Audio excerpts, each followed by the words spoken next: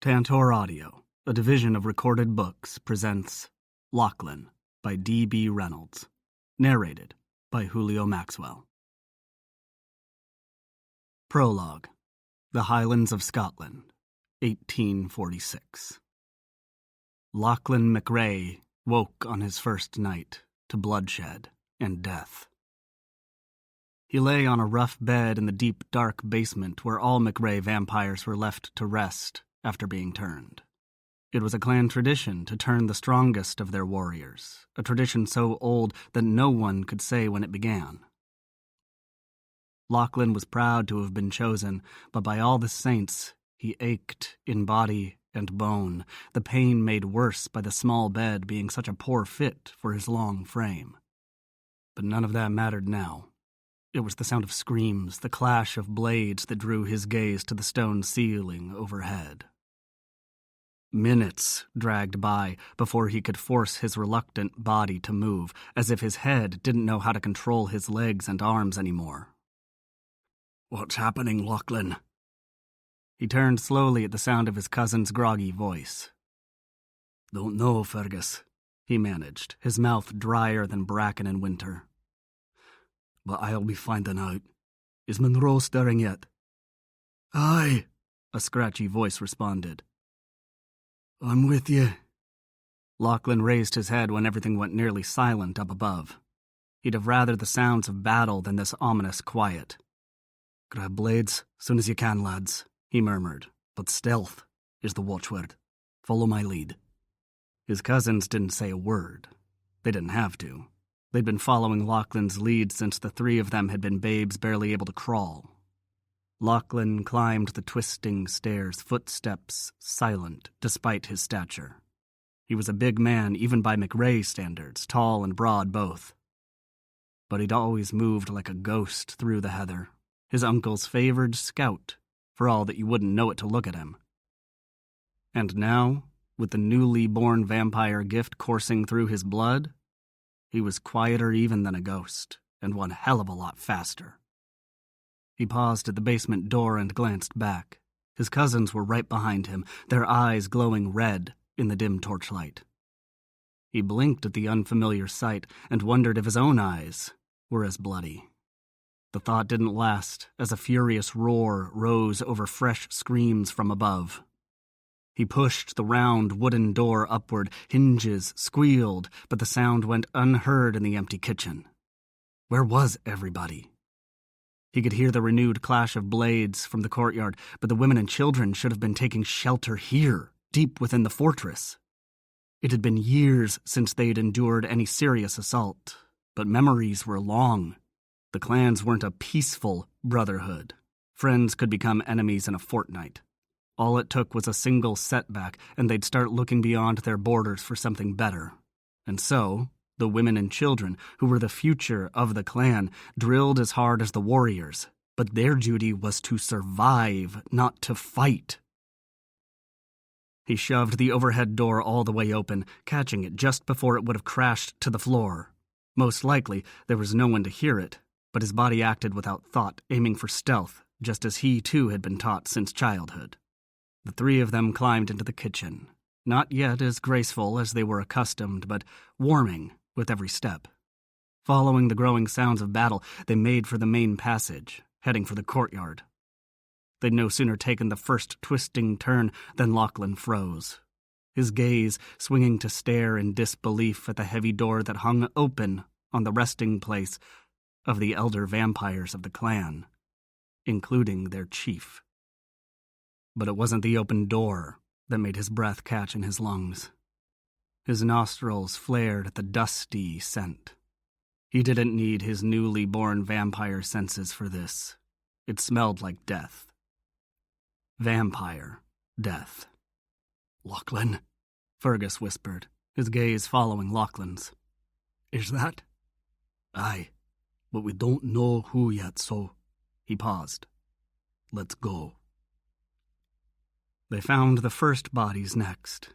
Two McRae warriors, human, not vampire. The smell of their blood so strong that Lachlan could hardly think. He was a day-old vampire. He'd woken starving, and blood was blood. but he would not lick the death's blood of his own kin. He might be vampire now, but he was still a McRae. The next body was a woman, small with long dark hair covering her bloody face, arms clasped around a wee child who lay perfectly still. He went to one knee, heart in his throat, as he brushed the woman's hair aside. Fergus bit back a choked cry and pushed forward to kneel next to her, anguish creasing his face at the sight of his sister and her child. "Sarah." It was an agonized whisper, barely heard against the battle still raging outside. Lachlan forced himself to be practical, to shove down his own grief. His lovely, laughing cousin was dead, her barely born son along with her, but her spirit was screaming for revenge, not tears. He stood and offered Fergus his hand. "Come, laddie. We'll mourn her properly after we kill the bastards that did this. Their dead souls will pave her way into the paradise the priests prattle on about." Fergus's jaw clenched as he covered his sister's face with her shawl, then gripped Lachlan's hand with a grim nod, and stood. Discarding stealth, they raced for the courtyard. A quick glance showed an uneven battle as their remaining human cousins faced off against a band of vampires, wearing the Ross tartan. Lachlan roared as he waded into the battle. That the enemy was Clan Ross didn't surprise him. They'd been enemies of the McRae 100 years over, for all that they'd both kept the truce of their last bloody battle. What surprised him was that the Ross vampires had made it to the fortress this soon after sunset. Granted, he and his cousins were so newly made that the sun had set some hours past, but even so, the Ross vampires must have slept nearby to attack so quickly. It spoke to considerable planning, but it wasn't the secrecy that bothered Lachlan. It was the troublesome fact that the McRae guards set about during the day must have been killed before the fighting even started, for there was no way they could have missed this many fighters on their doorstep. But the dead could be tallied later. It was time to save those he could from an enemy so craven that he countenanced the killing of women and children, not to mention the slaughter of vampires in their daytime beds. Such acts could only be avenged with death. Lachlan rushed into the courtyard, breaking through to the front of the line with ease, stout McRae warriors moving aside without being asked, like water parting before him. It was an odd thing, but Lachlan didn't squander thought on it, as he hefted his broadsword and blocked a blade that would have beheaded a clansman. In the next moment, he dropped his metal shield and instead drew on his newfound vampire strength to wield a second blade in a deadly dance that laid waste to his enemies.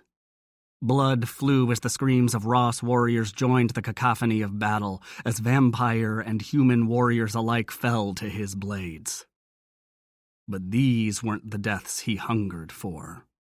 His two swords rose and fell in a whirl of steel, but even as he fought, he scanned the ranks of his enemy, seeking the ones who were behind this cowardly attack, the ones who had to be there.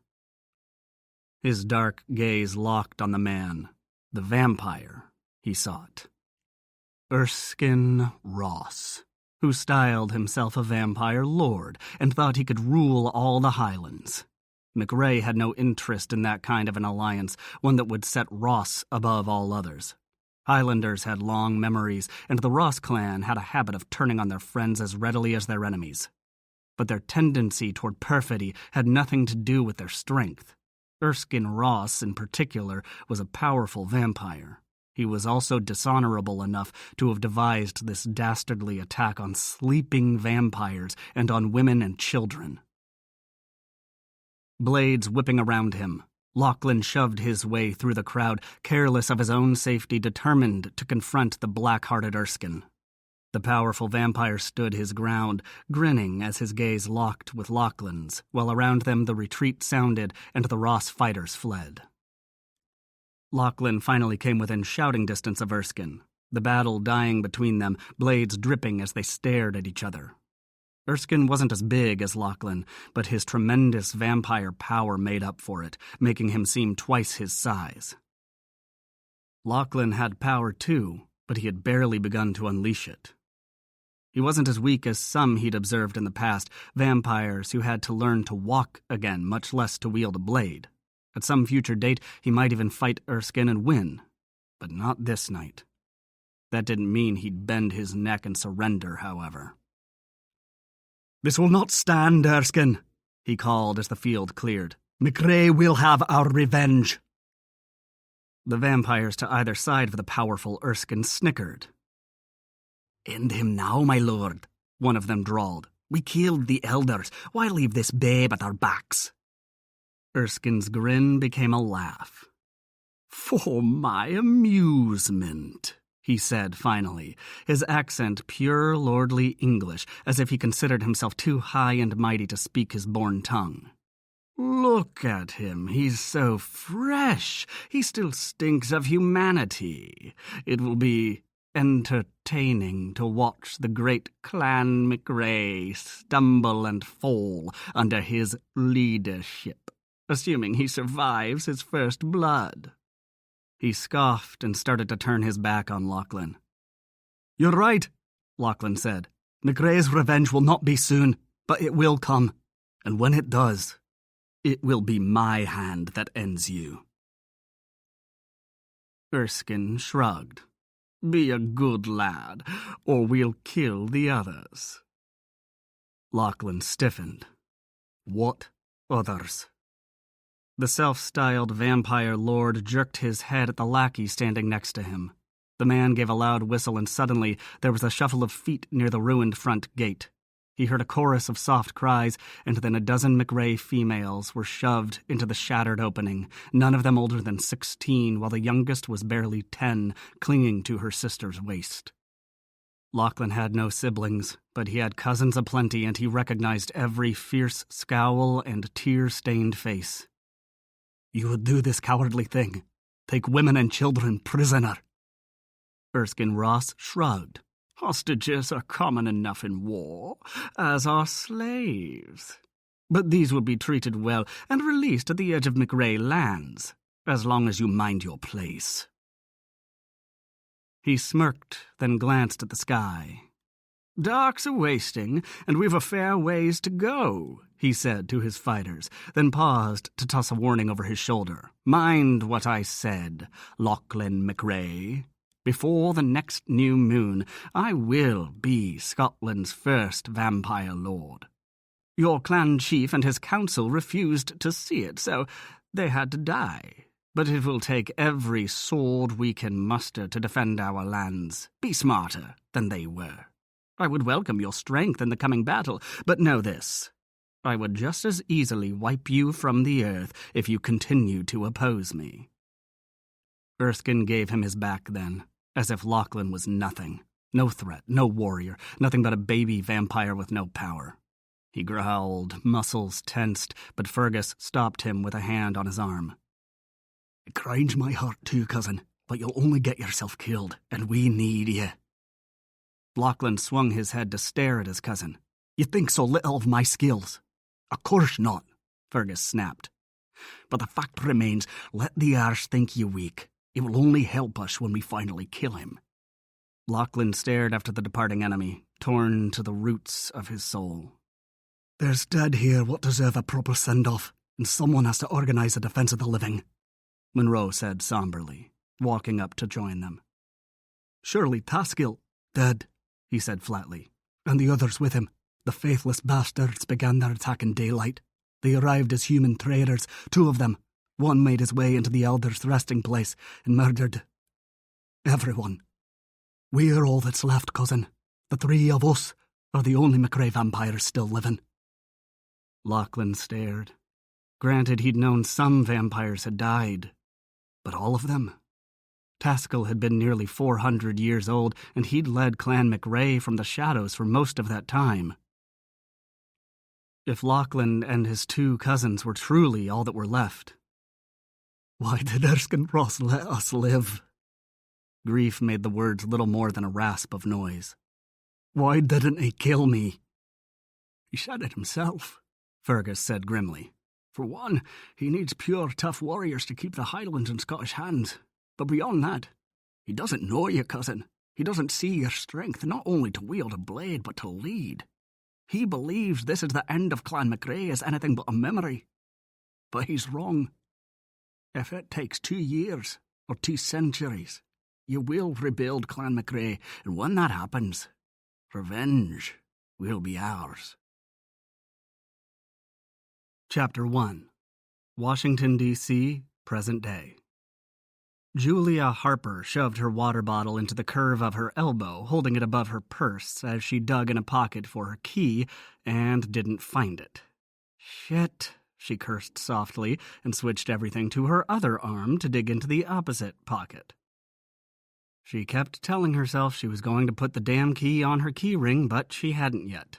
She'd only moved in last week, and there was a mountain of higher priority tasks demanding her attention.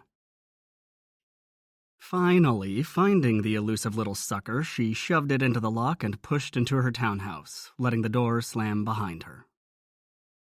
The 4-bedroom townhouse was too big for her, but her dad and his accountant had insisted she needed a bigger tax write-off, whether she needed the extra bedrooms or not.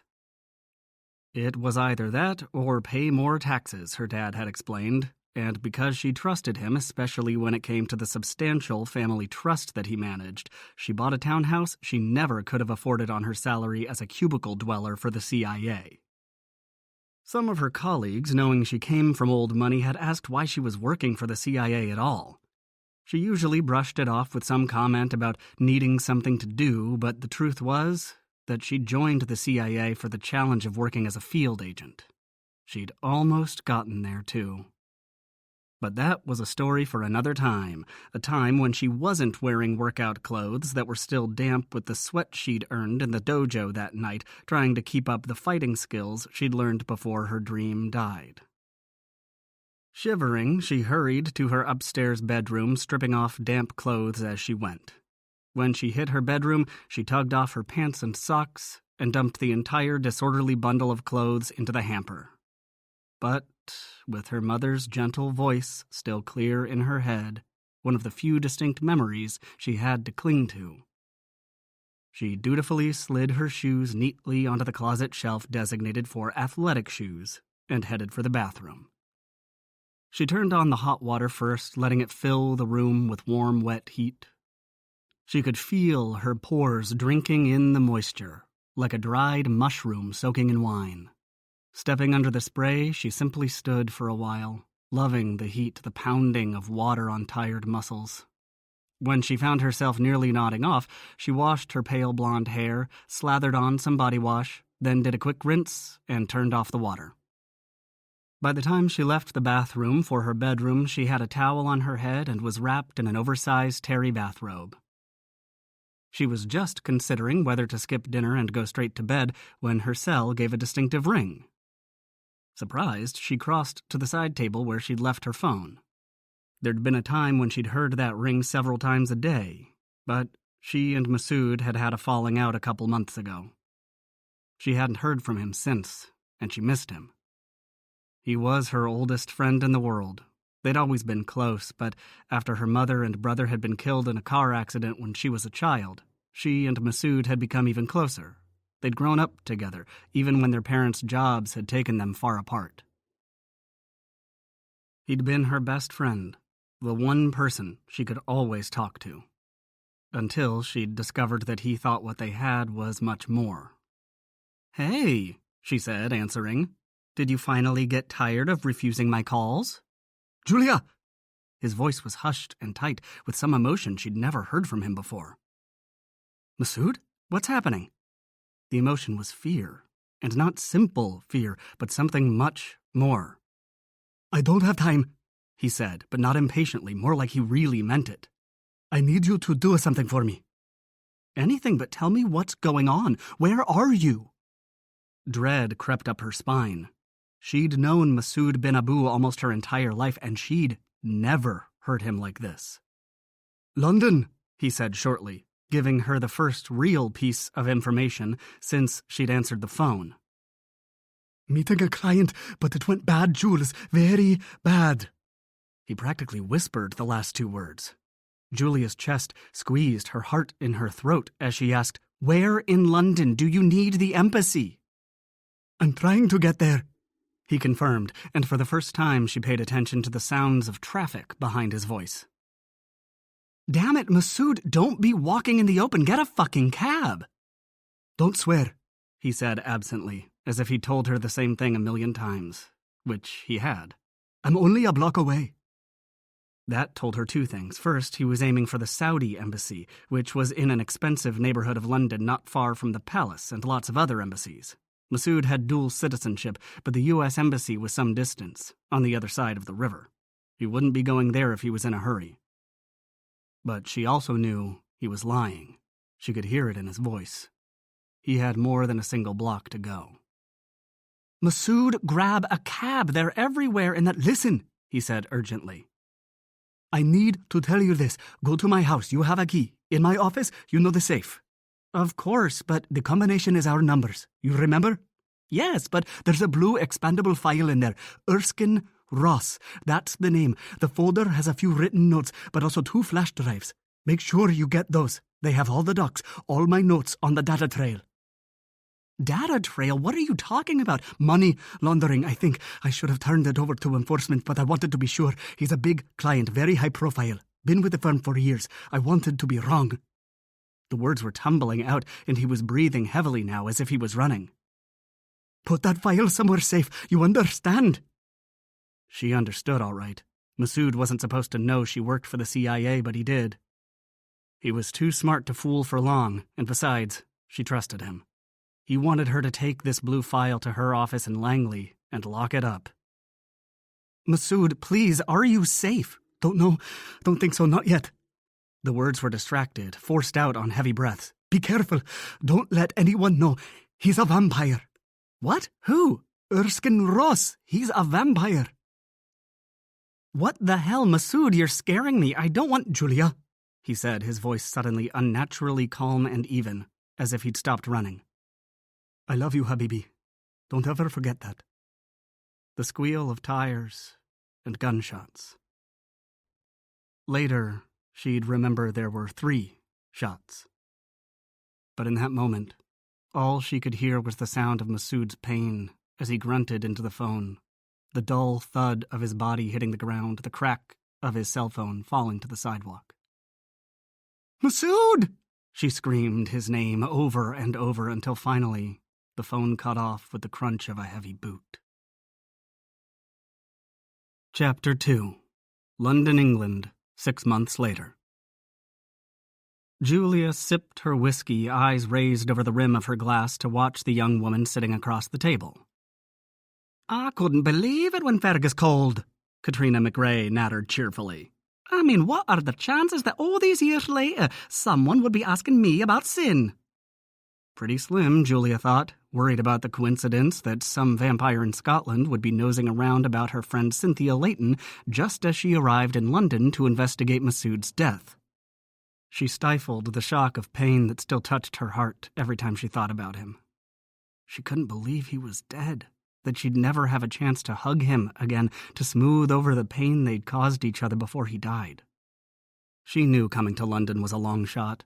She was no hotshot investigator. She couldn't even count on the cooperation of local authorities, since she had no official standing. In fact, if anyone bothered to dig out the fact that she worked for the CIA, they'd be investigating her instead of Masood's death. She took another sip of whiskey. She was the one who'd agreed to this meeting, but that didn't ease the combination of suspicion and curiosity at a call from someone she hadn't seen in ages. Someone who'd been a little too interested in Cynthia Layton. She herself had been speaking to Sin almost daily since Masood's death. She'd needed to learn about vampires, and how to find one particular vampire in a country she barely knew, and Sin happened to be mated to the most powerful vampire in North America, which brought up one more chance connection, that Sin had suggested Julia reach out to Kat, and that was simply too many coincidences. So she'd agreed to Kat's out-of-the-blue invitation, though she'd insisted on a public location in a hotel that was very protective of its guests. Katrina, pronounced Katrina though everyone at school had simply called her Kat, had been a year behind Julia and Sin at the French prep school they'd all attended. Students there had hailed from all over the world, but with one thing in common. Their families had enough money to afford the privacy and security the school offered, while also delivering a first-rate education and an international cultural experience. But Kat had stood out even in a school population that included its share of royal offspring, both European and Hollywood, mostly because she'd made no secret of the vampires in her family tree. At the time, Julia had figured at least half of Kat's stories were fictional, but it was the other half that had made her consider Sin's suggestion seriously. So there Julia had been, looking for a rich and powerful vampire, wondering how she could possibly find him, thinking about calling Kat, when suddenly Kat reached out first, saying her vampire cousin wanted to talk to her, supposedly because he needed an inside line to Raphael. Julia didn't know much about vampires other than what she'd learned from Sin and her own research over the past 6 months. She'd discovered Erskine Ross was reported to be the big boss of all Scotland's vampires, the so-called Scottish Vampire Lord, though she hadn't managed to find a single picture of him other than a distant profile that was so blurry she wouldn't have recognized him on the street. But the fact that he was the ruling vampire begged the question of why another wealthy vampire, which she assumed Kat's cousin to be given the family money which had qualified her for the French prep school, would need anyone to serve as a go-between if he wanted to talk to Raphael. The timing and the facts just didn't ring true. But she couldn't pass up the chance.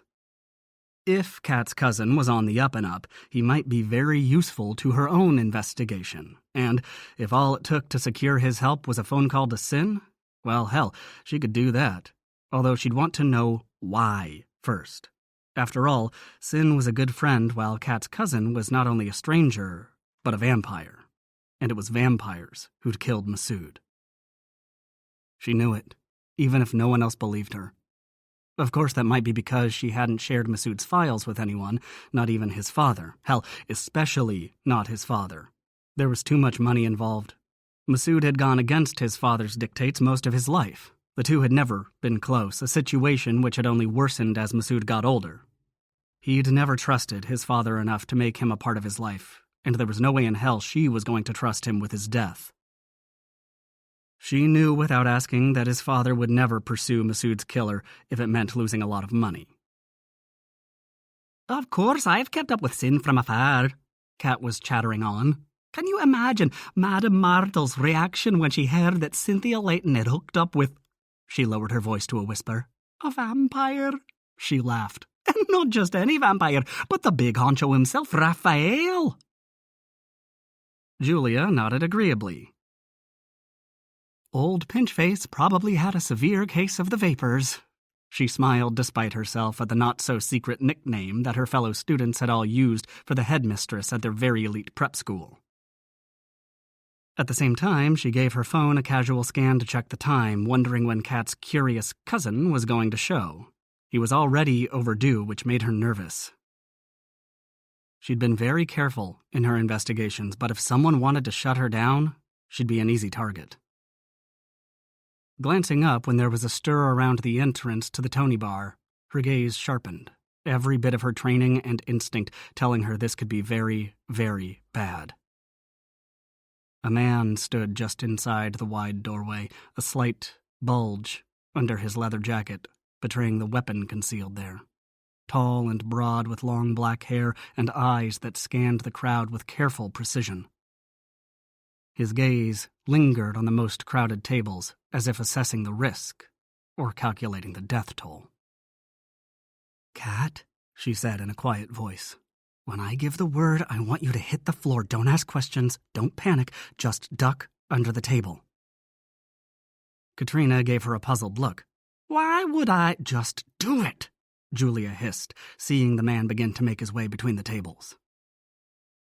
Kat, of course, ignored her warning, standing instead, her gaze lifted over the heads of their fellow drinkers as if searching for whatever had set Julia off.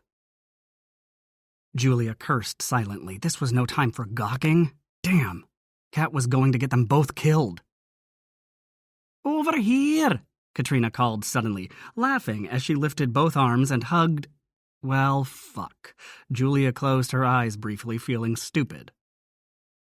The leather-clad gunman was Kat's vampire cousin? He sure as hell didn't look like the rich Scottish lord of anything. What he looked was fucking deadly, rather like her personal vision of a vampire. Here goes, she whispered to herself, then raised her eyes to meet a piercingly intelligent stare. Lachlan McRae spotted Katrina before he'd taken 2 steps into the bar. She was hard to miss with that shock of red hair down her back, but even without it, his wee cousin drew a man's attention. Especially when she stood up and yelled at him as if he hadn't the wits to find her himself. He started toward her, then stopped, scowling when the crowd parted and he saw the cool blonde sitting at the table. This was a surprise. He'd been expecting to meet his cousin to discuss using her contacts to get a hold of Cynthia Layton. The get-together wasn't even his idea, though he'd agreed to it. What he really wanted was to meet with Raphael, the Vampire Lord of North America's Western Territory. He didn't give a fuck about North America, but Raphael was the most powerful vampire alive right now, one who'd taken a personal interest in Europe. Not that Lachlan could blame him, not after several European vampire lords had done their best to kill him and take over North America. Idiot arseholes were all dead now, of course, but their stupidity had led Raphael to undertake some vampire king-making in Europe to ensure it didn't happen again. He'd begun by wiping out almost every powerful vampire in France, and then taken it a step further by installing his own candidate as Ireland's new vampire lord. To be sure, the American, Quinn Kavanagh, had overthrown and killed Ireland's longtime vampire lord on the strength of his own power and abilities. By all accounts, he was one cold and scary motherfucker. But it had been Raphael who'd hand-picked him for the job. Lachlan, seeing long overdue change taking root in Europe, had decided it was finally the right time for him to get some revenge of his own by killing Scotland's vampire lord, one Erskine Ross, and seizing the country for himself. He didn't need Raphael's approval, but he and his cousins had decided it would be smart to pay the powerful vampire lord a courtesy visit, just to be certain that Raphael wouldn't clog up the works with a candidate of his own. Hence this meeting with Katrina, who'd somehow ended up at the same fancy French boarding school as Cynthia Layton, who happened to be Raphael's mate. He'd assumed Katrina would reach out to Layton on her own and provide an introduction for him to make his call. All he'd wanted was a good phone number and an intro. It hadn't seemed like a monumental task, so when Katrina had suggested meeting for drinks, he'd expected nothing but a slip of paper with the necessary information. What he hadn't expected was a surprise guest, and he was not a man who liked surprises, even when they came in attractive packages. He scowled down at his wee cousin for all the good it did. "Lachlan!"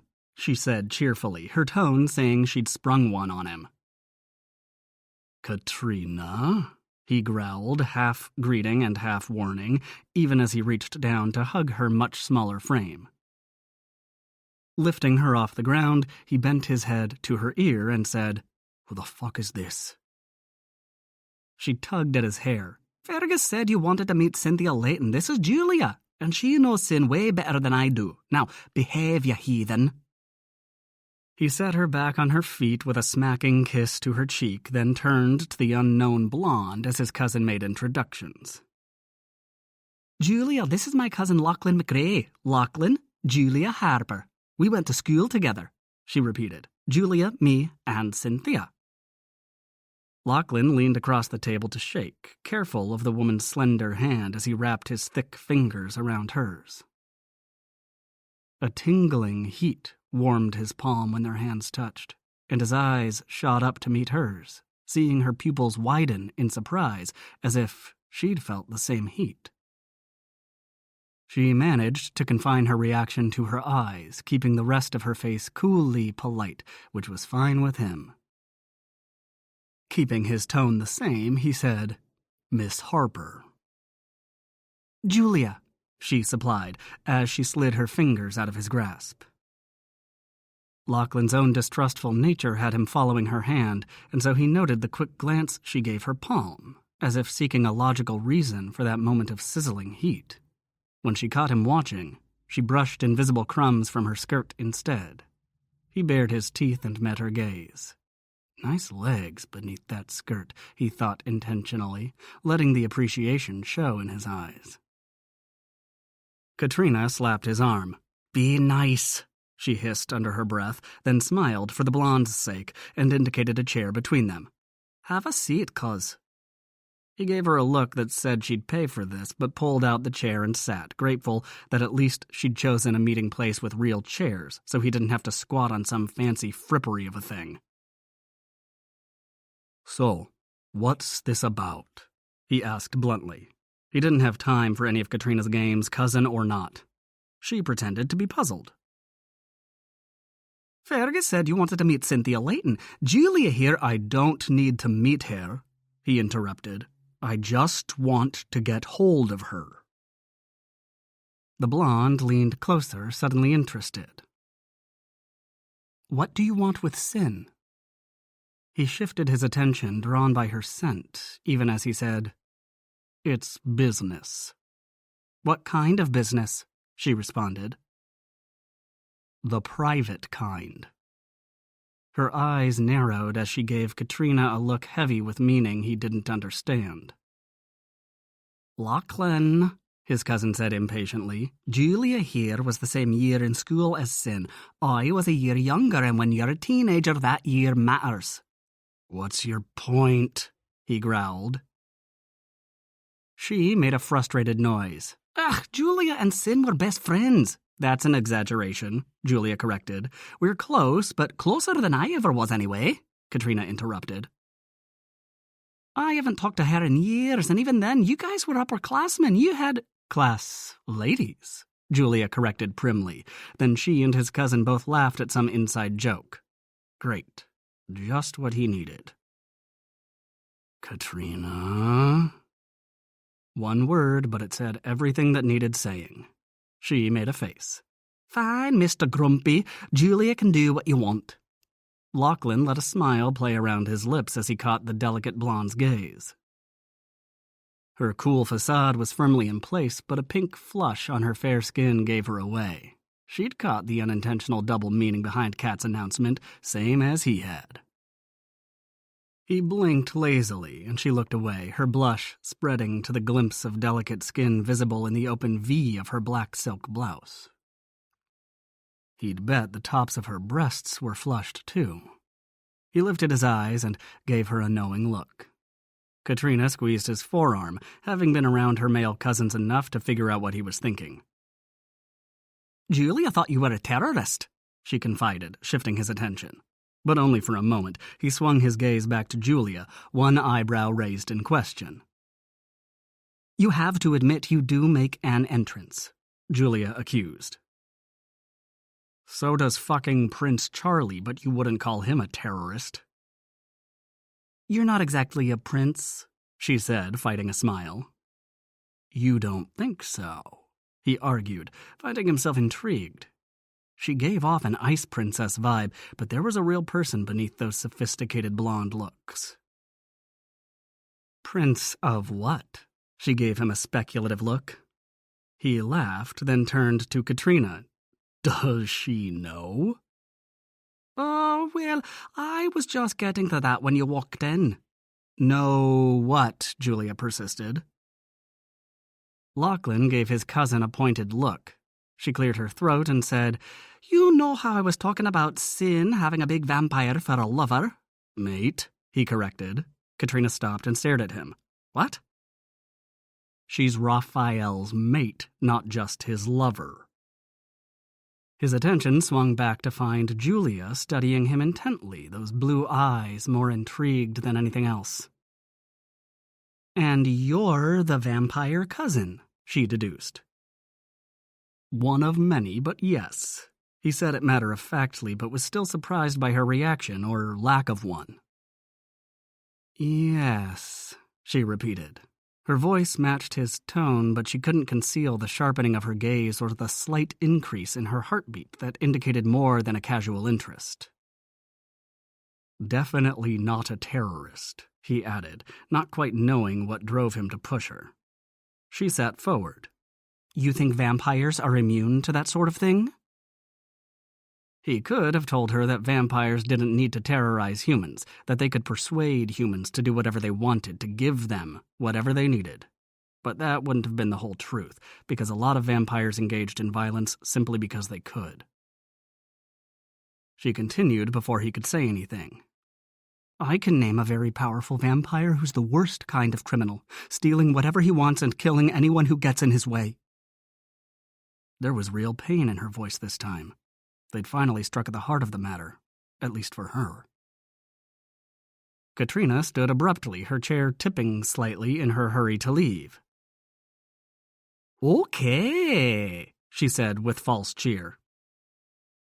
"I've made the intros, so my job is done. You kids tried to avoid bloodshed now, all right?" She leaned over and kissed Lachlan's cheek, then waved her fingers at Julia. "Cheers for now. Maybe we'll catch up later." Lachlan and Julia both watched Katrina leave, almost as if they wanted to avoid dealing with each other. Which certainly wasn't true on his part. He was more than intrigued by this Julia Harper, with her delicate blonde looks and steely will. He wanted to know why she was here, and why the hell she thought he could help her, because it was obvious to him that she hadn't agreed to this meet out of the goodness of her heart. He turned around, hitching his chair closer to her side of the table. "What did she mean by that?" he asked. "She said many things," his cool blonde answered breezily, clearly avoiding the question. "To which are you referring?" Lachlan gave her a speculative look. If this was all part of some game on Katrina's part, he was going to lock her in the dungeon for a year. He smiled. "What exactly can you do for me, Julia?" he drawled lazily. "In your dreams," she drawled right back at him. He was amused by the attitude and frankly liked the fact that she didn't wilt in his presence the way most women did. There was iron inside that slender frame, but he was beginning to doubt she knew anything that could help him, and he didn't have the luxury of time. He went to push his chair back, but her next words stopped him. "If you want to meet Cynthia she held up a hand when he opened his mouth to correct her. Fine, you don't need a meet. You just want her phone number, but I assume you'd also like her to answer when you call," she added with smug sweetness. He stared at her. "And you can make that happen? Because you're her best friend?" She shrugged. "Not her best friend, but one she'll pick up the phone for." Lachlan studied her. She could probably deliver on her promise. She didn't strike him as a woman who played games, something else he appreciated. And then there was his attraction to her. Not only physical, although God knew his body wanted her, but it was more than that. She was smart and confident, and wasn't intimidated by what he admitted was his less-than-charming personality, at least when he met new people. But he didn't have the luxury of courting a woman right now, no matter how much he wanted her. Too many vampires had put their faith in him, taken serious risks to support him. She tilted her head and gave him a tiny smile, as if waiting for an agreement she already knew was coming. Fuck it, he thought. She could provide the inside track to Raphael that he needed, and if it brought them closer together, well, hell, he wasn't a damn monk. Katrina had delivered the access he needed, and if it came in a tidy package of long legs and flushed breasts, not to mention a pair of plump lips that just begged to be bitten, then he'd just have to take one for the team, he thought, with a very private laugh. "And what price would you ask for a simple phone call?" he asked calmly. She gave him a teasingly prim glance. "By price, I assume you don't mean anything so crude as currency." "Oh, I mustn't be crude. he agreed. But you're right, I'm thinking your price will be something other. She nodded in agreement, suddenly all business. We shouldn't discuss it here. You never know who's listening. Maybe you don't, he muttered, but continued before she could react. I have a room. I'd rather my place. The way she said it, the look she gave him, told him she thought he had some dank flat off a dark alley. The idea amused him. I'm sure you would, he replied, and I'm guessing you have a plush office somewhere nearby. But I don't like office buildings. Too much security these days, eyes and ears everywhere. I meant my apartment. I don't have an office in London. Her gaze sharpened. Why would you think I do? Instinct, I figured you for some embassy type. Possibly a lawyer, but definitely on the bureaucratic side. I can't see you with a 9mm on your hip. She gave him a curious look.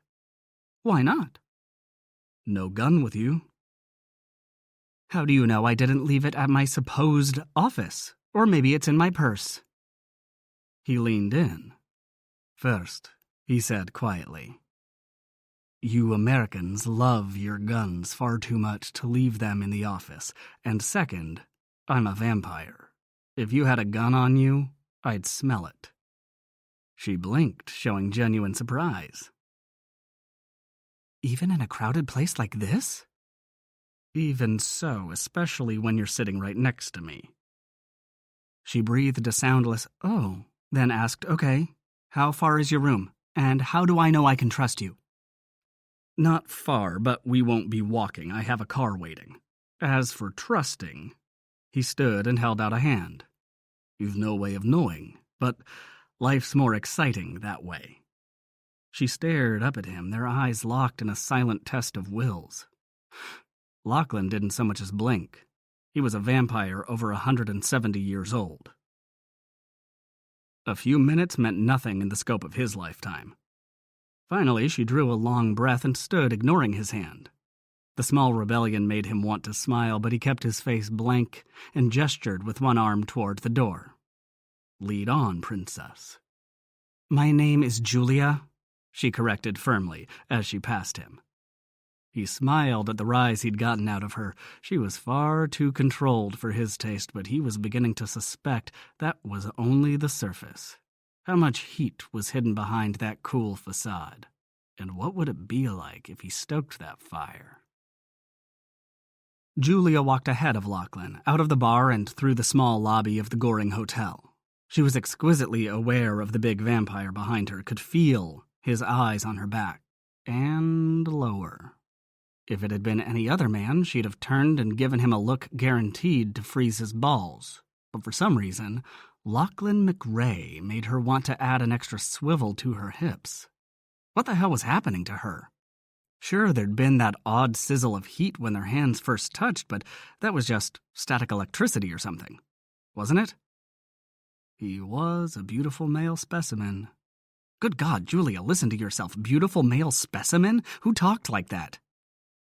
He was a gorgeous hunk of sexy man, that's what he was. And once he'd gotten over the whole terrorist misunderstanding, he'd been charming in a dark, broody way. A way she found entirely too attractive. Especially given the spark of intellect in eyes that were strikingly pretty in such a masculine face. Hazel, but the kind that would change color with the light. She reminded herself that intellect was way more important than looks.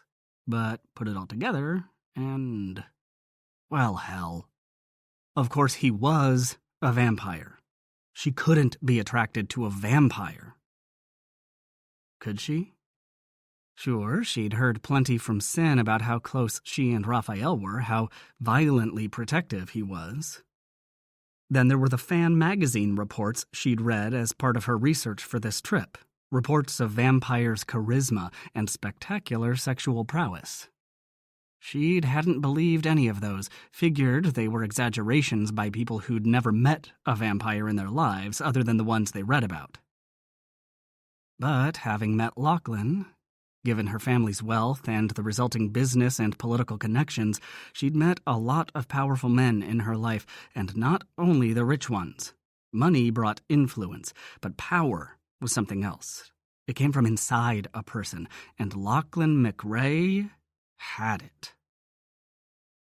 His power slid over her like that first unexpected pulse of electricity, a subtle pull that made her want to find out more about him, to get close enough to wrap herself in the sheer heat of him. She didn't know any other way to describe it. It wasn't sex. Okay, maybe some of it was sex, but it was also safety. She'd seen the way he'd held Katrina, surrounding her in his arms, letting her know that she was loved despite his gruff teasing, and without squeezing the air out of her despite his overwhelming physical strength. How would it be to have a lover like Lachlan? A big, dangerous vampire watching over her, making her safe, making himself safe for her. The seductiveness of it nearly took her breath away because Julia knew too well how cruel the world could be, how the people you loved could be there one day and gone the next. No warning, no goodbyes, just gone forever. The way her mom and brother had been.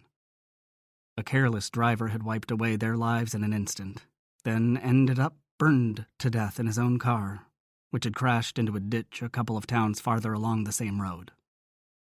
She shoved those thoughts away, forcing herself to remember who she was.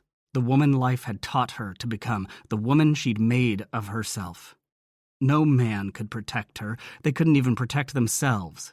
People died, even rich and powerful people, like her own family, or like Masood. People who thought their money or position bought them security. She didn't want or need someone else to worry about her, someone for her to worry about. She had to protect herself, and she would.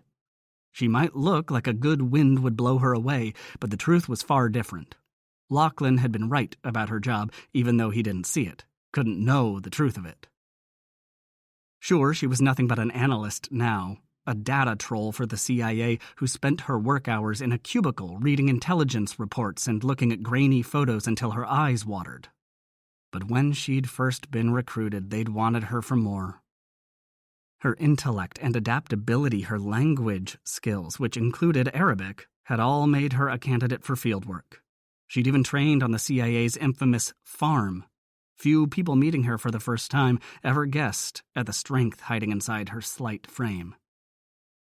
And no one had been more surprised than she'd been when they'd abruptly pulled her out of field training and stuck her in a cubicle.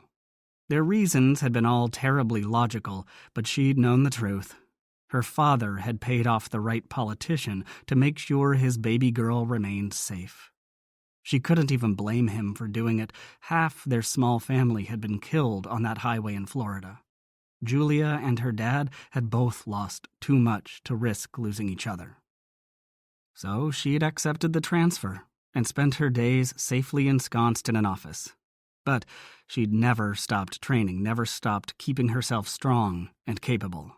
And now, it had paid off, because she had a purpose. It was vengeance for Masood that got her out of bed in the morning these days, vengeance that kept her awake late into the night searching for his killer. So yeah, she'd get Sin on the phone for Kat's vampire cousin, and then she'd extract her price. Lachlan McRae didn't know it yet, but he was her ticket to a very dead Erskine Ross. She was still contemplating that, telling herself it was far too early to feel even the first tiny twinge of the satisfaction she'd know when Erskine was dead, when a big black Range Rover slid up to the curb, surprising her into taking a step back, right into Lachlan. Damn, but his body was big, and she did love big men. As a tall woman, she was a hair under 5 feet 10 inches. It was difficult to find men who made her feel feminine and delicate, despite her very slender build. She'd spent most of her prep school years mourning the absence of boys tall enough to date. Of course, the school she'd attended with Sin and Kat had been all girls, so there hadn't been too many boys to worry over. Just the occasional French lad they'd come across after sneaking out of the dorm, looking for evidence that the real world still existed outside the ivy-covered walls of their prep school prison. "That's our ride," a deep voice murmured in her ear. She stifled her jerk of surprise, but couldn't do anything about the shiver that slid over her skin in response to his voice. He might use it mostly to grumble and growl, but it was a wonderful voice, deep and masculine, with a velvet undertone that was like a sensuous caress. Lachlan McRae was probably the kind of man who could make a woman feel all sorts of things.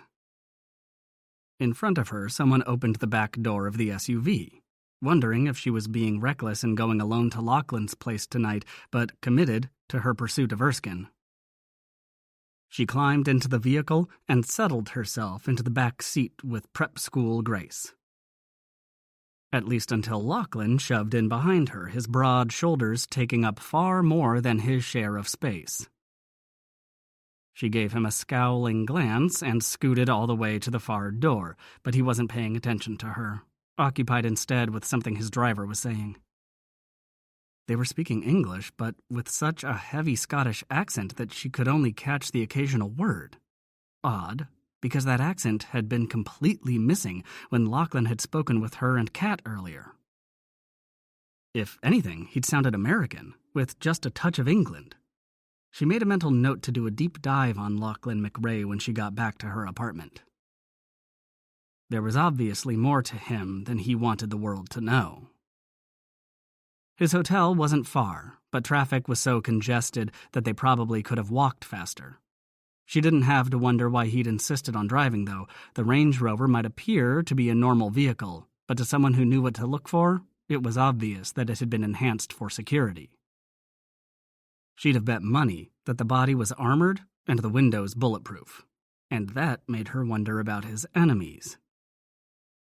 What was there about Lachlan McRae that had people trying to kill him? There were the usual suspects of money and power. Those always drew enemies. Or maybe it was just a general vampire thing. Not all humans were happy to welcome vampires into their midst. She was startled when the rover finally stopped at Claridge's. He was a vampire, for fuck's sake. Shouldn't he be staying at some small boutique hotel with dark lights and velvet walls? She did a mental eye roll. She knew better than that, but Claridge's still seemed awfully busy for a guy who wanted to keep a low profile. Lachlan stepped out when the valet pulled open the door, then waited, holding out a hand to help her.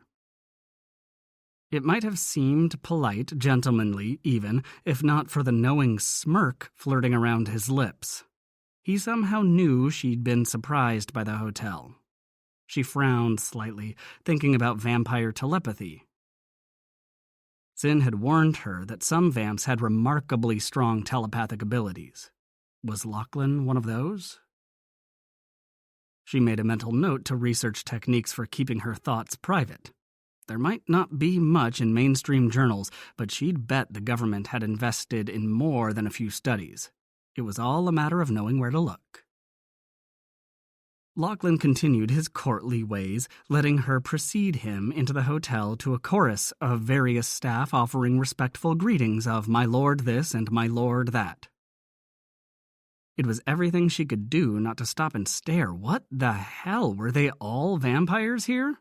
Or could he have some ancient landed title that she didn't know about? One of the staff held an empty elevator for them. Reaching in to insert the key card for a penthouse floor with yet another murmured, my lord.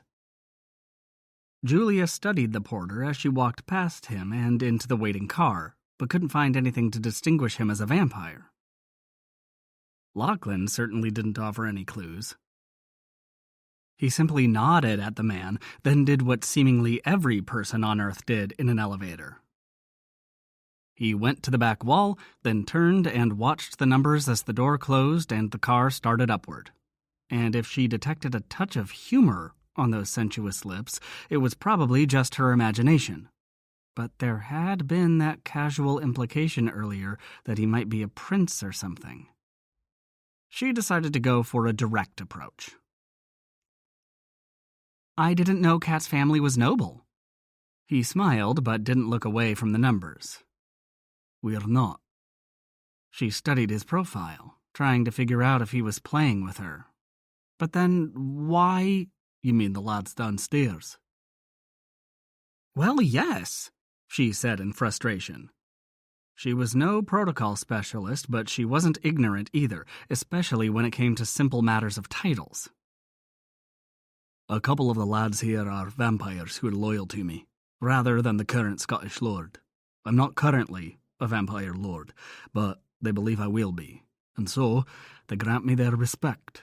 The rest of the staff here are sensitive to titles and such, and they follow suit rather than risk offending me. Do they know you're a vampire? The others, I mean. He grinned, still without looking at her. No. Julia couldn't help smiling, but managed to swallow it before the elevator opened onto the lush silence of an expensive penthouse lobby. A door opened down the hall as they exited the elevator, and a man stepped out, his eyes skimming over her before lifting to Lachlan behind her. My lord? Another one, she thought, but this guy didn't work for the hotel. Instead of a natty uniform suit, he was dressed much like Lachlan, in jeans and a long-sleeved t-shirt. Except that, unlike Lachlan, his weapon was carried openly, and he eyed her with suspicious care as they approached. It's all right, Fergus, Lachlan said. This is wee Katrina's friend, Julia. Fergus didn't look convinced, but he moved back and let her enter the room, waiting until Lachlan followed before stepping in and closing the door. Where's Katrina? He asked. Off on her own, as always, Lachlan replied casually. She stayed only long enough to introduce Julia here, who is good friends with Cynthia Layton. Fergus's glance shifted her way briefly, and then back to Lachlan. And? Lachlan chuckled. And we're negotiating. Julia's American. Julia frowned. What the hell did that mean? Look, if this is all too much... Patience. Julia Harper, meet Fergus McRae. And don't take his doubt personally. It's his job to be suspicious. Julia and I are going to chat, cousin. You can join us. I'd rather he not. Both vampires turned to stare at her. Lachlan raised his brows in question. Some of the details are personal, she told him. He shrugged. We can speak in private if you like, but I'll tell Fergus everything anyway. She wasn't thrilled with that response, but years of experience with bureaucratic bullshit kept both her expression and her words mild. Then you're welcome to join the party, Fergus. The cousin gave Lachlan an amused glance and walked to the door, saying, I'll be just across the hall. Julia watched him go. You can't lie to a vampire, you know. She spun at Lachlan's words. Who says I was lying? He scoffed noisily, and she shrugged. All right, I'll bite. Why can't I lie to you? Where I work, lying's considered normal conversation. Because vampires have greatly enhanced senses, hearing, sight, smell. And, as normal as you might think you're acting when you lie, your body knows better. It reacts, and they can detect those reactions no matter how hard you try to conceal them. Unless you're a sociopath, or a pathological liar. She tilted her head curiously. I didn't know that about you. About vampires, I mean. We don't publicize our talents. She snorted. That's putting it mildly. Your friend, Fergus, cousin. Your cousin, she corrected. He can still stay if you want, though I'd rather you decide what to share after we talk. Even if you tell him everything, it might be better if he didn't know where it came from. Lachlan eyed her carefully. Which agency? He asked casually. Julia didn't so much as twitch in surprise that he'd narrowed in on her profession correctly. I work for the State Department, same as your foreign ministry, not CIA then. You're not the only ones who play coy. But you all like to pretend you're foreign trade ministers or some shite. She just looked at him. There were other agencies who did the same, and he probably knew it too. But she wasn't going to play that game with him. My job doesn't matter. This is personal, and all you need to know is that I want Erskine Ross dead. And since he's the current Scottish Vampire Lord and your people plan on you taking that title, I'm guessing you'd like him dead too. Which is why you're telling Kat that you want to talk to Sin. You don't want her at all. You want Raphael. He studied her a moment, then said, "Have a seat, Princess. Let's be civilized, even if we aren't." Julia chose to ignore the princess comment for now and sat on one of two elegant sofas, skirt tucked beneath her thighs, legs together, ankles crossed. She assumed the position without thinking, then immediately wished she hadn't when she caught him watching. He sat on the sofa across from her, taking up as much room as he could, an arm stretched along the back and one ankle propped on the opposing knee. She wondered if he'd done it on purpose, to contrast her own tidy posture. Damn it. "What do you know about Erskine?" he asked. "I know he rules every vampire in Scotland, and not every vampire." She gave him a questioning look. "No, vampires don't exactly share, so my information is imperfect, but I thought he was your vampire lord." "Nominally, yes, but not everyone accepts his authority." "You mean you and your McRae cousins?" He nodded. "And others, close allies of McRae who hate Erskine Ross and his lackeys as much as we do." "I know vampires are secretive, but can you tell me how long he's been in charge?" 150 years, give or take." 150 years, she breathed. "How old is he?"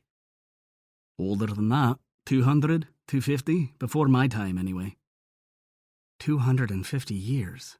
She couldn't imagine what it would be like to measure a life in centuries, much less to actually live that long. And not to age, that was the key. She studied Lachlan abruptly. He looked about the same as her own 29 years. Did she dare ask his true age? Maybe she should call Kat instead. "Can I assume, then, that you have no objection to me going after Erskine?" she asked. He regarded her from beneath half-closed lids. "That might not be good for your health. The vamp's an arsehole, but he's not without power, or supporters." "Which is where you come in." His brows shot up. "Do I? And why would I do that?" "Because I can get you to Sin and Raphael." He made a dismissive noise. "It might be easier for you to call Leighton for me, but if push comes to shove, I can simply call Raphael's estate myself." "And get the digital equivalent of a switchboard. I can do better." "Maybe. You could also get me dead. What's your plan?" "I'll tell you that once we agree to work together." "Look, Princess Julia," she interrupted to say. He smiled. He'd been baiting her again. "Julia, I'm not some sheep-herder fresh off the mountain. You want me to help you out, I need to know what I'm signing up for." She considered his response and sighed, knowing she'd have to come clean. "I don't know exactly. That's what I need you for. I have a general plan to lure Erskine into what he'll think is a lucrative financial deal along the lines of what he's gone after in the past. But as yet, I don't know enough about how he works to be more specific than that." His eyes crinkled slightly in what might have been amusement. "And once I've helped you and Erskine is dust, what then?" She blinked, confused for a moment. What then? She hadn't really thought beyond getting her revenge on Erskine. Not just killing the bastard, but destroying everything he'd built. "Someone has to rule Scotland's vampires when he dies," Lachlan said quietly. "It's necessary." "Necessary? For whom?" she asked suspiciously. "For every vampire in Scotland. It's not only necessary, it's vital. You'll have to trust me on this." "Trust? I don't look. If you want me to trust you, you'll have to return the favor. It's a two-way street." Julia didn't like it. Didn't like having no options. Didn't like her plan being completely dependent on a vampire she'd barely met. But if she was honest with herself, and she liked to think she was, it was more than she'd expected. She'd had a vague plan to engage a disgruntled vampire or two in her scheme, but she hadn't known when she'd met Katrina this evening that the sexy answer to her prayers was going to walk through the door. Wait, who said anything about sexy? Well, fuck. No fuck. Okay, he was sexy, but that was irrelevant.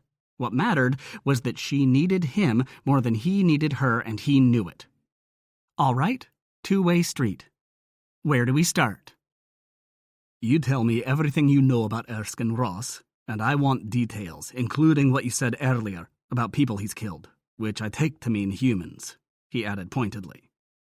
She bit her lower lip, hating the idea of laying her broken heart on the table for his perusal, not to mention his cousin's. But what choice did she have? I'll need my research materials, she said quietly, buying herself another day of privacy. Can we meet again tomorrow night? Sure, but we call Leighton tonight. Julia started to protest, then sighed. Fine. He grinned. See how easy that was? It didn't seem easy to her. In fact, it went down like a rock in her throat, but she swallowed it anyway and pulled out her cell. My phone or yours? She asked, feeling her chest tighten with stress even though this was what she'd wanted. She'd plotted and planned for this since she'd been forced to listen while Masood died thousands of miles away, unable to do anything to stop it. But now that it was really happening, it was as terrifying as it was exciting. Yours, Lachlan said. We want Leighton to recognize the caller. She nodded wordlessly, then added, Are you going to talk to her? He seemed to think about it. Depends. Tell her why you're calling, that I'd like a meeting with Raphael. If she asks to talk to me, I'll take over. Julia's spine stiffened at the takeover, but she didn't say anything. It wasn't as if Sin needed her protection. She did a quick time zone calculation. It's afternoon in California. I'm guessing Sin will need to check with Raphael, so you won't get your answer tonight. I'm familiar with the concept of time zones, he said dryly. All right. You ready? He winked. I'm always ready. He deadpanned. She feigned a gagging noise and picked up her phone. Lachlan stood behind the sofa where Julia sat, listening as she exchanged pleasantries with Cynthia Leighton. She'd put the phone on speaker without being asked, which he appreciated. He didn't want to seem like a paranoid fuck, but his life had taught him to trust very few people, and those few all shared blood or clan or both. Julia had been right about Leighton's response to her call. Raphael's mate had answered on the second ring and had seemed very happy to catch up with how things were going in London. So happy that Lachlan was going to lose a few teeth if he didn't stop clenching his jaw at the unnecessary delay. He was about to grab the phone when she finally got to the point of the call. Listen, Sin, I met up with Kat tonight and she brought her cousin with— Oh my God, is he as gorgeous as she always said? Sin, he's— She cut herself off at the sound of his choked laughter, which was more about Julia's response than Leighton's question. He was fairly certain she'd even paled a few shades. Good thing she was sitting down. She twisted around with a threatening glare, and he wondered how she expected to follow through on that threat, and if it involved getting naked. He blinked in surprise at his own thought. Did he really want her naked? Sure, he was attracted, and she was a beautiful woman, but she was also the perfect product of a rich girl's prep school with her cool looks and tidy skirts. Did she even know how to get sweaty in bed? He tried to picture her losing control, her clothes hanging half off, blonde strands of tangled hair falling over her shoulders, cheeks pink and glistening with effort while he pounded between her firm thighs to the music of her screaming his name. He smiled at the image, and some of what he was feeling must have shown in his eyes because her gaze went wide and she lost track of what she was saying to Leighton. Sorry, Sin, I almost dropped the phone.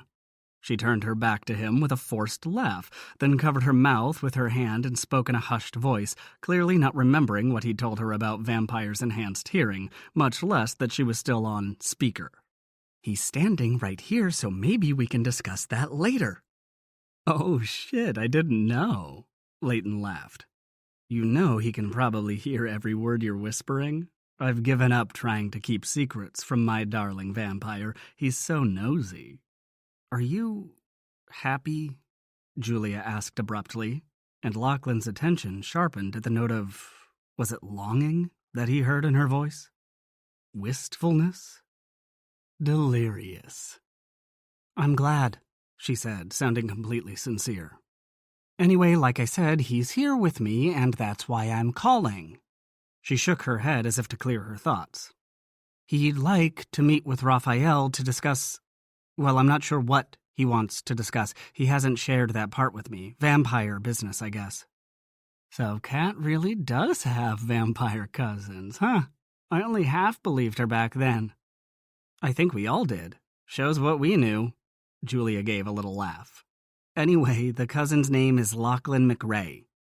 "Obviously from Scotland," Leighton said dryly. "More than you know. Anyway, he's here if you want to talk to him." "No, I'll just check with Raphael first, see what he says, but I've got to tell you, Jules, it's an odd request." "Preaching to the choir. I'm just doing a favor for a friend." "A friend, huh?" "I was talking about Kat." "Sure you were," she snickered. "Okay, sun's in the sky, so it'll have to be later, but one more thing, Jules. If Raphael agrees to meet, it'll have to be here." Julia glanced up at Lachlan to get his response. He nodded agreement. What choice did he have? If he'd had the power to force Raphael's hand, he wouldn't have been going through her in the first place. "That would be great, Sin. Thanks for doing this." "Oh, it's my pleasure. You know me. I love stirring things up," she laughed. "Talk to you soon, Jules." Julia disconnected the call, then stared down at her phone for a moment before turning to him. "Was that what you expected?" "Pretty much," he agreed, walking around to sit next to her. "If I got a call like that, I'd be wary too." "What do you think will happen?" "Depends on how much Raphael knows about me, or how much he can find out. He won't waste time if he doesn't think I'm worth it." "And are you worth it?" He eyed her for a long moment, then said with perfect seriousness, "Oh yeah, worth every minute." She looked away quickly, but not before he caught the confused expression on her face, a combination of irritation and pleasure. She liked that he was intrigued enough to tease her with sexual innuendos. Well, well. She stood abruptly. "It's late," she said, then made a hapless gesture with one hand. "Well, not for you, maybe, but I was up for hours last night dealing with DC. Give me your cell number and I'll contact you as soon as I hear from Sin. And then maybe we can get started on your half of the deal." He rose next to her, intentionally standing close. If she breathed too deeply, their bodies would touch. Predictably, she took half a step back, putting enough space between them to eliminate that possibility, but without looking as if she was retreating. She clearly understood body language and how to use it. "Let's see what Raphael says first. If he agrees to a meeting, it'll take a few days for me to travel to Malibu and back." "Shit," she cursed. "Can't you just—" "What? You think I'd give you Erskine's address and send you off on your own to get killed or worse?" No, I just forgot you'd have to go to California." "I don't think Raphael would settle for Skype. It's a vampire thing." "I know, you're right. It's just..." Julia looked down, shaking her head in disgust. "I've been planning this for..." She sighed. "But that's all right. It's not as if you're never coming back." She raised her head to give him a close look. "Don't forget, vampire, I did my part and I'll know when you get back." "You think you can track me?" he said, amused at her arrogance. "You better believe it." "Might be fun to watch you try, but don't worry," he added, his voice going hard. "We made a bargain, and I keep my word." I wasn't questioning. "Yes, you were. But you'll learn better. Come on, Fergus will walk you out." "That's not necessary." "It is, in my world." Julia followed Fergus into the elevator, wondering why she felt ashamed, as if she'd done something wrong, something she wasn't proud of. So she'd reminded Lachlan of his promise. So what? She barely knew him. Why should she automatically trust that he'd keep his word? Especially once he had what he needed from Raphael. He wanted to overthrow Erskine Ross and assume leadership of Scotland's vampires. That happened to dovetail nicely with her own plans, but she somehow doubted Lachlan would be willing to take her along when he went after Erskine. She snorted softly, drawing a glance from the otherwise silent Fergus. These McRae vampires apparently had a lot to learn about women. Or maybe they were accustomed to dealing with curvy village maidens who blushed at every kind word and appreciative glance from the big bad vampires.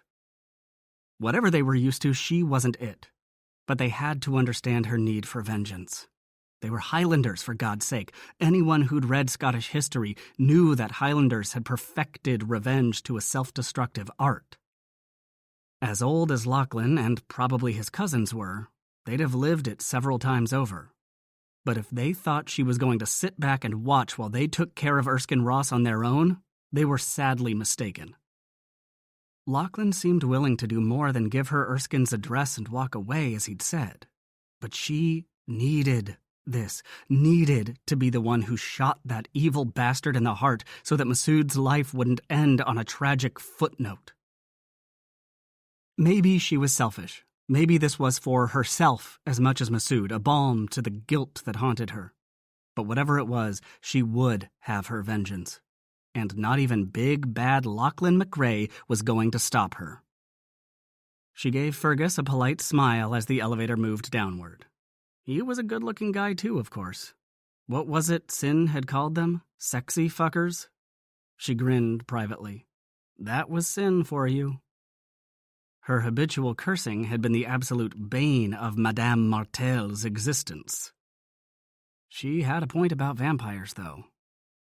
Lachlan's image filled her mind. Not just his face, though he was brutally handsome, but that body, and what he could probably do with it. She'd bet he'd insist on taking charge in bed, not like the ambitious and social-climbing guys she usually dated. Guys who were more concerned with pleasing her than dominating her. She was never sure if they were after her or her father's money and connections. She sometimes thought they should just give her dad a blowjob and skip her altogether. She sighed. Yeah, Lachlan was a fine piece of manhood, but it would be messy.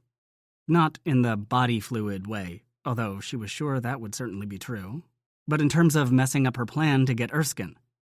She'd dreamed and schemed about killing that bastard, and she wasn't going to let even the sexiest vampire on Earth get in the way of that. The elevator door opened, and Fergus stepped out, his gaze sweeping the lobby quickly before he reached back to hold the door open for her. The vampire bellman, or whatever he really was, took over then, giving a nod as Fergus faded back into the elevator and the door closed.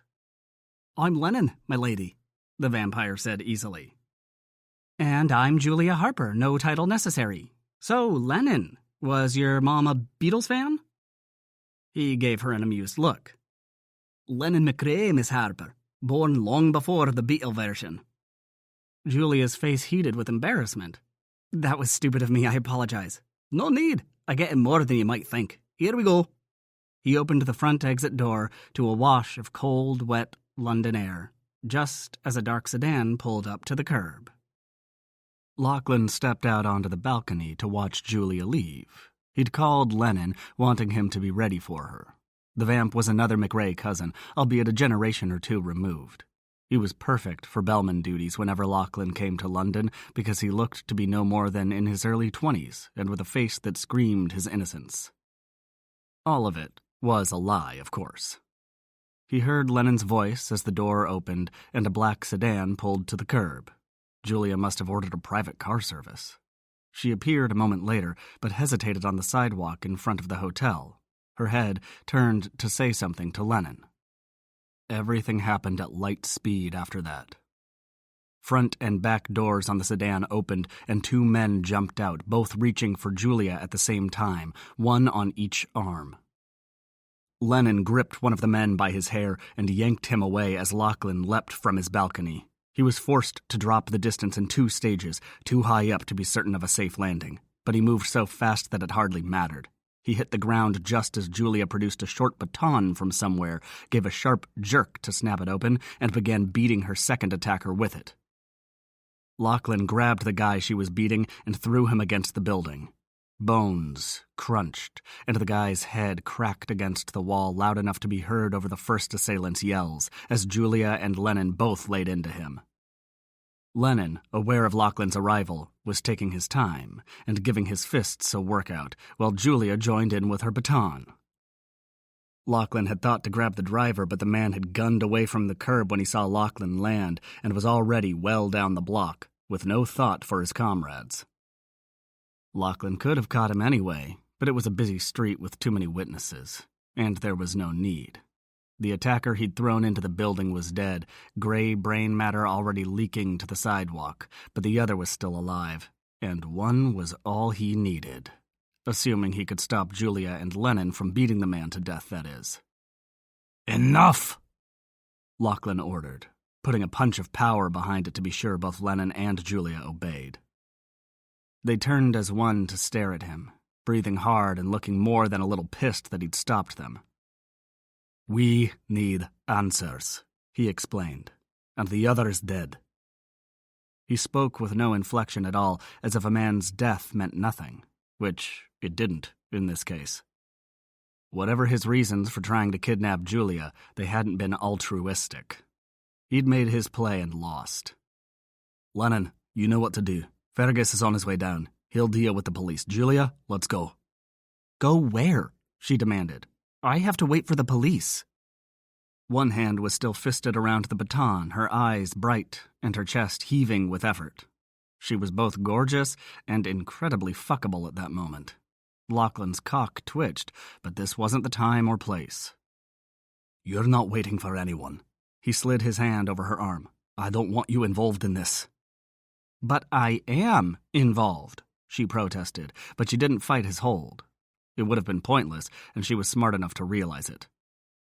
"What if they were kidnappers? My father needs to be warned." "And what if you're wrong? What if Erskine knows what you're up to and decided to stop you before you started? That's something we should know, don't you think?" He turned her down the next street where the Range Rover was waiting for him. He and his cousins never used garages if they could help it. He dug the key fob out of his pocket and unlocked the doors. "Get in." When it looked as if she was going to argue with him, he opened the passenger door and said, "Don't fight me on this, Julia. You won't win. Now get in the fucking car. Please." Lachlan thought it was probably the please that did it. She had no trouble bashing a guy on the head with that vicious baton of hers, but one must observe the courtesies. Women were such a strange and wonderful mystery. "Where are we going?" she asked tightly as he pulled into traffic. A lot had happened since the sun went down, but it wasn't all that late. There were still plenty of cars on the road, which now served his purposes just fine. He didn't answer her question directly. "Where are you staying?" "You're taking me home?" She seemed surprised. "Depends on where you live. Is it secure?" "Yes. It's my father's place in Kensington. It's a newer building with a 24-hour concierge and the latest security tech. And there's a company I can call if I need more." "Why would you need more than that?" "I don't. It's my dad's idea. It's just the two of us and he worries about me." "What does that mean?" she groused. He glanced at her sideways, then back to the road. "It means, he replied mildly. "What's the address? I'll take you there." "Tell me where you're going instead. Where'd Lennon take that other man, the one you didn't kill, that is?" "You have a problem with killing men who tried to kidnap you?" "Not at all. I'm just not accustomed to handling the dead bodies myself." "Good thing you don't have to, then." "What about the one who survived? Where's Lennon taking him?" "To some place it's better you don't know about." She didn't settle for that. He hadn't thought she would. "Does that mean you're going to interrogate him?" she asked, pushing. "Something like that." "Something like that?" she said, mimicking his much deeper voice. Look, I'm the one they wanted. I should be there. I want to be there. No, you don't. What I'm planning isn't entirely legal. Lachlan could feel her staring at him. You think I can't handle it? It was a statement, not a question, but he answered anyway. I don't know what you can or can't handle, but in this case, there's no reason you need to do either. I'll give you whatever I get from him, but I need to know if it's connected in any way to Erskine. And the human police won't get that out of him because they won't know to ask. Privately, he thought it unlikely since the kidnappers had been human, but Erskine had used humans in the past when it suited his purposes. She exhaled deeply. All right. Will I see you tomorrow? Depends on your friend Leighton. If it's daylight when you hear from her, leave a message, and I'll call back after dark. Okay. She sounded resigned, maybe even a little sad. He glanced over. You okay? Sure. I'm always okay. Lachlan scowled. In his experience, people who said they were okay were usually far from it. But he didn't have the luxury of psychoanalyzing Julia Harper right now. The night only lasted so long, and he still had to question the damn kidnapper and dispose of the 2 bodies. Because there would be a second body. Lachlan wouldn't let the man live, no matter how willingly he gave up everything he knew. One might think a big city like London would offer lots of places to dump a dead thug, but it wasn't that easy. These days, London city police were much more tuned in than they used to be when it came to vampire activities. It was always better to go farther afield, out into Greater London, or one of the suburbs where personal crime was so prevalent that the authorities didn't even try to keep up. But first, he had to make sure Julia was home and safe. Making a final turn, he pulled up in front of a tall, modern building in Kensington. Both the concierge and security guard in the lobby took note of his arrival, and at least 2 cameras were recording the glass-fronted entrance. He'd have to remember those cameras for future visits. Vampires had come a long way from the days of skulking through alleys for victims, but that didn't mean they wanted their every step to be noted. Like most of his brethren, he preferred to stick to the shadows. He became aware that Julia was staring at him.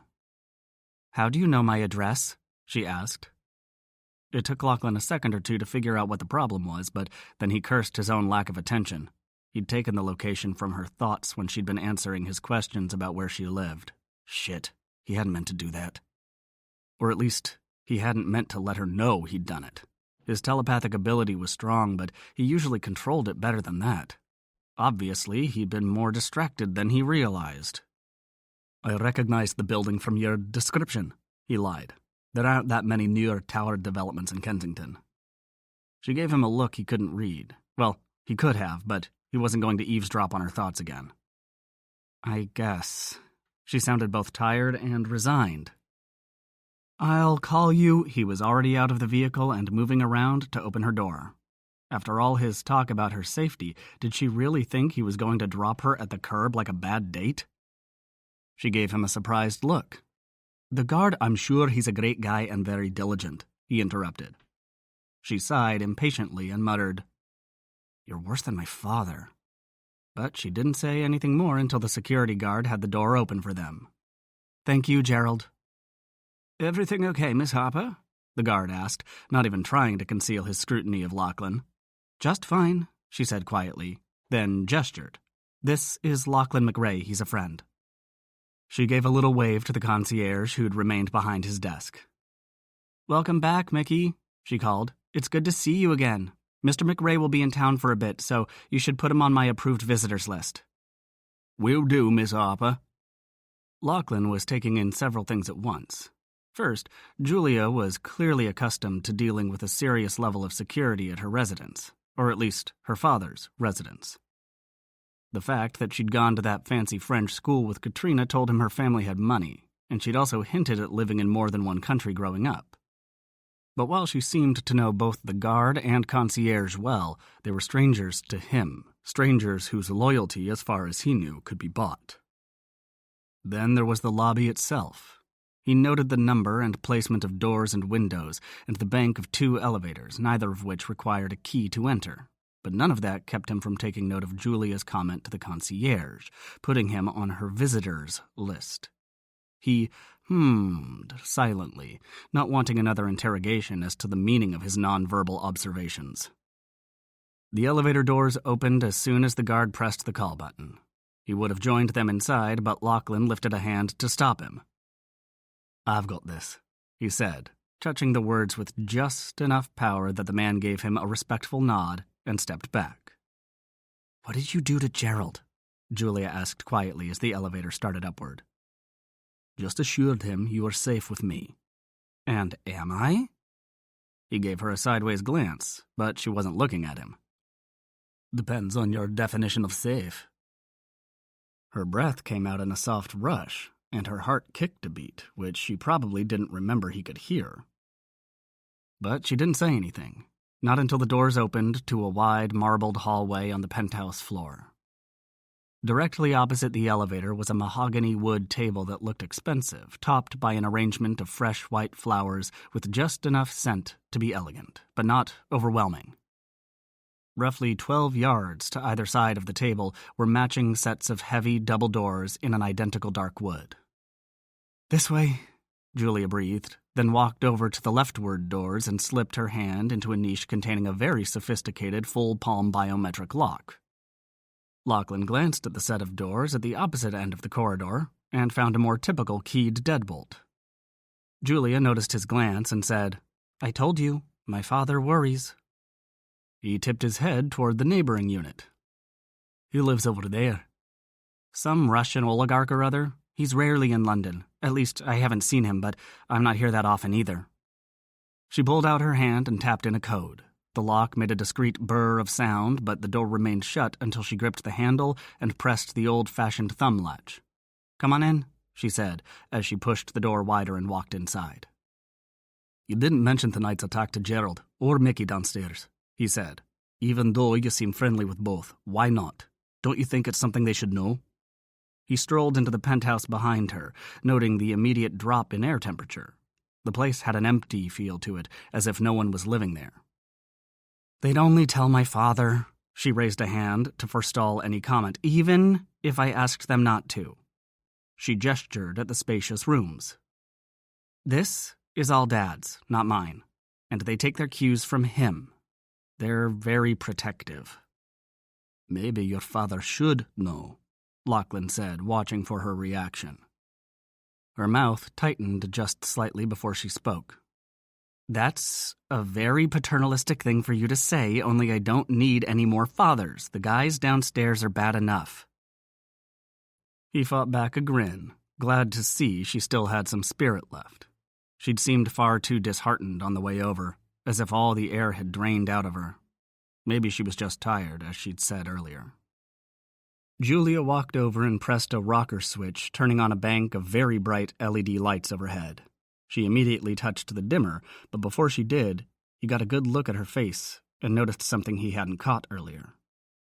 He strode over as she turned, her eyes going wide when he reached out and brushed away a thick lock of blonde hair which had escaped the tidy chignon she'd worn all evening. He'd noticed the loose strands earlier and had assumed they were nothing more than that, a chunk of hair that had been tugged out of place during the attack.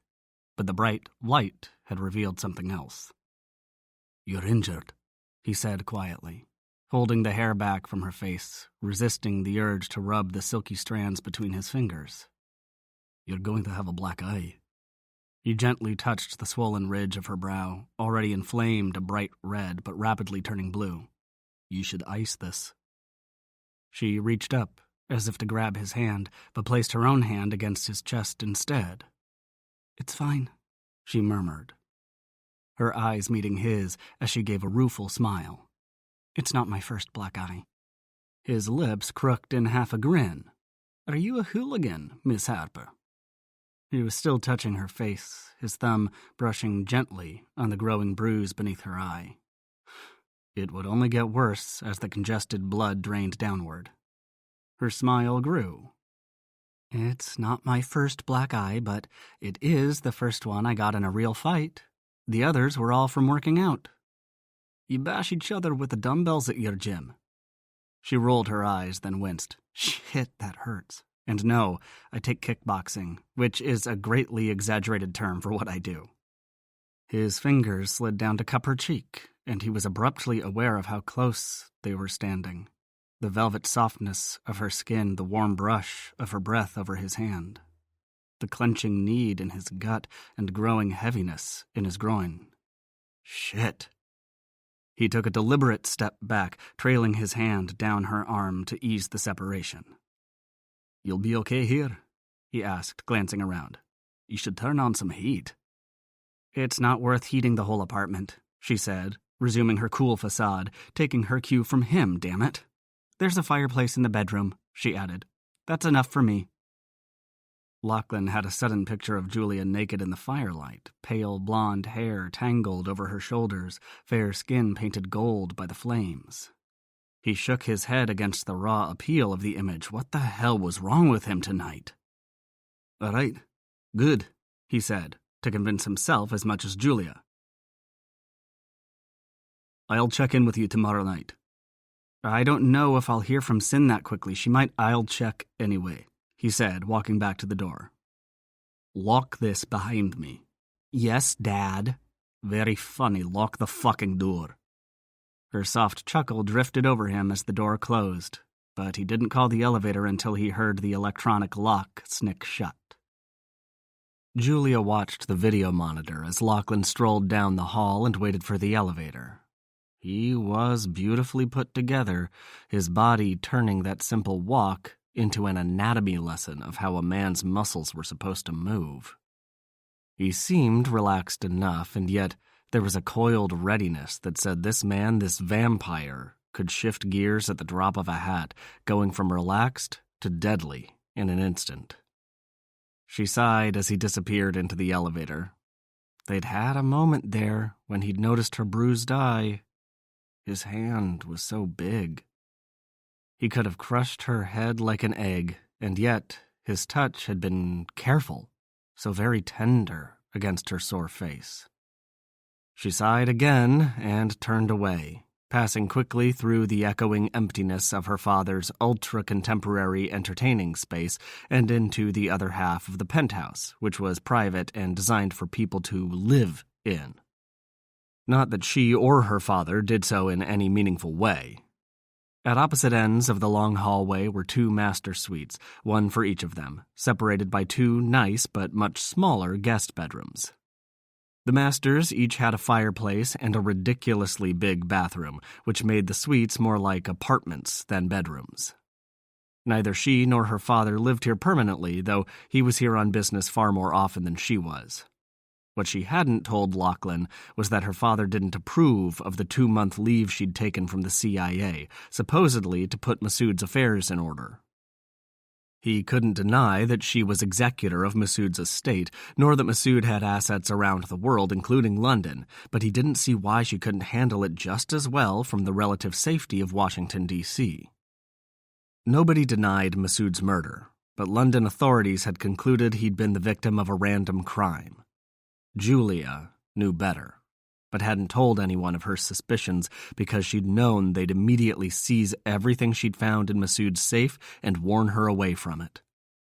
Her father, with his connections around the world, accepted the official finding, but she could tell he had his doubts.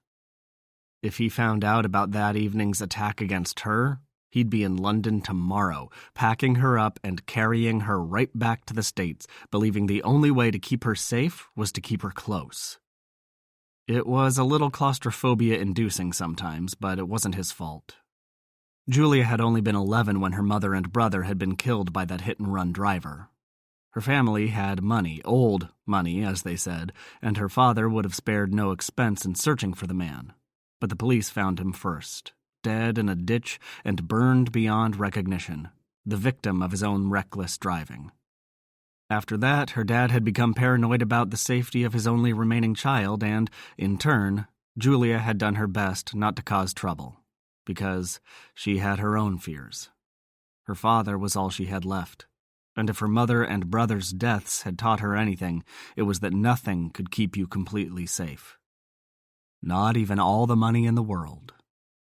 She turned off the lights as she passed into the hallway, leaving the big, dark room behind.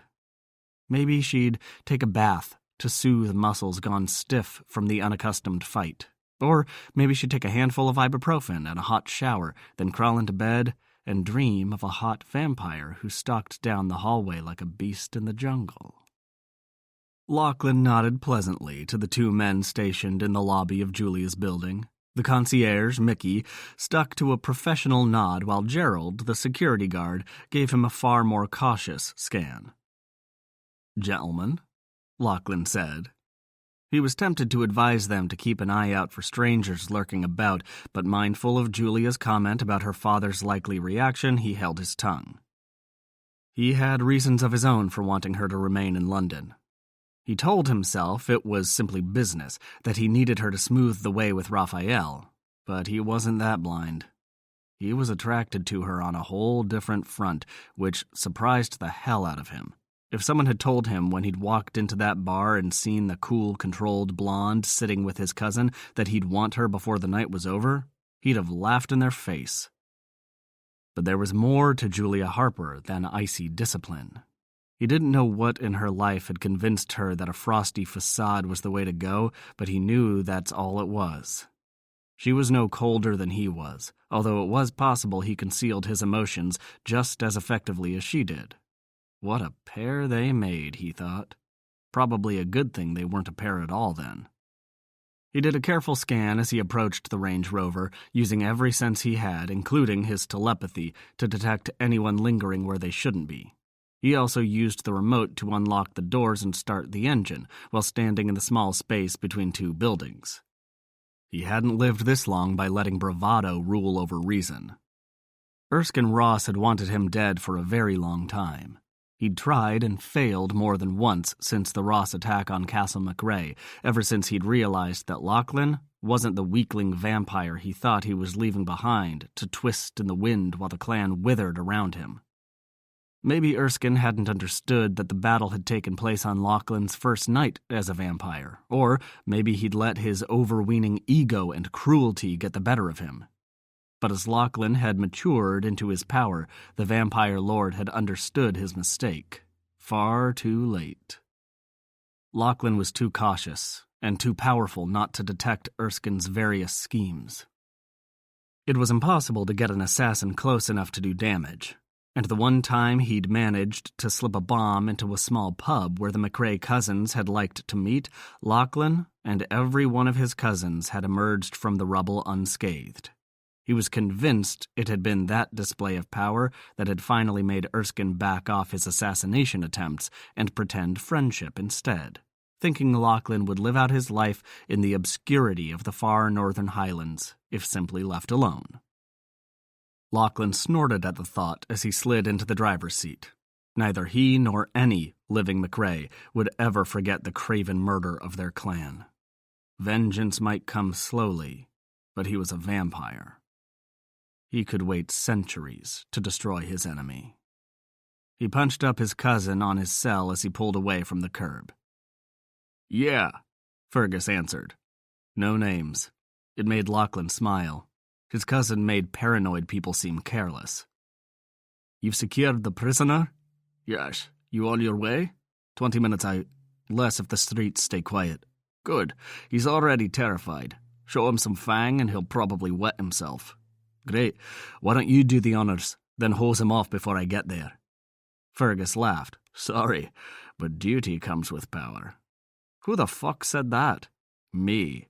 See you soon, cuz." Lachlan growled half-heartedly as he disconnected.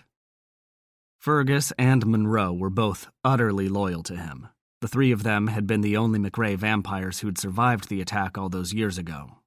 It had taken decades to rebuild the clan, not only the vampires but the humans. Other clans had married in, and weaker clans had joined with them against the common enemy that was Erskine Ross. With the exception of his two cousins who, like Lachlan, had been reborn the night before Erskine's attack, every McRae vampire now living was Lachlan's child.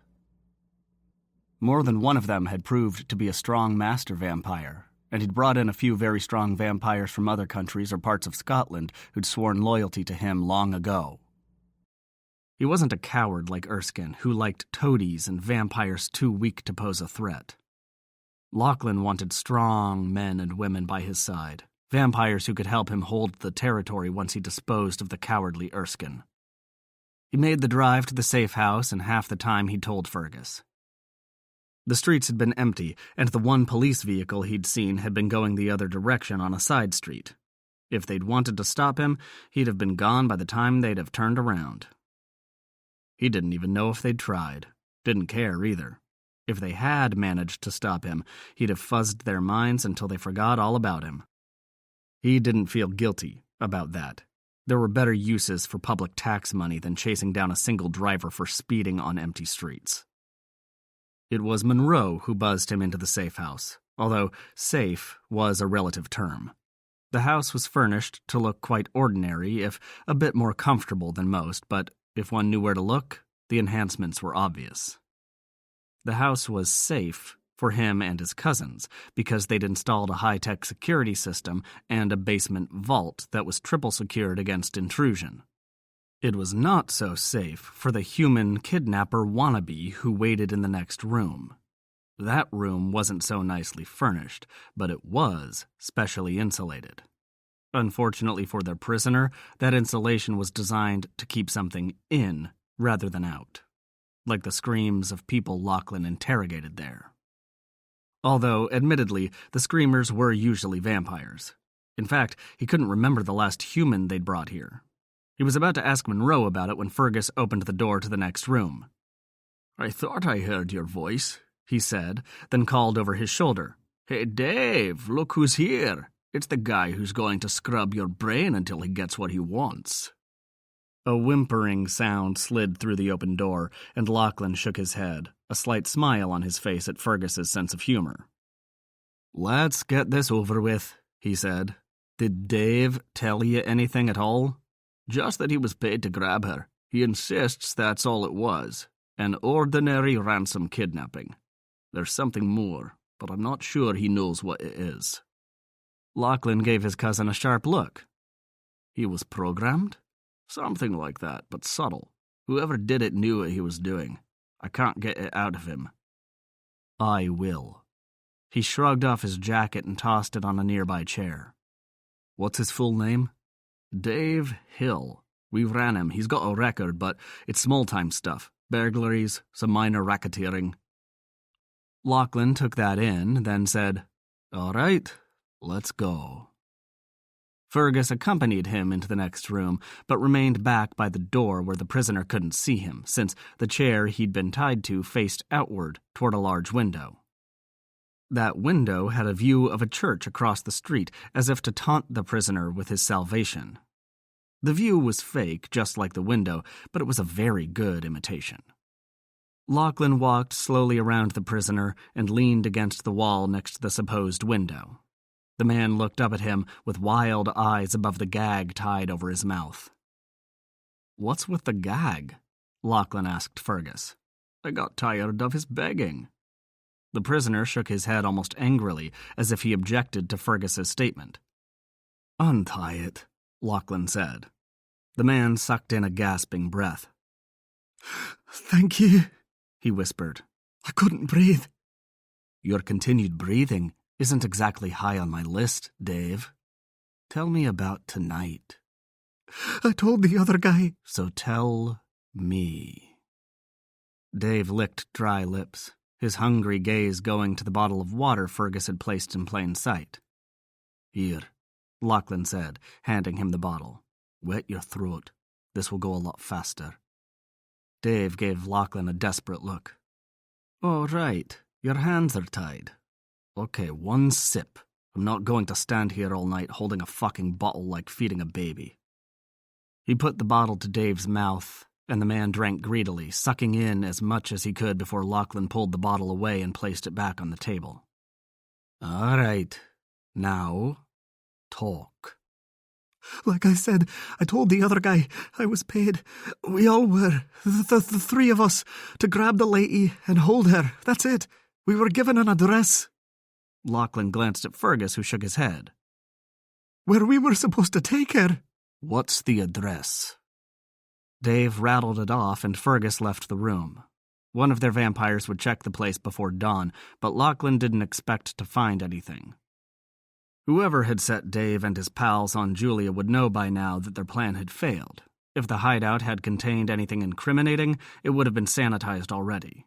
But they had to check anyway. How long did they want you to wait to be contacted? He said no more than 3 days. We weren't going to hurt her, I swear. Her rich daddy was supposed to pay the ransom, and we'd set her free. Lachlan straightened from his slouch against the wall and gave the prisoner a piercing look. Who's he, Dave? Who's the guy who hired you?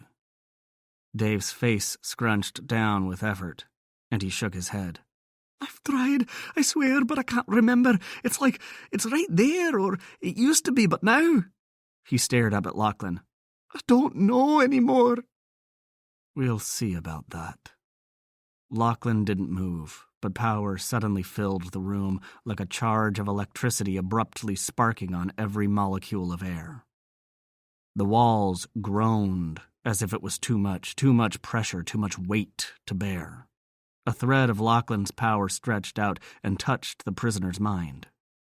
Dave groaned, and his head fell forward as Lachlan slipped into his thoughts. A quick surface scan showed nothing more than what the man had told him, but Lachlan had no interest in that. He probed deeper and found a memory of sitting in a dark pub earlier that night. He and his friends were having a pint, waiting. Waiting for what? Dave glanced up as someone entered the pub. The room was dark and crowded, and the new arrival had something obscuring his face, a hat, maybe, or one of those hoodie things the local thugs all wore. The man, if it was a man, walked by and tossed a piece of paper on the table. Dave's friends grabbed for it, but Dave turned in time to see the man disappear into the shadows of the pub. He blinked and stared harder. The guy hadn't just gotten lost in the crowd. He'd, honest to Christ, disappeared. But that was impossible. Maybe he'd had a pint too many. His friends were standing. They had their assignment. It was time to go. Lachlan skipped over the next several memories, tedious in their detail. Either Dave was obsessive or he was stupid and had to think about even the tiniest act before he moved. Whichever it was, Lachlan wasn't interested. He scrubbed Dave's brain as he went, careless of the damage he was doing. Poor Dave wasn't going to survive the night, so it didn't matter. He shouldn't have gone after someone in Lachlan's circle, even if he'd only met Julia tonight. She'd been with him before Dave and his buddies had attacked her, and that made it personal. Dave moaned as Lachlan dug deeper, his moans turning to a keening noise when Lachlan detected a familiar scent. Not an actual scent, more of a mental signature, but in his own mind he was a predator who'd caught the scent of his prey, and it was one he knew. Erskine Ross. Now why the fuck would Erskine be sending a trio of incompetent humans to grab Julia Harper? Of course, if she'd been alone without Lachlan's vampire guard detail, the kidnapping scheme might have worked. Julia was deadly with that little baton of hers, but it wouldn't have worked against the two big men who'd tried to grab her. Dave might be whimpering now, but he was a big man, just like his dead buddy. But the real question was, did Erskine ultimately want Julia dead or alive? And why did he want her at all? Did he know Julia was after him? How? Lachlan himself only knew because Julia had told him, and they'd only met because of the coincidence of their individual goals. But even if Erskine had somehow found out, what threat could one human woman pose to such a powerful vampire? And why go to such lengths to take her alive? Was there something else he wanted from her? But those were questions for Lachlan's cool blonde, because he didn't give a damn whether Cynthia Layton trusted Julia or not. Lachlan intended to get answers before he trusted her with anything to do with Raphael. There was too much riding on his plans for Scotland, and he wasn't the only one who would suffer if he didn't succeed. Erskine would wipe out the McRae clan for good if Lachlan failed this time. Not just the vampires, but every human clan member as well, including lively wee Katrina and many others just like her. He couldn't let that happen. If he took on Erskine, he had to know he would win. And he had to know if there was a snake in the grass who might cock it all up for him. Lachlan's mind was racing, his planning already 10 steps ahead when he felt Dave's brain rupture in a massive, fatal hemorrhage. He pulled his own awareness out of Dave's head just before death claimed him. He'd slipped up when he'd been younger and still experimenting with his powers. He'd been curious enough that he'd remained in a prisoner's thoughts while the nothingness that was death stole everything that made him human. It had been both terrifying and depressing. Terrifying because for a moment he'd confused his own thoughts with those of the dying man, and depressing because he'd realized that death was literal nothingness. He'd never done it again, and he didn't do it tonight either. He looked up as Fergus re-entered the room. "Put the body on ice. It's too late to dispose of it safely tonight." Dave wouldn't truly go on ice, but they had a cold room that would keep his body from beginning to decompose before they could get rid of it. It wasn't pleasant, but it was a fact of life they had to deal with in a big city like London. "I could hit the hospital incinerator before dawn. It's a good time for it. All those tired workers ready to go home," Fergus said. But Lachlan shook his head. "No need to chance it. You can do it tomorrow." "What did he tell you?" "Pretty much what we suspected. Erskine was involved in this, and I need to have a chat with Julia Harper. The sooner, the better." "Let's hope she's a late sleeper then." "I don't give a damn what time she opens her eyes. I'll find her, and she'll damn well answer my questions one way or the other." Chapter 3. Malibu, California, USA. I got a weird call from my friend Julia today. Raphael glanced up at Sin's reflection in the mirror where he was tying his tie. "Weird how?" She stepped in front of him and took over the task with a quiet smile. He was perfectly capable of knotting his own tie, but his Sin seemed to enjoy it, and he loved having her take care of him. He rested his hands on her slender hips. "Weird how, Lubimaya?" he repeated. "She and I went to prep school together in France." She lifted her gaze to his. "I told you about that school." He nodded. "We were close back then. Her father was some diplomat or other, one of those mega-rich guys who becomes an ambassador mostly for the prestige and because they meet people they can later negotiate business deals with over cocktails. Anyway, he lived in Paris at the time, so she went home more than I did, which was never, and I'd go with her. We've stayed in touch over the years. Birthday calls, or more often now, emails and the occasional meal together when we're in the same city, which hasn't been for a while.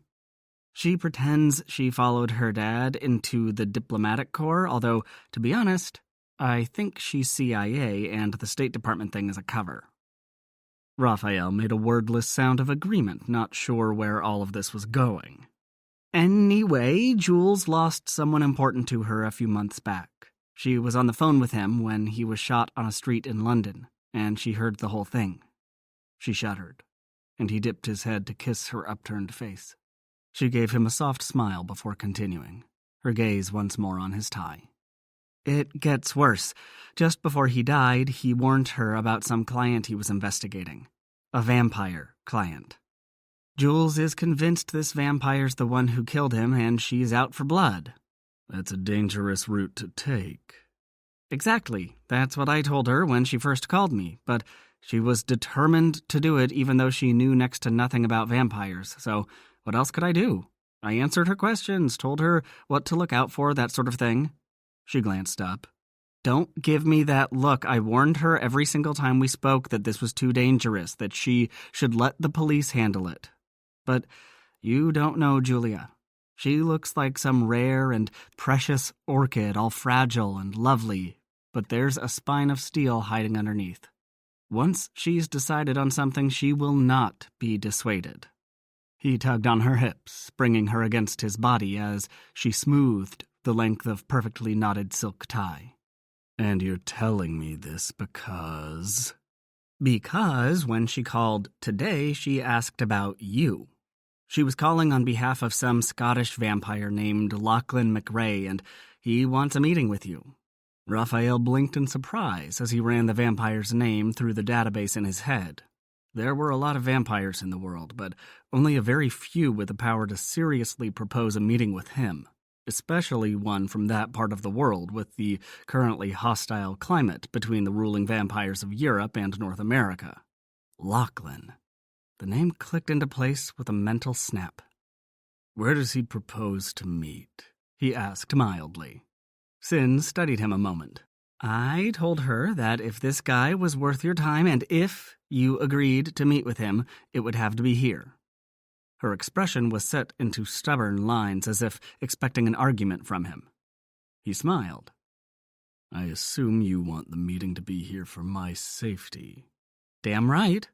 "So, you think this Lachlan can best me?" "No," she gave him a withering look. "But I don't trust anyone these days, so why take chances? Besides, he's the petitioner. Let him come to you." "I'll take the meeting. No one except Lachlan, no other vampires, not even to North America. Your friend can come if you like, though. In fact, I insist on it. If she's CIA, then I want to make sure this isn't all a cover for the American government snooping into vampire affairs." Sin shook her head. "It's not, but I'll pass your requirements along. Can't be too careful." Raphael's smile broadened into a grin. "I'm glad you approve. By the way, I have a business meeting tonight right here on the estate.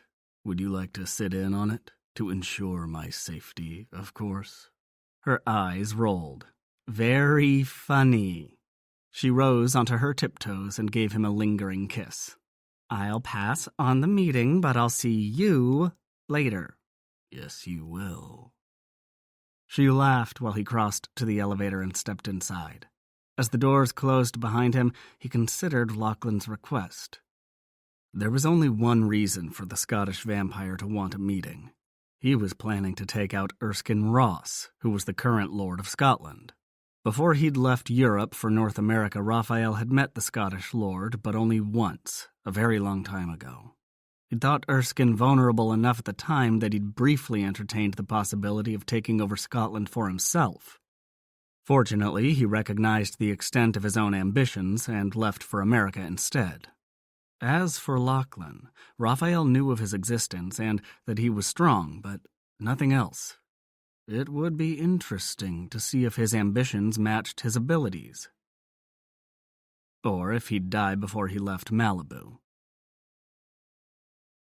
Chapter 4. London, England. Julia woke abruptly, her heart pounding, her body drenched in sweat. Damn it. She'd thought the nightmares would ease up once she set her plan in motion, but, if anything, they'd gotten worse. Tears filled her eyes and spilled over. She hated this, hated the fear, the aching loss, the guilt. Sometimes she wondered if it would ever go away, if even Erskine's death would be enough to ease the pain. She rubbed at her eyes impatiently, ignoring the mental voice that told her she shouldn't. Shouldn't. She was exhausted, her nerves stretched so taut that she was surprised she managed to function at all. She shot a blurry glance at the clock and saw it was just past noon. She'd slept later than usual, even if she hadn't slept soundly. She'd probably have to get used to even later hours if she was going to be hanging around with vampires, which, it seemed, she was, if she was determined to pursue her revenge against Erskine. She possibly could have hunted him on her own, maybe even killed him without getting herself killed in the process. She wasn't above using so-called feminine wiles to work her way into his good graces and then blasting his heart to smithereens while he slept. But since she preferred to survive this venture, working with Lachlan was probably, no, definitely, the better route. Besides, now that she'd met him, she was intrigued. He hadn't been at all what she'd expected in a vampire, especially now that she knew he had significant power of his own. Somehow, she thought every powerful vampire would be more like Erskine, rich, slick, and unbearably superior. The thought of cozying up to an asshole like that had made her want to vomit, but she would have done it if it had been the only way to get to him. But now that she'd met Lachlan, she wouldn't have to.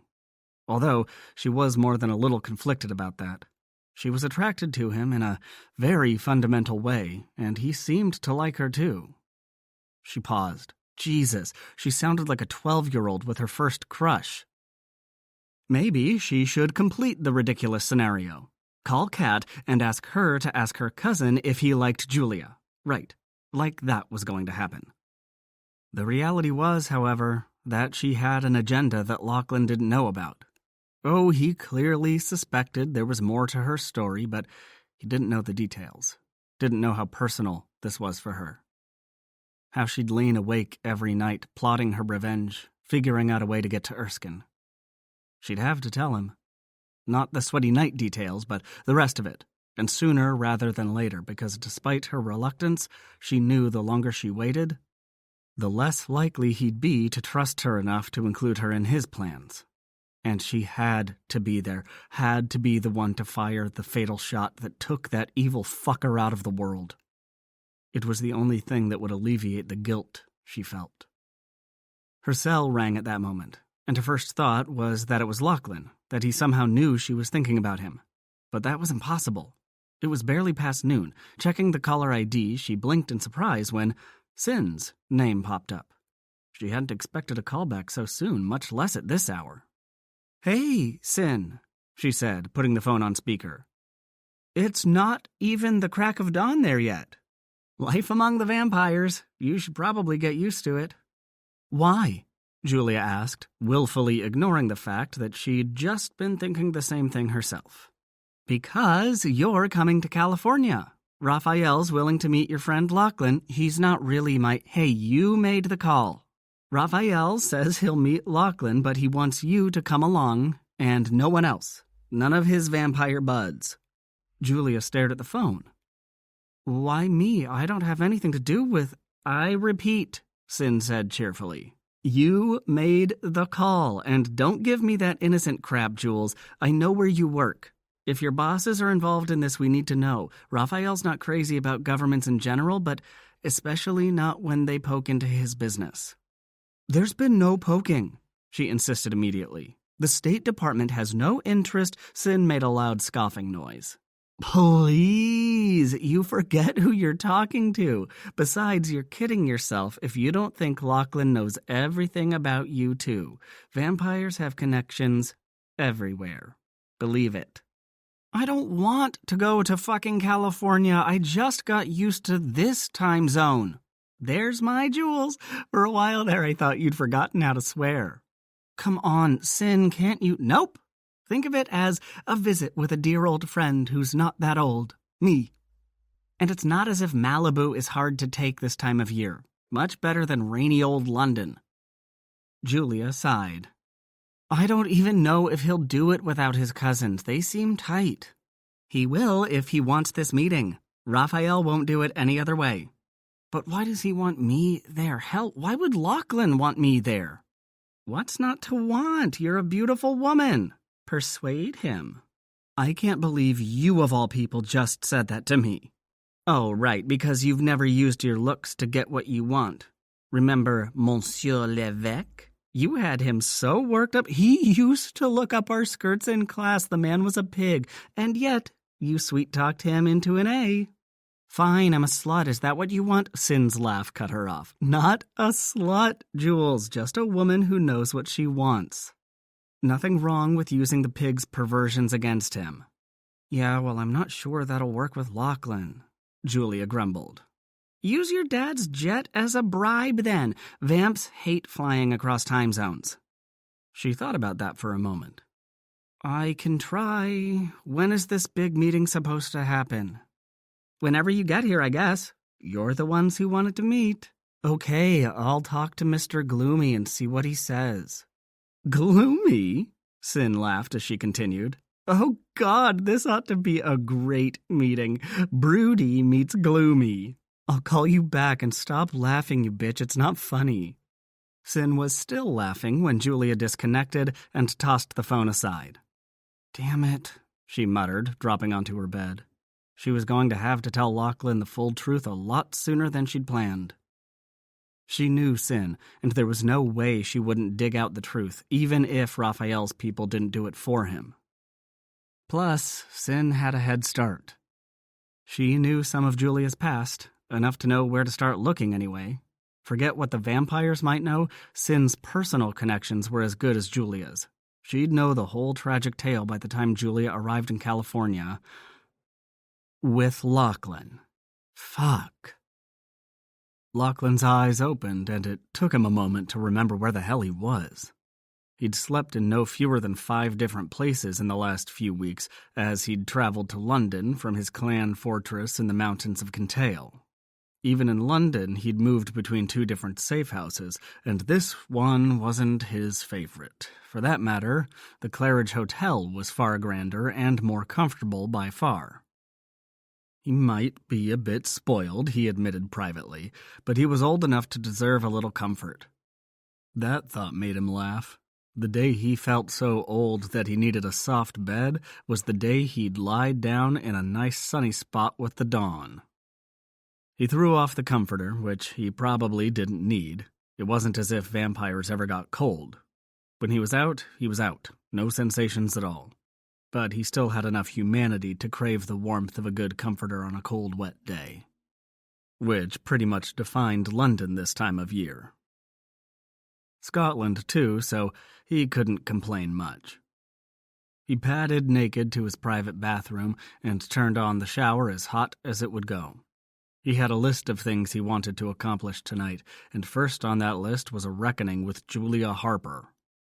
In fact, he picked up his cell. No messages. That might mean she hadn't heard from Leighton, or she might be waiting until well after sunset to call him. She struck him as an efficient person, so maybe the latter, but he didn't feel like waiting. He hit her number. "Lachlan?" Her greeting was cool and businesslike, and it made him want to do something to rattle her. Maybe when they got together later, he'd fist his hand in her long blonde hair and kiss her breathless, just to fuck with her. "Princess," he replied smoothly. She sucked in an irritated breath, which amused the hell out of him. "Any news for me?" he asked blandly. "As a matter of fact, yes. We should meet." "I agree. But tell me what the news is first." "Raphael has invited you to Malibu, which I'm sure you expected," she added tartly. That made his grin widen. He did love getting on her nerves, though he didn't stop to wonder why. "There are conditions," she said. His grin faded. "What are they?" "You have to come alone without your cousins or other vampires, and," she paused, "he insists that I come with you." Lachlan digested that last bit of news, trying to decide if he trusted her enough to accept her word on this. The demand for her presence seemed random. Why would Raphael want her there? Hell, maybe the 2 women had conjured up this supposed requirement so they could visit. He dismissed that thought almost as soon as he had it. Both women were wealthy enough that they could travel anywhere they pleased. Julia hardly needed to hitch a ride with him to visit California. Besides, she didn't sound any happier about it than he was. "Why do you think that is?" he asked, truly curious about her response. It might tell him more than she knew. She sighed. "I suspect it has to do with my job, which is why we need to meet. There are things you need to know."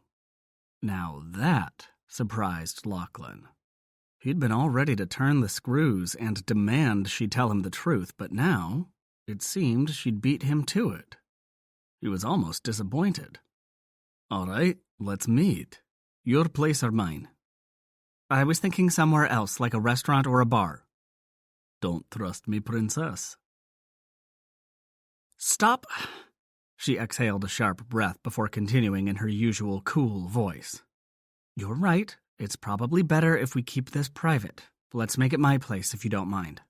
"Not at all. See you in an hour."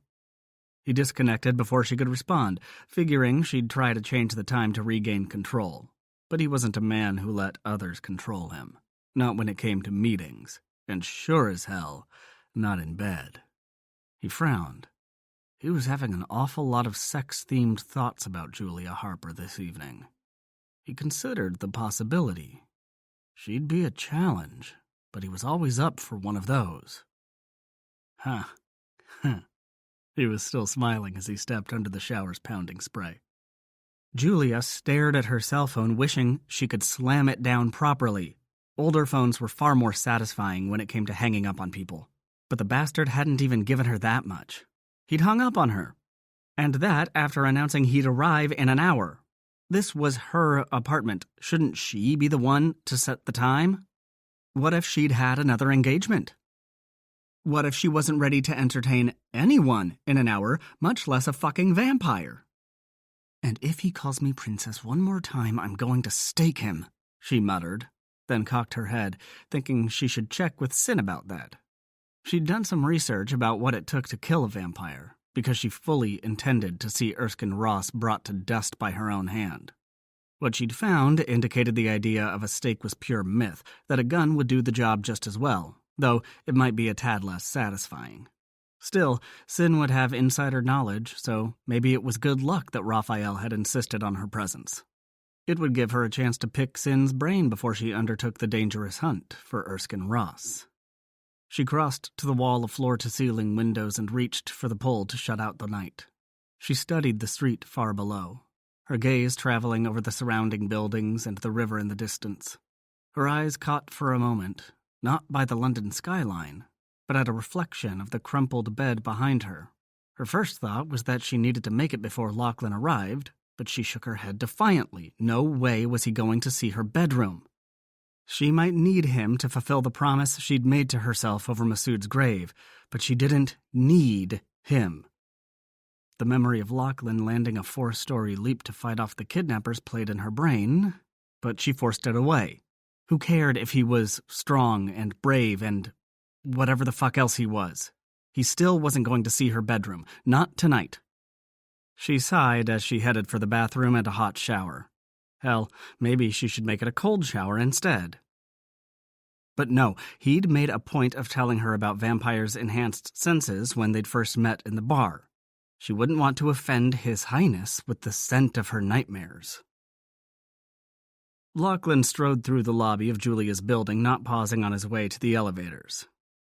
"Evening, Mick. Gerald," he said, with just the right note of friendliness, pleasant but not too familiar. He was good at judging social niceties among humans, another benefit of his telepathic abilities. It didn't hurt that he dressed for the evening, looking every bit the professional gentleman in a dark gray suit and white shirt, his deep red tie bearing the faintest trace of the McRae tartan. The two men acknowledged him with similar greetings, calling him by name. A second guard, just entering through a door behind the front desk, gave him a careful scan. Lachlan could have greeted him by name too, having read it in Mick's mental response to the guard's entrance, but that would have freaked out the three men, and he didn't want to take the time to smooth over their thoughts. So he settled for a friendly nod, figuring since the other two obviously knew him, the new guy wouldn't question it. He was right, of course. He cruised over to the elevator, which Gerald already had keyed in, and opened for him. "Thank you." "Should I let Miss Harper know you're on your way up?" Mickey called. Lachlan paused in the open elevator door. "No need. I called her from the car. She's expecting me." Figuring that might be against the building's rules, he added a small push of power to make sure the man didn't make the call. He wasn't sure why he bothered, except that it would probably throw Julia off her stride when he showed up at her door unannounced. And he'd decided she needed more spontaneity in her life, whether she wanted it or not. The elevator didn't stop on its way to the penthouse floor, and the silence that greeted him on arrival was just as hushed as it had been the night before. The neighboring apartment was still empty of life, and Julia's wasn't much better. A human observer would probably judge both residences to be empty. There was a coldness to the entire level, as if no one had lived there for a very long time. But then, he wasn't human. To his senses, Julia's presence was a warm spark in the otherwise elegant austerity of the penthouse atmosphere. He walked to her door with vampire stealth and knocked. He still had the life spark that was Julia in his mental sights, so he saw the slight flare of her reaction when he knocked without warning. The click of high heels sounded on the marble floor a moment later, and the door opened. She gave him a narrow look. "How do you get up here?" "The elevator," he said, doing his best innocent impression. "Did you jinx Mickey?" "Jinx," he repeated in amusement. "I don't jinx people, princess." He pushed forward into the apartment, forcing her to either move back or bodily stop him from entering. He put a steadying hand on her hip when she teetered slightly on her skinny heels. She didn't brush his hand off, but he could tell she wanted to, as she took a step away instead. "I thought you needed an invitation to enter a home." He shrugged. "You invited me in last night. I'm afraid you're stuck with me now."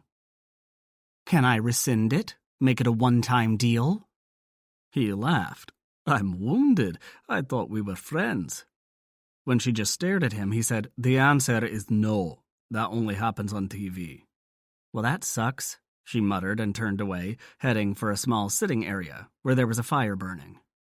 She was wearing another one of those tight skirts, and he admired the round swell of her ass, the sway of her hips, and the elegant curve of her calves above those sky-high heels. She turned when she reached the sitting area, giving him a withering glance when she caught him watching. Lachlan hadn't even bothered to conceal his appreciation. He simply raised his gaze slowly to her face and smiled. "The fire's nice," he murmured, walking right up to her again, forcing her to tip her head back to meet his eyes.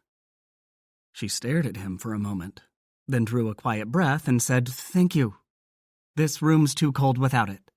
He trailed 2 fingers carefully over the soft skin under her bruised eye, the discoloration barely noticeable beneath expertly applied makeup. "Does it hurt?" She slanted her gaze to the side as if embarrassed. "A little, but I heal quickly." With that, she turned away, walking past a small sofa to sit on one of the chairs, gesturing him to sit wherever he wanted. Lachlan took the sofa, sitting on the end closest to her while draping his arm over the back, claiming the entire space for himself. "Would you like wine?" she asked, indicating the bottle and 2 glasses on the small table between them. One glass was already half full, with a slight lipstick smudge on the rim. "No, thank you," he said politely. His gaze drifted to the pulse of her blood visible beneath the open neckline of the cashmere cardigan she was wearing instead of a blouse. She must have caught the shift in his attention because she twitched the opening of the sweater as if trying to cover her neck. It didn't matter. She could have been wearing a turtleneck up to her chin, and he'd still have known exactly where the plump vein was located. He looked up and caught her staring at him. Their gazes met and held, and in that moment, Lachlan knew he wanted this woman, and he was a man accustomed to getting what and whom he wanted. Julia's breath caught when her eyes met Lachlan's. A heavy fringe of black eyelashes made his pretty hazel eyes seem darker than they were. There was none of that otherworldly glow she'd read about in descriptions of powerful vampires. But there was a power that defied common perception. She couldn't have said how, but somehow she knew that if she touched his skin, she'd feel it simmering just beneath the surface. Just as she had earlier when he'd been walking behind her and she'd sensed his perusal like a wave of heat traveling over her body. He'd done that from the very beginning, studying her, not saying a word, just waiting. But waiting for what? She lifted her glass and took a sip of wine, breaking the eye-fucking going on between them and wetting her dry throat enough that she could speak. "We should finalize the details for California first so I can make arrangements. I've already made inquiries about the jet's availability, and I think it will work for us, but I'm not sure." "What jet?" "Oh, right, sorry. I discussed this with Sin earlier. She said vampires don't like crossing time zones, given all the problems with daylight arrivals and such, which rules out commercial flights. My dad has a jet, which he lets me use whenever he doesn't need it, and depending where it's based at the time. So I thought we could fly that way." His mouth curved the tiniest bit into a crooked smile. "Aye, and will you be the sexy flight attendant then?" Julia was tempted to toss the wine in his face, but she'd only have to clean up the mess. And besides, she didn't believe for 1 minute he was really that uncultured. Oh, sure, one could argue he'd been born in a time when women were little more than property to be traded between clans and families like cows. But Lachlan didn't fool her. He was educated and very in tune with the modern world. He had to be if he was seriously considering the takeover of all Scotland's vampires, so she only smiled back at him. The plane comes with a professional attendant. Usually a man, she added, though it wasn't true. His expression shifted, going from teasing to serious in an instant. Not on this flight. There'll be no one in the cabin but you and me. She frowned, genuinely confused. Why? You said it yourself. We'll be flying through daylight at some point, which means I'll be out of it. I can't have strangers poking around. But the pilots will be busy flying the plane, one hopes. Julia sucked her lips into a flat line as she studied him, and saw him smile. Don't do that, he said quietly. Do what? Your mouth's too pretty to suck your lips like that. Her breath caught again. He liked her mouth? She barely stopped herself from immediately pushing her lips back out. We were talking about the plane, she said sternly. Lachlan's smile grew. Aye, and we'll need no flight attendant. I'll get my own drinks. When do we leave? Julia's heart was racing. She hated this part of meeting a new guy, the uncertainty, the does he, doesn't he stupidity. And Lachlan wasn't even a new guy, not in that sense. Yes, he was male and new, but he was a business associate, not a guy. He was also a vampire who could hear her heart racing. She tried to slow her body's response. The last thing he needed was any ego stroking on her part. We're in luck, actually, she said lightly. I got an email from my dad overnight. He always lets me know when he's traveling. He left D.C. for Paris a few hours ago. Once he arrives, the jet will be sitting idle in France for a week or two waiting for him. But I thought I should wait to call him until I spoke with you just in case. She sipped her wine. When would you want to leave? The sooner the better. Did Raphael specify a date? No, I'll check with Sin to be sure, but I got the impression he'd make time whenever we could get there. Okay then, tomorrow night. Julia winced. Tomorrow? Problem? No, I just hate jet lag. Lachlan snorted. Don't we all? Unfortunately, delaying won't make it any better. I know, she said with a resigned sigh. Okay, I'll talk to my dad, get the jet over here for tomorrow night. The pilots probably won't mind. They get bored sometimes just hanging around. They get bored in Paris? Yeah, well, it's not the first time they've been there, and they have families back home. Let me know when it's confirmed then. He shifted to scoot forward, elbows on his knees, his big body suddenly much closer as he met her gaze. Now, what else do you need to tell me, Julia Harper? For the first time since he'd arrived that night, Julia avoided looking at him. She took a long drink of wine, as if she needed the liquid courage, then leaned back in her chair before glancing up and away again. Okay, she said. Hear me out. All right, don't jump to conclusions and don't interrupt. Lachlan's eyebrows lifted. That's a lot of assumptions on your part, princess. Her head shot up, her expression narrowed in irritation.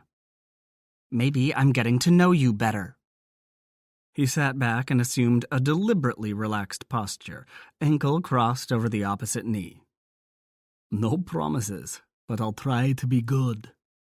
She shook her head with an exasperated noise, then took another sip of wine and began her story. I told you I want Erskine dead, but I didn't tell you why. Honestly, I wasn't planning to tell you at all. When I asked Kat about meeting you, I only thought to get information, nothing else. She started to say more, but then turned to stare out the apartment's wall of glass, as if thinking what to say next. And I didn't expect to find anyone but my wee cousin, he said, encouraging her to continue. She forgot to mention you'd be there. Julia seemed surprised by that. Oh. She scowled, though whether it was meant for Kat's machinations or because it changed whatever she'd planned to tell him, he didn't know. Finally, after what seemed like an internal debate on her part, she shrugged and said, I guess, well, I'm not sure how much you know about my dad, so I'll start at the beginning. Forgive me if I'm telling you things you're already aware of. Lachlan waved a dismissive hand. He'd listen to just about anything if it would get her started. Dad sticks closer to home these days, which means the States generally. Mostly the house in New York, but he also... Never mind, that's not important. She blew out a breath and started over. When I was younger, he worked for the U.S. State Department. That's our foreign affairs people, ambassadors, and stuff. You know that, right? Lachlan nodded his head and tried not to be insulted. The truth was that a lot of people didn't understand the various cabinet ministers and departments from country to country. Encouraged, she continued. Well, back then he was kind of an ambassador at large, going wherever they needed him. He wasn't a career diplomat or anything, but his family was wealthy, with a wide range of investments, and so... She shrugged. He knew people. Depending on which administration was in office, they'd give him a title and he'd go swing some trade deals with his friends. Good for both sides, and yeah, he made money too. He wasn't in it for charity. Anyway, that meant my family lived overseas a lot. Which is how Sin and I ended up at that French school together, but that's not part of this story. Over the years, my dad met up with a lot of friends who had kids my age. One of those was Masood, her lips curved in a private smile. Later on, he told his friends to call him Max, especially in the U.S., but he was Masood when I met him, and that never changed. He was 2 years older, same as my brother, and just about the handsomest boy I'd ever met. Lachlan's jaw tightened in inexplicable irritation as she continued. Of course, I was only 6 at the time, so I hadn't met that many boys at all. He grunted something close to a chuckle because it seemed appropriate, though he wasn't all that amused. Our families kept in touch through the years. A shadow crossed her face, especially after my mom and brother were killed. I'm sorry. How? A car accident? When I was 11? Her gaze turned bleak for a moment before she continued. Anyway, Masood had never known his mom. She'd been a much younger mistress of his dad's. And while he had a bunch of half-siblings, they were all much older. So we stayed close. We saw each other on and off through prep school. By saw, you mean dated. Lachlan didn't know why he asked the question, wished he could take it back. She blinked at the interruption, then nodded. I guess you could call it that. We weren't always in the same country, much less the same city, but we were close enough that when it came to choosing a university, we both knew we wanted to go to the same place. Cambridge first, of course, since he was in London at the time and 2 years older, and then eventually Harvard. Law for me, because I figured I'd do something in government, although I had no idea what. But Masood, he was brilliant, and far more dedicated than I was. He'd always had to be, because his dad had expectations. The family was in private banking and investments, and it was assumed that Masood would join them. He ended up with 2 master's degrees in finance and economics, though the second one was mostly so he could stay in Boston until I completed law school. When I moved to D.C., wait up, lass, you're a barrister? She shrugged. I have a law degree, and I passed the bar, but I've never tried a case in court and probably never will. I'm an analyst. What do you analyze? She met his eyes. That's classified. He snorted. Right, because you're with the American State Department. About that, I shouldn't tell you this, but I think it's why Raphael wants me there, and I don't want you going in there blind. She winced, seeming reluctant to continue, then spoke quickly, as if to get it out before she changed her mind. I'm not state, I'm CAA, but I'm just an analyst, she added insistently. Lachlan studied her for a long moment, trying to decide if it was good or bad that she worked for America's spook factory. And then he tried to decide if he cared either way. Finally, he asked, And where's Masood in all this? She stared at him for a long time, then said, Masood is dead. Lachlan went perfectly still. Talk about burying the lead. He had a feeling Masood's death was central to Julia's hatred of Erskine Ross. How did he die? Erskine Ross killed him. Julia's initial reaction to Lachlan's casual inquiry regarding Masood's whereabouts had been a burst of red-hot rage. How dare he trivialize Masood's death, his courage? But in the next moment, she was glad the big vampire had interrupted her story. She'd gotten so caught up in the telling that she'd have bared her soul to him in a way she never had with anyone else. Sure, she'd shared her grief with others, shared even the terrible loneliness she'd felt after Masood was gone. But she'd never told anyone about the horrible, gut-wrenching guilt. It was the same guilt that drove her now, that would guide her hand when she stabbed Erskine Ross in his black heart. Like I said, she continued quietly, Masood was brilliant. He'd always wanted to be a physicist, and he had the brains for it, but that wasn't acceptable to his father. So he went the finance route. At least he got to work with numbers, which he loved.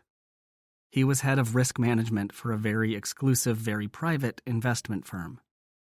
That sounds ordinary, but at that level, risk management is, I know what it is. He analyzed hundreds of daily transactions, maybe thousands, depending on the size of the firm, looking for irregular patterns, missing pieces, money that disappeared without a paper trail, market responses that didn't add up, that sort of thing.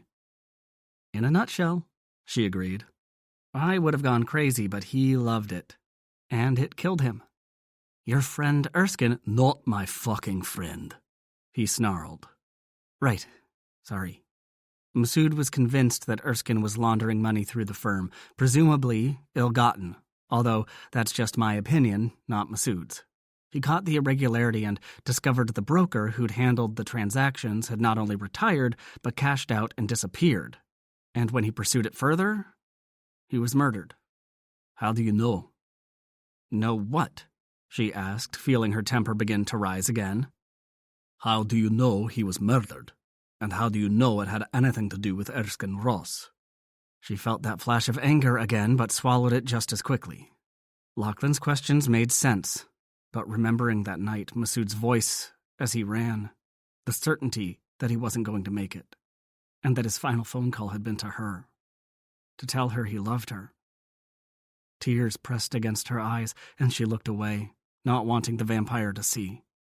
She had a feeling he saw more than he admitted, and it was too much. She took another sip of wine, waiting until she could talk without giving anything away. He called me, she said, giving him no more than a quick glance before lowering her gaze to her hands. The night he was killed. He was running for his life, trying to reach the Saudi embassy. There was no time, and he was so scared. She finished in a whisper. When she continued, her voice was flat. All emotion leached out of it. It was the only way she could do this. He told me about Erskine. Not the details, but that they'd just met and why. But mostly, he told me where I could find his files, proof of what Erskine had done. You think Erskine Ross killed your boyfriend? He wasn't... That's a stupid word. Masood was far more than a boyfriend. All right. He was studying her, his gaze careful, as if waiting for her to begin screaming. She was stronger than that, she had to be. But Lachlan didn't know it yet. Erskine's a very powerful vampire. If he didn't want you to know he'd killed Masood, you wouldn't. You're defending him? She demanded in disbelief. Not at all, but I'm a vampire too. And I know how easily people blame us for crimes we didn't commit, especially when they involve murder. She closed her eyes then, her heart throbbing in pain as she remembered every one of the 3 gunshots, the sound of Masood's final breath. Julia? Lachlan said softly, one big hand reaching out to cover both of hers, where she'd twisted them into a knot. Tell me what happened. I heard him die, she said dully. When you say you heard him die... Her heart broke all over again. How many more times would she have to relive this nightmare? He was shot 3 times. I heard the shots, she whispered. She looked up. I hear them every night in my dreams. I'm sorry, Princess. He paused, then asked, What did the police say? She rubbed her face with both hands. 3 bullets to the heart, point-blank range. Death was instantaneous. Her throat squeezed on the last sentence, but if Lachlan noticed, he didn't show it. The official finding was that it was a robbery gone bad. His wallet and watch were taken to make it look good, I suppose. Did you tell them about the files? About what he told you? She remained silent a long time, then, no. Why not? She lifted her head and gave him a cold stare. Because I knew Erskine was going to get away with it. Money can make a lot of evidence disappear in my country and yours, and I want him dead. Lachlan looked away, staring at the London skyline, as if in thought. Erskine wouldn't have done the hit himself. Vampires, especially the old ones, aren't big on guns, and besides, he'd want to keep his own hands clean. He'd have brought someone in to do it for him. You know that, right? Of course I know that, she snapped. But I don't care who pulled the trigger. Erskine ordered it, and I'm going to kill him. Okay, he said cautiously, but let's talk about this a bit. Does Erskine know you're on to him? Does he know Masood was on the phone with you specifically? She shook her head. He shouldn't. Masood was one of the few who knew about my job and had my private number. Anyone running a trace would go back to a cutout that would return a prepaid exchange, like one of those phones you buy at the corner store. And how long were you on the phone with him? I told you they wouldn't be able to trace it. How long? She looked away and thought about it, avoiding the painful details and only focusing on the time. 2 minutes, maybe a few seconds more. And in those minutes, Masood told you all this. She scowled. Look, forget it. We'll go to Malibu so you can meet Raphael, and when we come back, we'll go our separate ways. I never expected you to be part of... Hold up, Princess. I'm not backing out of our agreement. I'm looking for facts. And one of those is that if Erskine killed Masood to conceal his crimes, he'll do the same to you. If, she snarled, done trying to convince him of the truth. She gathered herself to get up, but Lachlan wasn't finished yet. I had a conversation with your erstwhile kidnapper last night. Julia paused, waiting to see what he'd discovered, or at least, how much he'd tell her. It was buried deep, he said, meeting her gaze somberly.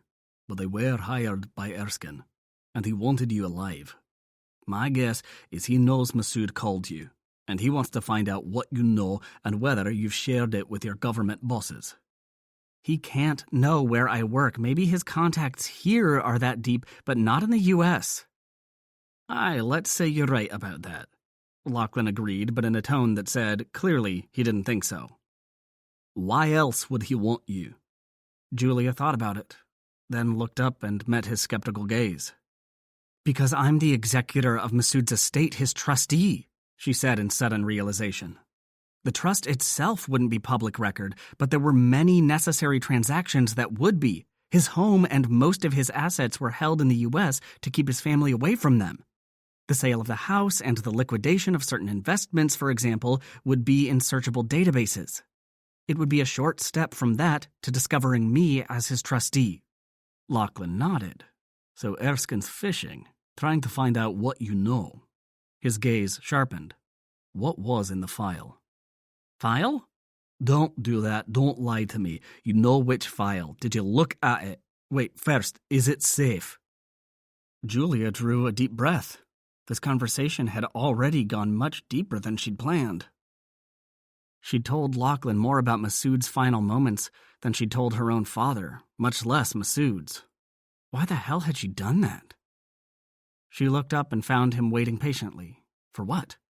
For her to decide if she was going to fully trust him. This was so hard, but damn it, she wanted Erskine dead, and Lachlan might be, no, was, her best chance of seeing that happen. Yes, I looked at it. But I'm no financial wizard. I trust his conclusions, but I couldn't tell you how he got there, even though I have all the data. And yes, it's safe. I hope you're good at covering your tracks. I am. It's kind of my job, you know. Not really, but I believe you. Did you share it with anyone? No. I didn't know whom to trust. You're the first person I've told. And I don't even know why I told you. Well, at least you know I won't tell Erskine. Is that supposed to reassure me? She asked dryly. Hell no. Just letting you know. His straightforward response, and even more, the fact that he hadn't demanded she turn the docs over to him, made her want to trust him, or at least made her believe they wanted the same thing, which was close enough. "So, where do we go from here?" she asked softly. "Malibu. Where else?" he said with a grin as he stood. "Are you staying in tonight?" She stood to face him. "I guess I hadn't thought about it." "Well, think about it, and don't go out without letting me know." He turned and started for the door. "Excuse me?" she said to his back, waiting until he spun to face her again. "Don't go out without letting you know? Who put you in charge?" "Erskine Ross, princess. You don't stand a chance out there if he's after you, and I need you to get me to Malibu tomorrow night." He winked, then strode for the door, and was gone. Julia stood there staring at the closed door. "Arrogant asshole," she muttered, then shrugged. She'd planned to enjoy a long soak, then go straight to bed anyway. She'd just been fucking with him, not wanting him to think he'd be calling all the shots. Turning away from the door, she flicked off the lights and went to run a bath. The cousins were waiting for Lachlan at the hotel. They hadn't been happy about him going off alone, but if it was up to them, he'd be wrapped in plastic and kept on a shelf. How the hell was he supposed to run a clan like that he didn't know? Much less destroy Erskine Ross and become Lord of Scotland. "Welcome back, my lord," Lennon said, playing his role as the hotel's night porter. "Lennon, anything I need to know?" "No news. The cousins are both upstairs." "Are they alone?" Lennon chuckled, apparently mistaking his meaning. It wouldn't have been unusual for Fergus or Monroe to entertain a lady or three, but that wasn't what he'd been worrying about tonight. There was too much afoot right now between the attempt on Julia's life, his own maneuvering to destroy Erskine, and now the upcoming visit with Raphael, which was an important first step to his move against Erskine. His question to Lennon had been aimed at any unwelcome or unknown visitors, whether they were friend or foe. No one other than Lachlan and his cousins needed to know clan business, much less his personal comings and goings. The door to his suite was open when he stepped out of the elevator. Fergus appeared a moment later, gun in hand, but held down next to his thigh. Lachlan rolled his eyes. "A gun, Fergus? I just finished telling Julia how vampires don't like guns much. It's not my fault you lied to the lady," Fergus said, sliding the weapon into the shoulder rig he was so fond of. "You watch too much television. Start acting like a vampire, for fuck's sake." He clapped Fergus's shoulder as he walked by. "Get Monroe in here. We need to talk." "Shite, what now?" "Good news and bad. Get Monroe." Fergus crossed the hall and pounded on the door. "Monroe! Get over here. Lachlan has news." The door was yanked open to reveal a disheveled Monroe, his eyes sleepy and his hair looking like someone had been running hands through it. Lachlan studied him. "Lennon said there were no ladies visiting." "I wish he was wrong, but no. I've been working my arse off on these fucking financials, and you well know it." "Any luck?" "Erskine's hiding money, but I'll be damned if I can figure out where. I'm beginning to think he's converted it all to gold coin and buried it beneath Ross Castle." Monroe tossed something onto the table behind him and closed the door, crossed into Lachlan's suite, where he went directly to the bar. "So, what's the news?" he asked, seeming more interested in pouring himself a healthy 4 fingers of whiskey. Lachlan tossed his suit coat aside and sprawled on the sofa facing the bar, shaking his head when Monroe offered the crystal decanter with a swirl of the amber liquid within. "For one thing," Lachlan said, "I think I've found someone who knows more about Erskine's financial holdings than you do." Monroe gave him an evil look. "Unfortunately, he's dead." "Fuck you." Lachlan nodded in agreement. "I might be able to access his records, though. Would that help?" "Aye, give me a place to start instead of trying to dig out of the hole I'm stuck in. Where'd you come by this bounty of data?" "Julia Harper." He lifted his chin in agreement with the surprised look on Monroe's face. "I wasn't expecting it either. I knew she was hiding something, but not that." "And would that be the only thing she's hiding?"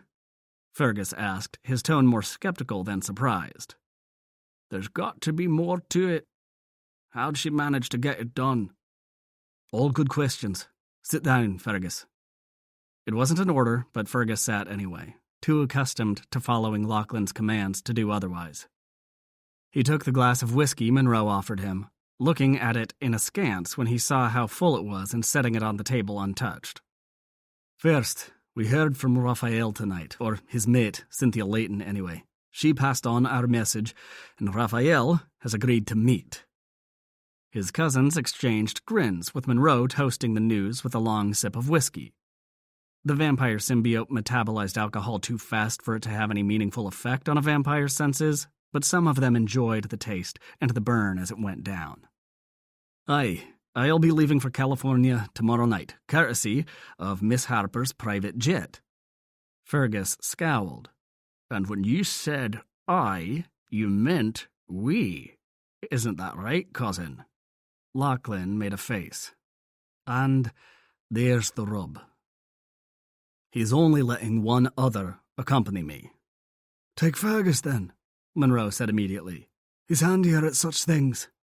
You'd both be good to have with me, but the other person will be Julia Harper. Fergus exploded to his feet. Monroe was right. He was the better hand when it came to military matters, or simple security. He also had a fierce temper that he rarely tried to contain, just as he didn't now. Gods, have you lost your mind? You're taking that woman? If it's the damn jet, we'll get our own. We don't need her fucking charity. I can't believe... Sit down and listen. Lachlan was on his feet too, the laid-back cousin persona burned away by the authority of both clan chief and vampire lord surrounding him in a corona of raw power. You think I'm that stupid? He hissed as Fergus took his seat, eyes downcast but his jaw still clenched. Lachlan drew a calming breath, then reached down and gripped his cousin's shoulder. He didn't like to use his authority over these two. Fergus and Monroe had been with him from the very beginning, when the decimated clan had looked to them for leadership. 3 vampires, barely turned, were suddenly making life and death decisions for everyone they loved. But alone of the 3, it was Lachlan who ultimately had proved he had the power to rule. He was their lord, and sometimes he had to act like it. He sat again, forcing himself to relax. It was Raphael who dictated the terms, he said quietly. It's natural for him to be suspicious. I would be too, under the circumstances. He may have heard my name, but he doesn't know me. And Julia, as you well know, works for the American government. He probably wonders about the whole setup, given the hostilities lately between the continents. Fergus's eyes met his, anger and suspicion still simmering in their depths. You think we should have gone through Quinn instead? Raphael underwrote his takeover of Ireland, so they must know each other. But Lachlan shook his head. I would have come off as weak if I did that. Quinn's no more powerful than I am. Why appeal to him? No, it had to be Raphael directly. You don't see it, but Julia's involvement is good for us. And I'm not talking about the damn jet. She's the one who knows where Erskine's money is hidden, or at least has the data trail for Monroe to follow. And she got us through to Layton and Raphael. He shrugged. The private jet doesn't hurt either, especially when it comes to dealing with sunlight. Which I'll have to, either on the flight or the runway when we arrive. Fergus shook his head. I still don't like it, but I see your point. Sorry, my lord. Lachlan hid his reaction at the title from his cousin's lips. He didn't mind hearing it from Lennon and the others. He was their sire, which, among vampires, was a relationship so critical that it was built into their DNA. But it still made him wince coming from Fergus or Monroe. I wasn't all that happy myself, he admitted. I would at least have liked more time to prepare, but it is what it is. How long will it be? Can I get her records before you leave? Monroe asked, talking over Fergus, who scowled at him. What? Monroe demanded. Those records are important. We need to know where Erskine's hid the territorial funds. Lachlan's lad to need them. Not if he's dead, Fergus growled. Raphael has no reason to kill me, Lachlan said confidently. If he doesn't think I'm up to the task, he'll just sit back and let Erskine take me out of the game. Erskine doesn't have the power or the balls to defeat you. I hope you're right. Frack, you know I am. Lachlan grinned. Let's talk about what I say to Raphael, then. The three of them talked for about an hour, hunched over the coffee table, trading insults and advice. But in the end, it was all up to Lachlan. He was the one who'd be walking into Raphael's lair and stating his case. Though that wasn't right either. He didn't need Raphael's permission to take over Scotland. He didn't need anyone's permission. That's not how it worked among vampires. If you were strong enough, if you could take the territory and hold it, you were a vampire lord. Simple as that. So why was he traveling so far to meet Raphael? Because once he became the Lord of Scotland, he didn't want to end up fighting a slew of skirmishes with his neighbors. Not Ireland, not England, and sure as hell, not anyone from the continent. As far as he was concerned, those fuckers over there needed to clean up their own mess. And if they tried to use his territory to solve their problem, then they'd die. Simple as that. Chapter 5. Lachlan woke the next night to a message from Julia Harper, giving him a choice. She'd calculated the maximum darkness for their flight to Los Angeles. By leaving London at roughly 10 p.m., they'd arrive in L.A. by 2 a.m. Lachlan didn't know if they'd hit daylight during the flight or not. Monroe could have told him, but it didn't matter. He'd be stuck on the plane one way or the other. The choice she gave him was their departure date. Did he want to wait until the next day, or would he prefer to fly that same night? If so, he'd have about 3 hours to pack and get himself to the airport. Julia didn't know if that was enough time, but she was going to have the pilots file a flight plan and prep the jet just in case. And would he please call her as soon as he got the message to let her know his preference? It was all said very politely in her cool, unruffled Julia voice, the one that made him want to ruffle her a bit. He thought of all those hours they'd have together on the plane, and all the ways he could muss her up. He hit return on her message. She answered on the third ring, sounding out of breath. "Did I catch you at a bad time?" he asked. "No, well, not exactly. I was getting ready in case you decided to fly tonight. I showered earlier, but I was packing." The slight tremor in her voice told him she was probably lying. He suspected she was standing in her bedroom, still wet from the shower, maybe wrapped in a towel. He smiled. He'd told her she couldn't lie to a vampire, but maybe she'd thought that only applied to in-person conversations. For most vampires, it would have, but then, he wasn't most vampires. "Are you still there?" Julia's voice jarred him out of his thoughts. "I am," he said, "just thinking." Which wasn't a lie. He smiled. "We'll go tonight. I doubt we'll need to stay more than a night or two. At least, I won't. You may want a lengthier visit with Leighton. If so, I can— No, the shorter the better. This is business. Sin and I can catch up another time. But she did say something about daylighting at the airport, and that if you wanted, you could go directly to the estate for the day. She said they have plenty of room in the vault." Julia said, sounding puzzled. "Does any of that make sense to you? Because it doesn't to me." He smiled. It was refreshing to discover something she didn't know, and given her overweening need to have everything all neat and tidy, he couldn't let this pass without comment. "A flaw in your intelligence-gathering, princess." "I beg your pardon?" Her tone was all snotty upper class. She even added a faintly posh accent, despite her American origins. "I quite like the begging, as long as you do it right pretty-like." "Fuck you." He laughed. Mission accomplished. Sunlighting is when we sleep on the plane, usually in an airport hangar, because there's no time to get to a safer place. And the vault simply refers to secure sleeping quarters, which, these days, resemble bank vaults more than bedrooms. "Oh, that makes sense, then." Her reply was so stiffly polite he had to swallow a second laugh, figuring it might push her right over the edge. And while he wouldn't mind seeing his princess lose her cool, he wanted it up close and personal. He'd wager she looked beautiful in a full temper. Glad you approve. I'll meet you at the airport, shall I? Which one? London City. I'll be in the first-class lounge. Of course you will. See you soon. He hung up without giving her a chance to respond, though there was really nothing else to say, and he had to check in with his cousins. He'd throw together a duffel bag of clothes and supplies, but he wouldn't need much, because he didn't plan on staying long. He took a quick shower, then walked out to the sitting room to find Fergus waiting for him. He'd updated both his cousins on the situation insofar as Julia had told him the previous night. They were no more happy about him going to California without them, but they agreed that her story made a lot more sense than it had. Especially since Monroe had verified the basic details about Masood's death while they'd been discussing it.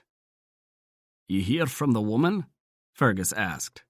He might have reconciled himself to not going on the trip, but he wasn't any happier with Julia's involvement, no matter what she'd revealed. "I did. We're leaving out of London City at 10 o'clock. If you drive, we can talk on the way." Fergus glanced at the clock on the side table. "When do you want to leave?" 20 minutes. Departure is 10 o'clock, but we'll board before that. I'll bring the car around. You want Monroe in on this? Aye. I'll talk to Julia before we take off, see if I can persuade her to share the records this Masood guy left her about Erskine's finances. You think she'll go for it? Depends on her mood. She doesn't trust me yet. Fergus scoffed lightly. I ken, Lachlan agreed, telling them he knew the problem. Hard to believe, but 'tis true.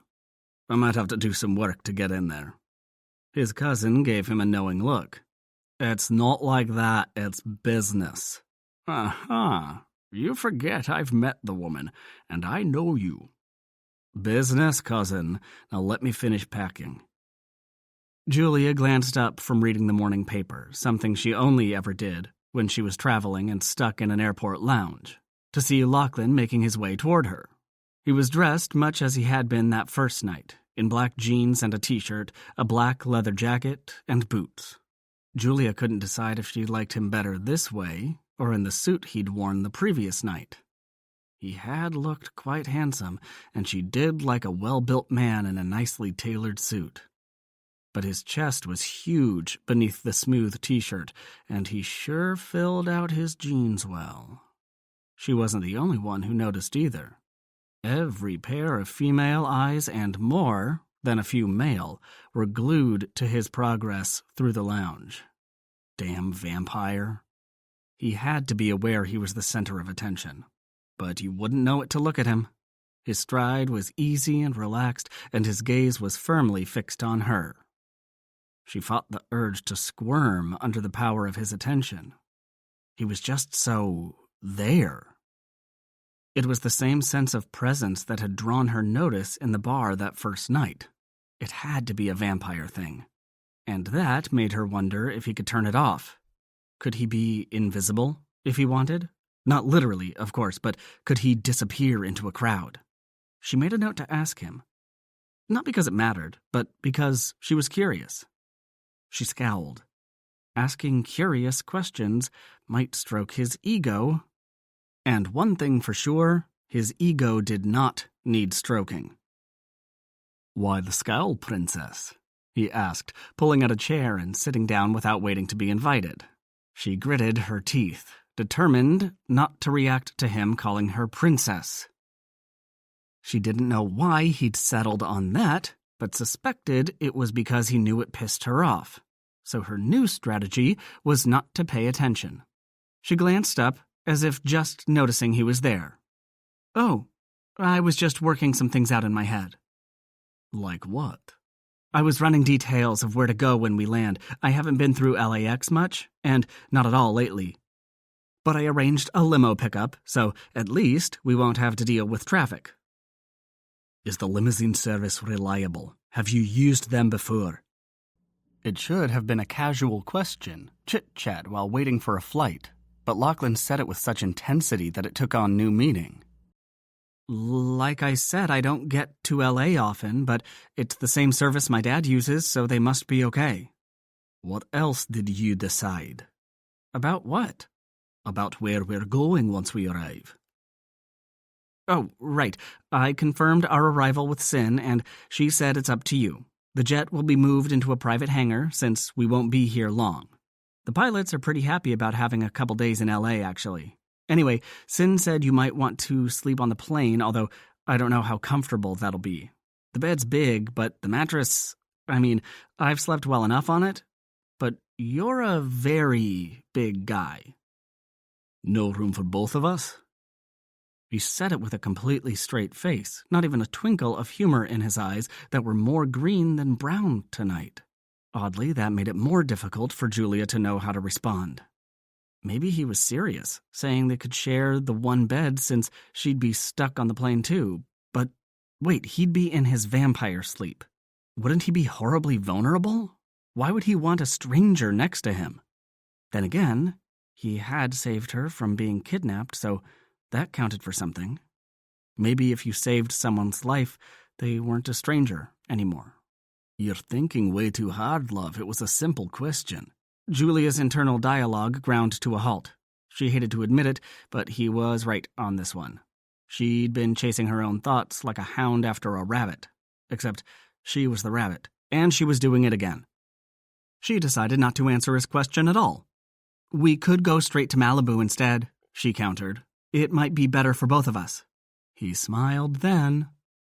Sturdier bed? I'm sure it would be, she said, refusing to be baited. Sounds lovely, but I'll stick with the plane. You're kidding. She was honestly stunned. Why the hell would he want to be stuck on a plane all day? I like to control my surroundings, especially when I sleep. I'd trust Raphael more than I would most vampires that I don't know, but he probably has a small army of vamps on his estate, every one of whom is completely loyal to him. Let's just say that I'm not comfortable sleeping surrounded by someone else's warriors. He fixed that dark gaze on her. Unless you'd like to sleep with me and keep me safe. Again, she couldn't tell if he was being serious, but she knew she didn't want to find herself in a bed with Lachlan McRae, and she didn't want to consider why that was either. The plane it is, I guess, she said somewhat wistfully. It was a very posh jet, but there was only one bed. She'd have to make do with a reclined seat. There was a short bench seat in the back, but it wasn't long enough for her height, nor wide enough to curl up on. He smiled again. I'll be dead to the world, princess.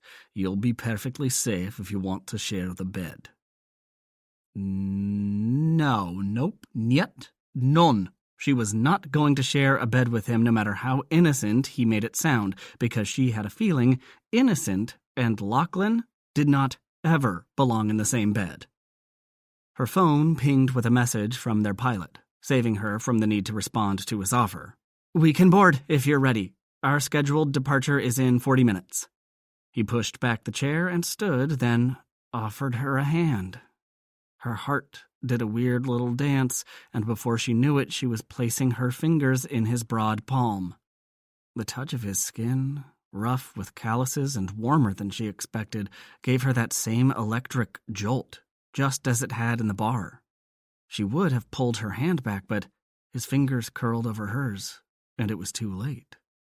As soon as she could, she slipped her hand away to reach for her briefcase. She expected to be relieved, but what she felt was closer to remorse for the loss of that contact between them. She cleared her throat nervously. Did you bring a bag? She asked, feeling stupid. What a lame thing to say. He gestured toward the entrance. I left it with the charming ladies up front. Of course he had. She'd seen more than one person ask to leave a case, and the charming ladies had declined. But they did it for Lachlan. Damn vampire.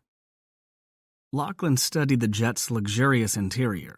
No wonder Julia had wanted to take her father's plane.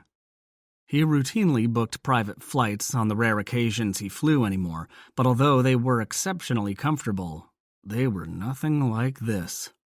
This plane wasn't one of the Lear-type private jets he was used to. This was a full-scale 707 with conference tables and seats for conversation groups, in addition to individual seats large enough that even he was more than comfortable. The hush of money infused the very air. If not for the pervasive hum of the engines, he wouldn't know he was on a plane at all.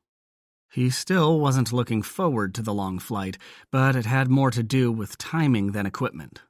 He would almost have preferred to leave at a time that would put him in daylight for the entire trip so he could sleep for the entire 11 hours. That didn't work when going to California, unfortunately, so he was going to be stuck wide awake for most of the trip.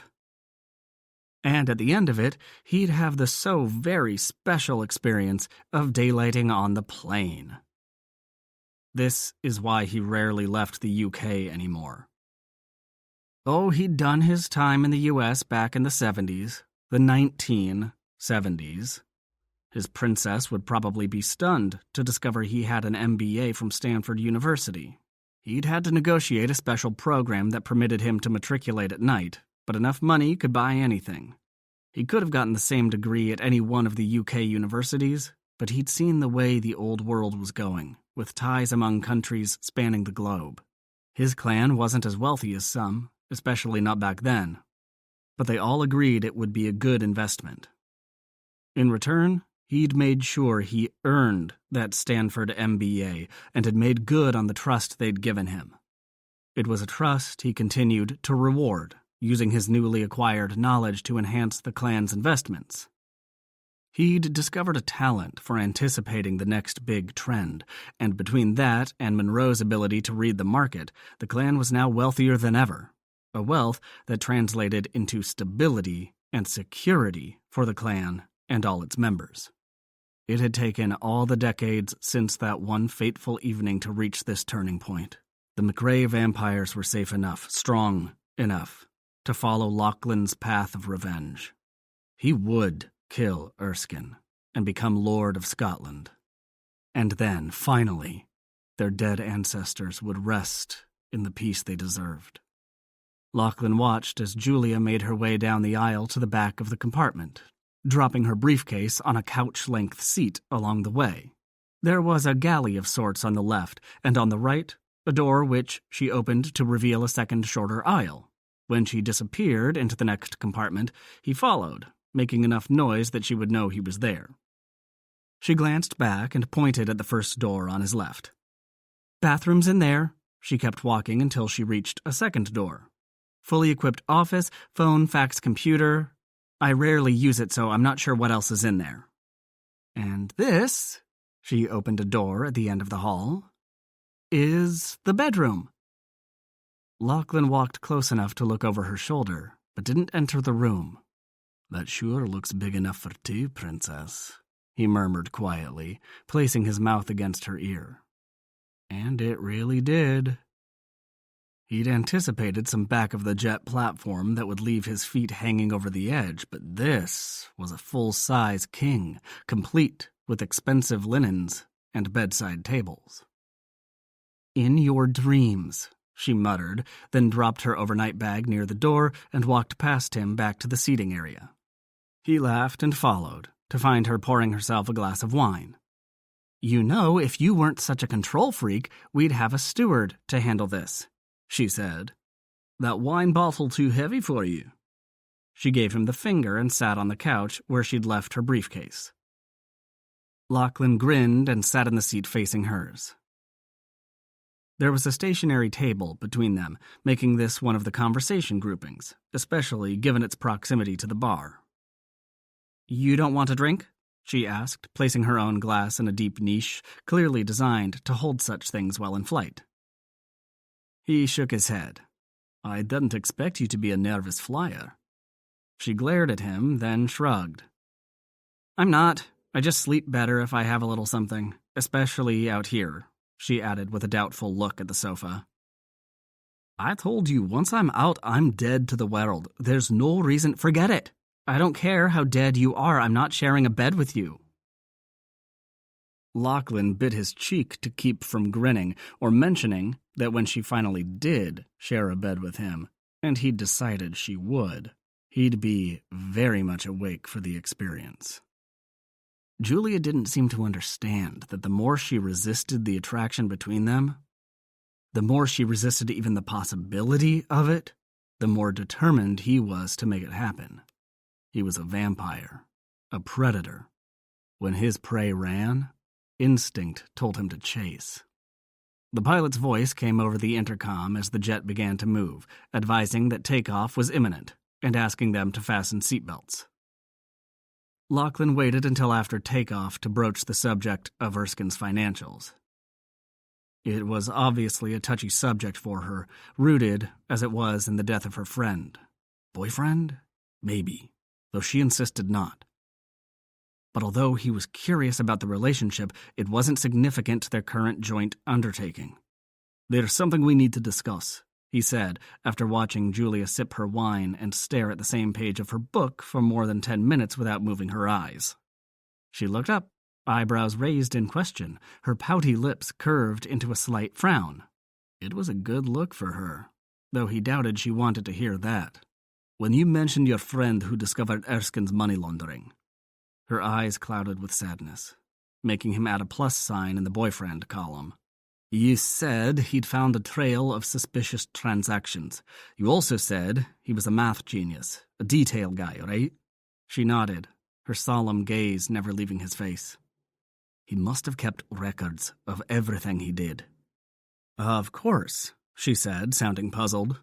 "And since he found something shady, possibly even illegal, depending on the jurisdiction, he wouldn't have trusted the firm's records to remain untouched, especially since he knew someone inside the bank was involved." She nodded, her expression no longer confused but wary. She knew what he was talking about, knew where he was going with it, so Lachlan cut to the chase, as the Americans would say. "He made a backup copy, Julia. Whether it's paper or digital, he kept personal records of everything, so the bank couldn't erase it." "And if he did?" she said defiantly. "I need those records." She made a scoffing noise. "Look, I know about your Stanford MBA." She smiled sweetly at Lachlan's look of surprise. "You're not the only one who investigates the people you do business with." He shrugged. It wasn't as if he was hiding a damn thing. "Your point?" "You're right. Masood did make a backup. It's why he called me." "That, and..." She cut herself off before confiding Masood's declaration of love. She'd always known he loved her. She'd loved him too. She still did. Just not the way he'd loved her. That wasn't something she wanted to share, however. "He told me where they were and said I had to get to them before anyone else did." "And did you?" "Yes. There was a file, but most of the data was on a pair of thumb drives. I've studied them over and over, but I just don't see the same thing he did. I can't find it." She looked up. "I doubt you will either." Lachlan couldn't decide if he should be insulted, even though she was probably right. But in the end, it didn't matter, because he wasn't going to be the one looking at the damn files. "Your Masood wasn't the only mathematical genius in the world. Give me the drives or copies. I have someone who can make sense of them. Do you have access to them from the plane?" She nodded. "Who do you know who's that good?" Well, now he might have to be insulted. Her question was loaded with such skepticism, as if it was utterly unthinkable for him to know such an accomplished person. But he wanted those records. "My cousin." "Another cousin? How many do you have?" "More than you, I'd wager, but as it turns out, you've met Monroe." Her eyes widened in surprise. "Monroe? He seemed normal, dull." "No," she said impatiently. "He was just so martial." Lachlan laughed. "Martial," he repeated. "That's a good one. Yes, he can fight, but he's also a fucking genius. He'll make sense of your friend's data." She studied him for a moment. "I need to be sure you'll help me, not just take the records and disappear." He wasn't a patient man, it usually wasn't necessary, but he forced himself to reason with her. "I thought we agreed," he said with deliberate slowness. That we were both on the same side when it came to getting rid of Erskine Ross. We both want him dead, right? Why do you need the records then? You think I'm lying? No. He dragged the word out, practically grinding his teeth in frustration. I think those records can help us shake Erskine up a bit, make him easier to kill when the time comes. She studied him some more, then blinked slowly. After we returned to London. Aye, but you're wasting time. Monroe's a genius, but even he'll need time to figure out what's going on. She scowled and studied him closely. I have to think about this. Lachlan exhaled noisily. Whatever you say, he conceded, then lifted his head as he sensed the sun breaking the horizon. Damn long-distance flights. They were convenient, but they sure fucked with a vampire's instincts. The sun's near. I'll see you in a very few hours. He stood and made for the luxurious bedroom in the next compartment. Stopping at the open door, he called, Join me, if you dare, princess. You'll be perfectly safe. If she dared? Did he think she was afraid of him? Bastard was way too sure of himself, so what if he was in there taking off his clothes, sliding into bed? She wasn't going to think about that, wasn't going to imagine his muscles flexing on that broad chest and those beautiful arms, wasn't going to replay the soft whisper of his skin against the sheets. Would he sleep naked? Probably not, she decided, not today, anyway. He wasn't a man who trusted easily, and he was in a strange place, with someone he barely knew, and no control over where the airplane would go. She lifted the shade on the closest window and saw the barest glimmer of light on the horizon. Odd how he'd known the sun was near, even with all the shades pulled down. Must be a vampire thing. Stop. The word filled her thoughts as she ordered herself to cease this foolish daydreaming and do something useful. She hadn't told Lachlan, but she had Masood's files on her laptop. She wasn't stupid, so they were encrypted and under password, but she could certainly access them. And now she had a few hours ahead of her with nothing else to do. Maybe she should have one more go at them. She wasn't a financial wizard, but maybe this time they'd make sense. And if not, she'd have to trust Lachlan and his cousin. The idea didn't set easily on her mind, but she was stunned to realize that it wasn't as foreign as it would have been only 3 days ago. Some part of her, some instinct or hindbrain response was ready to trust the vampire. What the hell? Shaking her head, she opened her laptop and pulled up the files, then sat there staring at row after row of dates and numbers in at least 5 different currencies on the first page alone. She swallowed her groan and started reading. But an hour later, she jerked out of sleep to find her fingers still on the keyboard and a cluster of meaningless text on the screen. Hell, it wasn't even text, just a jumble of letters. Was there such a thing as sleep typing? What the hell had she been trying to say? And to whom? Notes to herself? To Monroe? Realizing it didn't matter because it made no sense, she shut the laptop and set it aside. Then did the best she could to make a bed of her couch. Stretching out on the cushy seat, she covered herself with a blanket, punched a pillow into shape under her head, closed her eyes, and let sleep take her. She woke to the sound of her own cry of surprise and just in time to catch herself from falling beneath the table. She sat up, rubbing her arm which had slammed into the wooden edge. That was going to bruise, she thought, pissed off and feeling stupid. The damn couch wasn't wide enough for decent sleep. She should have made Lachlan sleep out here while she took the bed. On the other hand, he was about 3 times her size, so if she couldn't make it work, he sure as hell wouldn't be able to. But he'd said vampires were dead to the world when they slept, right? Did that mean they didn't move? Didn't roll or toss and turn? Her brain flashed on an image of Lachlan again, sleeping half-naked in the big bed. Stop, she whispered out loud this time. I'll just move to one of the seats instead, take a sleeping pill, and put it in full recline. She realized she was talking to herself and shook her head, obviously more tired than she thought. Pulling her briefcase closer, she rummaged in an inside pocket for the small bottle of pills she always brought along when she traveled, especially internationally.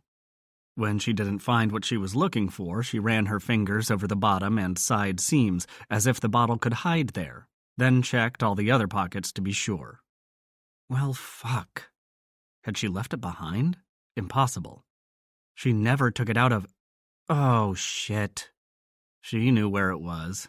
In the overnight bag she'd dumped in the bedroom, thinking she wouldn't need it until they were closer to L.A. She sighed. She wanted those pills. It was either that or arrive in California looking like a baggy-eyed rag doll. Maybe not that bad, but exhausted wasn't a good look for her. She thought some more, lips pursed in irritation. Damn vampire, this was all his fault. If he hadn't taken the bed... Okay, so she'd insisted, but he could have put up a fight at least. Of course, Sin had told her about the vamp's sensitivity to sunlight, so he probably preferred to sleep in a securely dark room. Wait a minute. What about that whole dead-to-the-world thing? She could slip inside the bedroom just enough to grab her bag, then leave. He'd never know the difference, and there were no windows that opened on the hallway back there, so no risk either. She thought about it another minute or so, but couldn't see any downside to her plan. Standing, she tiptoed down the aisle for some reason, then into the short hallway, careful to close the compartment door behind her. Covering the short distance to the bedroom in the near dark, with only the dim light from the bathroom to guide her, she stopped and put her ear against the bedroom door. Hearing nothing, she turned the knob and pushed it open. It was perfectly dark inside, with not even the usual power lights from the electronic devices to break the blackness. There should have been a digital clock on the bedside table, so he must have unplugged it, or shoved it into a drawer. Maybe he didn't like the red glow of the numbers. She was with him on that. They'd always seemed rather hellish to her, and she wondered why they didn't go with something soothing at least, green, maybe, or a soft white. But she didn't worry about that for long, because her eyes adjusted to the little bit of light leaking in from the hall, and she found Lachlan. He looked impossibly bigger, stretched out on the bed. He wasn't under the covers, and despite her rather vivid imaginings, he wasn't half naked either. He was fully dressed, on his back, and... Jesus, was he breathing? Julia rushed over to the bed and was reaching for him just as his chest rose in a deep breath. It was so sudden and unexpected that she jumped back, feeling foolish all over again. What was with her today? She was twitching like a mare in heat. And why the fuck had she used that analogy? Just because he was beautiful and utterly masculine, and she hadn't had so much as a kiss in months? Get yourself in order, Jules, she muttered, then stood straight as she studied the vampire's long form. He truly was dead to the world. Otherwise, she was certain he'd have woken by now. She started to turn to grab her bag and leave, but then her gaze lifted to take in the huge bed. It had been custom-made for her dad and was wider than a normal king size. Lachlan had chosen to sleep on the one side rather than in the middle, and his still form didn't come close to taking up even half of the available space.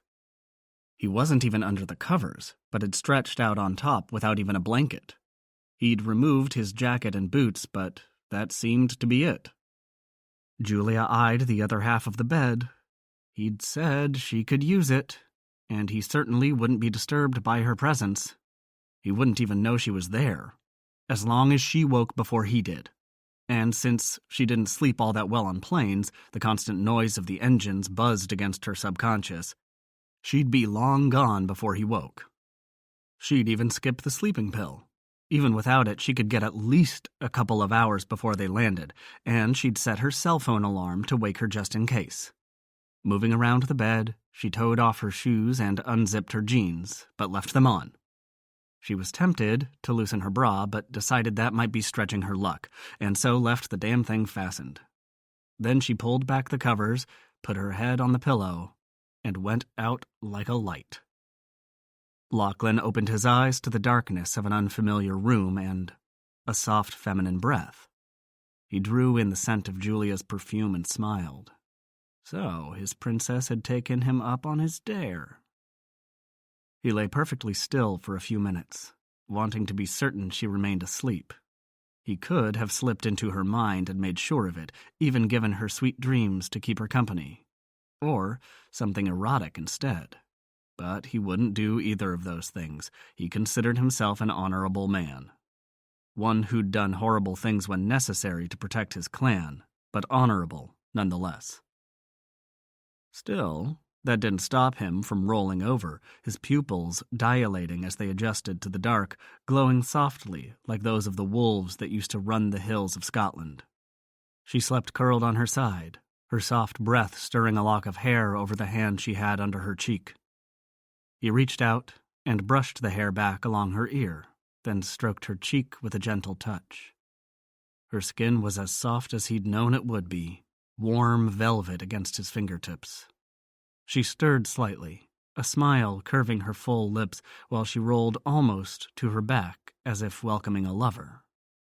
Lachlan froze for a moment, not wanting her to wake to find him hovering, but then she moaned again, and the scent of feminine arousal filled the air. He stopped breathing, every muscle going still, except for his cock. That fucker went hard as a rock in 2 seconds. Her tongue slipped out and licked her lips, leaving them wet and shining, just waiting to be kissed. He swallowed a groan. He might be a damn powerful vampire, but he was also a man. Even he had limits. Leaning over, he brushed his lips with hers just once, barely firm enough to be felt. More of an exchange of breaths than a kiss. She lifted her mouth to his and kissed him back, her tongue sliding along the seam of his lips, urging him to open. He did, opening his mouth and tangling his tongue with hers until the kiss was hot and heavy, their teeth clashing as they fought to get more. Lachlan twisted his hand in her hair and pulled her closer, and her eyes opened. She gasped into his mouth, cheeks hot against his skin. Lachlan lifted his head at once, fighting not to smile, as embarrassment fought the lust still clouding her eyes, still making her heart pound and her nipples harden. She pushed herself up, then reached over to turn on the bedside lamp. Lachlan closed his eyes instinctively, but it was a low light, just enough to see Julia staring at him accusingly. "You said I'd be safe." He allowed a satisfied smile to touch his lips. "I woke up. It's nighttime out there, and you were dreaming. You said my name." It wasn't true, but there'd been a smile when he'd touched her, and that kiss, which was far better than any dream-spoken name. "Probably a nightmare," she muttered, but she didn't deny it. He laughed. He knew when a woman wanted him.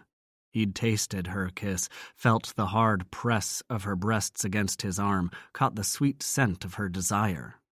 She'd been dreaming of him, all right, and he'd answered. "Go back to sleep, princess.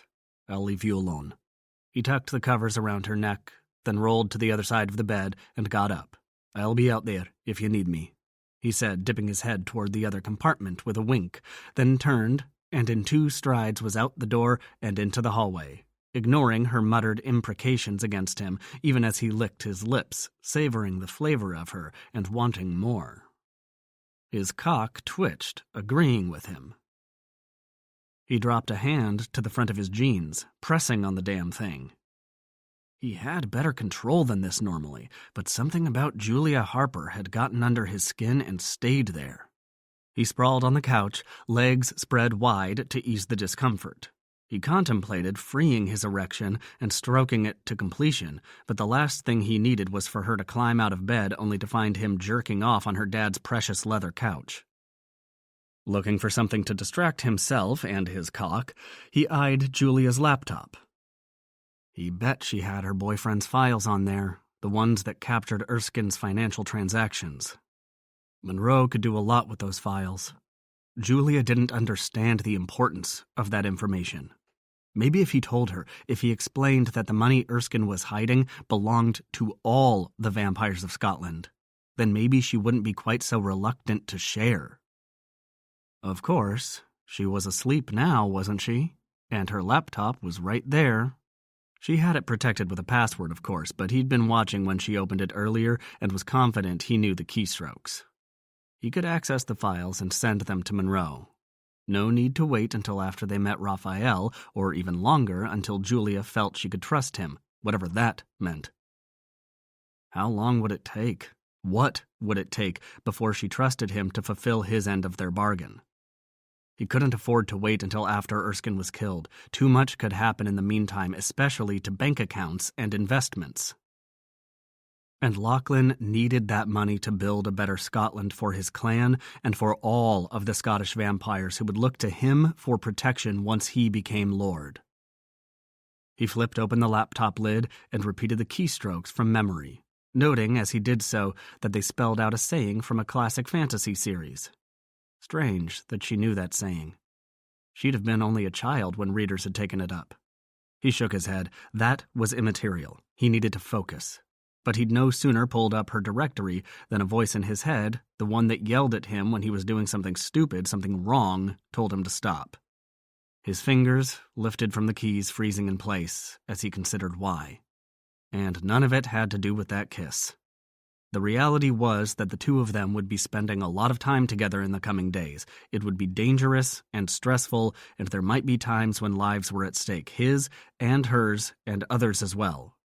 She'd spoken of trust, but did she understand what that meant when you were fighting for your life? Had she ever killed someone? Could she? She was right about one thing. They did need a basic level of trust, and if he stole these files, if she found out about it, it would destroy any chance they had of building a partnership they could count on. He scowled. Sometimes he wished that damn voice of reason would shut the fuck up. But it was right this time. She'd promised to turn over the files once they returned to London, which wouldn't be more than a few days. This trip to Malibu wouldn't take long. He'd meet Raphael and leave. One day in, one day out. And then the files would be his, with no complications, no breach of trust. Pulling out his phone, he texted Monroe, telling him the files existed, and he'd have them once he returned. Then, cursing the hours left until they reached L.A., he pulled up a book on his phone and began reading. It was a good book, but not good enough. By the time the pilot's voice came over the intercom advising of their imminent arrival, he was pacing the aisle, feeling as though he'd been trapped in this metal capsule for days rather than hours. Thank fuck, he swore when he felt the plane's nose dip as the jet began its descent. Slamming into one of the big window seats, he lifted the shade and watched the lights of California's high desert slip by. He'd flown this route so many times, he knew what to look for, even if he didn't always know what he was looking at. The pattern of lights and swaths of darkness were familiar and welcoming. Did I hear the pilot say we're landing? Julia's sleepy voice had an immediate effect on his libido, although fortunately it was no more than a sharp awareness of her presence. If he'd popped a full-on erection, he might have thrown caution to the wind and kissed her until she surrendered. She didn't wait for his answer, disappearing into the bathroom instead. When she came out, she was still deliciously mussed and sleepy-looking, cheeks pink, hair tousled, as she made her way down the aisle to sit across from him. "We're landing?" she asked. Yes.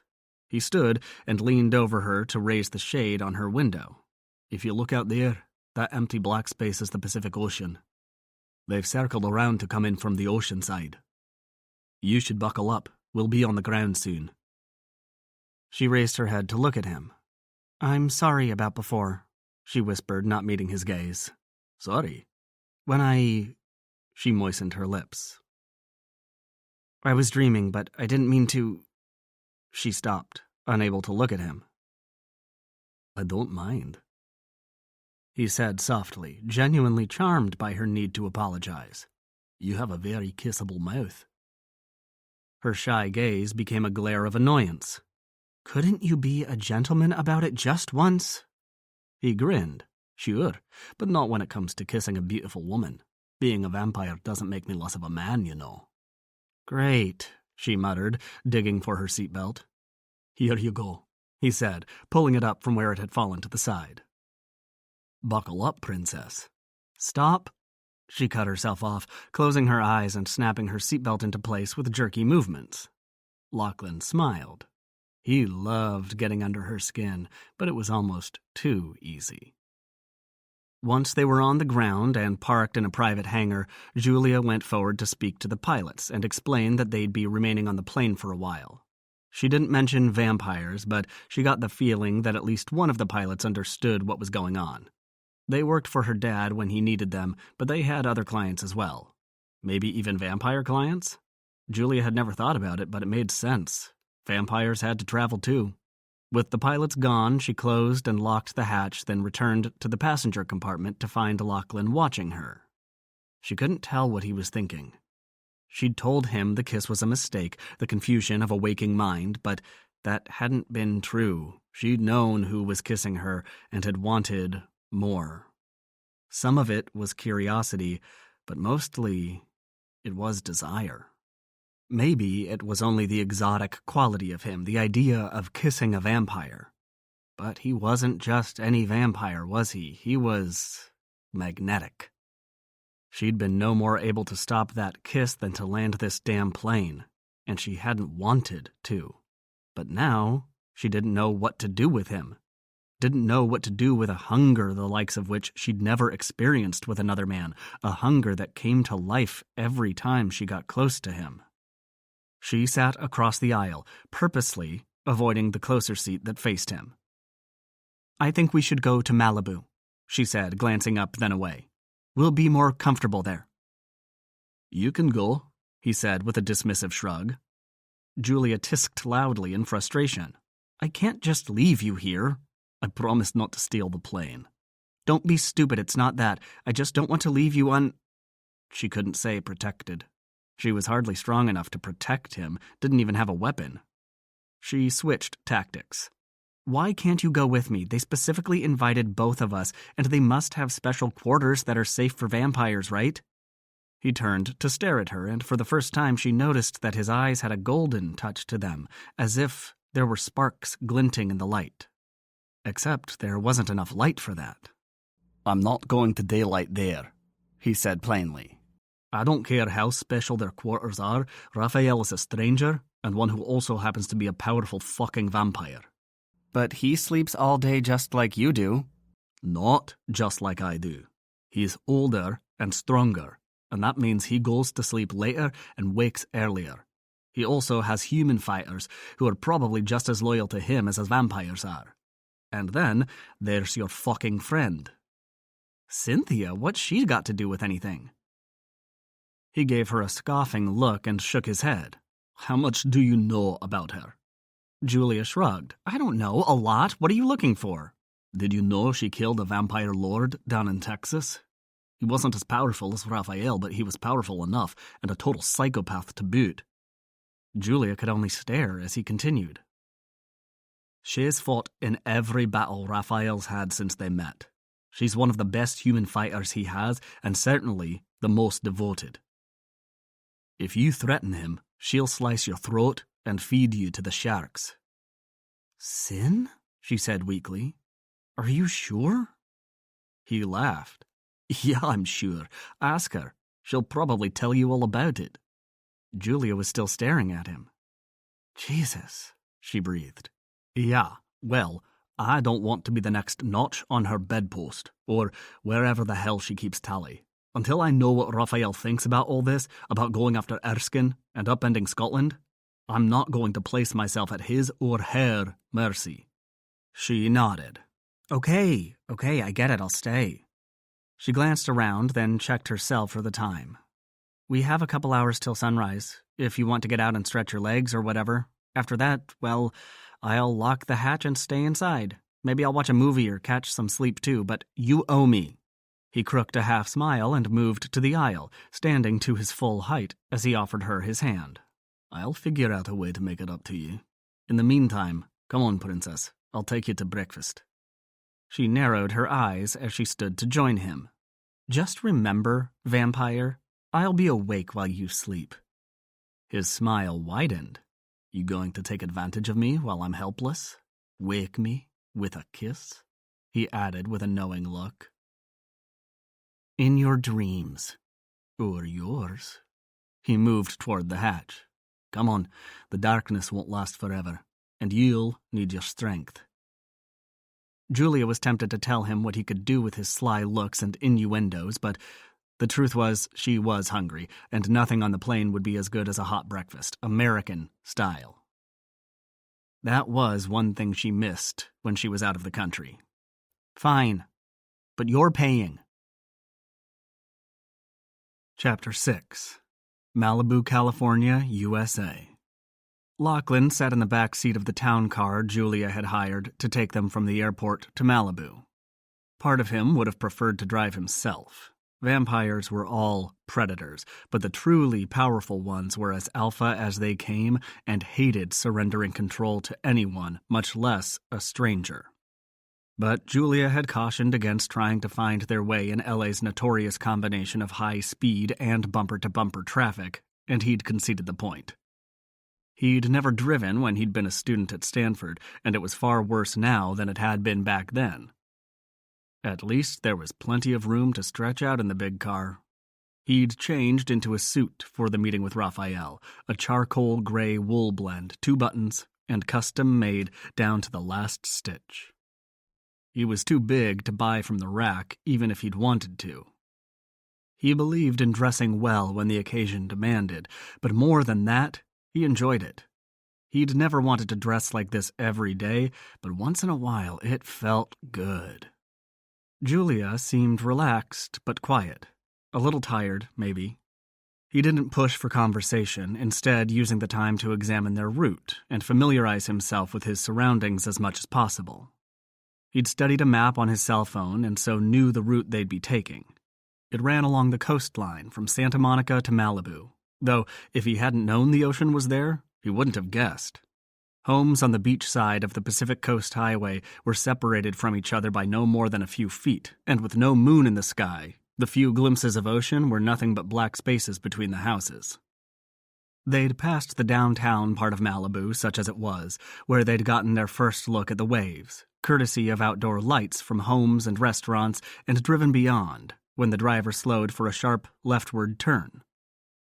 Lachlan's vampire sight showed him a slightly paler strip of road between dense trees, and he caught the sharp scent of eucalyptus. "I hate that smell," Julia murmured. He glanced over her elegant profile. Why? "It hurts my sinuses." He was spared from coming up with a response when a very sturdy-looking gate abruptly broke the line of a tall wall they'd been paralleling for most of the driveway. There were no lights announcing the gate's presence.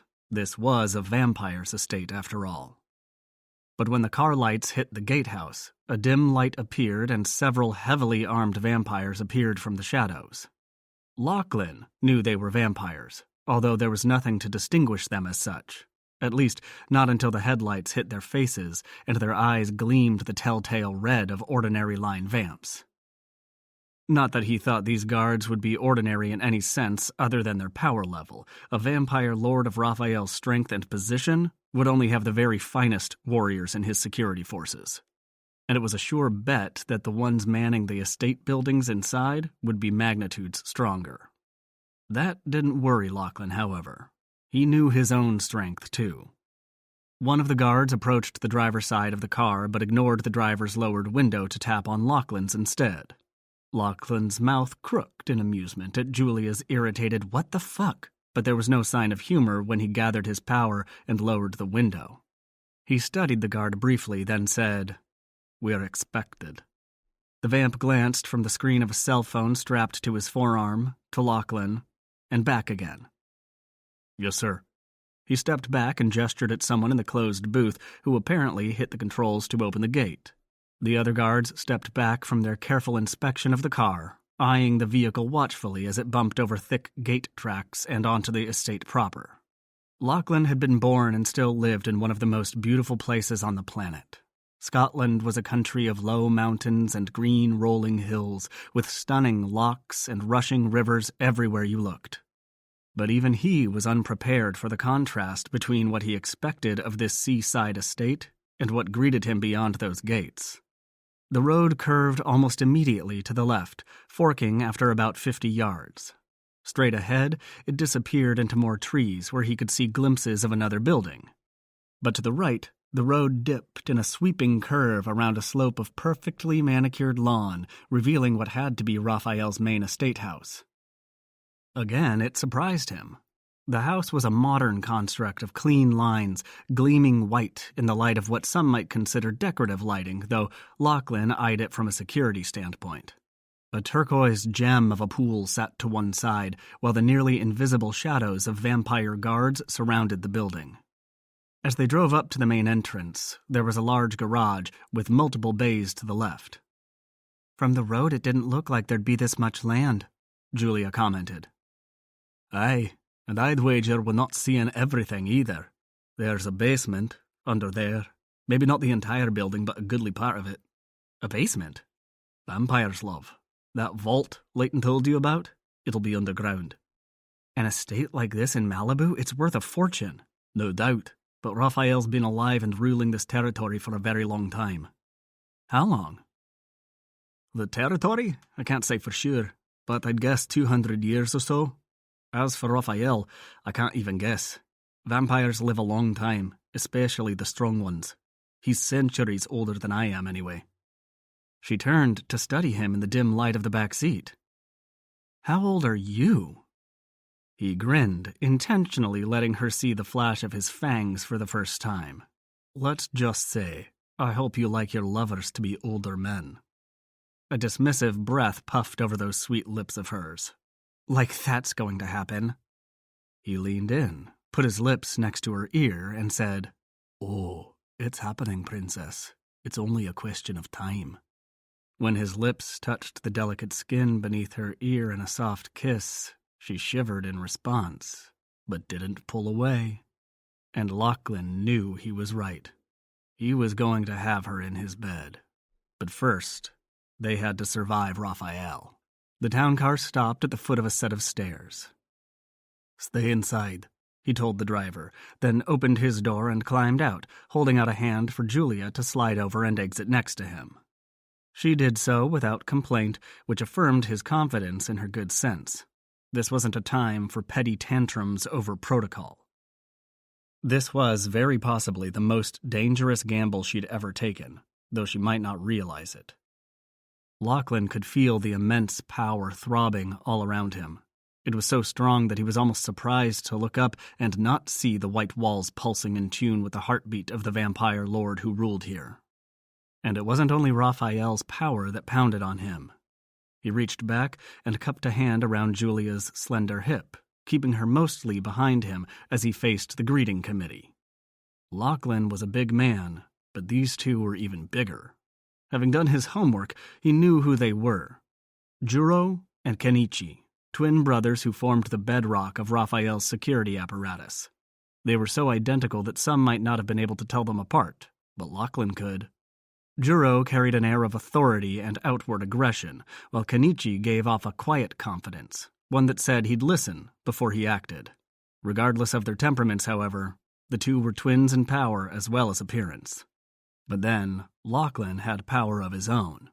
Letting it rise just enough to make a point without offering a threat, he held out his hand to Juro first. "Lachlan McRae," he said simply. "I believe Miss Harper and I are expected." Juro's dark eyes held his as they shook hands, and measured each other's strength. It wasn't a matter of physical muscle, although they tested that too, doing their best to crush bones. But it was another test that truly mattered. Vampire power flared, and he caught a whisper of telepathic communication, as Juro, no doubt, advised his lord of this new vampire strength. But then he gave Lachlan's hand a final squeeze that truly would have broken bones had he not protected himself with his vampire-enhanced muscle. Juro released his hand with a chuckle. "You should join us on the mat while you're here. It would be interesting." "An intriguing offer," Lachlan said, with the same touch of humor. "But perhaps another time. I doubt our visit will be long enough." He tightened his hold on Julia and stepped aside, letting her move up next to him. "Julia Harper," she said, not waiting for an introduction as she offered her hand. Juro's grip was visibly gentler. "Juro, welcome to Malibu." She smiled, then turned to Kenichi, who'd just finished with Lachlan. There'd been no test of power in their handshake. It hadn't been necessary. And when he greeted Julia, his grip was even gentler than Juro's had been. "Follow us," Juro said, starting up the stairs while Kenichi gestured for one of the other vampire guards to deal with the driver. The doors at the top of the short staircase were tall and elaborate, cut glass with a dark wooden frame and age-darkened brass hardware. They were opened from the inside by two guards who regarded Lachlan with open suspicion as they crossed into a marble-floored foyer. He was rather surprised that none of the guards viewed Julia as a threat. One would think, living on an estate with Cynthia Layton, they'd be more aware of the danger a human woman could represent. In this case, their judgment was warranted since, to his knowledge, Julia wasn't even carrying a weapon. In her view, she was visiting an old friend, not entering the lair of a viciously powerful vampire lord. She didn't fight him when Lachlan took her hand, however, so perhaps she wasn't as relaxed as she appeared. They were across the foyer and halfway up the inside stairs to what in America was called the second floor when a stunning brunette rounded from the upper floor with a shouted, "Jules!" Julia looked up with the biggest smile he'd seen from her so far. "Sin!" The two women ran toward each other, ignoring the undercurrent of vampire aggression as Layton pushed past the two huge vampires to greet Julia with a joyful hug. "It's been forever," Layton said, without loosening her hold. For Lachlan's part, he simply stood there, admiring the sight they made. Two beautiful women, hugging and kissing each other's cheeks, their faces beaming with happiness.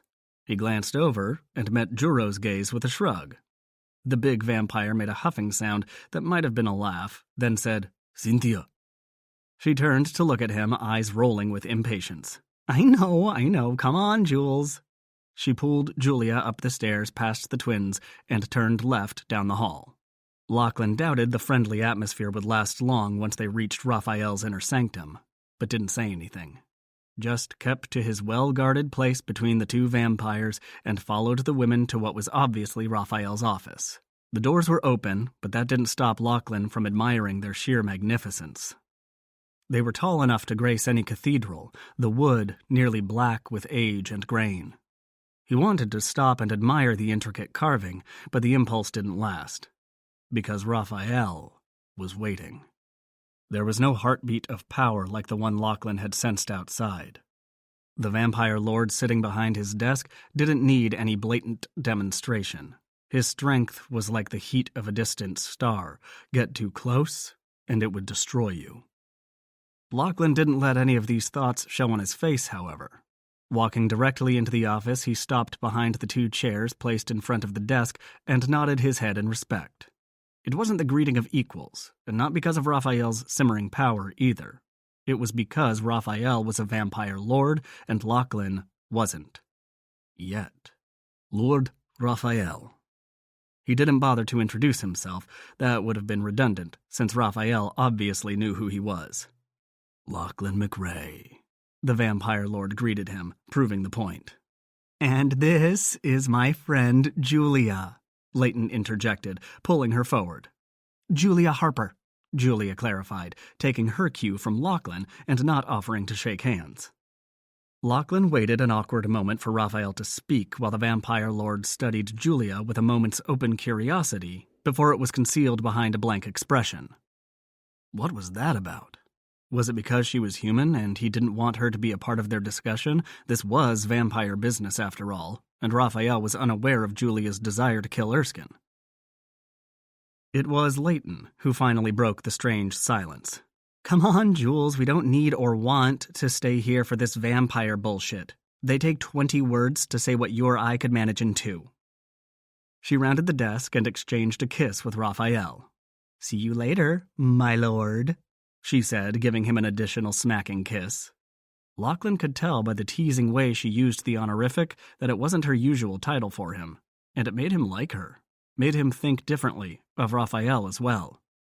Not that he thought the vampire lord was any less dangerous or deadly, but it humanized him, which was a strange thing to say about a vampire as powerful as this one. But the fact that he indulged this public display, not so much the kiss, But the easy teasing between them said something about who he was and how confident he was in his power. Lachlan turned and caught Julia's eye. She'd been watching the exchange with the same close attention and now met his gaze with more than a little puzzlement. He held out his hand and she took it, letting him tug her closer. "Are you okay with this?" he asked softly, more for her sake than anyone else's. Every vampire in the room would have heard the question, no matter how quietly he spoke. Julia took a moment to respond, but then gave his fingers a squeeze as she nodded. "I'll spend some time with Sin. You'll be okay?" Her presence wouldn't stop Raphael from doing any damn thing he pleased, but her concern had been so sincere that he swallowed his automatic grin. The truth was that if it came down to it, Lachlan would fight, and he'd do some damage before he died. But die he would. Even so, it warmed his cold vampire heart to know she cared. "I will," he assured her. "Don't worry, big guy," Leighton said, tugging Julia away from him. "I'll bring her back safe and sound."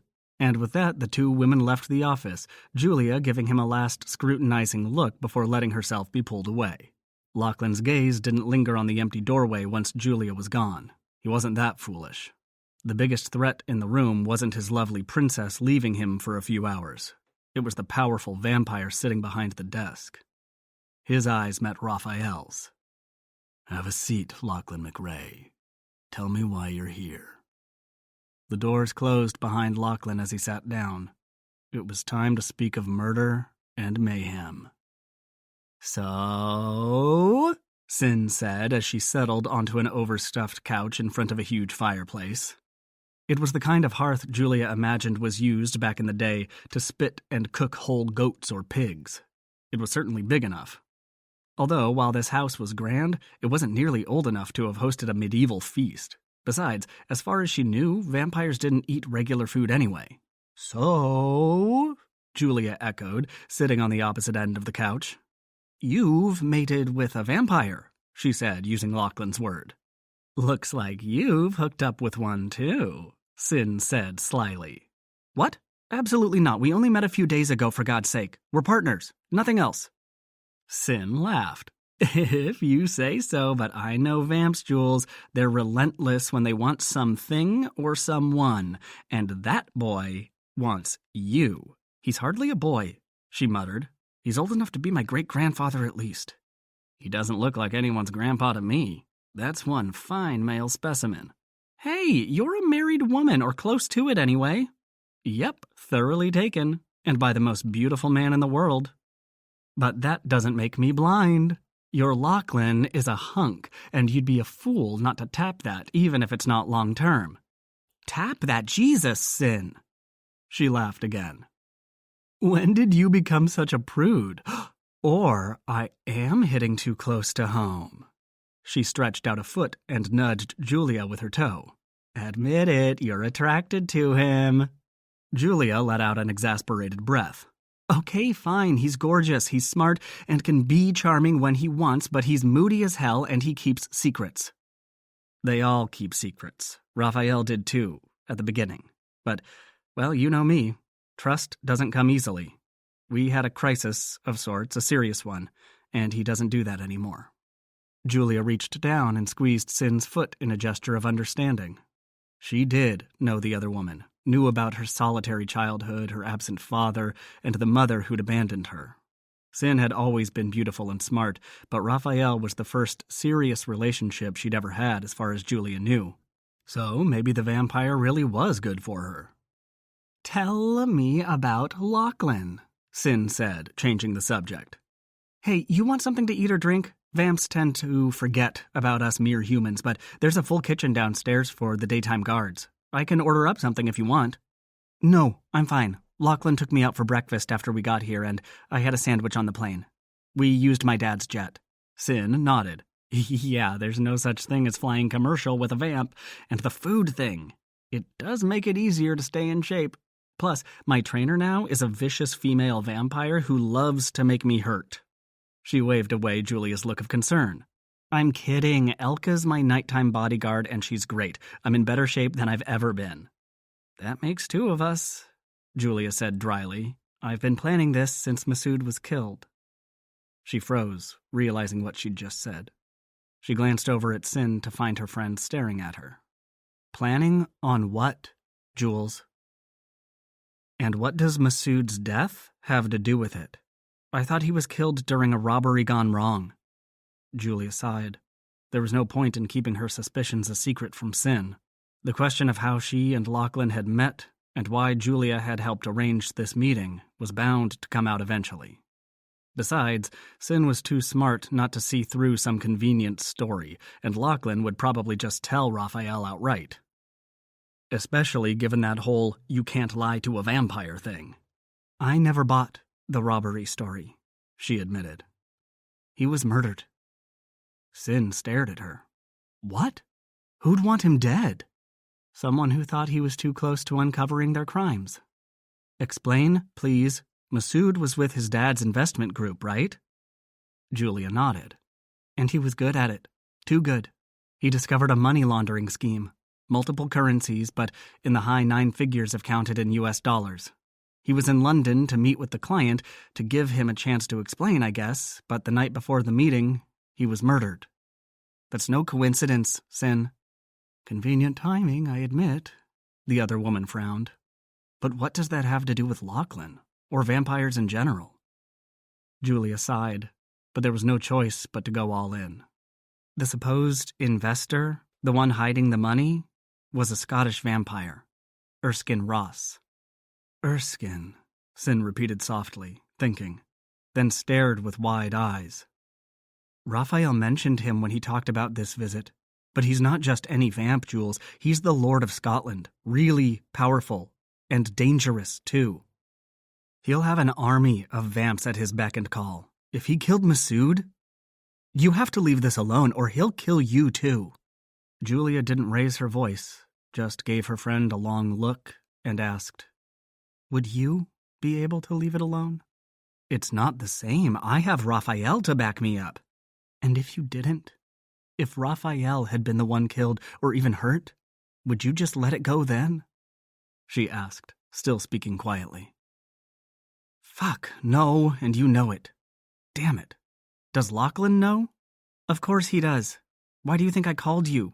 We have a deal. I help him get a meeting with Raphael, and he helps me get my revenge. What does that mean? What exactly is your revenge? I want that bastard dead, and I want to be the one who does the killing. Sin was silent for a long moment, then said, he won't let you do that, you know. Julia frowned. What do you mean? Who won't let me do what? Lachlan won't let you kill Erskine. If he wants Erskine dead, it's because he's going after the territory himself. That's why he wants to talk to Raphael. Why does that make a difference? Because it means he has to do the killing. It's a vampire thing. There's no way around it. He might let you get in a shot or two, but the death blow has to be his. Julia thought about it. Lachlan had told her about how someone had to be ready to step up and take over the territory if Erskine died. And he'd never come right out and said she could kill Erskine herself, only that they both wanted the Vampire Lord dead. She thought about it some more, then said, as long as I get to hurt him before he dies, I can live with that. Well, okay then. Sin jumped to her feet. Come on, I'll show you our armory. You can fire a gun, right? Of course, it was part of my training at... She stopped before she gave away her CIA connection, even though she was sure Sin already knew. Let's just say I was well trained and I don't need your armory. I have my own gun. A backup's always necessary, and I have these special bullets. Well, they're not mine. I didn't invent them or anything, but I call them my vampire killer rounds. One clean shot to the head and it destroys their brain. After that, you just walk up to them and blow out their heart. And you've got one very dead vampire. It doesn't matter how powerful they are either. Come on, babe, Sin cried excitedly. Let's go kill some motherfucking vampires. Sin, sit down and stop using that word. Your language is even worse than it used to be. Sin laughed, but didn't sit down. I'm serious, Jules. You need those bullets, and they might be harder to get in Europe. What size is your weapon? It's a 9mm, and... Yeah, I'll take the bullets, thanks. But there's no need to visit the armory, even though I know it's probably your favorite place. Sin gave her a big grin and made a pew-pew noise as she shaped her hand into a gun and shot it around the room. Jules shook her head. I don't need an extra gun. I'm sure Lachlan's cousins have more than a few hanging around. Sin flopped back onto the couch. We could go to the shooting range. We can't do anything serious about this plan of yours until Raphael and Lachlan finish talking. The way she said the last word made her attitude clear. But a moment later, she was stretching out like a lazy cat, her feet practically in Julia's lap, her head on a big throw pillow. Since you won't let me kill anything, let's talk about Lachlan. I want details. Julia would rather have discussed killing vampires. There are no details. Don't give me that. You may not curse much anymore, but you're not a nun either. I mean, come on. Look at the man. Lachlan is tempting, she admitted. I'm not blind. I know he's gorgeous, and he's smart. You know how much I like brains in a man, but it's a risk, and I don't know if I'm ready for that. She looked up. I don't want any more pain, Sin. Sin sighed. You have to let that go, Jules. You have to move on. She nodded. You're right, and I will. As soon as Erskine Ross is dead. Lachlan breathed a private sigh of relief when Julia left the room. She thought she was ready to take part in Erskine's assassination, but it was one thing to desire a person's death, and quite another to strike the death blow, to watch your enemy's lifeblood spurt, thick and red from the wound, to see his guts spilling over desperate hands in streaming heaps while he tried to hold them in, to watch life fade from his eyes. They never got that part right in movies. A man's eyes didn't close peacefully in death or stare blankly into space. The lids rolled up, and a film covered their eyes until there was no question of life remaining. More than anything, it was the eyes that had haunted Lachlan when he'd killed his first man. It was so long ago that he'd still been human, but the details were as vivid as ever. Of course, vampires simply dusted before their eyes could do anything. Why are you here? Lachlan didn't react when the sudden question interrupted his musings, just cursed himself for getting lost in useless memories. If he didn't want to join his unmourned dead, he needed to pay attention. Raphael had been the very picture of polite sophistication up until this point, but now that it was just vampires in the room, all bets were off. This was no time to fuck around, but to simply come out and speak the truth. I'm going after Erskine. He'll be dead within the month. Raphael tipped his head sideways. I don't know Erskine personally. What I do know of him isn't terribly impressive, so I don't really care what happens to him.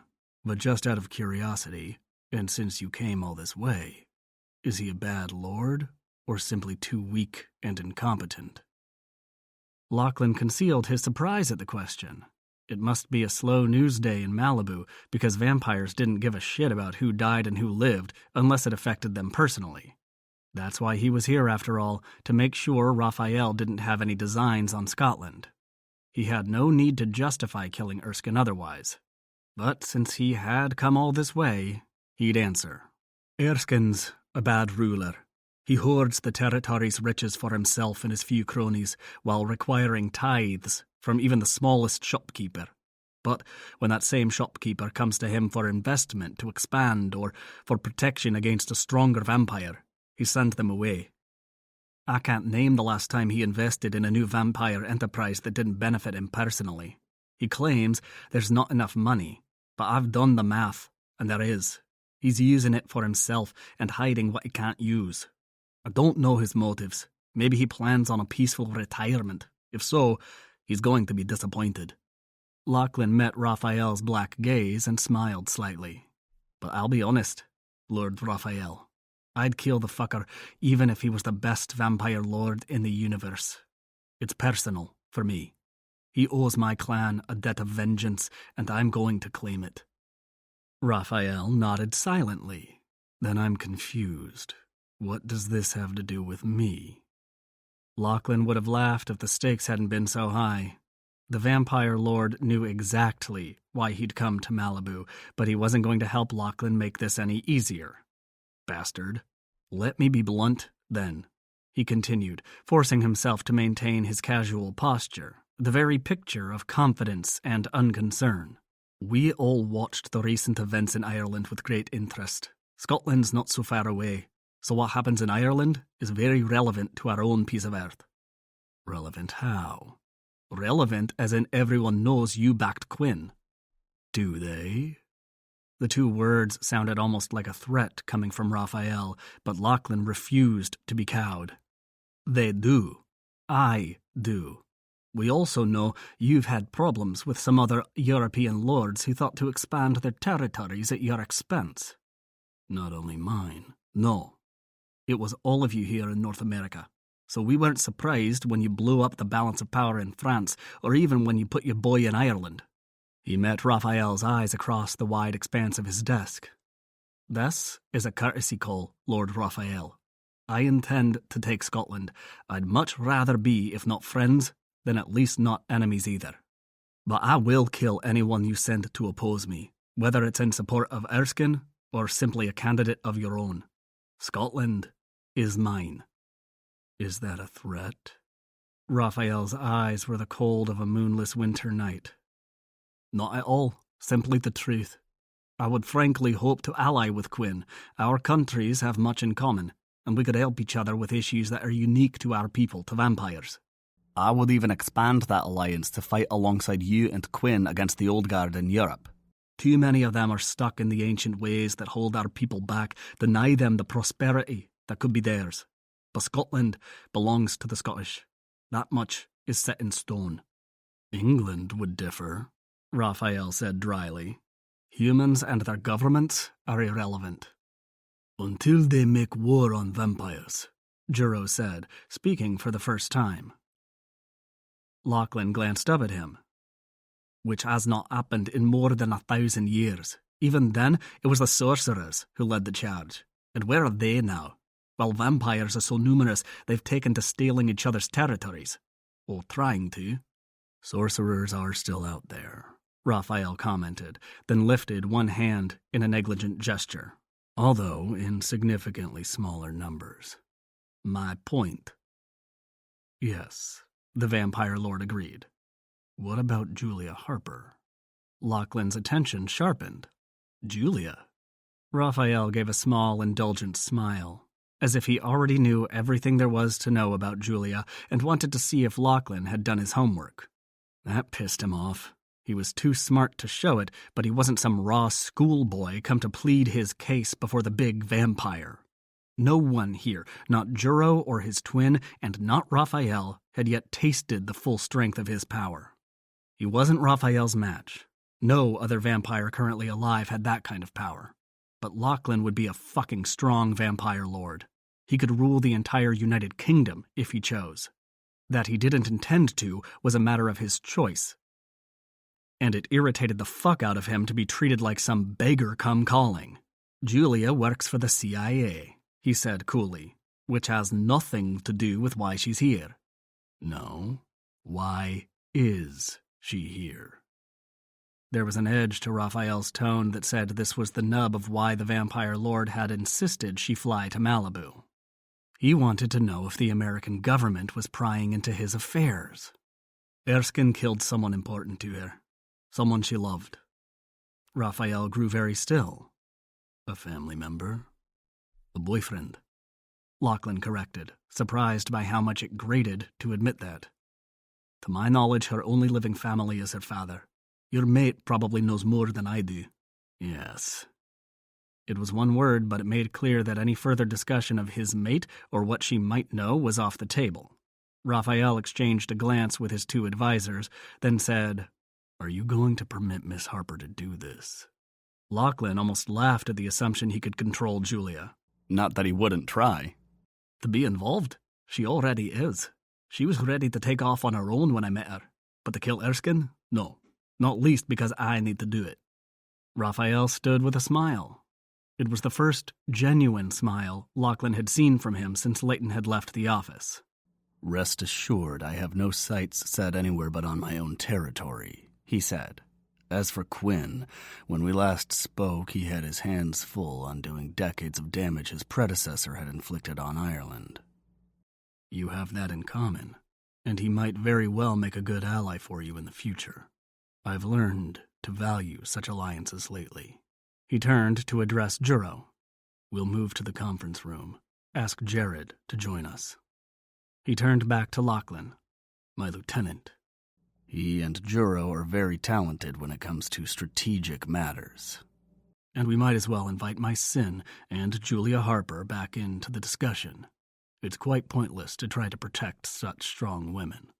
Lachlan had come to his feet when Raphael did. That's very generous. Thank you, my lord. Raphael waved a hand as he headed around the desk.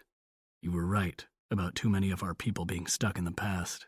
The rest of us have to join forces if we're to drag vampires into a stronger future. He pulled a slender cell phone from the breast pocket of his elegant suit and pressed a single digit. My Sin, he greeted.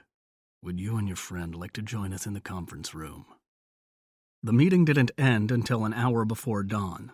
Lachlan was convinced that Juro and Jared could have happily gone on much longer. To say they knew a lot about strategic planning was a vast understatement. They not only knew it, they loved it. They were obviously both fans of military history and had a story for every possible scenario that they or anyone else could dream up.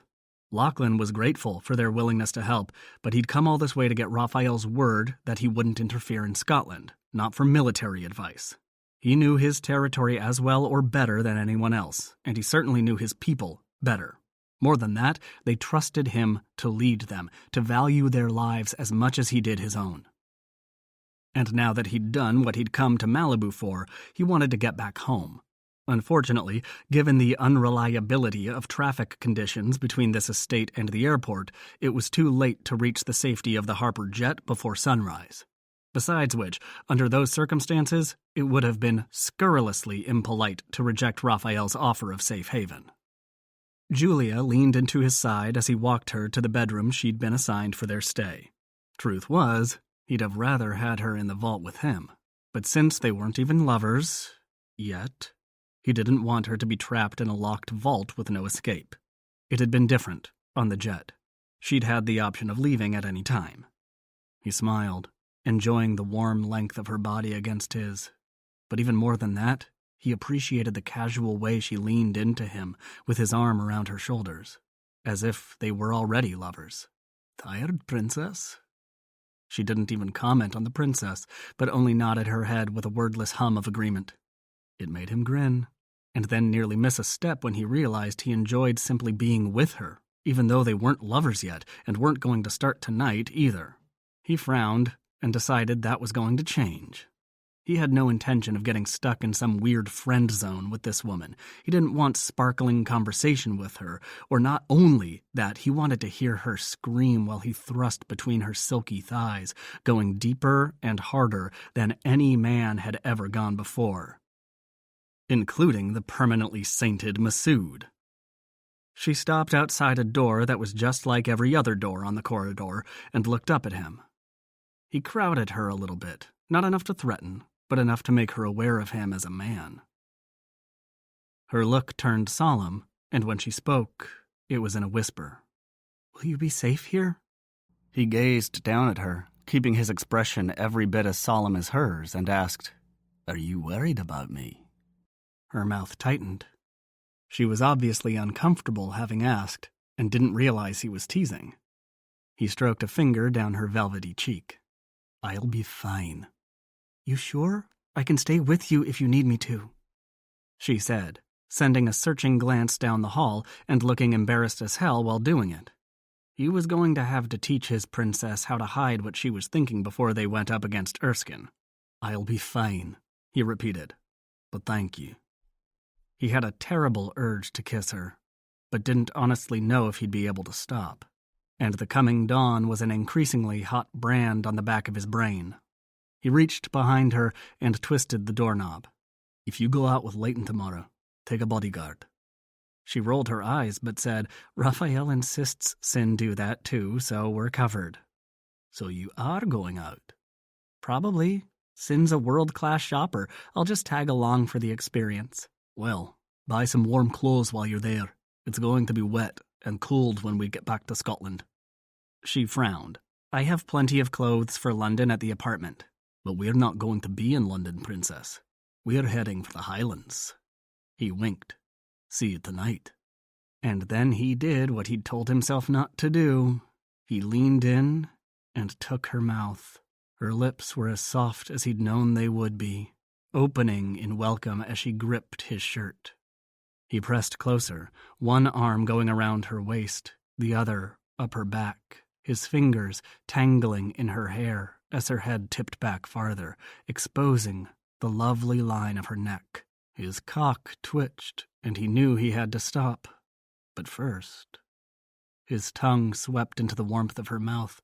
She met him with tentative twists of her tongue in response, growing more frantic as the kiss went on, until finally Lachlan tightened his hold on her hair and gently pulled his mouth away from hers. Bad timing, he breathed against her lips. Right. She was out of breath, which pleased him to no end. She licked her lips, and he had to bite back a groan. Tomorrow night, he murmured. We have that big bed and a long flight back to Scotland. Tomorrow, she repeated, her fingers still clenching his shirt as if she couldn't let go. He kissed her again, gently, but closed his teeth over her lower lip before letting go. Be safe. You too. I've got to go, love, or they'll lock me out. Right. She loosened her hold, stroking her hands over his shirt as if to smooth out the wrinkles she'd caused. Where will I meet you? I'll call as soon as I wake. Right. Cell phone. She smiled. I'm going now. She pushed on the already opened door and backed into the room. Close the door. Lock it. She shook her head in mock disgust, but blew him a kiss before closing the door. He waited until he heard the click of a lock, then strode quickly down the hall to a stairwell that Juro had pointed out to him, the one leading down to the vault. Once there, he strode down a second short hall to the vault entrance, where another vampire waited. Lachlan McRae? The vamp confirmed. This way, he said when Lachlan nodded. 3 minutes later, he was closing and locking the door on a very private and very comfortable sleeping chamber. He stripped off all but his boxer briefs, not wanting to show up tomorrow night in a wrinkled suit, then slipped under the covers just as the sun crested the horizon. Julia lay in the big bed and watched the pale gray light of morning sneak over the ocean. She considered closing the drapes, but that would involve climbing out from beneath the warm covers. She'd much rather lie there, staring up at the ceiling and replaying that kiss. Had it meant something? Lachlan seemed like such a blank slate much of the time. He had to have emotions just like anyone else, but he kept them so well hidden. Oh, sure, he could be sarcastic, cynical, even clever. But that kiss... Had it been nothing more than counting coup? Proving that she wanted him? It hadn't felt that way. His body had certainly been a willing participant. His erection had been impossible to miss. She pushed the covers down a fraction as heat raced over her face and chest, leaving her damp with perspiration. What the fuck was that? She was too young for hot flashes, wasn't she? But her nipples were hard, and her chest wasn't the only thing damp. So, not a hot flash, but a Lachlan flash. Just great. She threw the covers all the way back, got up and pulled the drapes, then headed for the bathroom and a shower. She stripped off her sleep shorts and tank and was reaching for the water controls when she stopped. A hot shower wasn't going to make anything better. It might even make it worse. She stood there, naked, then decided. She was going for a run. It had been ages since she'd run on the beach, and the sand made for an excellent workout. If she had to sweat, then she was going to get something out of it besides sexual frustration. She was halfway down the steep stairs below the cliff when she heard Sin call from above. Hey, Jules, wait for me! She watched her friend skip downward and felt the tiniest bit of jealousy. Julia was a pretty woman, some would say more than pretty. But there'd always been an effortless quality to Sin's beauty. She didn't need makeup or an expensive haircut to draw attention. Sin could be wearing grubby shorts and a t-shirt, hair yanked unstylishly into a ponytail, and heads would still turn. Maybe it was nature's compensation for having such a nightmare family life. Julia had lost her mother and brother, but at least she had memories of them. And she still had a dad who loved her without question. "What are you staring at?" Sin demanded, jumping the final 2 stairs to the sand. You beautiful bitch." Sin laughed. "Are we running or comparing makeup tips?" Julia snorted. "You run here every morning?" "Nah, I'm way too lazy. Most mornings I sleep a few hours with Raphael, then do some work, then go back to bed. He likes me there when he wakes up." She batted her eyelashes. "I bet Lachlan wouldn't mind waking up to you." "It's not like that. We haven't, fucked? Come on, Jules, you can say it. I'm the friend who knows who popped your cherry." She felt a blush coming on and laughed at herself. When had she become so proper? "I think I've been spending too much time at work," she said dryly. "What, no one swears at the agency?" Julia gave Sin a sharp look, then shook her head. "Lachlan warned me about you. Well, not you, but Raphael and vampires in general. He claims they have spies everywhere. Not spies, really, just people who work the night shift. Sure, vampires gotta eat too." Sin chuckled.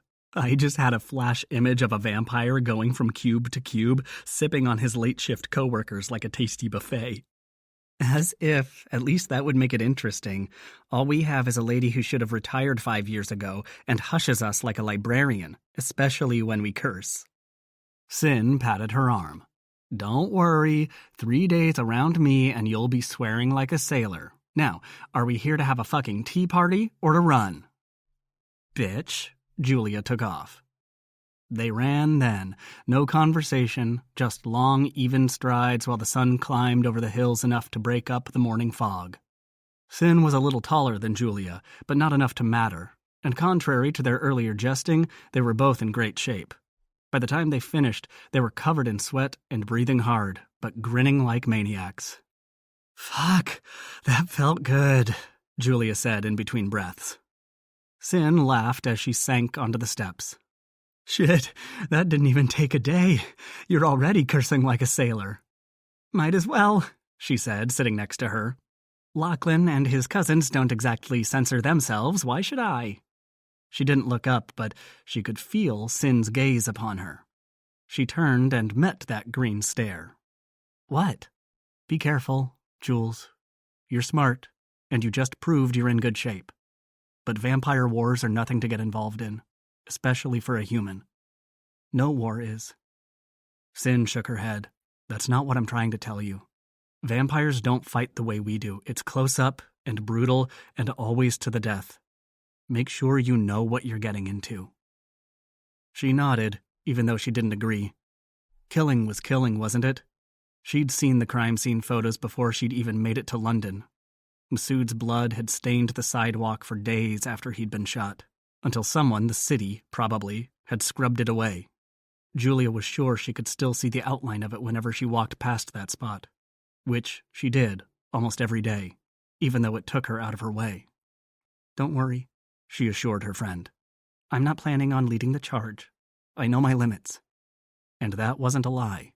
She did know her limits, but she had every intention of breaking them. Chapter 7. By the time Lachlan walked out of the shower in his private underground room, the vault was echoing with voices and footsteps, enough to tell him that most, if not all, the vampires who slept down there were awake. He'd opened his eyes an hour earlier and had immediately texted Julia. He'd been subtle about it, suggesting a time and place to meet and arrange their departure that night, but he'd needed to know she was all right. Raphael hadn't exactly been friendly, but he'd been gracious and not at all hostile. And Leighton had seemed to be genuinely happy to see Julia, but it wasn't in Lachlan's nature, as a vampire or the future Lord of Scotland, to take safety for granted. Toweling off his wet body, he walked out of the steamy bathroom and studied the room, wondering if he could transform his own basement quarters into something like this. He had sleeping quarters for any vampire who lived in or came to visit either his personal estate or the ancestral McRae fortress, But while the furnishings were nice enough, they weren't as secure or finished as these. He'd have to look into it once he was Lord. Right, because that was the important thing for him to consider tonight, fancy sleeping quarters. He donned clean underwear, socks, and a t-shirt, then decided to ditch his suit for more comfortable clothes. Pulling on jeans, he retrieved his leather jacket from the duffel and shoved in the suit and shirt with little regard. After a last look around, he opened the door and joined the general trend of traffic upward. There was no guide waiting for him tonight. He didn't need one. Taking the courtyard exit, he walked across the wide driveway and over to the outdoor pool. It was large and well lit, with underwater lights while the surrounding deck was darker. Just a few landscape-type lights hidden in clay pots of trees along the house wall. There were 3 tables, all with closed umbrellas. He supposed the daylight guards made use of the pool in their time off, or maybe Leighton liked to swim. He only cared about the woman waiting for him at the farthest table. It was also the darkest table, since it was on the edge of the pool area closest the ocean cliff, though a wide expanse of green lawn stood between the pool and the cliff's edge. Julia looked up when he stepped onto the pool deck, after crossing the narrow verge from the driveway. She had the remains of a meal pushed to one side of the table and a cup of coffee in her hand. When he reached her, he ran his fingers over her white blonde hair, which was lying loose and silky down her back, then pulled out the chair next to her. "Did you get any sleep?" he asked, helping himself to a cup of coffee from the tray on the table. There were 2 cups, hers and the one he was using, a thermal decanter, along with the usual cream and sugar. She'd either anticipated his arrival, or she was expecting someone else. If it was the latter, they were going to be disappointed. She studied him a moment, her pale blue eyes reflecting the turquoise water like bright jewels in the dark. Her smile was slow, but welcoming. "Sin and I ran on the beach this morning." "What were you running from?" "Ha ha, you don't fool me. Sin says vampires have to work out to stay in shape just like regular humans do." "You think I'm in good shape, then?" Those jewel-like eyes rolled in disgust. "Searching for compliments is beneath you." He smiled. "Okay, you ran on the beach. What's that got to do with whether you slept?" "It wore me out enough that my brain shut off. I slept better than I have in months." "I'll have to remember to wear you out then, in the interest of good health," he added with a wink that he wasn't sure she could see. "So you're going to jog through the highlands with me?" "Not what I had in mind, no." She took a sip of coffee, which concealed her reaction to his words, but she couldn't conceal the rush of her pulse or the press of hard nipples against her blouse, both perfectly clear to his vampire senses. She put down her cup. "I assume from your message that we're going back to London tonight?" "Tonight, yes, but not to London. Your jet, my dad's jet," he gave her an impatient look, but said, "Your father's jet should have no difficulty flying directly to Edinburgh. That'll save us some time, and there's no reason for us to be in London anymore, unless you need to stop there." She shook her head. "No, I packed enough for 3 days on this trip, plus I keep a few supplies on the jet. Nothing warm enough, though, according to you. It's too bad Sin and I didn't end up going shopping. I could probably have found some serious winter gear in the ski shops." She gave a dismissive shrug. "I'm sure they have lots of stores in Edinburgh." "Good enough. If we leave late tonight, 11 or so, we'll hit Edinburgh just after dark. We can rest there for a night or 2, then go home." "Home?" "My home, in Inverness." She gave him a puzzled look. "I thought your clan castle was on that island near Dorney." "Och, that's just for the tourists, lassie," he said in his heaviest brogue. "The real yin's in Killaloen, and a wee bit better defended." He laughed at her expression and added, "But that's not where we're going anyway." "What's a yin? Never mind. We don't have to hike anywhere, do we? Because if so, I'm going to need—" He laughed. "A 4-wheel drive is useful, but we've plenty of those, not to worry." She leaned in close enough to whisper, "Do we need to say goodbye to Raphael first? Thank him for his hospitality and stuff?" He breathed in the scent of her skin before whispering back, "You can probably skip it, but I'll need to pay my respects. In fact, I expect to be called before his lordship any minute now." She gave him a disbelieving look. Should you say stuff like that? He couldn't resist giving her a quick hug. I do believe you're worried for my safety again, Princess. But don't fret yourself. I know my manners. Julia elbowed his side with a muttered asshole, then said, I'll give the pilots a heads up. They'll need to file a flight plan for Edinburgh as well as fuel up and do whatever else it is they do. Are you packed? Yes, madam, he said in a teasing voice. You're in an awfully good mood, not your usual strong and silent self. She gave him a squinty-eyed look. I heard there was a party last night. Sin says they happen all the time, that they bring in lots of blood donors. She raised her hand in finger quotes, for the guards who can't get away. Did you join the party before... He straightened abruptly, shifting away from her with the same move and feeling oddly insulted. I did not. He stood without notice and said, You should make those flight arrangements. I see Juro coming this way. I want to speak with him before we go, and then I'll probably meet with Raphael. He stood. I have your number. I'll call if you're expected to join us. She stood to face him, seeming bewildered by his sudden shift in mood. We'll need to leave for the airport by 8 o'clock if you want to fly at 11. Traffic's unreliable and the airport itself can be a zoo. Shouldn't be a problem. See you later. He spun on his heel and walked away, heading for Juro, who was now waiting just inside the foyer. He could have told Julia he was in a good mood because he was going home. He might even have hinted he was looking forward to spending time with her, but then she'd made that sly insinuation, implying at a minimum that he'd taken blood from some unknown woman's vein, or more likely, bedded her in the process. It shouldn't have pissed him off, but it did. He'd never been one to hop from bed to bed. Monroe had once called him serially monogamous. He never got seriously involved, but he did tend to stick with one woman for a while. Until she started talking vampire marriage, at least. Vampires didn't get married for the most part. Mating satisfied the urge to claim a woman or man as their own, but mating linked two people in an exchange of blood, which was far more serious than a marriage ceremony. In addition, marriage required a license from the human government, and vampires had spent too many centuries in the dark to trust human authorities. Give them a vampire's address, and they were as likely to burn the house down with everyone in it as to perform their civic duty. He was certain that some in government still saw the burning as part of their civic duty. In recent years, however, he'd seen more vampires following the human tradition of marriage. Maybe in addition to mating, maybe instead of, he didn't know. He assumed it was mostly to please their human mates, but whatever the reason, he wasn't going to be one of them. Of course, his newly dark mood had nothing to do with marriage rights.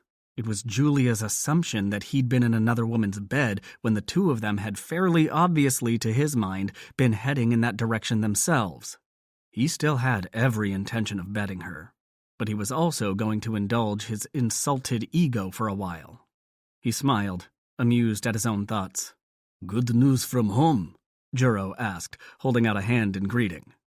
Yes, Lachlan said, shaking his hand. He could hardly tell the big vampire that he'd been brooding about a woman, now could he? We'll be heading back there tonight. Julia tells me we need to leave by 8 o'clock to be certain of our 11 o'clock departure time. Unfortunately true. Come up. Raphael wants a final word. As they started for the stairs, Juro continued.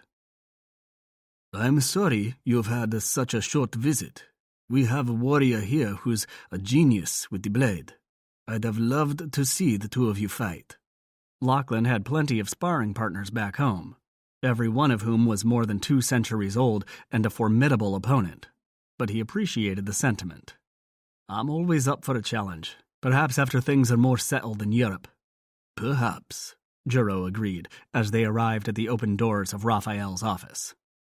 My lord, he said, walking over to the desk and sitting in one of the guest chairs. Gentlemen, Raphael said, then gestured for Lachlan to take the remaining chair. He was dressed much more informally tonight, but then so was Lachlan. Lord Raphael, Lachlan said, bowing his head in respect before sitting. Jared briefed me earlier on your discussions from last night. It sounds as if you and your warriors have things well in hand. Lachlan gave a short nod. We've had our share of battles over the centuries. This isn't so different. It comes down to weapons and tactics, and I'll pit my clansmen against his any time. He's grown foolishly confident in his Edinburgh castle. He's forgotten what it means to be a warrior. Raphael shot a grin at Juro. Ah, yes, castles. We don't have many of those over here. Modern houses are much easier to deal with. Aye, castles are bloody cold and damp, Lachlan agreed dryly. Juro chuckled. And bloody expensive to upgrade, I'm told. Lucas spent a fortune on that castle of his in Ireland. There's that, Lachlan agreed. He could have said more, but as pleasant as the company was, he was eager to be back on his way to Scotland. He doubted that Raphael, hundreds of years older and sitting in his wildly elegant oceanfront estate, could understand the practical issues that Lachlan and his cousins dealt with every day. So instead, he said, Julia and I want to thank you for your hospitality, Lord Raphael, and I want to thank you personally for your assistance, and for the opportunity to consult with your advisors. He smiled briefly. Once Scotland is mine, perhaps you'll visit our highlands, see some of those castles you remember so fondly. Perhaps, Raphael said noncommittally. Lachlan wasn't insulted. He'd known such a visit was unlikely, which was why he'd felt free to offer. He also knew that Raphael had supported Quinn in Ireland with an eye toward using that country as a staging area to move on the rest of Europe. That might be good for Quinn, whose loyalties were divided between America and Ireland, but Lachlan had no such divisions and no intention of permitting Scotland's vampires to get involved in another European war. Scotland had already bled 1,000 lifetimes of blood. His invitation to visit made it clear in vampire speak that he wouldn't welcome anything else. Leighton and Julia walked in at that moment. Raphael glanced up and said, My sin, you've come to join us. He didn't stand. He didn't need to.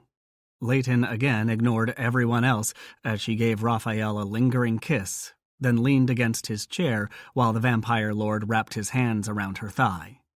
You guys were having so much fun that Jules and I just had to join in, she said, with a look of such skepticism that her true feelings were made perfectly clear. She glanced at Julia, who pressed her fingers over her lips to hide a smile. Raphael, Leighton continued, Jules says we should visit Scotland, that it's beautiful there. Yes, Raphael commented with a blank face.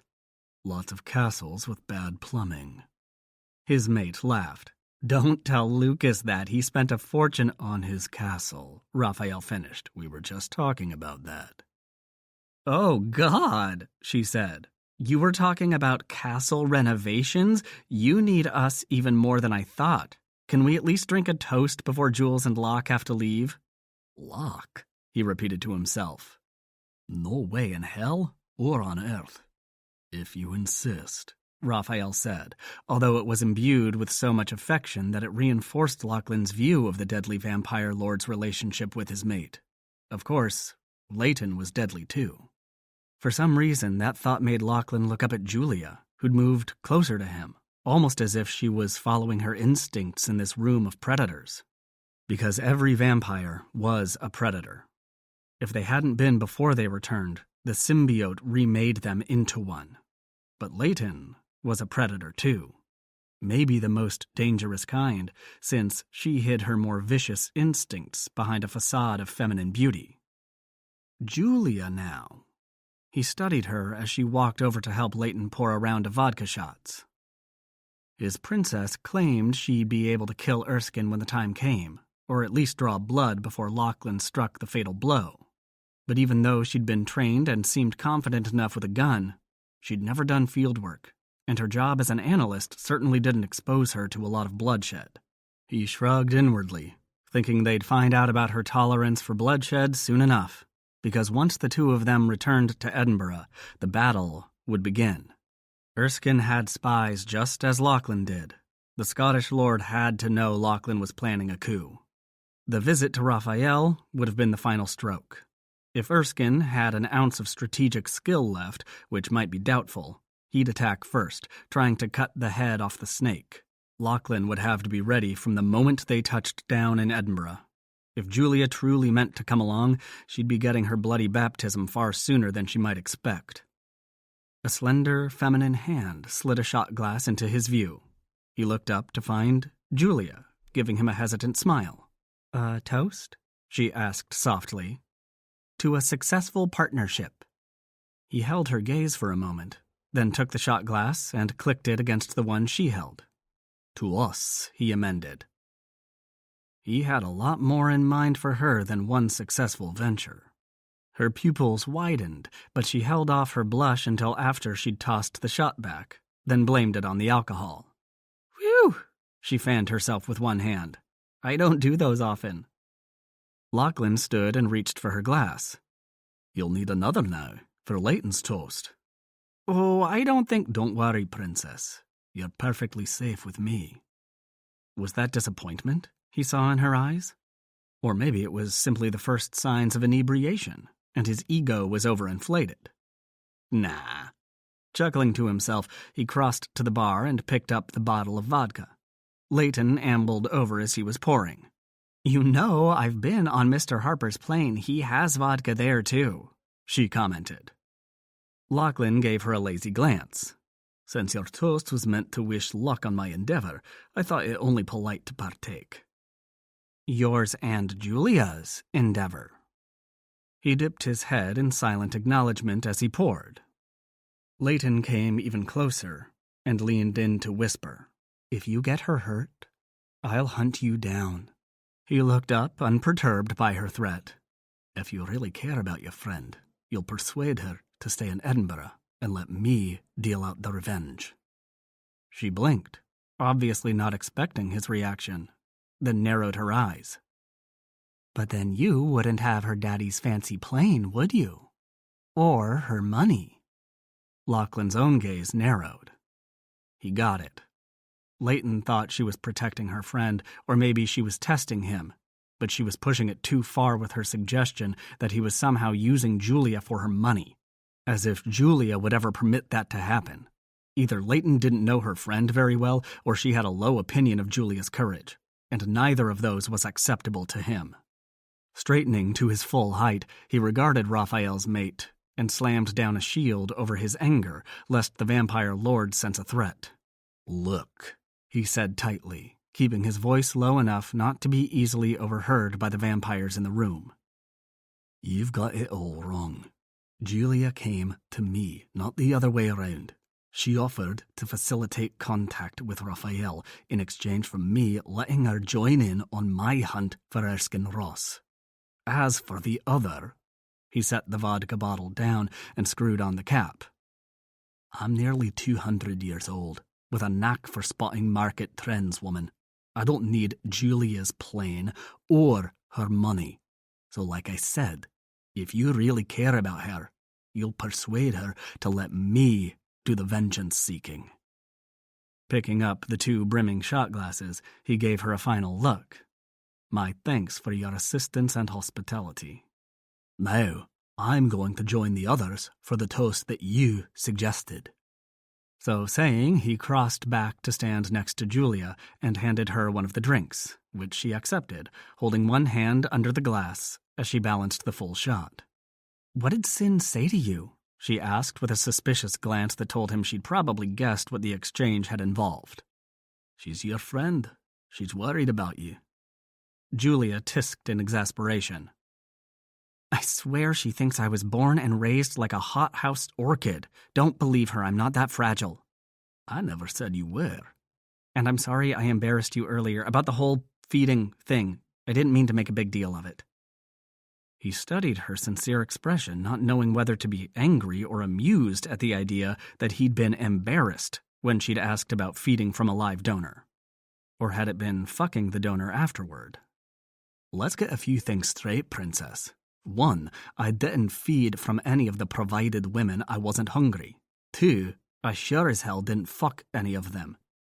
And 3, I don't fuck any woman when I have my sights set on another." He lowered his head and brushed his lips over hers as she stared up at him. "And now, I believe Raphael is about to speak."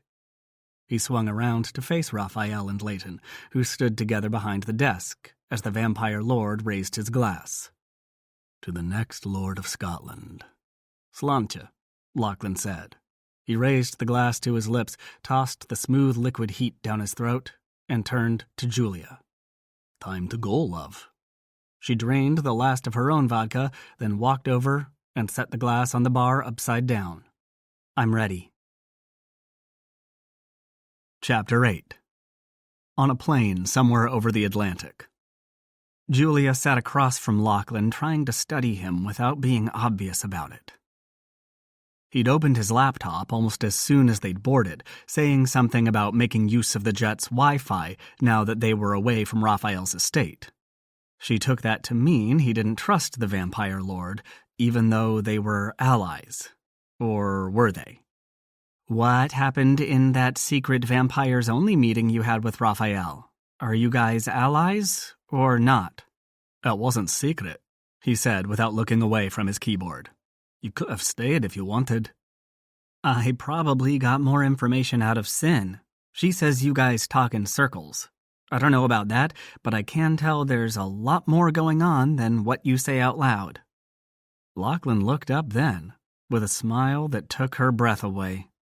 He didn't always smile like that, but when he did, damn. Vampires are mostly old. Raphael's somewhere around 500. Jared and the others at least as old as I am. People spoke differently when we were human. And then there's the cultural and language differences. We speak in circles to be sure everyone's hearing the same thing. Nice try. I think you're testing each other by saying the same thing 10 different ways. He laughed. Wow, this was a bannered day for Lachlan viewing. That was also the first time she'd seen him really laugh. What little breath she had left fled her lungs. Thinking she had to get away before she embarrassed herself, she stood, saying, I'm going to get some tea. You want anything? Bad choice of words, Jules. She chastised herself as Lachlan let his gaze travel slowly up and down her body before meeting her eyes. What's on the menu, princess? He purred. She stood there staring at him in unaccustomed confusion. Her chest was tight, her nipples tighter, and a rush of desire had her thighs clenching against a sudden sexual hunger. She'd had plenty of lovers, but couldn't remember a single time when she'd wanted a man like she wanted Lachlan McRae. And the look in his eyes said he knew it.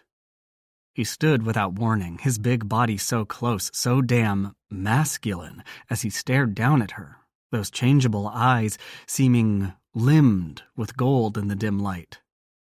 What do you want, Julia? He murmured, not touching her, not even reaching for her, and yet she could feel the weight of his gaze like a firm stroke of his fingers along her bare skin. She licked her lips, admitting to herself that she was nervous. Scared? Maybe some of that too. Hell, maybe all he wanted to do was kiss her. He'd done that right in front of everyone in Raphael's office, so why not here? She moved a tiny bit closer, placed a hand on his broad chest, and tilted her head back to meet his golden stare. A kiss? She whispered. He studied her silently for so long that Julia sensed the heat of a blush creeping up her neck. Feeling foolish, she was just about to back away when he placed a hand on her hip, holding her in place. His grip wasn't tight, but his fingers were so strong and gave off so much heat that she felt them like hot iron against her skin. Weren't vampires supposed to be cold? She banished the stupid thought. This wasn't some movie special. This was real life, and vampire or not, Lachlan was a real, live male who was about to kiss her. He lowered his head slowly, as if wary of startling her into shying away. But she wasn't going anywhere. She wanted this vampire, wanted to know what it would be like to make love to a man who'd had near 200 years to hone his kissing skills. In retrospect, she should have known better. Lachlan put his lips against hers, softly, at first, and Julia had a fleeting moment of disappointment. Maybe he didn't want her at all. Maybe, oh God. The kiss deepened, his mouth pressing harder, tongue sliding along her lips, demanding entry. She opened her mouth and his tongue swept in, skimming over her teeth, teasing her tongue, tempting her to dance. Julia heard herself moan as she went up on her toes and accepted the invitation, her tongue stabbing into his mouth hungrily. Her arms went around his neck as she fought to get closer, her fingers tangled in his hair, breasts brushing the hard muscles of his chest. He kissed like a man who knew precisely how to please a woman, how to stroke his tongue over hers with a sensuality that made her yearn for more, how to pull his mouth away so that she was the one pushing for another caress of his lips. But he didn't yank her nearer, didn't crush her against his much bigger body, didn't give any sign that he wanted something more from her. Maybe she hadn't gone looking for anything more. She wasn't sure herself. But why didn't he want her? Her thoughts churned, too lost in the sensuality of his kiss to see the illogic of them. She finally bit his lip in confused frustration, not hard enough to break the skin, just enough to get his attention. Lachlan growled, low and dangerous, a rumble of sound that vibrated against her chest as his hold on her hip tightened even further. She suddenly found herself pressed against the long length of his body, her breasts crushed against his chest, aroused nipples pushed against him so hard that she knew he could feel them through his t-shirt. His hand moved from her hip to her back, pulling her impossibly closer, squeezing the breath from her lungs until she was gasping into his mouth. But Lachlan didn't stop. His other hand dropped to her butt, fingers spread wide, slamming her against him until there wasn't so much as a wisp of air between them. The thick jut of his cock settled against her belly like an ultimatum, a statement. You started this, princess. Now finish it or step away for good. She should do the latter. She should step back and forget all about him, walk away when they reached Edinburgh, and wait until news came that Lachlan had killed Erskine for his own reasons. But that wasn't what she did. Rising up on her toes, she bit him again, harder this time, until she felt her teeth sink into the flesh of his lip, felt the warm rush of his blood against her tongue. Desire stormed through her body like a flame, heating every muscle, lighting up every nerve ending, filling her with a carnal hunger that had wet heat pooling between her thighs. She ground herself against him, frantic in her need to vanquish her body's craving. "What do you want from me, Julia?" he murmured against her lips. She cried out wordlessly. Why wouldn't he give her what she needed? Why was he forcing her to beg for it? "Say it, princess, and I'll give it to you. I'll give you everything." "Bastard," she whispered. His only response was an evil chuckle before he bent his head and sucked on her neck, while his fingers pinched the taut peak of a swollen nipple, the lace of her bra scraping the delicate skin and heightening the sensation unbearably. And still she pushed against his hand, wanting more. "Damn it," she breathed. She didn't know what to do with all these feelings, all this raw lust. Then his fingers slid to her other breast, squeezing hard as he strummed her nipple to an engorged peak of need. She growled out a scream of surrender, then thumped her fist against his shoulder and cried, "Fuck me!" Before she could draw her next breath, he'd swung her up into his arms and was striding down the narrow aisle as if it was a marbled hall, pressing the latch and shoving through the doorway to the back section of the plane without losing a step, pushing the bedroom door open with a swiveled hip. Julia was aware of the blackness settling around them as Lachlan carried her into the bedroom. Her lips fused to his, their mouths caught up in a kiss that was as much a battle for dominance as any kind of affection. They might not be in love. Maybe they didn't even like each other, but they sure as hell wanted each other. Lachlan placed one knee on the bed and lowered her to the mattress, following her down until his full weight rested on top of her. One muscled thigh slid between her legs. his knee shoved up until he was grinding against her pussy, heightening the soaring need screaming through her body, taking her right to the edge and then backing off, refusing to give her release. "Lachlan?" she demanded angrily, although it came out as more of a breathless plea. "You're wearing too many clothes," he murmured. "I want to see every inch of that creamy skin and those hard nipples. Are they pink, like your lips?" Julia would have ripped off every stitch of clothing if it would have gotten her the climax she needed. He bent his head, his lips against her ear. "What about your pussy, princess? Is it pink too? And tasty?" "I'm going to find out." She nearly came when his knee rolled firmly over her clit while he whispered those dark, erotic words.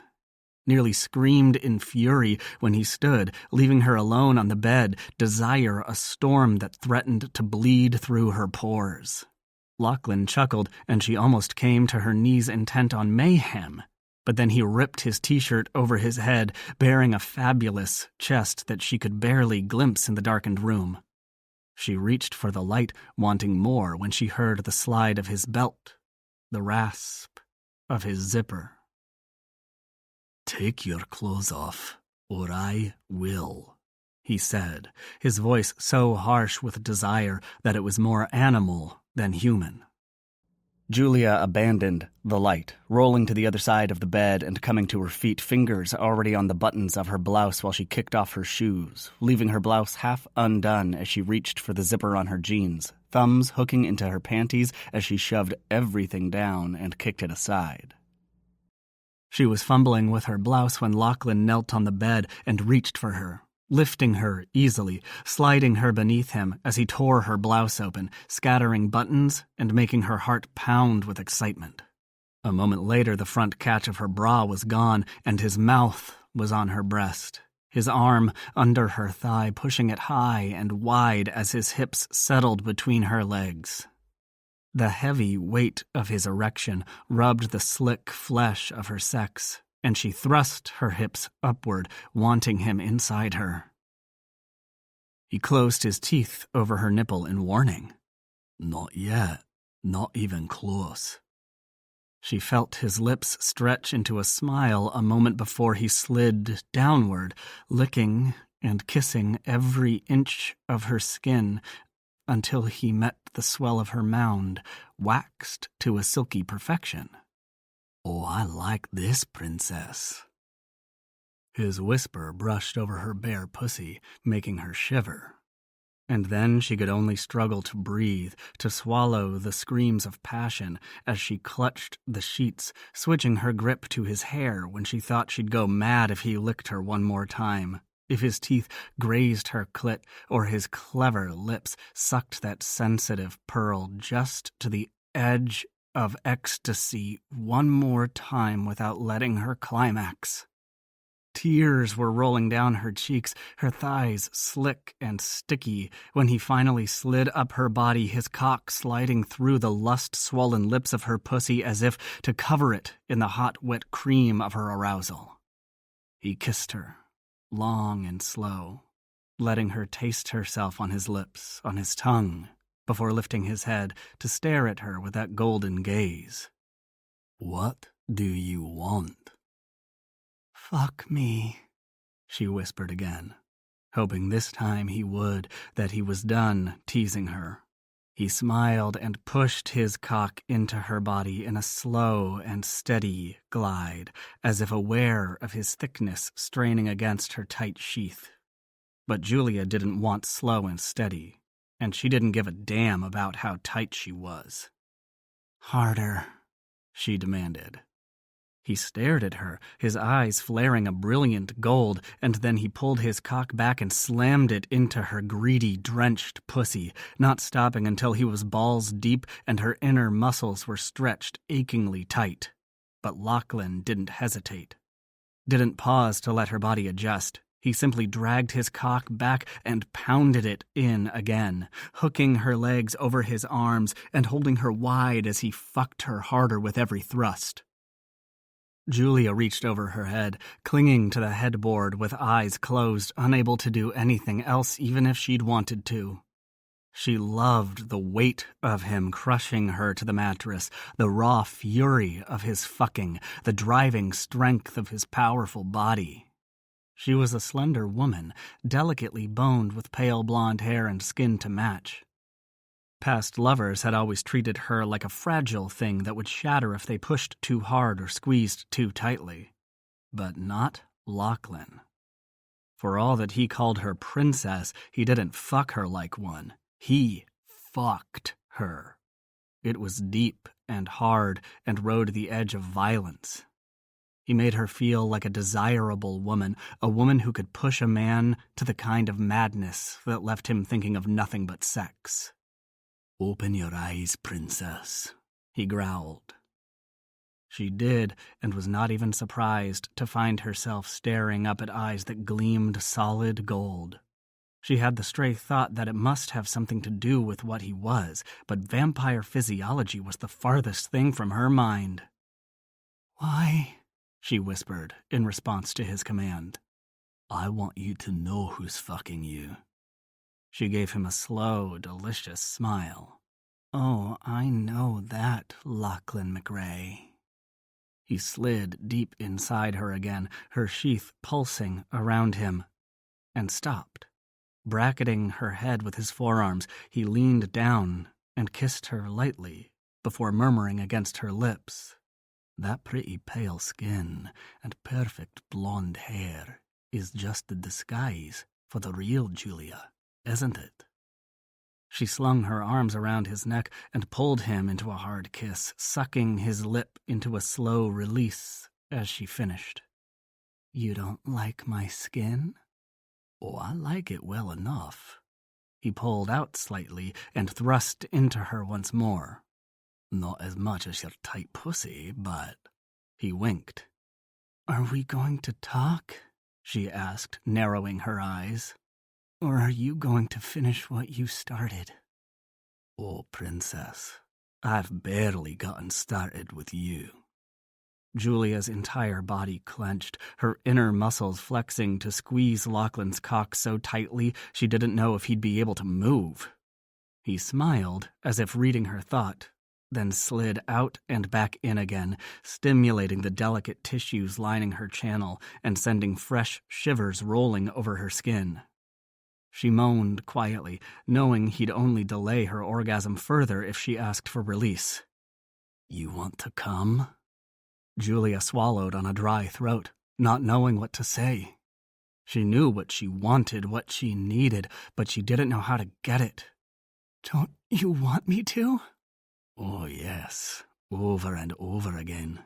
I love the way your pussy feels around me, the way you squeeze me so tight." He winked. "But I bet it feels even better when you climax." She licked her lips, staring up at him, nails digging into his shoulders, as if he would do what she wanted if she only held on tightly enough.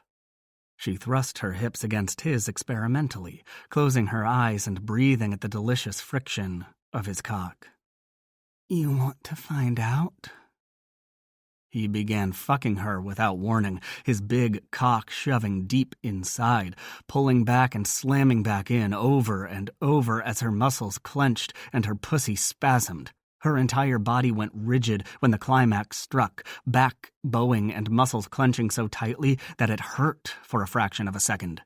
And then it was nothing but pure, screaming pleasure as Lachlan continued to ride her, his cock pounding in and out, plunging through the tight squeeze of her inner tissues, setting off fresh waves of carnal pleasure until that was all Julia knew.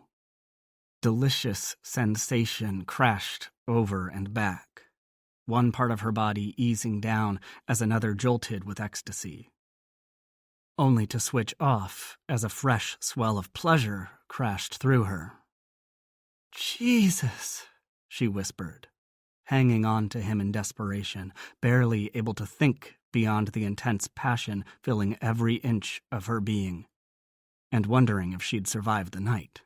Lachlan was still fully aroused, his cock thick and hard, and unlike her own panting breaths, his were deep and even, as if he was just getting started, just as he'd said. "I'm sorry to cut this short, Princess." He spoke softly, his iron-hard shaft buried inside her as random shivers and quakes of sensation pulsed through her body. "The sun will be with us soon," he continued. "Next time, I'll take it slow." Julia made a mental note to make sure her papers were in order, because if this was Lachlan's idea of fast, there was no way in hell she'd survive the slow version. He started fucking her hard, a man intent on achieving climax, his hips pumping, cock driving as she wrapped her legs around his waist. He grunted his approval, reaching back to shove her leg even higher over his back, and she did her best to meet him thrust for thrust. She caught a glimpse of his fangs a moment before he reached between them and pinched her clit, sending her into another raging orgasm. But this time he came with her, the hot rush of his release filling her clenching womb as the pounding of his cock slowed to a luxurious glide through the mixed evidence of their climaxes, until he finally collapsed on top of her. She wrapped her arms around him, holding him as tightly as she could, his heart thundering against her breasts, evidence that he, too, had been affected by their lovemaking, that she hadn't been simply a convenient hole to relieve the boredom of a long flight. He didn't stay on top of her for long, however. He rolled over, taking her with him, until she lay on his chest, her nipples snug against his warm skin. She leaned down and kissed his neck. "Are you going to sleep?" "Soon," he said, opening his eyes just enough that she could still see some of the gleaming gold. "Do all vampires' eyes go gold when they're—" She reached for the right word, but he spoke first. "Fucking?" "Well, yeah." He smiled. "No, most vampires' eyes shine red when light hits them, or when they're using whatever power they have. Only powerful vampires have distinctly colored eyes. And we're the only ones whose entire eye gets involved. Not only when we fuck, but when we experience any strong emotion or use our power." She registered the pronoun change and asked, "Does that mean you're a powerful vampire?" He gave her a puzzled look. "Of course. How else would I think to claim a territory?" She shrugged. "I don't know how all that inside vampire stuff works." "Well, that's how. Vampire lords are the most powerful, as in, we have serious magical power." "Magic?" she repeated doubtfully. "And what would you call it then? How many men do you know who can read minds, or kill an enemy by ripping out his heart, then making it burst into flame with a thought?" Yeah, that would be no one." "You know one now, Princess," he reminded her, putting a big hand on her round butt and pushing his still prominent shaft against her. Grateful for the dark which hid her blush, she said, "Present company excluded. Besides, I never met a vampire before you, much less a vampire lord." "And now you're in the thick of it. You sure you won't change your mind and wait for me in Edinburgh? Or even better, in London?" "No." It was one tiny word, but she said it forcefully enough that there was no doubt about her intentions. He sighed. "I knew you'd say that." He closed his eyes briefly, then opened them and said, "No time for a shower. Not for me, anyway. Guess I'll be sleeping with the delicious smell of your pussy to sweeten my dreams." "The things you say!" She shook her head primly, privately pleased. The truth must have shown on her face. Or damn, maybe he was reading her mind, because he gave her a crooked smile and said, "I think you'll like it." He slapped her butt smartly. 10 minutes, Julia, and I'm out." "You want me to leave, or—" "Please yourself. It won't matter to me." His eyelids fluttered. "Oh," he said, slurring slightly. "I forgot. We're racing into the sun." And then his eyes closed, his breathing slowed, and his heart forgot to beat for what seemed like a long time. But she remembered when they'd been flying the other direction and how she'd nearly panicked, thinking he was truly dead. So she waited until his heart finally pounded out a single beat, and after a long time, another. Then she kissed his still lips and climbed off the bed. It wasn't until she was in the shower with hot water sluicing over her body that it hit her. He hadn't taken her blood. Sin had told her about the incredible high of a vampire's bite, but Lachlan hadn't bitten her. She scowled as she washed her hair, wondering what that meant, and nearly pounding the wall in frustration because she'd have to wait to ask him until the sun went down. In Edinburgh. The thing about eastbound flights, Lachlan thought grumpily as the jet finally crossed enough time zones to take him back into darkness, was how it screwed with his sleep. People might think vampires didn't need sleep since it was forced on them by the sun, but those hours of daylight gave the vampire symbiote a chance to repair whatever damage his body might have sustained during the previous night, in addition to simply resting his muscles and major systems. Vampires might be higher on the evolutionary chain than humans, but they weren't indestructible. They needed rest just like any other living creature, a need that was totally fucked up by an eastbound flight into darkness. Fortunately, when his eyes opened on this particular flight, there was a soft, sweet-smelling woman curled up next to him, all warm and familiar. He rolled toward Julia, tucking her lithe body beneath his as he bent to kiss her neck. His fangs pushed at his gums, drawn by the delicious scent of her blood rushing hotly beneath his lips. So close. He ran his tongue along the line of her vein, making it nicely plump and ready for his bite. "Lachlan?" Her voice was slumberous and sexy as hell, as one knee rose to slide next to his hip, and her arms went around his neck. "Who else, princess?" He meant it to be light-hearted, but even he heard the snarled demand underneath the words. Did she have another lover? Not anymore, she didn't. He didn't share. "Stop grumbling at me," she said, slapping his shoulder. "I was questioning your intent, not your identity." "My intent should be clear." She laughed gently, a sweet feminine sound as her arms ran over the long muscles of his back. "I have a question." "No?" Realizing she'd changed into something silky while he'd slept, he reached down to find her naked beneath a short, slip-like nightgown. His hand slid up her bare thigh and pushed it wide, making room between her thighs as he rubbed his already hard cock in the growing wetness of her pussy. She made a soft, wordless sound as her hips flexed upward.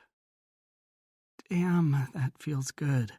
Are you always this hard?" "Not always. That'd make it a chore to get around, wouldn't it?" "I don't know," she said absently, seeming focused on making him even harder the way she was grinding herself against him. "I've never tried." "Well, thank the gods for that, love." She snorted a less than graceful laugh, realizing what she'd said. "Sorry, good thing you're not the delicate type." "Are we finished talking now?" he muttered, closing his teeth over the delicate bones of her jaw, then licking away the bite and kissing his way back to her neck. He hadn't bitten her when they'd fucked before, because they hadn't discussed it. And he'd learned very early in his life as a vampire that it was always better to practice what would now be called full disclosure before sinking his fangs into a woman's neck. "Yes," she breathed, her body all but vibrating beneath him. "Good." Pulling back his hips, he slammed his full length into her sweet body in a single long stroke, relishing the tight grip of her inner muscles as they strained around his intrusion. The delicate tissues almost vibrated in a combination of shock and excitement as her body adjusted, growing slick and welcoming when he pulled out and plunged in a second time. He remained buried inside her as he reached down and gripped her ass, tilting her hips just enough to permit him to go even deeper. She groaned breathlessly, her fingers tangled in his hair, her breath hot against his cheek. "More," she whispered. He grinned. He'd wondered if her demands on their first go-round had been just that, a wild demand of a first-time lover. But it would seem his princess liked it rough all the time. That was fine with him.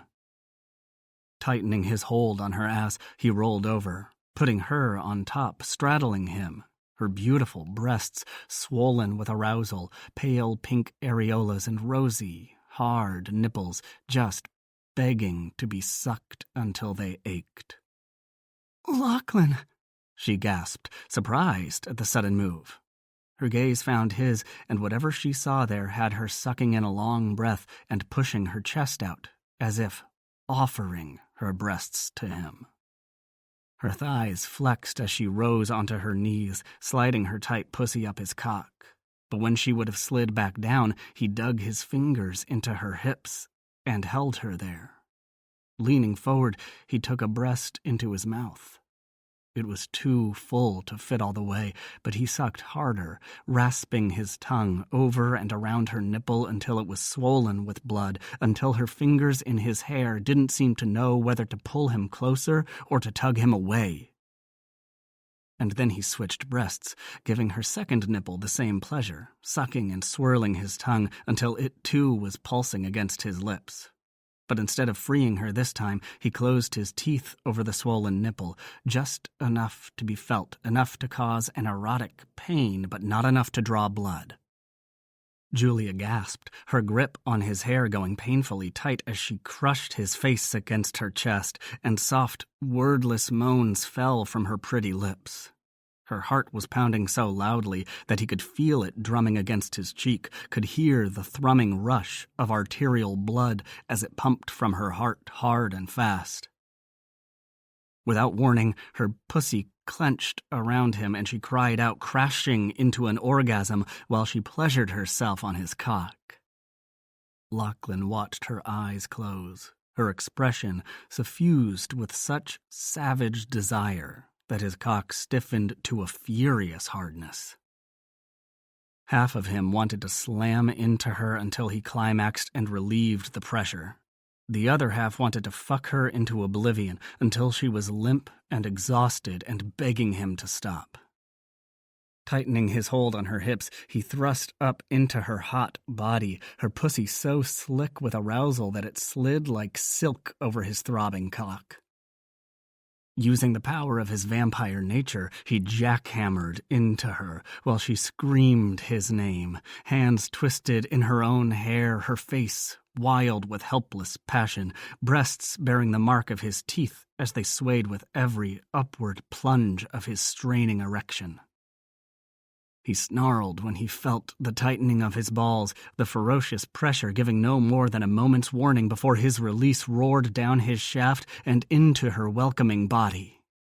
Julia cried out, trembling, as the pounding heat of his climax threw her into a second orgasm. Lachlan rolled again, tucking her beneath him, his cock gliding lazily through her throbbing wetness. Her blue eyes darkened with lust, met his in disbelief, when his penis hardened again, growing thick enough to push at the walls of her tight sheath. "Fuck me," she breathed. She meant it as a comment on his stamina, but he took it literally. "That's the plan, princess." "My God, how do you—" "Let's fuck now, talk later. If I live that long." He leaned down and kissed her. It was slow and luxurious, the claiming kiss of a man who knew how to make a woman feel beautiful and sexy. She was breathing hard against his lips when he whispered, "You're going to live. I'll make sure of it." He began thrusting again, long, deliberate strokes, while her pussy shivered around him and her body grew taut, her fingers digging in his shoulders.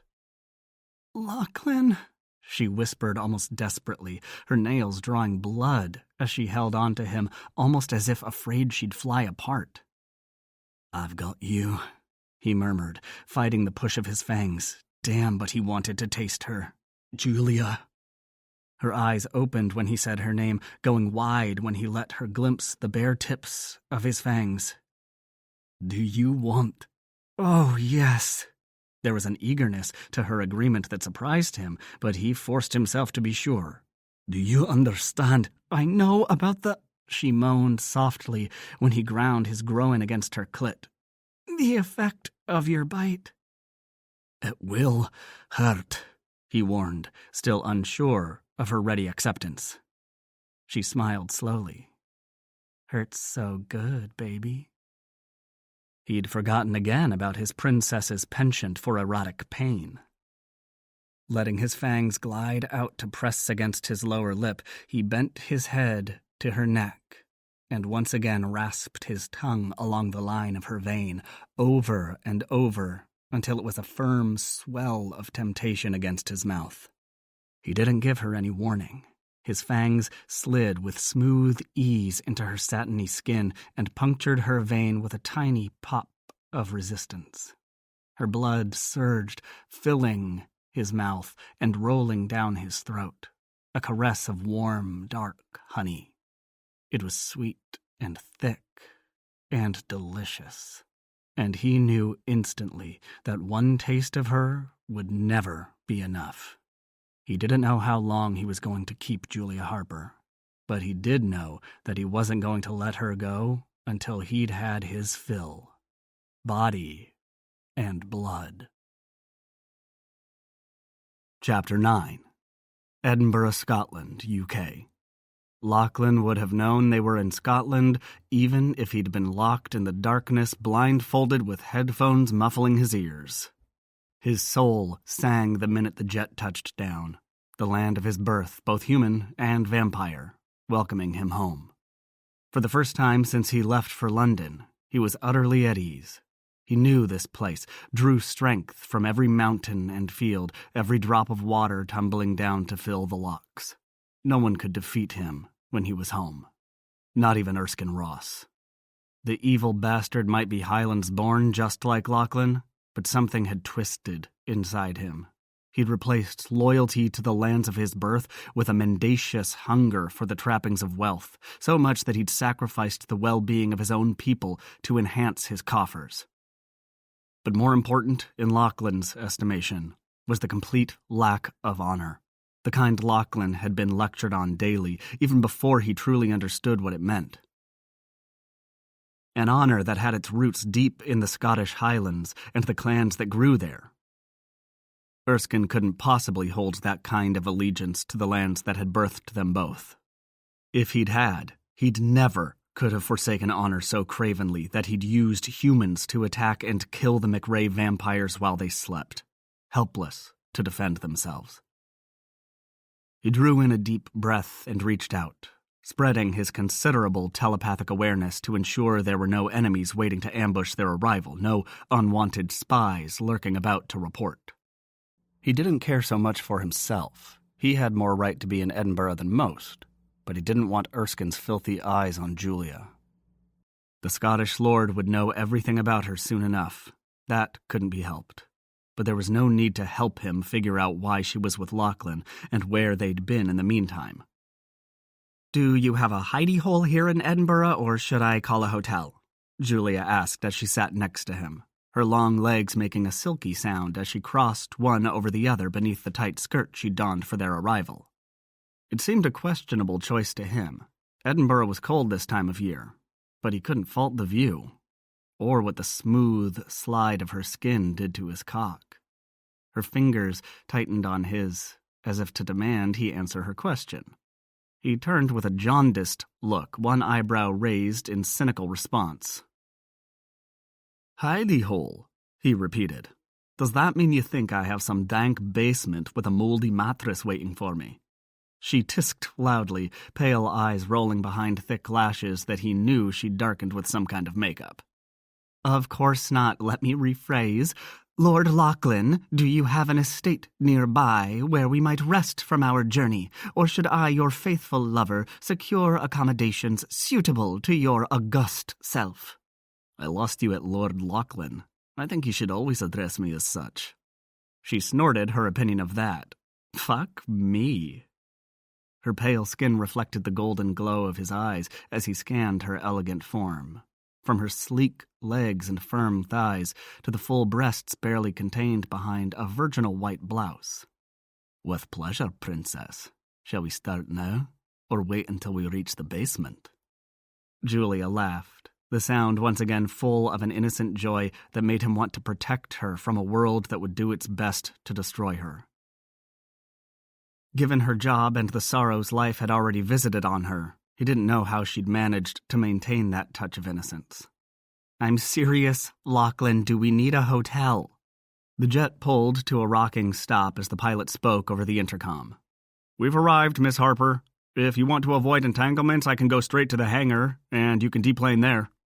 Julia looked over at him. "I don't think it's necessary, but why risk it?" he said in answer to her silent question. She nodded and pushed the intercom button. "The hangar, please, Captain. Thank you." "It'll be a few extra minutes. Remain seated, please." They sat in companionable silence, fingers intertwined as they took a tour of the Edinburgh airport via plane, ending up at a small private hangar whose door rolled back as they approached. 10 minutes later, the jet halted again, the engines winding down with a high-pitched noise that made him wish for earplugs. "Can I get up now?" he asked playfully, squeezing the hand she'd kept clasped with his as if afraid he'd escape. "I just wanted to be sure you didn't try to walk about the cabin while we were moving. I know your type." "I don't have a type, princess. I simply am." "Grown," she said, putting the sound to the word. He laughed as he stood and pulled her into a tight embrace. "If you don't get me off this plane soon, I'm going to drag you back to that uncomfortable bed and fuck you until you can't walk." She gasped in mock outrage, but there was nothing artificial about the hot flush that stole over her fair skin. "Where are we going?" she asked somewhat breathlessly. "You never said." "Inverness," he said, drawing a frown from her. "Inverness? But that's a 3-hour drive for mere humans, less for someone with a vampire's reflexes and night sight." "What's in Inverness?" she asked, still scowling. "My second favorite hidey hole." "Drop the hidey hole crap," she groused. "Where's your favorite, by the way?" "I'll have to show you that one. You'll never have heard of it." She sighed. "That's true of most of Scotland, but I'm game. Your car?" He checked his cell phone. "It's already there." "You know," Julia said conversationally, "I think I want to be a vampire when I grow up. I like the way everything just shows up when and where you need it." Lachlan yanked her close, her breasts crushed against his chest as he lowered his head and put his lips to her ear. "There is no way in hell I'm letting you go vampire. I like you just the way you are, all hot and sexy and filled with delicious blood." "It's not up to you, it's I'll kill any vampire who touches you." She went perfectly still for a moment, then went up on her toes and kissed him, brushing her lips over his once, twice, and then lingering to slip her tongue into his mouth, barely grazing the tips of his fangs. "We could spend the night in the city," she murmured, her voice husky with desire. "Make the drive tomorrow night instead." Lachlan was tempted. He hadn't gotten anywhere near his fill of her sweet body and was beginning to think he might never. But that was a thought he wasn't prepared to face. And there was also the fact that Edinburgh was Erskine's city, his main base of operations, as close to a lair as he ever got. Although his activities more closely resembled those of a human mobster than a vampire lord. By choice, Lachlan thought. Even though it was his vampire blood that had brought Erskine power and wealth, Lachlan had always believed Erskine would have rather been a human king or prince, someone who ruled absolutely, with no care for the people or the vampires who looked to him. With Julia warm against him, Lachlan calculated the time and distance to his home in Inverness, and the fact that sunrise came late this time of year in Scotland. And the truth that he'd been gone too long. He wanted to be home. "Edinburgh's not a good city for me, lass." She studied him for a moment. "Erskine?" "Aye." Julia gave a sharp nod. She might be sexy as hell and always ready for him, but she was also a woman on a mission to avenge her dead lover. And that thought gave him pause. She must have loved that Masood fellow a great deal to pursue his killers like this. Maybe she still did. Before she'd met Lachlan, she'd been ready to seduce her way into Erskine's bed and kill him while he slept. She'd never come out and told Lachlan that was her plan, but he'd caught the fleeting thought in her mind that second night when they'd met at her apartment. He hadn't pried intentionally, but she'd been projecting strongly at the time, weighing her chances of going it alone rather than working with him. "Let's go," he said more harshly than he'd intended. But the possibility that she could be in love with someone else, even a dead man, made him furious. It was an emotion he hadn't experienced often. Cold rage? Absolutely. But not this directionless fury that he didn't know what to do with. He grabbed her small suitcase along with his own and started down the aisle. Julia clearly sensed the shift in his mood. How could she not? But she didn't say anything, only gave him a surprised look, then wordlessly picked up her briefcase and followed him to the open hatch and down the deployed stairs. He waited for her on the ground, swallowing the unwanted feelings, channeling them into something he could use. It was rare for him to have any kind of emotion surface so abruptly, to the point where it affected his behavior without restraint. He was all about discipline and control. He had been since almost 200 years ago, when virtually everyone and everything he'd known had been wiped out in a single night's slaughter. He'd lived 25 years as a human, a single night as a vampire, and in the blink of an eye, he'd become the one his clan had looked to impose order in the chaos of disaster and to lead them into a better future. He held out a hand as Julia took the last few stairs. She didn't need the help, but then it was more than support he was offering. She placed her slender hand in his much larger palm, squeezing back when he closed his fingers over hers. Having no bags but the ones they carried, they walked quickly through the terminal, bypassing the crowded passport control in favor of the more discreet and much faster portal available to passengers arriving on private aircraft. Julia kept up with his long strides despite the high heels she'd chosen to wear for reasons known only to her.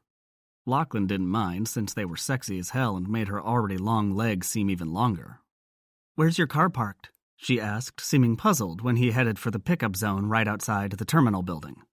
He headed for a familiar black Range Rover. "Right there." "Isn't someone supposed to be in the car when it's parked there?" Lachlan shrugged as he opened the passenger door. "Not in my world." He watched her eye the high step of the running board and the even higher seat, probably wondering how the hell she was going to climb up there in that tight skirt. He sure as hell was. But since he didn't want her to flash every man in the vicinity by pulling her skirt up to free her legs, he put his hands on her waist and lifted her onto the seat. She made a surprised noise that he would never call a squeak, at least not to her face, then tucked her legs into the cab with a graceful slide.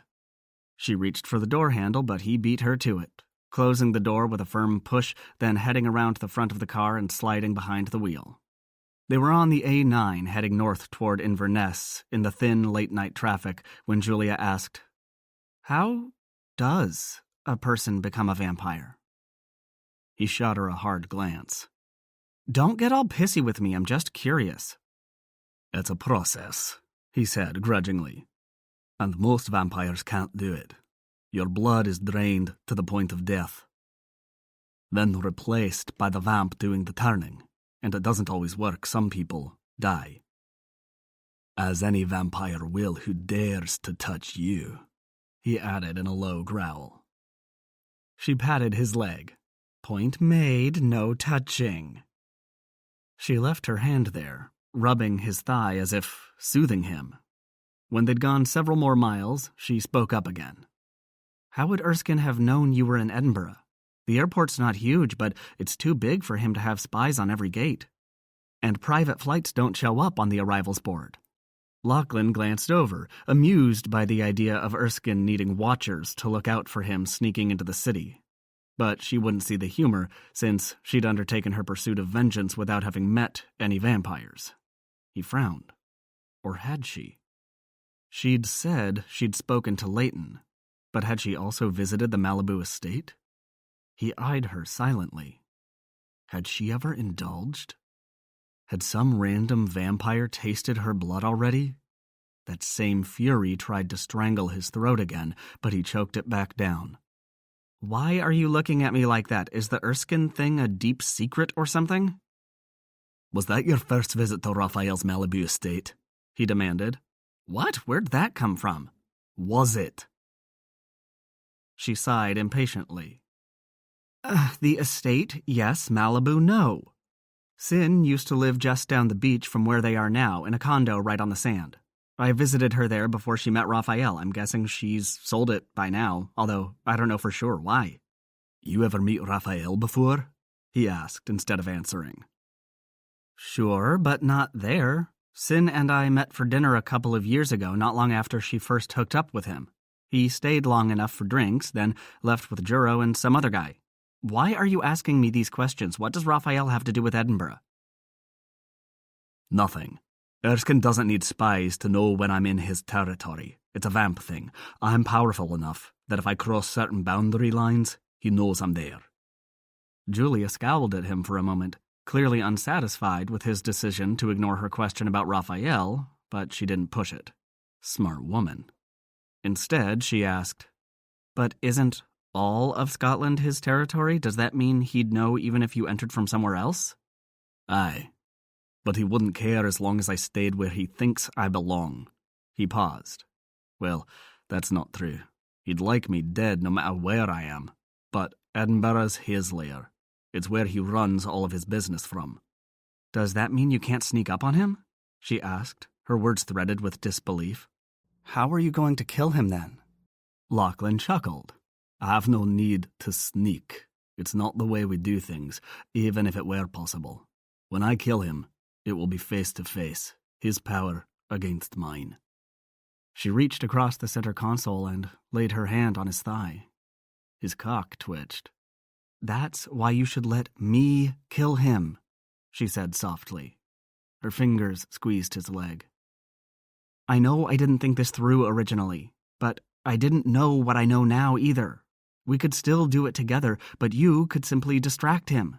Pay him a proper visit, and while he's swamped with your presence, I could sneak up and kill him from the shadows. He won't sense me at all, and no one will be able to blame you. She paused. I don't want you dead, Lachlan. He covered her hand with his, partly to keep her from moving any closer to his growing erection. I'm not gonna die, he said in his best Scottish burr. She muttered something under her breath that he doubted was flattering, but didn't argue. They drove that way for the next hour, with Julia so quiet next to him that he thought she might have dozed off. She'd eased her seat back and appeared to be on the edge of sleep, her gaze on the passing darkness. It was as he was moving his eyes back to the road that he glanced in the mirror, and by pure happenstance caught the red gleam of a vampire's gaze in the small sedan coming up behind him. Cursing himself for being caught unaware, he cast a targeted whiff of his power at the car and swore silently at what he found. 4 vamps, undoubtedly Erskine's, though none of them presented a challenge, which made him frown. The Vampire Lord would have known these vamps had no chance against Lachlan. So what was his game? There was nothing to be gained by having them follow him to Inverness. His home wasn't a secret, and again, they couldn't take him anyway. He glanced at Julia. They'd tried to grab her once. Could she be their target? But how did they think to get her with him sitting right next to her? Princess, he said softly, sliding his hand over her knee and up her thigh just under her skirt. She jerked out of her semi-doze, looking from his hand to his face. Lachlan? We've got visitors. Do you have any weapons on you? She started to shake her head, but then hesitated and said, Just my shoes. Lachlan took a second to think about it. Those spike heels of hers would be brutal in a fight if she knew how to use them. A big if. But it didn't matter, because he had no intention of letting her get that close to the vamps behind them. Your gun? In my case in the back, and Sin gave me some special ammo for vampires. She twisted in her seat to look behind them. Who is— She never finished her sentence as a glint of light on metal had Lachlan's head swinging around just in time to see a second vehicle. This one a much bigger black-on-black SUV with no running lights of any kind. It sped into sight, seemingly out of nowhere, coming up on his right and swerving toward their vehicle. Lachlan swerved away from him, avoiding a collision as he slammed his foot down on the accelerator in an attempt to outpace the black SUV. His Range Rover's V8 responded sweetly, pulling ahead of the SUV far enough that they couldn't try the same maneuver again. For now. Lachlan's Rover had more horsepower, but the same modifications that had made it more secure had also made it heavier. He glanced back. Both the enemy vehicles would catch up in a matter of minutes. The question was, were they kidnappers or killers? Either way, he didn't intend to let them succeed, but it would be nice to know. Flooring the pedal for one more burst of speed, he spoke to Julia without turning.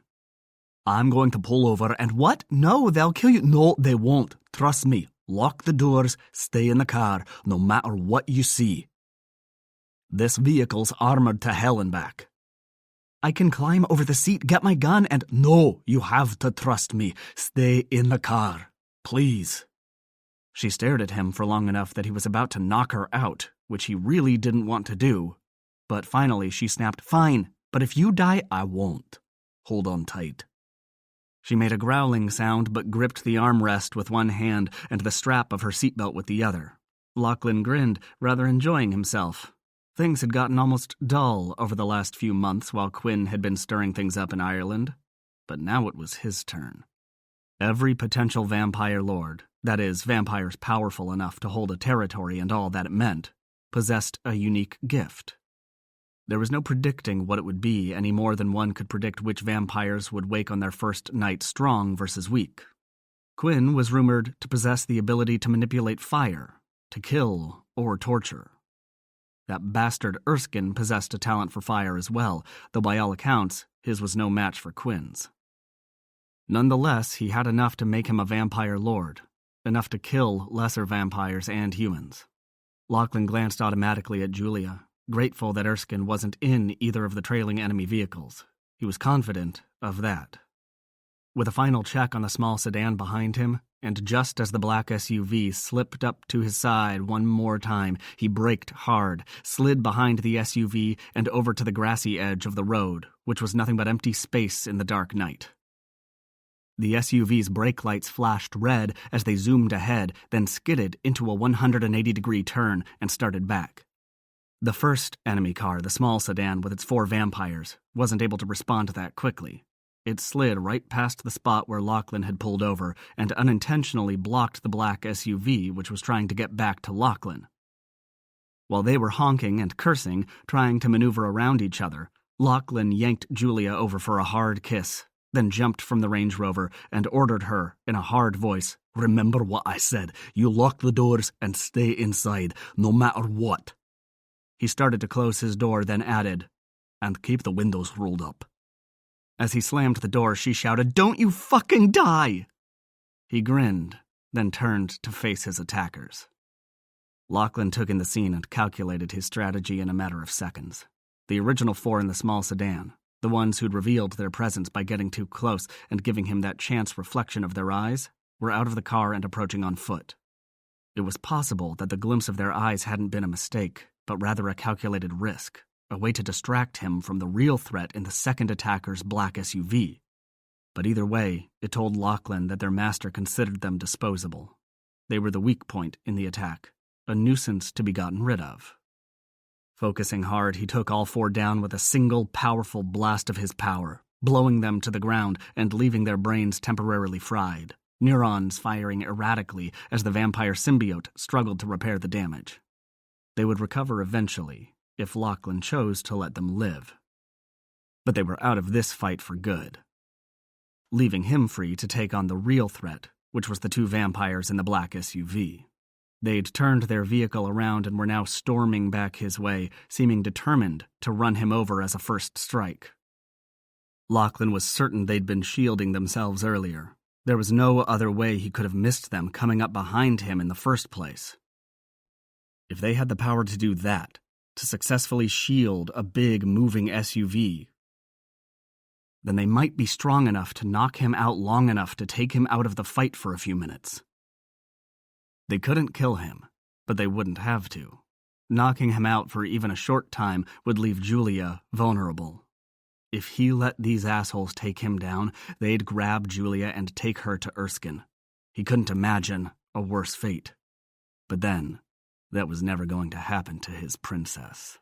The SUV's engine roared as they sped closer, eating up the ground between them.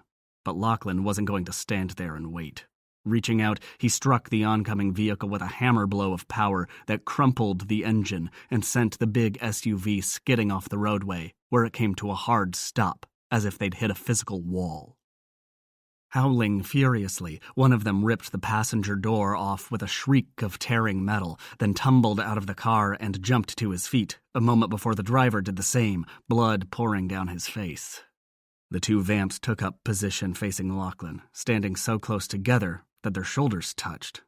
They stood waiting, glaring a fierce hatred at Lachlan, though he didn't recognize either one of them. He knew the moment their shields came up, and raised his own. These two might be weaker than he was, but stranger things had happened in his long life. Like right now. Because a moment after he sensed the flare of their power, he knew it was far stronger than it should have been. And then he understood the close stance, the touching shoulders. The two vampires were linking their energies, combining their power into something stronger than either of them could produce alone. Son of a bitch, he swore, even as every part of him settled into total focus. No emotion, no ego, a simple calculation. Do whatever it takes to kill the enemy. Something must have shown in his expression, or the lack of it, because where a moment earlier there'd been nothing but smug confidence, there was now fear in the attacker's eyes. Guns appeared without warning, pulled from under their jackets, fired in the same moment. Telepathic coordination, Lachlan thought. Clever. But not nearly enough against his ability to walk into their brains and make them see things that weren't quite where they should be. He laughed at their shocked cries when their bullets sailed into empty space, because he simply wasn't there. No, he was much, much closer. He grabbed the first one from behind and ripped out his throat, catching his gun as it fell. The second vamp, the driver, heard his partner's gurgling scream and turned, gun up and firing. Lachlan's skin heated as bullets whizzed past, grunting, when one hit its target and grazed a rib. Far too close. He'd underestimated his opponents and dropped his shield to avoid giving away his position. Stupid mistake, but not a fatal one yet.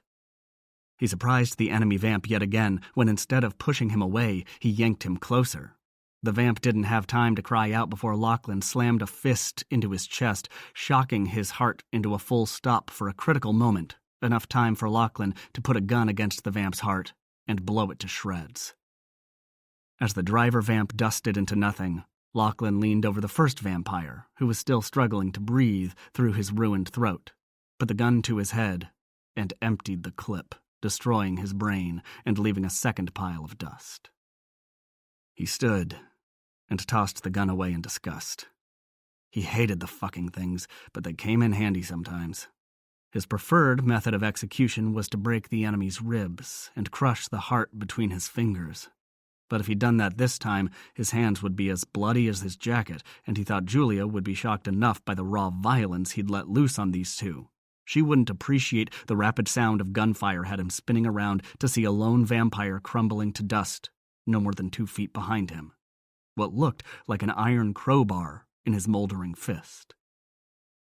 Lachlan looked up to see Julia, in her high heels and tight skirt, legs planted as far apart as the skirt allowed, a gun held steady in both hands as she eyed the pile of vampire dust. Lowering the weapon as he stared, she pantomimed blowing on the barrel of the gun, then calmly backed up to the open door of the Rover and reached inside to do whatever. Reload her weapon, fix her makeup? Christ, he'd misjudged her too, hadn't he? Good thing she was on his side, because she'd probably just saved his life. Spinning on his heel, he headed back to where she waited in the Range Rover, glancing down at the 3 remaining vampires who'd been riding in the sedan. He considered killing them too, and knew he probably should. But it would be too much like kicking a dog. They were drones in the Vampire Lord's army, fighters Erskine had been willing to let die, to be nothing but a distraction so that the two much stronger vamps in the black SUV could succeed. Lachlan glanced up as he drew closer, and saw Julia watching him once more, her eyes taking in the blood on his clothes, the bodies on the ground. Yanking open the cargo hatch, he ripped off his jacket and shirt, tossed them inside, then dug into his duffel for a clean t-shirt.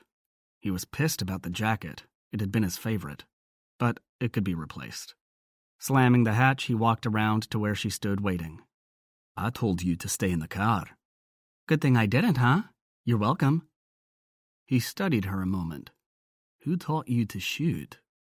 A very good instructor at the CIA. A boyfriend? Her smile was way too smug as she stepped close enough to put a hand on his chest. A friend. She kissed his chin. We should probably leave before someone sees this wreckage and calls the cops. He nodded. Fine, but we're going to talk later. You've been keeping secrets. She scoffed. Like you haven't? You want me to drive? No, he growled, then yanked her close, held her tightly, and gave her a long, tongue-tangling kiss. Thank you, he murmured against her wet lips.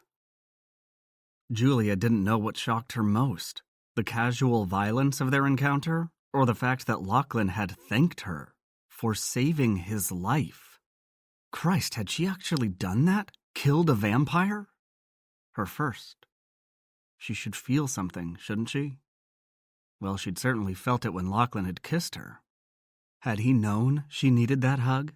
That his kiss would jumpstart her into reacting to something other than horror at what she'd done? What she'd seen him do?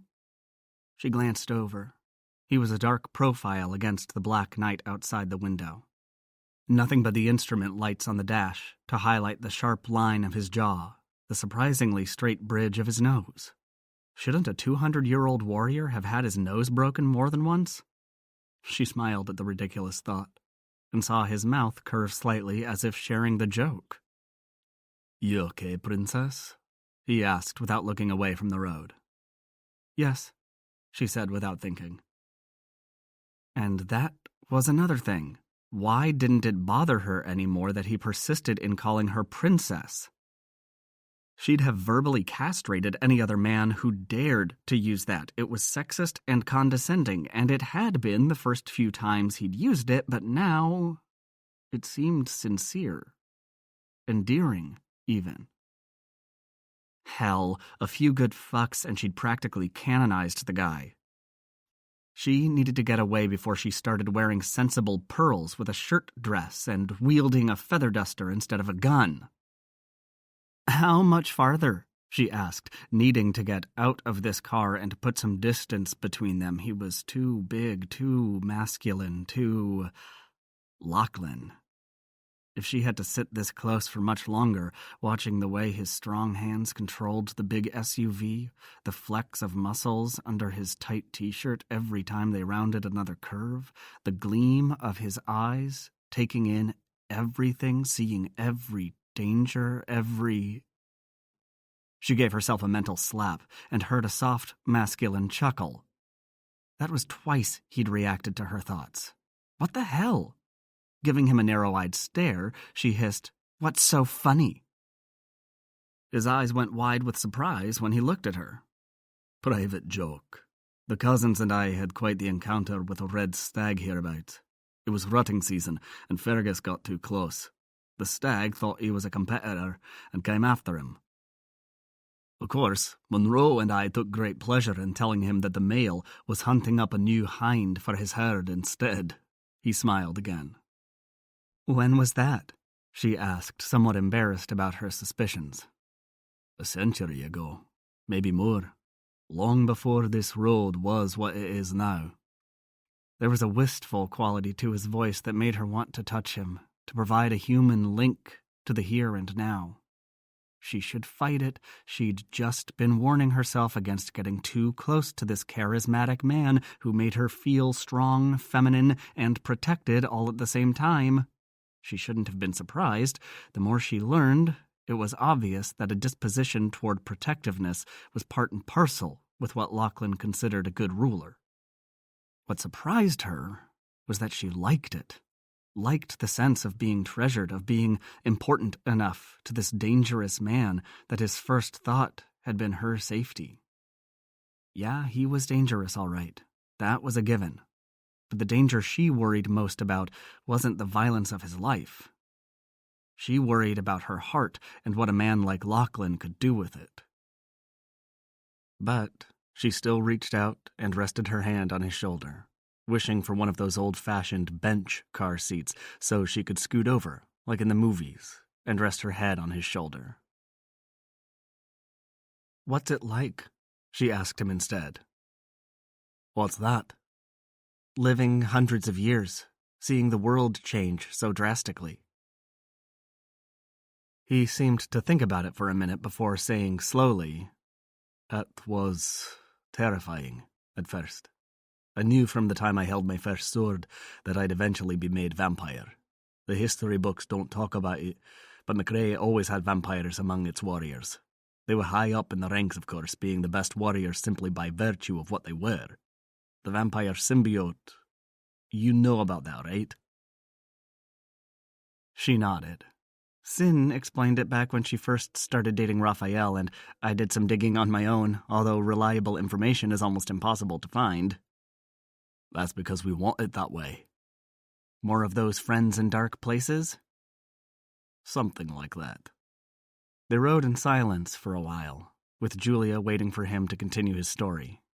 When he didn't, she prompted him, saying, "So, what changed?" "You made it sound like things didn't happen as you'd expected." He made a bitter sound. "You could say that.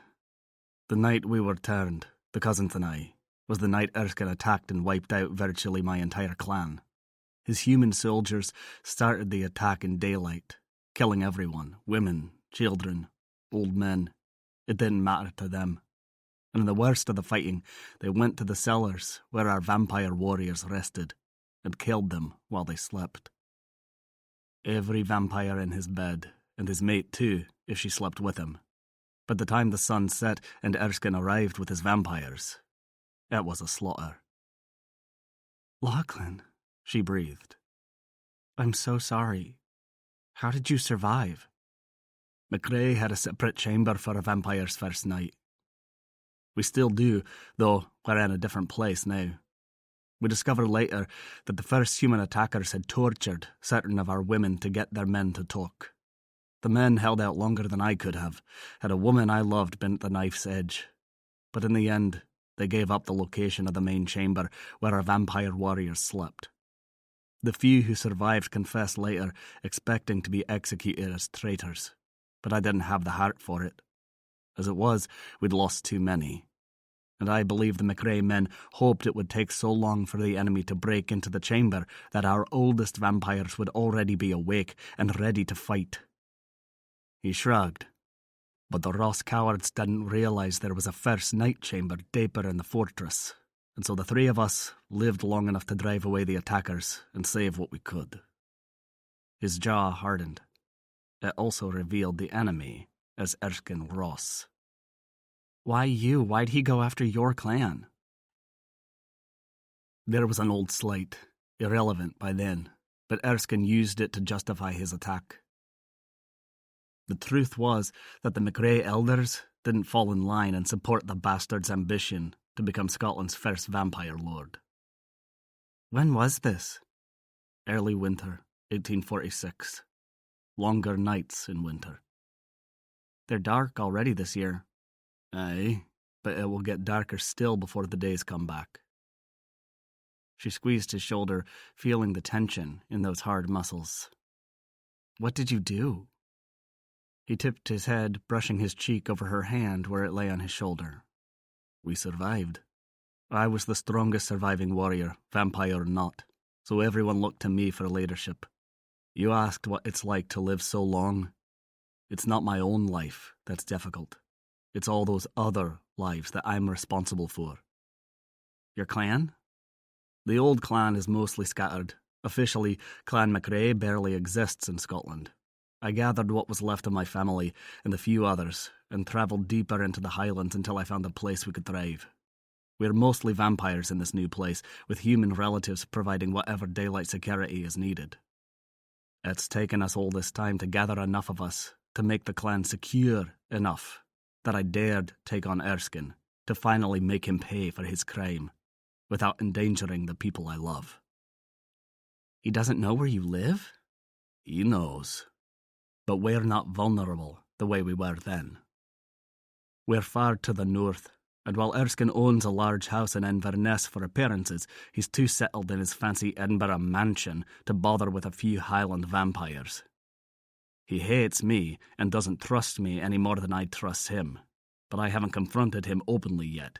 He'd kill me if he could do it without anyone knowing, but I and my cousins make sure that will never happen. Privately, I think he still hopes to co-opt me into his little empire. He's been living the high life too long to remember what it's like to burn with the need for revenge, especially over something that happened nearly 2 centuries ago. Besides, the McRaes have been living quiet lives for so long while we built up our strength that I think he believes we are reconciled to his rule. Julia frowned. But then, why'd he come after you back there? Lachlan turned to stare at her, long enough that she began to worry about his driving. It wasn't me he was after, Princess, he said with a bare glance at the road. It was you. She shook her head in disbelief. That makes no sense. According to you, that's twice he's tried. What the hell does he want with me? I'm no threat to him. Well, you do want to kill him, but I don't think it's you he's afraid of. It only took her a moment to figure it out. The CIA? What would the U.S. intelligence community want with Erskine? Besides, I didn't tell anyone what I was doing or even where I was going, so he's not in danger from them, not by my hand anyway. So you say, but I've been thinking about this. He's awfully set on getting you, and that doesn't compute if all he's worried about is what you know about his business with Masood and whom you might have told. He must have spies in the US who could get that information with a lot less drama, so it's something else. What? She demanded. What if Masood had something incriminating on Erskine? Something even worse than the money he embezzled? And what if he thinks your boyfriend shared it with you? Or maybe Masood had a secret of his own, something Erskine's desperate to find out. But I don't know anything. You don't know that you know anything. There's a difference. You need to let Monroe see those files, Julia. She sighed. He was fucking relentless. Not that it surprised her. Neither he nor his cousins would have survived if he wasn't. Fine. As soon as we get someplace with Wi-Fi, you can send them to Monroe. He grinned. That wasn't so difficult, was it? Not for you. He sobered and said softly, I've never told anyone that story. Julia stilled. What story? She whispered. About that first night. About how it felt, how it still feels, to be responsible for so many lives, for their hopes. She looked at him, caught his gold-rimmed glance at her. Why tell me? She asked as he slowed for the A9 split and they turned toward the northwest and Inverness. It was a moment before he answered. I don't know, he admitted. I'll let you know when I do. Well, that was frustrating, she thought. On the other hand, did she really want to know? Hadn't she just been warning herself against getting too close to this dangerous man, this vampire? Do you spend most of your time in Inverness? She asked, intentionally changing the subject. I know you said it wasn't your favorite place to live, but the city has to have its advantages. True enough.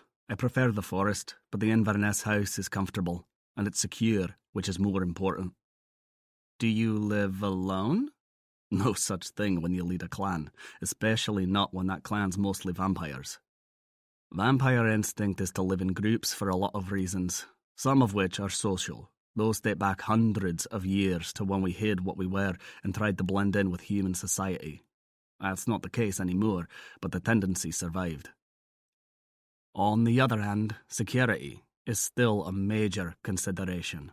All of my vampires, whether fighters or other staff, live on the grounds. It's safer for them. A lot of the humans who guard the estate during the day live on site too. Those who have families live in the city, but the ones who don't have their own building on site. Julia didn't know what else to say. She was intensely curious about the Inverness house, which sounded more like an estate, and she was even more interested in the house, or was it a fortress, in the forest. But she didn't want to sound like she was sizing him up as a potential suitor, so she didn't pursue the subject. That made the remaining drive to Inverness a quiet one. But the silence wasn't the awkward kind. It was oddly comfortable, even though they'd barely known each other a week. Okay, sure, a lot had happened in that week. They'd fought off a kidnapping too, if you counted this last attack. They'd killed a few vampires together. Oh yeah, and they'd had hot sex. What was the line from her favorite movie? They'd lived a lifetime's worth in the few days they had together. She frowned inwardly. She sure as hell hoped they had a happier ending than the movie did. She looked up when Lachlan turned off the A9 and headed down what she could only call a dark country road. Huge trees hung over the narrow lane, which was barely big enough for 2 cars, and then only if they both edged off the pavement. It was midnight black under the trees, without so much as a stray moonbeam breaking through to lighten the shadows. It could have been creepy, but with a big bad vampire sitting next to her, it was fantastic. For a woman who'd grown up around the world, she sure hadn't done much traveling lately. Maybe she needed to start getting out of her cubicle more often. "Is this still Inverness?" she asked very softly, not wanting to break the spell. "Aye, we're only 8 or 9 miles out of the city centre." They emerged from the tree cover at that point, the road continuing down a long, gentle slope. In the near distance, a river sparkled under the moonlight of a now visible clear sky, and by the side of it was a large estate house lit up with warm, welcoming light. "Beautiful," she murmured to herself, but of course, Lachlan heard it. "It didn't used to be. The land was always pretty, but the house had been left empty for decades." "Did you do the work yourself?" He laughed. "Not hardly. I've many talents, but construction isn't one of them. We lived in it as we found it for quite a while. But as our finances improved, we hired local craftsmen to begin updating it and adding a few modifications of our own design. It's a job to renovate these old places, but it's quite comfortable now." They pulled to a stop next to an arched walkway that stretched along the front of the house, reminding Julia more of Spanish architecture than anything she'd seen in Scotland so far. The walls were pale, the roof a darker tile, and as soon as their rover pulled to a stop, several well-armed figures emerged from the shadows. One of them stepped into the light, and Julia recognized Lachlan's cousin Fergus as they exited the vehicle. "Cousin?" The 2 vampires grinned hugely as they hugged, pounding each other's backs so hard that Julia could hear the concussion as their fists hit. Not wanting to participate in the thumping version of a greeting, she stood by her open door until they disengaged before stepping forward. "Miss Harper?" Fergus's greeting was excessively polite, which made Julia suspect he didn't approve of her being there. Too bad for him. "Fergus?" she said just as politely. "Where's Monroe?" Lachlan asked, interrupting the awkward exchange. "We have those financials for him." "Buried in his computer, where else?" "Julia?" Lachlan made it clear that the next move was hers. She locked gazes with him for a moment, noticing his eyes were an ordinary brown with no sign of the gold that sometimes lit up like a small forge. A tiny voice in the back of her brain still wondered if she was being played, if she'd let herself be seduced into giving him what he wanted. It wasn't as if Monroe was the only person she knew who could make sense of it for her. Even her dad could have made an educated guess at what was going on. But then he'd have insisted on turning the files over to the authorities and done everything in his power to keep her out of it. Just as her CIA bosses would have done if she'd turned them over to them. They would have been handed over to another division, and she'd never have seen them again, much less known how the situation turned out.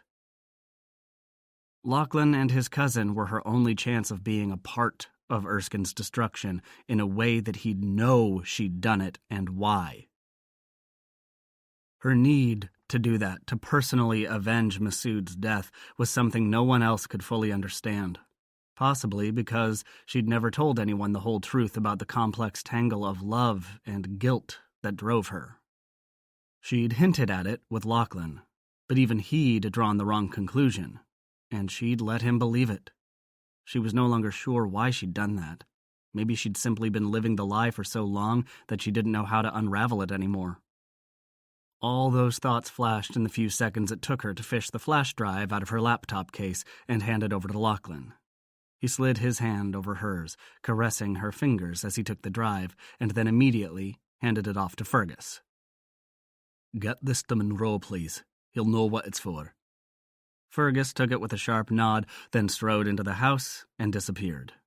The other vampires had already faded back into the shadows, presumably taking up their guard positions after making sure of Lachlan's safety. "Come on, Princess," Lachlan said, grabbing her hand. "It's been a long night." She permitted herself to be pulled against his side, happy to have him there, feeling a little awkward at being the only human with so many vampires lurking about. Hadn't Lachlan said there were mates and human guards on the estate? Were they all sleeping already? "You hungry?" he asked as they entered what might be called a great room in the U.S. The ceiling soared high, the floor was covered in beautiful rugs, and pieces of oversized furniture hugged the walls. In between, openings to other rooms arched nearly as high as the ceiling. It was an impressive room except for one thing. There were few windows, and those were tall and narrow, reminding her of the kind of vertical aperture you'd see on an old castle. Vampires, she thought to herself. Lachlan had said none of his human staff lived in this main house, so the odd windows made sense. Not much to see at night, she supposed, and electronic surveillance would provide a much better view of hostile visitors than any window could. As they crossed the great room, she caught a glimpse through one of the arched exits of a large room that had to be the place where Lachlan's vampires hung out. There was a huge big-screen TV on one wall, surrounded by furniture that was clearly suited for big men. In fairness, she admitted, it would suit big women, too. But she hadn't seen any of those. In fact, female vamps seemed in short supply. The only one she'd seen among Raphael's people had been a pretty doll of a woman with spiky blonde hair, whose sin had insisted was a deadly killer. "Do you have any women among your vampires?" she asked Lachlan as he guided her toward a second broad arch, beyond which she could see a beautiful modern kitchen. "No," he responded. "There aren't that many female vampires, especially among the fighters. That's not to say there aren't any at all, or that they have no power. There are still 2 or 3 very powerful female lords on the continent." "Still?" He gave her a puzzled look that quickly cleared into understanding. "Right. You wouldn't know this, but one of the oldest females, a French vampire lord, tried to assassinate Raphael not long ago. It didn't work out well for her, obviously." "Sin didn't mention anything like that." "She wouldn't.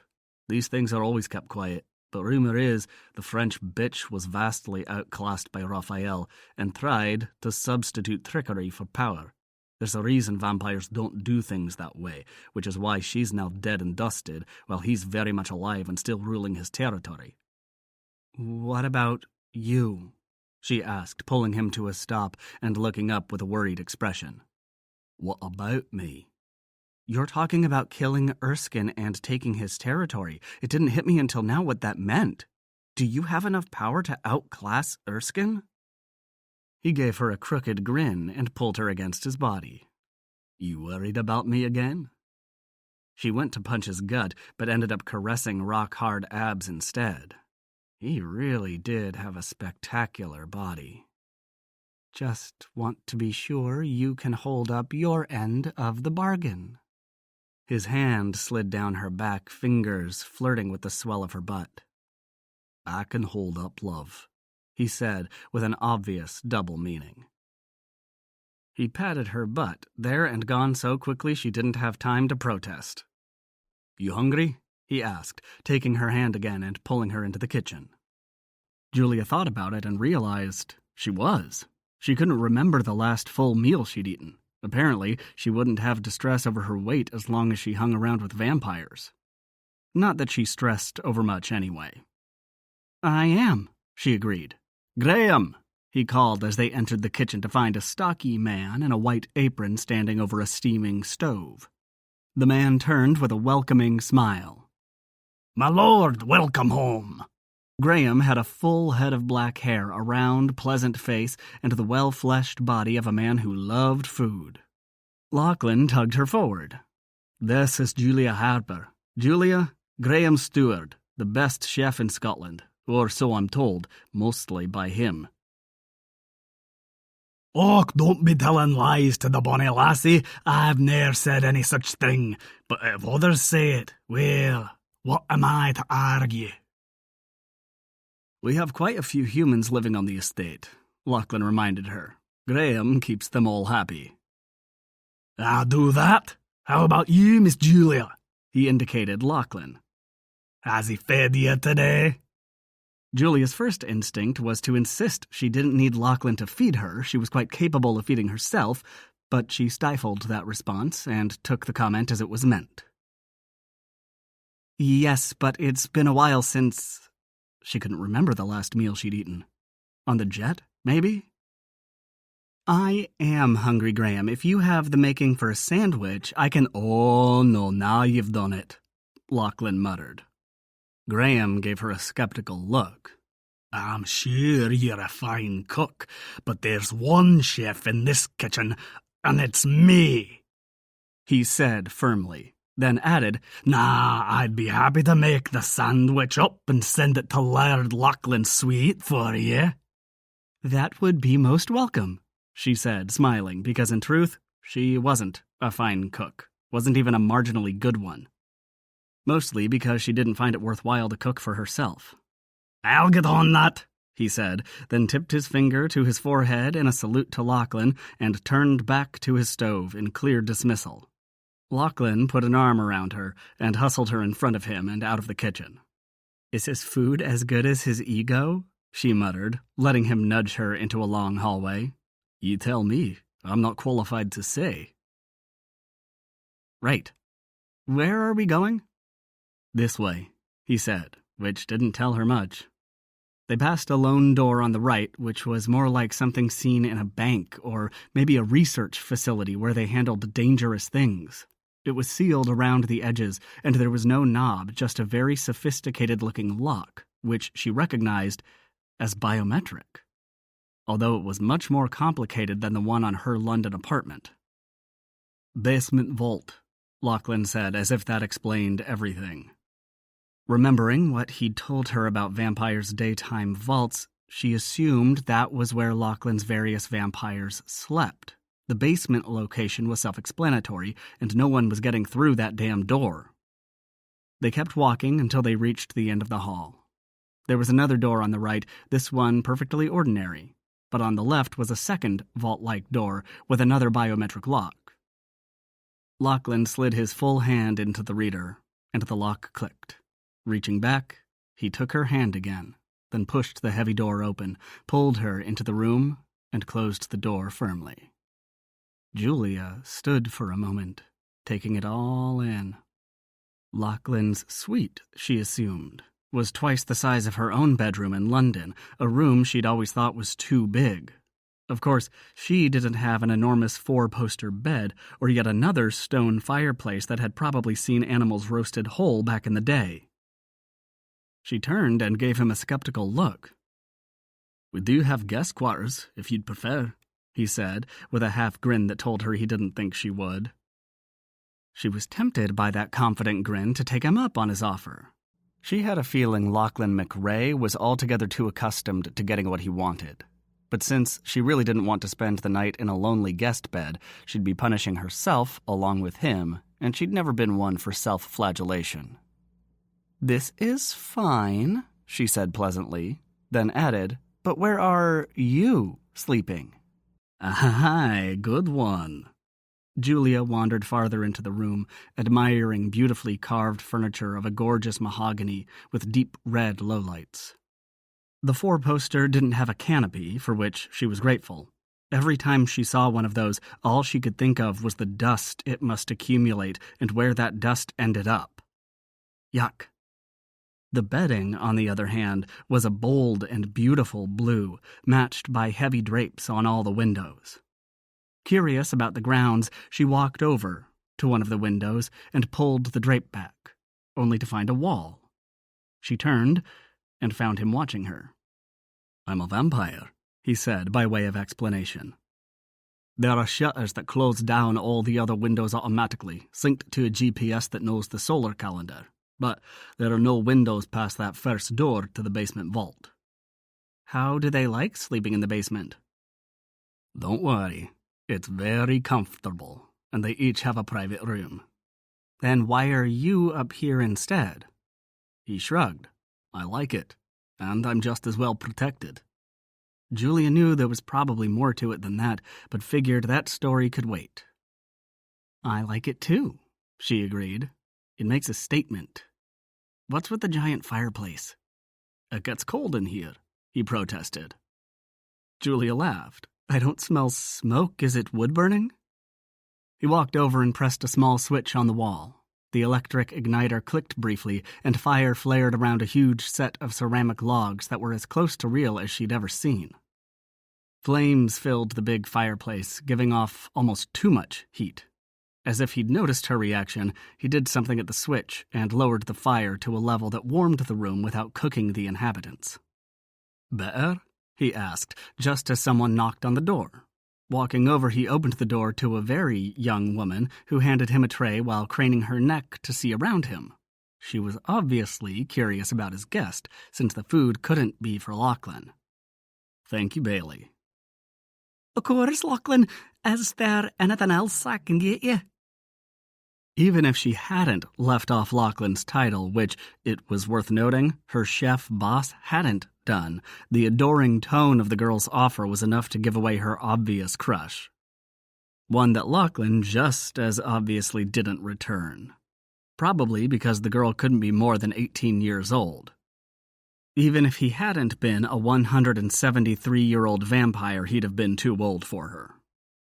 Okay, sure, he was a lot older than Julia was too, but at least she was an adult, with life and, let's face it, sexual experience behind her. "No, this is it. Thanks, Bailey. We'll keep the tray overnight." "Aww." The girl's disappointment was plain. "We'll see you tomorrow then, I guess." Aye, tomorrow. He closed the door without further conversation. Then turned, still holding the covered tray. He winced when he saw Julia watching. "She has a crush. She'll get over it." Julia laughed as she took the tray from him. "Don't hold your breath. She's in love." "Shite, I've known her since she was born, for Christ's sake." She smiled as she uncovered the tray and found a ginormous sandwich. "I can't eat all this," she said, turning to give him a disbelieving look. "Do I look like I can eat all this?" It was Lachlan's turn to laugh. "Definitely not," he said staunchly, then walked over to look over her shoulder. "Hell, absolutely not. Maybe he felt he had something to prove, what with you being a chef yourself and all." "I'm not a chef," she insisted. "I'm not even a good fucking cook." She lifted the top piece of bread from half the sandwich and removed most of the meat, roast beef, nicely pink. Then put the half sandwich back together and took a bite. The bread was delicious, and so was the rest of it, with a horseradish sauce that was divine. She took another bite and a sip from the glass of red wine on the tray before saying, "Your Graham knows his food. This is great." Lachlan was watching her like he wouldn't mind taking a bite. "You want some?" she asked, holding out the modified half sandwich. He grinned and said, "I do," as he strolled over and put an arm around her waist, pulling her flush against him and burying his face against her neck. "But not of the sandwich." Julia's entire body reacted to the crooning sound of his voice, the heat of his breath against her skin. It was as if every part of her remembered the thrill of his bite, the erotic feel of his weight on top of her, the sensuous push of his cock inside her. She shivered, and he pulled her closer, until his erection was a hard, thick rod against her belly. "Lachlan," she whispered, dropping the sandwich to tangle her fingers in his hair, grateful for the irrelevant fact that she didn't have to reach as far to kiss him when she was wearing her spiky heels. "Still hungry?" he growled, one hand dropping to her butt, pushing her even harder against his stiff cock. "I can eat the sandwich later," she whispered urgently, then put her hands against his chest and shoved him back to the bed. He backed up obligingly, but she didn't have any illusions that it was her strength that moved him. The man was like a rock. A big, hot, muscled, and beautiful fucking rock. And he was hers. At least, for now. Lachlan let himself fall back onto the bed, pulling Julia down on top of him. She kicked off those fantastic fuck-me heels, then pulled her tight skirt up over her thighs and straddled him.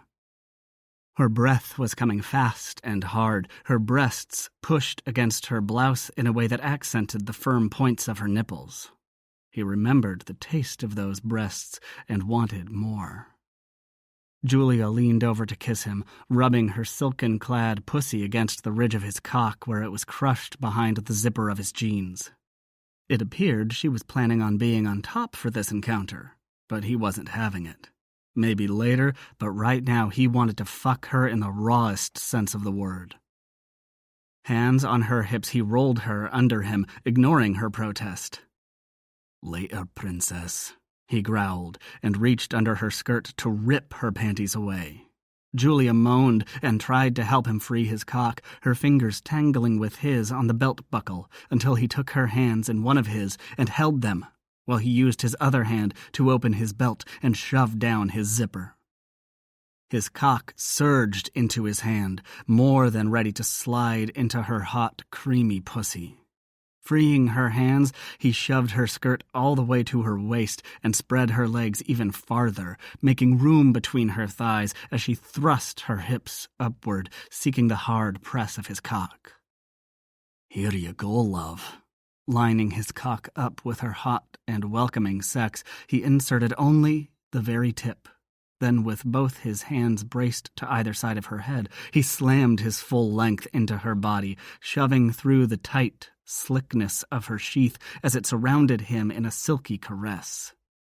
He groaned when his cock slammed up against her cervix, hearing her sharp intake of breath as her arms closed around his neck. He started pounding her sweet pussy, fucking her with an urgency that had been hounding him since their fight on the highway with the enemy vamps. The violence and passion of their encounter, the sight of Julia standing there in her skin-tight skirt and sky-high heels, the steam still wafting off her gun barrel in the dampness of a Scottish night. He'd have taken her right then and there if they hadn't needed to get away before anyone saw them. But now she was underneath him, half naked, her pussy all slick and hungry, breasts heaving as he ripped her blouse open and yanked down the lacy cup of her bra to suck a plump nipple into his mouth. Julia made a sound that could have been protest, for the bra or because she didn't want it between them. Either way, he ignored it. He enjoyed teasing her, not giving her what she wanted until it pleased him. He liked her desperate and hungry, nails digging into his flesh as she tried to draw him deeper, legs clamped over his ass. He lowered his head and took her mouth in a savage kiss when her body rippled with the first waves of orgasm, drinking her scream as the climax grew and she bucked hard against him. She clung to his shoulders with desperate passion as he never stopped thrusting, slamming through the hard grasp of her inner muscles, eased by the rush of satiny cream that flowed slick and hot over his shaft. He rode her climax until it surrendered, leaving her stunned by its power, her body shuddering in the aftermath. And then he flipped her to her belly, pulled her hips high, and spread her thighs wide, leaving her sweet pussy completely open to the furious demands of his cock. Julia's cry was muffled by her arms as her body tightened in a fresh orgasm, her fingers digging into the sheets, twisting the fabric into knots as she held on, straining helplessly against the convulsing muscles of her abdomen, the clenching of her pussy, the tightening of her pretty nipples until they were as hard as the cock he thrust into her, until his body finally yielded.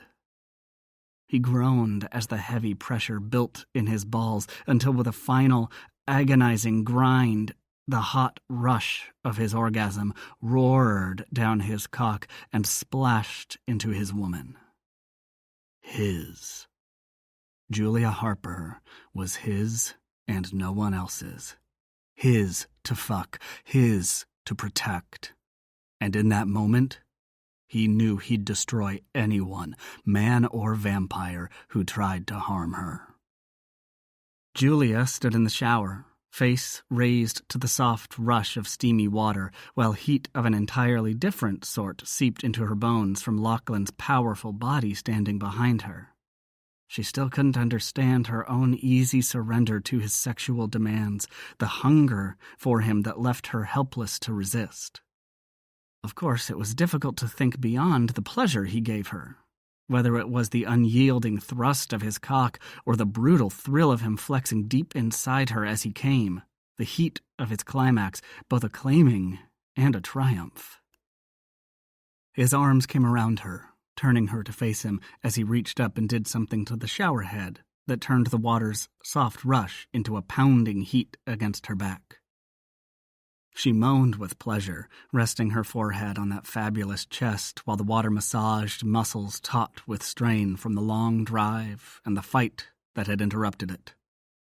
She kept replaying in her mind the moment she'd seen the enemy vampire rise up and go after Lachlan, the slow tightening of her finger on the trigger, just as she'd been taught. The realization that killing a living, breathing person was vastly different than putting holes in a paper target. She didn't regret killing the vampire, though. She couldn't. Not with Lachlan's life on the line. It didn't trouble her that she'd killed. It troubled her that it didn't trouble her. "You're thinking way too hard, princess." She kissed his throat as the deep rumble of his voice sent shivers over her skin, despite the steamy shower enclosure. "The fight," she admitted. "I keep playing it in my head, trying to figure out if I should have done something differently." "What else could you have done?" "That's just it. Nothing." He was quiet for a moment, strong hands sweeping up and down her back, adding to the massaging effect of the pulsing water. "Come on," he said, reaching around her to turn off the shower. "You need some food. It'll help you think." Julia gratefully took the towel he offered from a heated rod just outside the oversized shower stall, wrapping it over her shoulders like a long cape, not even trying to dry the rest of her body. When Lachlan threw her another towel, this one smaller, she did a quick squeeze of her long hair and wound the towel around her head like a turban. Lachlan wasn't paying any attention by then, too busy drying himself with long, seductive strokes that highlighted every muscle and sinew of that beautiful body. Was he doing it on purpose? Showing off? Teasing her with future intent? She swallowed a groan and turned her back to him, pulling the big towel from her shoulders and bending over to dry off her calves, her thighs, the soft, swollen flesh between them. "You keep up with that and you'll never make it back to your dinner," he commented matter-of-factly. She raised her head and turned, eyes wide as she took in his relaxed slump against the marble countertop and the hard jut of his cock along his thigh, while gold shards sparkled like lightning through his eyes. She stared. "You're insatiable. How do you do that?" He smiled, seeming amused. "I'm not the one doing it, princess." A surge of satisfaction warmed Julia's heart at the realization she wasn't the only one being swept away by their undeniable chemistry. It didn't make it go away or lessen its pull, but at least she wasn't alone in it. "Well, tell it to relax. I'm starving." He laughed out loud at that, then straightened from his slouch and walked over to steal a wet and languid kiss that had her rethinking how hungry she was and whether dinner could wait. It was only a sandwich. But he didn't give her the option, breaking off the kiss and saying, "I'll meet you out there," as he left the bathroom. Julia sighed.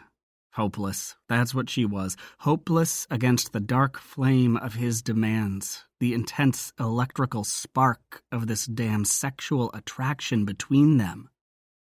She told herself that's all it was, hormones and mutual desire, a purely physical, chemical thing. She finished drying off, then snagged the thick terry cloth robe hanging from a hook on the door. A slight twinge of something that might have been jealousy stabbed her before she realized the robe was much too big and was clearly meant for Lachlan's use. Belting it around her, she padded out to the bedroom, the wood floor cool against her bare feet. Lachlan had pulled on a pair of sweatpants that barely covered him, hanging so low on his narrow hips that a soft breeze would have left him perfectly naked, which wasn't an altogether bad outcome. But she needed fuel first, so those pants had to stay on for at least long enough for her to eat the sandwich. And maybe she'd add back some of the beef she'd taken off. She was going to need protein to keep up with her vampire lover's simmering sexuality. Climbing up onto the big bed, she tucked the robe demurely around herself, then proceeded to devour every crumb of food from the tray. Not only the sandwich, but the freshly made fries and creamy cheesecake with sweet strawberries. She put down her fork and pushed the empty tray to the foot of the bed, then leaned back on the pillows, still savoring the last delicious bite. If she'd been alone, she'd have crossed her arms over her swollen gut, feeling stuffed to the gills, as they said in the U.S. "Feeling better?" Lachlan asked, looking up from the tablet he'd been working on while she ate. There was a definite note of amusement in his voice, but Julia didn't care. She'd enjoyed the food far too much, which was something she rarely did anymore. "I do feel better, thanks," she sighed in satisfaction, then scooted over and pushed her head against his bicep. "What's that?" she asked, seeing what looked like a financial stock chart on his screen. "Investment portfolio. For the clan? And my own, as well. I keep the two separate." "I thought Monroe was your financial genius." "Monroe's good at making sure everything adds up and detecting nascent big-picture trends in the market, but he's a numbers guy. I work more on instinct, which means I'm better at spotting future opportunities, new or revamped companies with an innovative product, stocks we can get in on at the start and ride their wave upward." Julia took all of this in, surprised even though she shouldn't have been. Lachlan was far more than a gorgeous body. He was obviously intelligent, since he'd pulled his clan out of disaster and led it back to prosperity.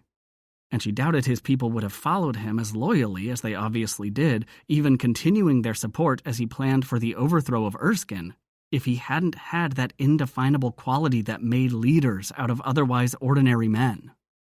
Of course, there was nothing ordinary about Lachlan. He was a vampire, for fuck's sake, but she couldn't help noting the differences between him and the enemy vamps they'd fought, or even him and his cousins. Maybe it was that magical power he'd talked about, but she thought it had more to do with who he was inside. The man he'd been even before he'd been made vampire.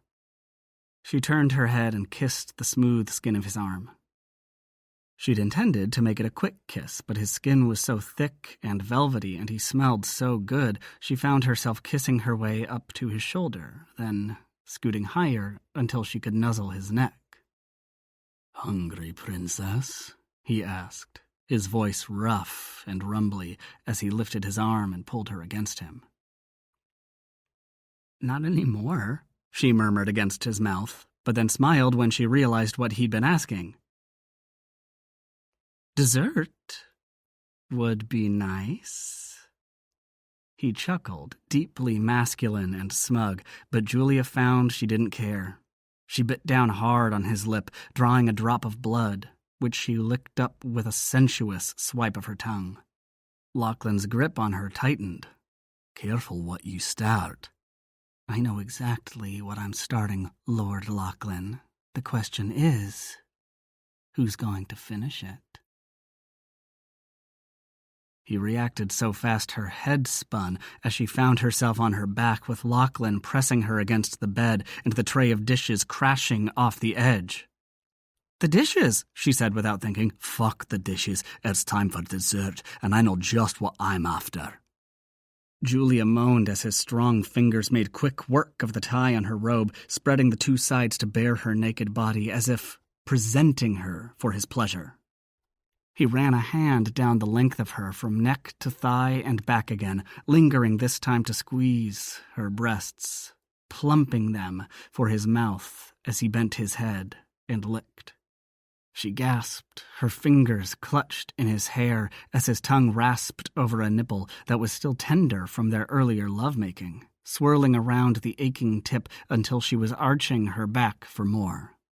Lachlan hissed and took her breast, sucking hard until half the delicious flesh had been sucked into the wet heat of his mouth. "Lachlan," she cried, not sure how much more of his erotic attention she could survive. Every inch of her body was on fire, consumed with such overwhelming pleasure that she didn't know what to do with it. Could a woman die of sexual ecstasy? She screamed as he bit into her breast, not from pain, but because it was a pain that felt so damn good. A week ago, she wouldn't have thought such a thing was possible, but a week ago, she hadn't met Lachlan. It stunned her to realize how much had happened in only a few days. Lachlan's teeth closed on her flesh again, harder this time. Julia's eyes flashed open to meet his gold-sparkled gaze. "You weren't paying attention," he growled.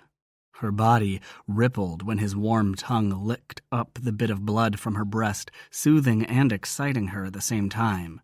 But when he nudged his hips between her thighs, she surprised him by flexing her abdominals and shoving him to his back.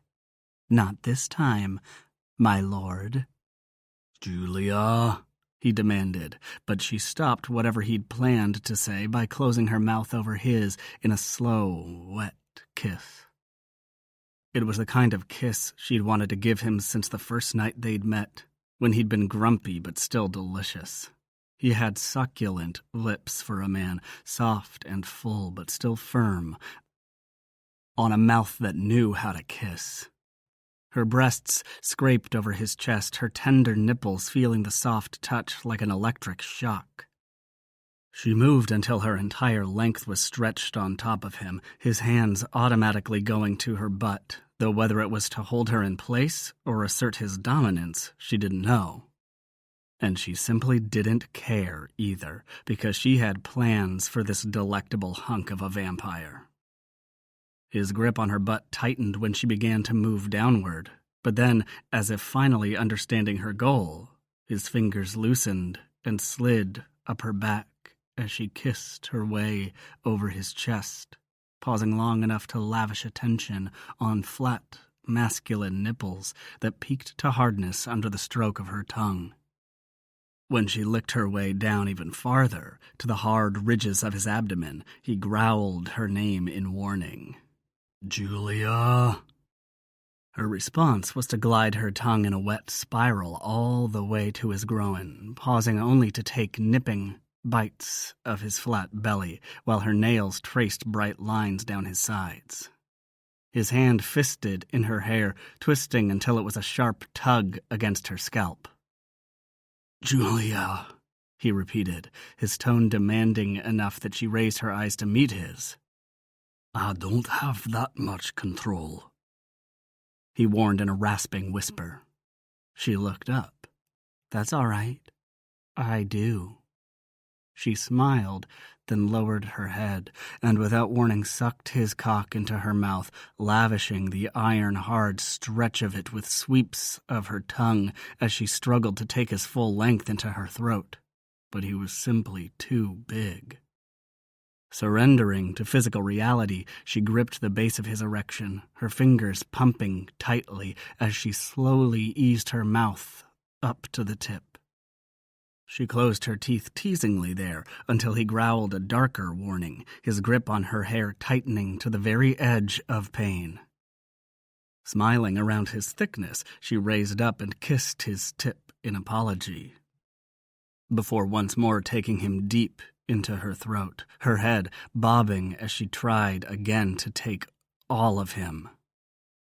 Lachlan's groan of approval told her she'd succeeded, and she reached for his balls, caressing them as she sucked until his sack tightened and his hips jerked upward. Gasping for breath, she pressed her tongue against the heavy vein on the back of his shaft, licking and swirling around and around, loving the scent of him, the velvet thickness of his cock, until suddenly she was being lifted into the air and pressed flat on her back by the hard, masculine body on top of her.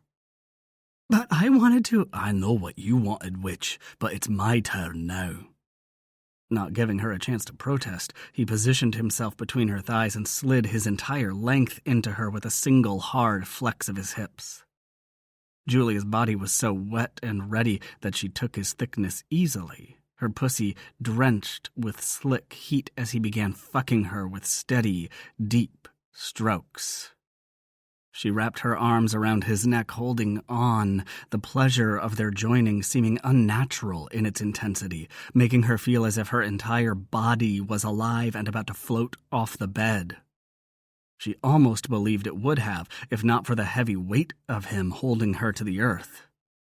She gasped back to reality when his teeth grazed her neck, shuddering with fresh awareness of the thrill yet to come, wondering if she'd survive, or if this would be the time her mind finally gave out under the electrifying high of his bite. Lachlan, she breathed, trying to protest, to fight for her sanity, but his only response was a deep chuckle, a moment before his fangs pierced her skin and went deeper, sinking into her vein until she felt the warm flow of her own blood. She barely had time to process the sensation before the euphoric in his bite hit her bloodstream and drove away every thought, every feeling on a wave of such intense, erotic ecstasy that she couldn't even scream, drowning as she was in such violent passion that her breath was driven from her lungs. It was Lachlan's kiss that forced her to breathe. His mouth hot and hard against hers, his breath slamming into her lungs even as his cock shoved ruthlessly into her body. His strokes slowed gradually, his eyes wicked and smiling as he gazed down at her. I love fucking your pussy after you've come. You're all juicy and trembling, hotter than hell itself. Julia was still too breathless to respond, her heart seeming to beat 1,000 times faster than it should while her lungs were only beginning to function normally. She ran her hands over his broad arms, gripping his biceps as if she had a chance in hell of controlling him. He kissed her with the same slow, lush strokes as his shaft moving inside her. Delicious, he murmured, but I want more. Her nails dug into muscle as his hips flexed harder, driving his cock deep inside her once again, his balls slapping her ass with every forceful plunge. She cried out as fresh desire sparked to life, her arms sliding up to tighten around his neck, her legs crossing behind him as a renewed thrill had her lifting her hips, meeting every thrust, teeth closing over the hard line of his shoulder as she fought to hold on, to claim him as he was claiming her. Lachlan grunted wordlessly, but he didn't try to pull away, only lowered his head to her neck once more and slid his fangs into her vein. They climaxed together, his shout of orgasmic pleasure drowning her cry of joy as they tumbled over the edge and collapsed into each other's arms. They lay silently, while Julia wiggled her toes, trying to figure out if feeling had fully returned to her appendages. She didn't know if Lachlan was doing the same, but she could feel his heart pounding against her chest as she lay sprawled half on top of him, too boneless to move. Eventually, he broke off the silence. Dawn's not far off. You need to decide what you're doing today. Doing? She repeated, wondering if she was expected to climb out of this soft bed and go be productive somewhere. His hand slid down her back in a warm caress, ending up on her butt. I'll be sleeping the day away. You know what that's like by now. You need to decide if you're staying here with me or moving across the hall. There's a guest room that's— I'm staying, she said, interrupting his offer. I'm not afraid of a little downtime while you do your vampire thing. I'll probably sleep right along with you. I'm wiped. She expected some teasing reply about how he'd worn her out, but that's not what she got. You sure? Once the sun comes up, there's no opening that door until I'm awake enough to do it. You might not have noticed, my lord, but I've been awake right alongside you these last few nights. I'm ready to sleep, and if I wake early, I'm not that easily bored. I can read or get some work done on my laptop. Just leave me the Wi-Fi password. His chest moved in a deep chuckle. It's taped to the phone. Unbelievable. Great security. Well, then I'll be perfectly entertained till sunset. His phone rang before he could respond.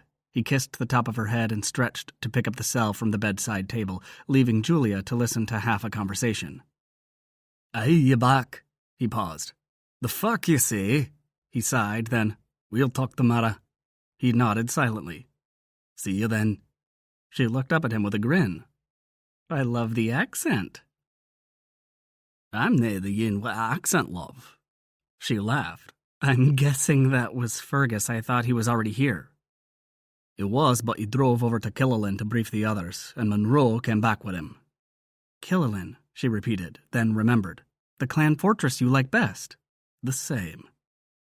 You sounded pissed. What happened? Erskine's suddenly decided to spend time in Inverness. He's here? But you said— He's rarely here, aye, and he snuck in, or I'd have felt him, which means he's planning something. You sure you want to stay? You could go back to Edinburgh tomorrow. You'll be a lot safer. She sat up with a glare. I can't believe you're asking me that. Come here, princess, he said gently, pulling her down on top of him again. I just want you safe. Fuck safe. What I want is to see him dead. Besides, she muttered grudgingly, I'm safer with you. She waited for his gloating response, but it didn't come. He simply hugged her close and said softly, I'll protect you, no matter what. Hey, she said, lifting her head to meet his eyes. No heroics, okay? I want you to be safe too. He gave her a crooked smile. Still worrying about me? We'll keep each other safe then. He tucked her head against his shoulder. Sleep now. You're going to need it, because I plan to spend tomorrow night inside you before I have to consider the fate of every vampire in Scotland. Chapter 10. Julia had been right about how tired she was. She'd closed her eyes as soon as Lachlan dropped into his daylight coma. Calling it sleep was simply ridiculous from her point of view. He wasn't asleep. He was unconscious. She'd had her e-reader ready to go, having figured she'd need at least an hour or so to fall asleep, since it was nowhere near close to her usual sleep schedule. But she didn't manage a single page of her current book before falling asleep mid-read. At some point, she'd rolled over and curled up next to Lachlan, which, in retrospect, she found odd. She wasn't accustomed to sleeping with anyone and hadn't had a serious relationship in years. She'd dated a couple of guys long enough to have sex with them, but when they'd spent the night together, which hadn't been often and spoke to the not very serious nature of the relationship, she'd never had the urge to curl up with any of them. No, she'd waited until she was dating a vampire to do the whole cuddle routine. And dating? Was that what they were doing? Not much dating going on so far. It was more of a business agreement with benefits. Although it felt like more, damn it. She'd become a cliché. The rich daddy's girl who falls for the ultimate bad boy. It consoled her somewhat that her good friend Sin had fallen down the same rabbit hole. But that didn't mean her story would have the same happy ending. Thankful that she'd at least awakened before him, she rolled out of bed and headed for the bathroom, hoping she'd have enough time to shower and dress before sunrise. Lachlan would probably appreciate her absence when he woke up too. Sure, they'd had lots of hot, sweaty sex and God knew they had chemistry, but She doubted she was the woman he'd planned on to rule Scotland by his side. Some nice vampire chick would do better, she thought as she stepped into the shower. Someone who understood vampire society and customs. Even more importantly, someone who would live forever just like he would. Her stomach clenched at the truth of that thought. Sure, Lachlan could be killed, but he was already nearly 2 centuries old. Nearly indestructible and clearly powerful enough to defend himself against all comers. He'd go on living for a long fucking time yet. Sin had told her Raphael was even older. She'd wondered at the time how Sin handled that, knowing she'd get old and gray while Raphael didn't. She hadn't asked, figuring it was too personal a question. But Sin had volunteered the information, something about drinking Raphael's blood and remaining young as long as he lived. Of course, that she'd only known Lachlan a week, and they were lovers, nothing more. She'd be long gone and out of his life before gray hair became a problem. The idea made her feel sad.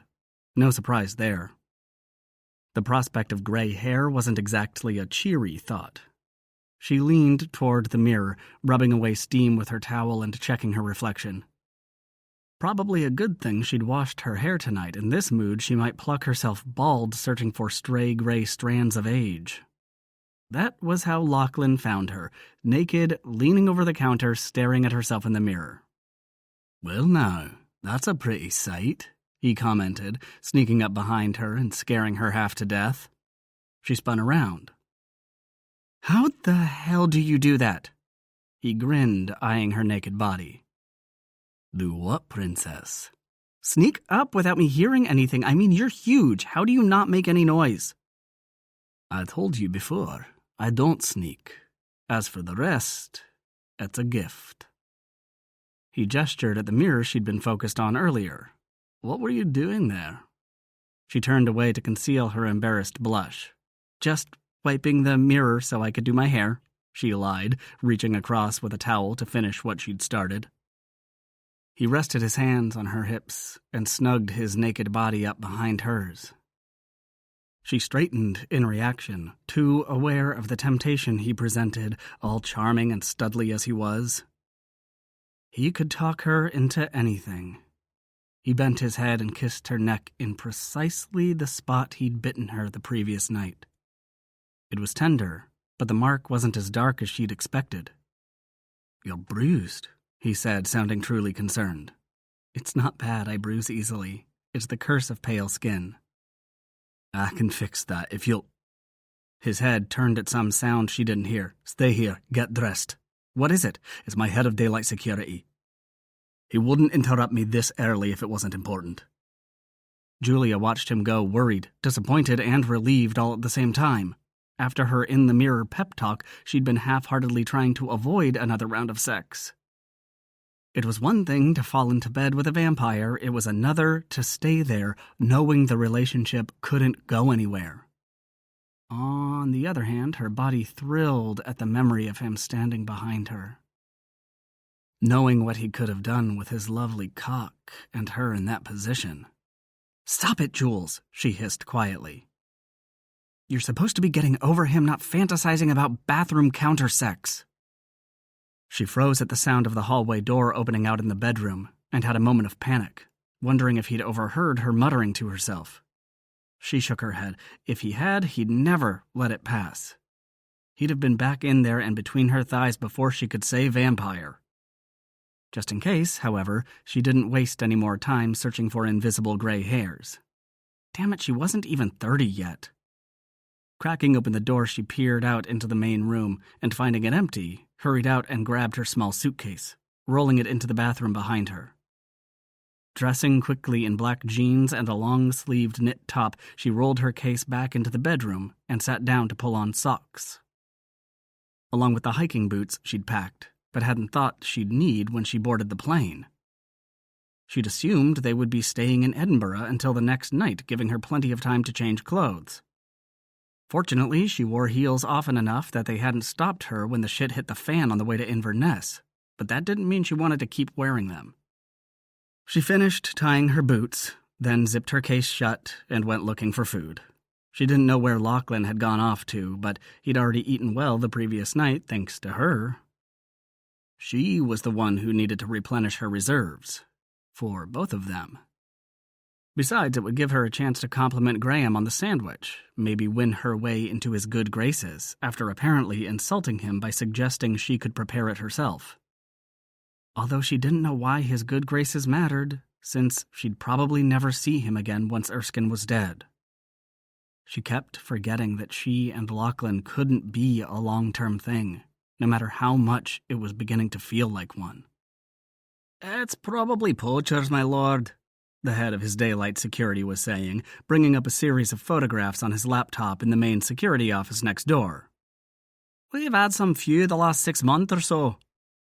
Caught a pair of them just 2 weeks past, let them go, of course. But I'm thinking this tonight might be connected, maybe friends, maybe partners. I'll have another go at them, find out what they can." "They're still in our custody?" Lachlan asked. "Oh, aye, Davy wants to question them himself," he said, tipping his head toward the vampire standing near, who was overall security chief for the Inverness property. "I didn't like some of their answers, my lord," Davy said. "We decided to let them sit for a while, to contemplate their sins, as it were. But even if they're just poachers, we can't let this stand. People hereabouts need to know this property's off limits." Lachlan stared at the images of the so-called poachers, considering whether to take over the interrogation. Davy was a strong vampire, and good at what he did. He was more than capable of wringing the truth out of human thieves, if that's what they were. On the other hand, there was Julia to consider. If these so-called poachers were Erskine's people in disguise, looking for a way to grab her while she was out on a walk, say, a much stronger response would be needed. Especially with his own plans against Erskine very much on a short timeline. His vampire fighters would have arrived from Killallen before dawn.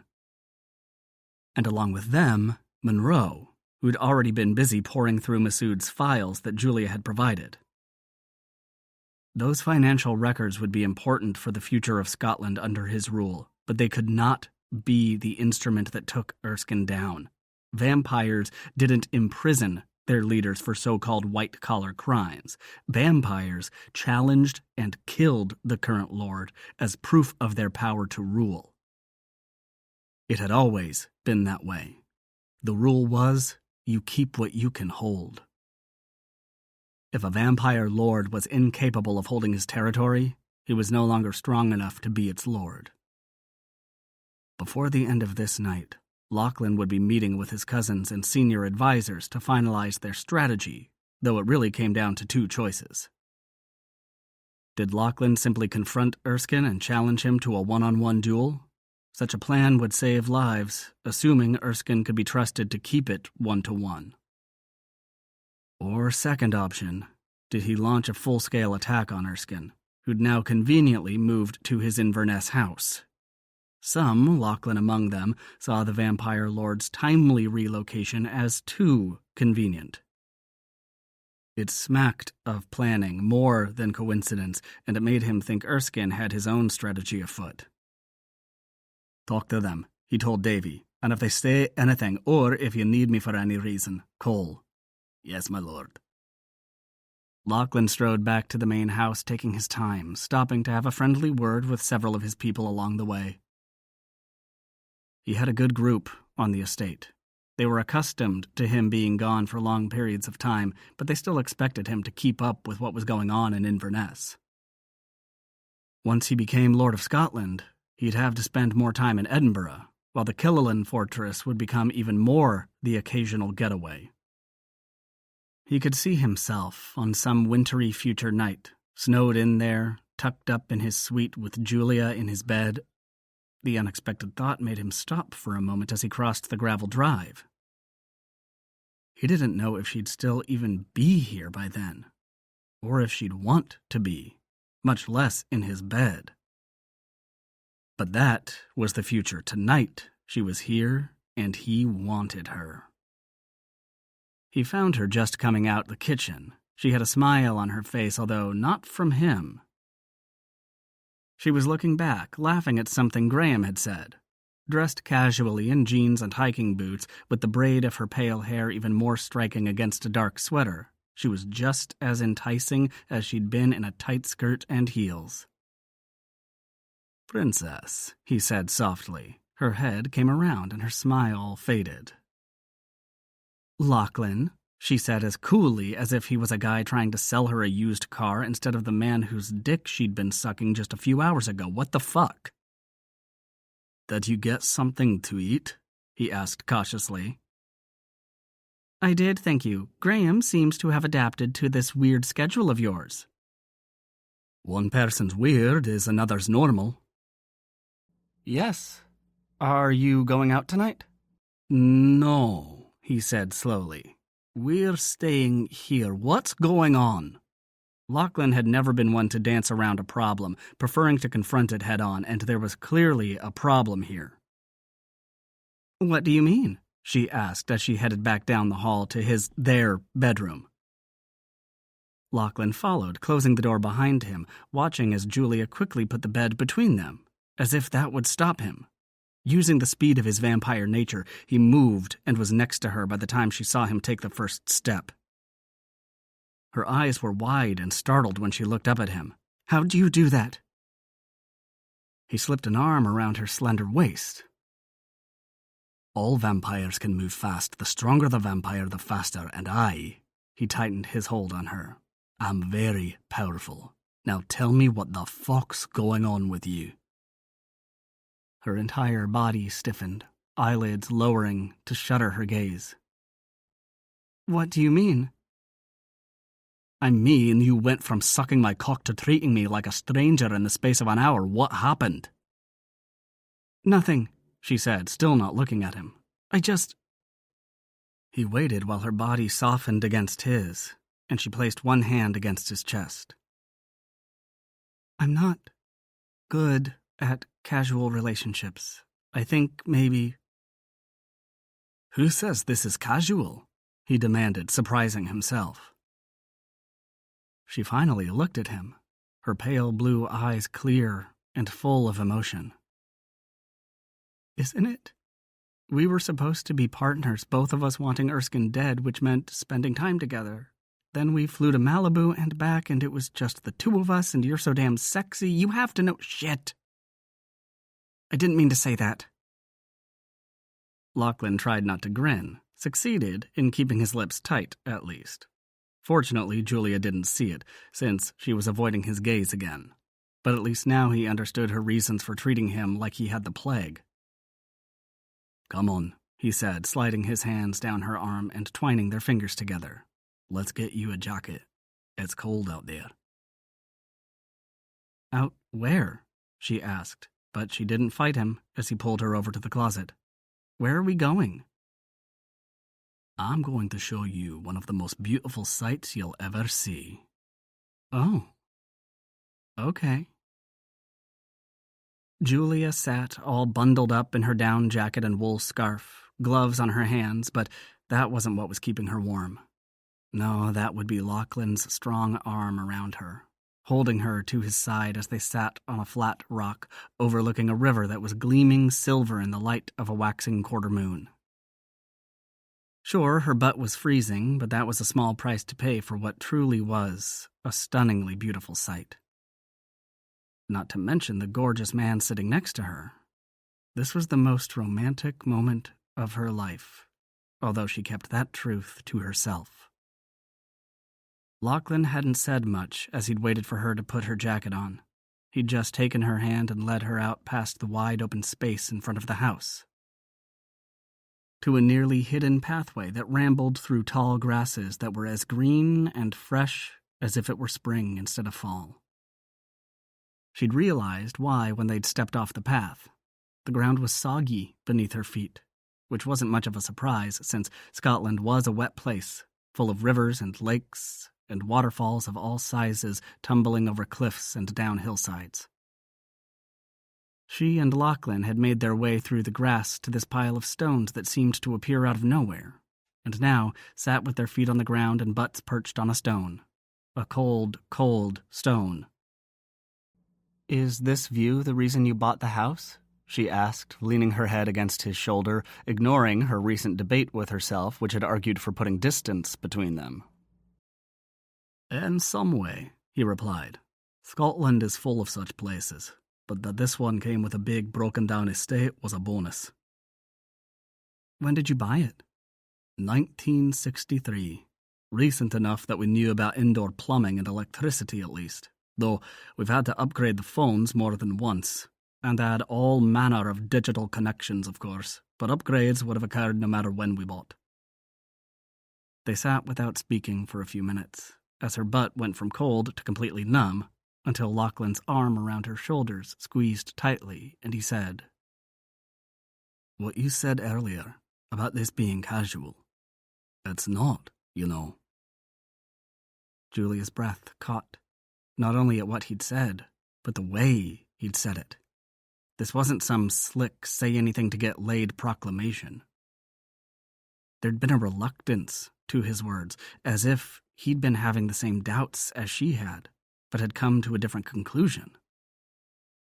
"I didn't plan on it either," he said, as if reading her thoughts. Again. She reminded herself to ask him about that. Later.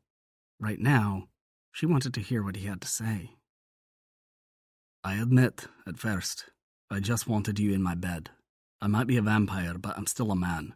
When I meet a smart, beautiful woman, I want to fuck her." Julia slapped his rock-hard thigh lightly. "Aye," he admitted.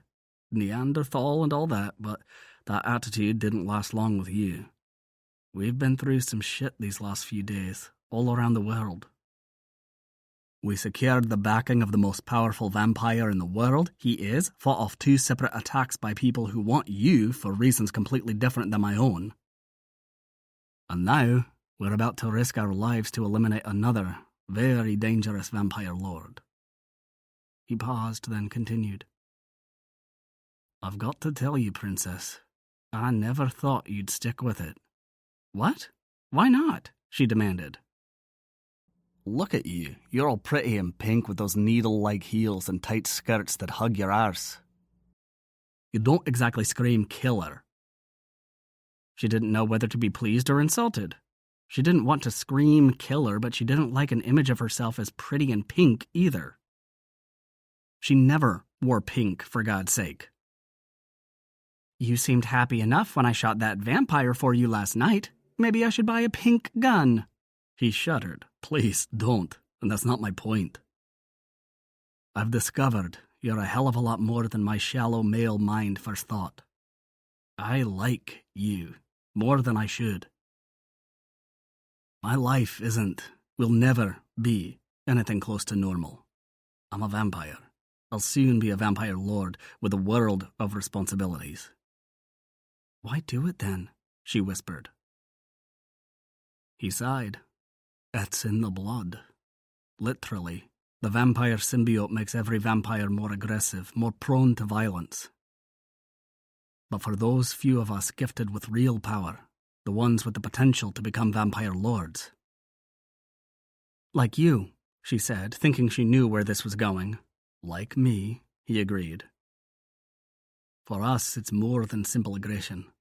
We're driven to rule, to conquer every vampire we meet. That's why vampire lords typically can't be in the same room with each other for very long. There are exceptions, and I'm told the North American lords have become true allies under Raphael's guidance. Although, I suspect what's happened over there is that Raphael is so damn powerful, he's become like a super vampire lord, and the others follow his lead. But that's not what I want to talk about." He shifted on his seat, pulling her even closer. "What I'm saying is my life will always be dangerous, and I probably shouldn't drag anyone else into it, much less a pretty pink princess." She elbowed him in the gut this time, though she doubted he felt that much either. He laughed. "Come on, admit it. You like me too." "What are we, 12? "Not for a very long time," he said solemnly. "Look, Julia, I don't know where this will take us, but right now, I don't want it to end. And it's not just because of your tight arse either." "You were doing so well before that. she sighed, trying to decide how to respond. He was right. She did like him. She thought it might be more than simple like, but she wasn't prepared to face that just yet. She also wasn't ready to walk away, she admitted, especially not now when she knew his feelings mirrored her own. Her hand slid to his thigh and stayed there. I don't want to end it either. And since we're stuck with each other for the next few days anyway, we might as well see what happens. Well, that's insultingly practical. She laughed. We don't seem very good at this. He lifted her onto his lap as if she weighed nothing, his wonderful, warm lap, then pulled her down for another one of his luscious kisses. Damn, he was a good kisser.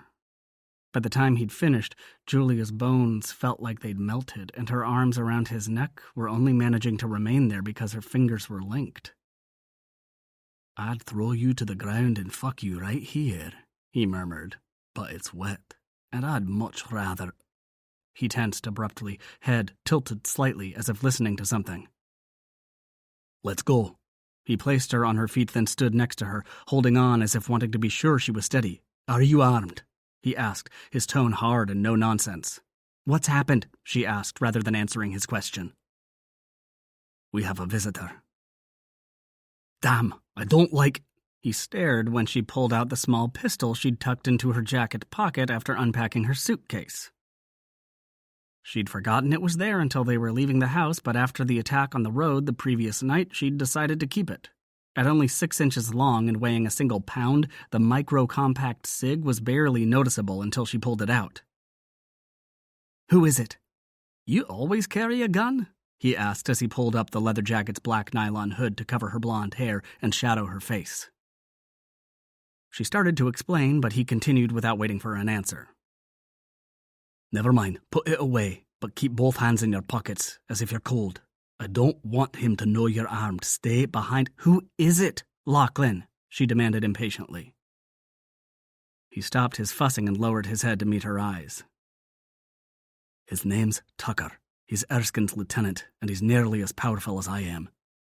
She held his gaze for a moment, gripped by a fear so intense that she could almost hear the sudden hard pounding of her pulse. Her throat moved in a dry swallow. Nearly? That means you can take him, right? He slid a hand around the back of her neck and pulled her in. He might not be here to cause trouble. He could simply be Erskine's messenger boy and nothing else, but I can't assume that. He kissed her forehead. Remember what I said. Hands in your pockets. Have the gun ready. I'd like to send you directly to the bedroom. No way in hell am I... But I know you won't go without a fight, and there's no time. I should have sensed his arrival. That I didn't means he was shielding for all he's worth, hiding his presence. It could be just instinct when going into a hostile situation, but again, it could be more. Julia, please, he said, putting both hands on her shoulders, forcing her to pay attention. Stay behind me. Stay in the shadows if you can. I don't want him to see you. She went on alert. Why? Someone's been trying to kill you. I think it's Erskine. If so, then Tucker probably knows about it. Julia was about to argue. Surely this Tucker guy wouldn't try anything here, not while she was with Lachlan and all his security. But Lachlan was as taut as a horse in the chute, ready to get out there and run. So she nodded her head in agreement, then took his hand and let him lead her, at a much faster pace, back along the barely visible path through the wet grass to the house, where 4 vampires now stood outside the doors, waiting. Their heads turned in Lachlan's direction before she could even make out their faces, with one of them coming to meet them as soon as they hit the gravel of the drive. How many, Davy? Lachlan snapped without breaking stride as he continued toward the house. Tucker and 2, sire. I've got them in the great room. Does have anything to do with the poachers? No. Davy's response was firm. I tore their brains apart. They really were poachers. Nothing else. Shit. What the hell is this then? Maintain a guard out here. Tell them to keep a cautious eye. If they sense Anything, and I mean anything. Sound the alert. I'll see to it. The vampire walked over to update his men while Lachlan continued through the front door, his grip on her hand never easing. Focusing on her surroundings, she watched every movement, listened to every word. She didn't know much about vampire customs, but she'd read and listened to transcripts and videos of enough human meetings, especially the secret kind, that she knew what to look for. Every vampire here had once been human. No question that they'd changed when becoming vampires, but from her limited experience, their body language and verbal giveaways remained mostly the same. The great room was warm when they walked through the open double doors, with a fire burning on the huge stone hearth. Almost as soon as they walked in, sweat started pooling between her breasts and at the small of her back. But she didn't take her jacket off, didn't even push back the hood. Her attention was all for the newcomer, Tucker. She didn't have to ask which one he was, even though he stood with most of his back to her. The arrogant tilt of his head and the way he'd placed himself apart from the others, even his own men, told her all she needed to know. Lachlan let go of her hand almost as soon as they entered, giving her hip a little nudge as they passed the first of 4 wide faux pillars that propped up the compass points on the room's domed roof. The dome itself, she saw, was elaborately painted to mimic a view of the night sky. Whoever had done the painting was no Michelangelo, but was talented. Julia remained next to the big pillar, her head lowered slightly, enough that the hood concealed her features, but without appearing to be hiding. Both hands were in her pockets, her right hand on the gun, finger on the trigger guard, thumb near the safety. Lachlan kept going, giving no outward indication that he cared where she ended up. He didn't greet their visitor either. He just strolled directly over to stand next to Davy, who'd entered behind them, and now stood with 2 of his own vampire team, facing off with Tucker and his 2. Lachlan's arrival unbalanced the numbers, but that wasn't all it did. She noticed an uncomfortable static charge when they'd walked into the room, almost like when the wind blew in the desert and the air became so dry that you could feel a tingle against your skin. Except that this was Scotland, and it was wet as hell. Even worse, the moment Lachlan entered, uncomfortable had become threatening, as all the air seemed to be sucked out of the room at once. She was still breathing, but her senses were telling her she shouldn't be able to. The air itself was heavy with menace, pressing on her ears, her chest. A quick look around told her she seemed to be the only one feeling it. Or maybe she was just the only one who couldn't explain it. Vampire magic, she told herself, and damn if it wasn't real.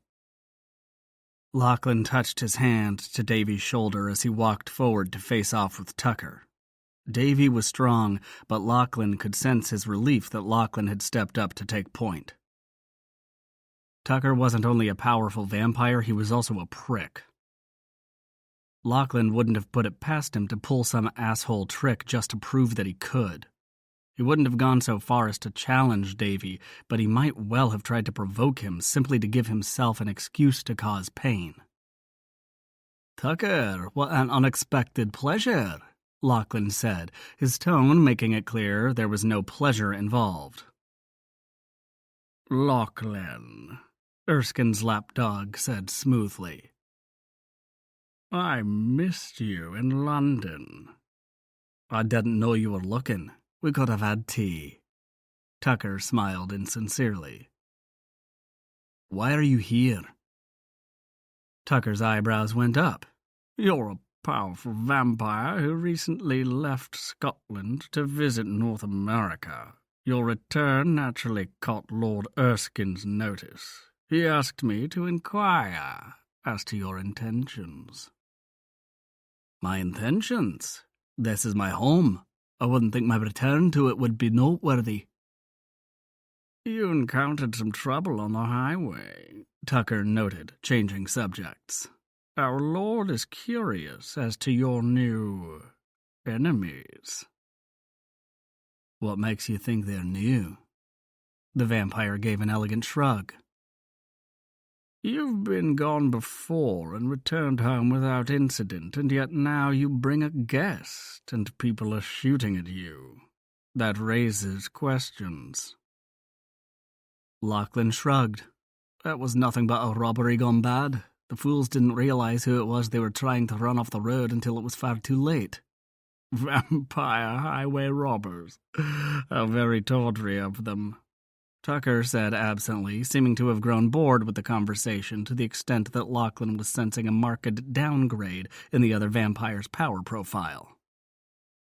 He was beginning to think Tucker really had been sent to do nothing more than snoop around and discover what he could about Lachlan's recent activities. It was no surprise that Erskine knew about the visit with Raphael, but he must be desperate to learn what they'd discussed. Might sacrifice anyone to find out. Even Tucker? Erskine's lieutenant had been with him a long time, but he'd become too strong for the Vampire Lord's peace of mind. Erskine would probably be just as happy if Lachlan took him out of the picture. His thoughts were jarred back to the room as Tucker abruptly swung around and stared directly at the spot where Julia stood hidden. "You're being rude, Lachlan. Introduce me to your guest." He was aware of Julia sucking in a breath, of her heart beginning to race, her gaze so fixed on Tucker that she didn't so much as glance Lachlan's way. She was more stressed than she should have been. Why? He slid his mind into hers, his telepathy more than strong enough to pick up her thoughts. He generally tried to avoid eavesdropping without permission, but Julia seemed to have no shields at all, something he'd have to work on with her if they stayed together long enough. He'd also taken her blood, which always made the connection easier. But when he touched her thoughts this time, they were so skittish it took him a moment to make sense of them. Finally, it became clear. She knew Tucker.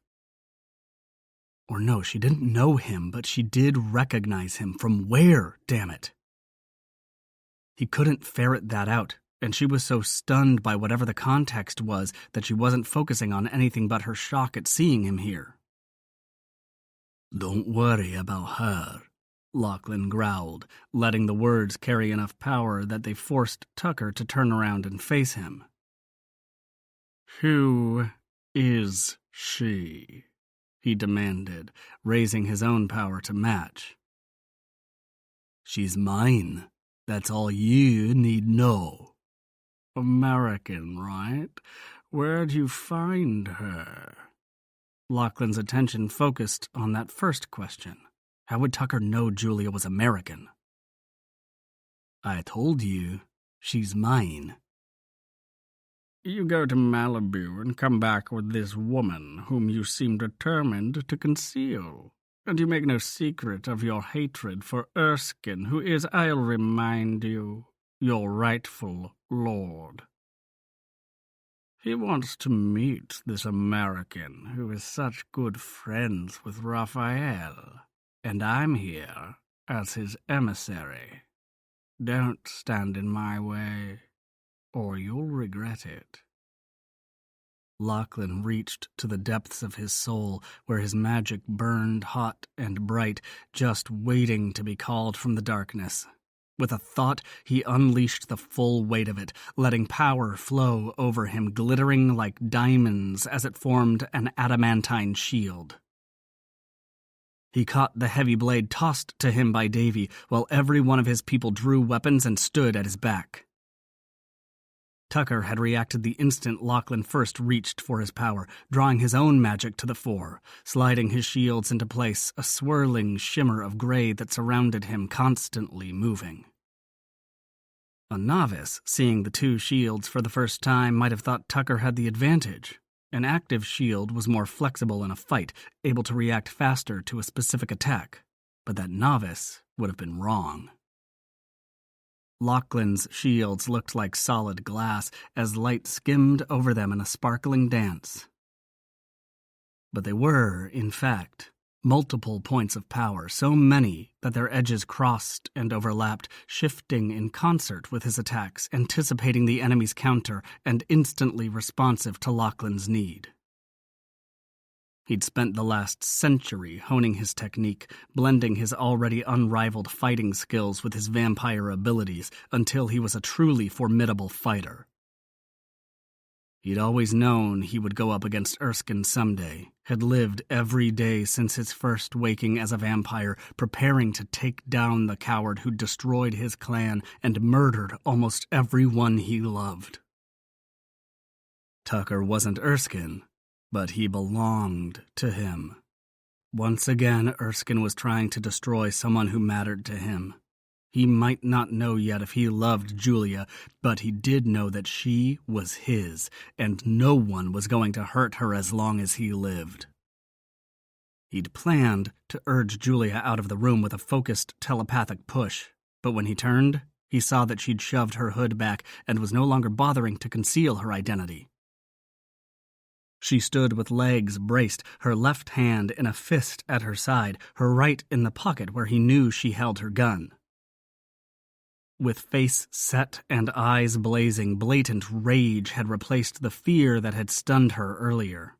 He was proud of and terrified for her in equal measure, and he knew she wouldn't go anywhere until this fight was ended. Nodding his acknowledgement of her support, he turned to Tucker, and the first challenge that would set him on the vampire throne of Scotland. Julia knew the moment Lachlan decided to fight Tucker. She read it in the tensing of his muscles, the cold light in his eyes. She wanted to scream when whatever it was that had become an uncomfortable pressure before now became a force that threatened to rip the skin from her flesh and break her bones. How did Lachlan survive it, standing in the very center of this horrific battle of magic? Christ, a week ago she'd have said such a thing didn't exist. Sure, vampires lived longer and healed faster, but there were all sorts of medical explanations for that. But this whirlwind of something that had sucked so much oxygen from the room that the huge fire was nothing but ash, while she, the lone human, found herself forced to drag every breath of air into her lungs. What else could it be but magic? She whirled, gun up and ready when a hand grabbed her arm. But it was Davy, who dropped his hand as soon as he had her attention. Julia, you have to come with me. I'm not leaving. Nor am I, but you'll get hurt if you stand this close.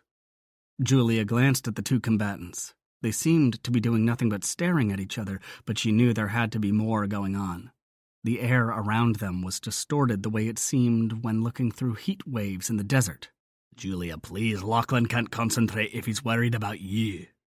That got through to her as nothing else would have.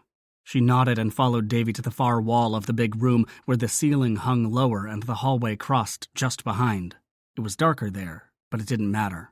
The two vampires were lit up like meteors in the night sky, power swirling around them, the pressure shoving aside furniture, knocking over lamps. Letting go of her gun for now, she clenched both hands in her pockets and tried to follow the battle that Lachlan was fighting to defend her.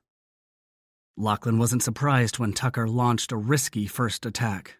He'd seen the vampire fight before, and the vamp was both impatient and confident. The confidence was well-founded against most vampires, but he'd never come up against an opponent who matched him in strength. Tucker had been gifted with the power to be a vampire lord, but so had Lachlan. He saw the blow coming and did nothing to repel it, letting Tucker believe he'd succeeded. The strike hit Lachlan's shield with the sizzling crack of two powerful forces colliding, and though his shield held, he took a faltering step back, feigning an injury that wasn't there. Tucker bared his teeth in a victorious snarl, eyes gleaming like black marbles as he raised his hand in a tight fist, muscles bunching as he built power and prepared to strike the same spot on Lachlan's shield, thinking it weakened and vulnerable. Lachlan waited until his opponent's hand was clenched so tightly that his bones were threatening to tear through his flesh, then with no outward sign he reached for his power. With no gesture, no warning, he formed it into a mighty cudgel and slammed it into Tucker's head. The vampire's shield buckled and threatened to give way as he staggered, his eyes giving away the shock he was feeling, even as he forced a confident grin. His next strike was immediate but weaker than it should have been, meant more for show than effect as he recovered from the powerful head blow. As long as shields held, they protected a vampire from death, but a strong enough strike could still do a lot of damage. Lachlan seized on this vulnerability, a rare advantage against an opponent of Tucker's might, and one not to be ignored.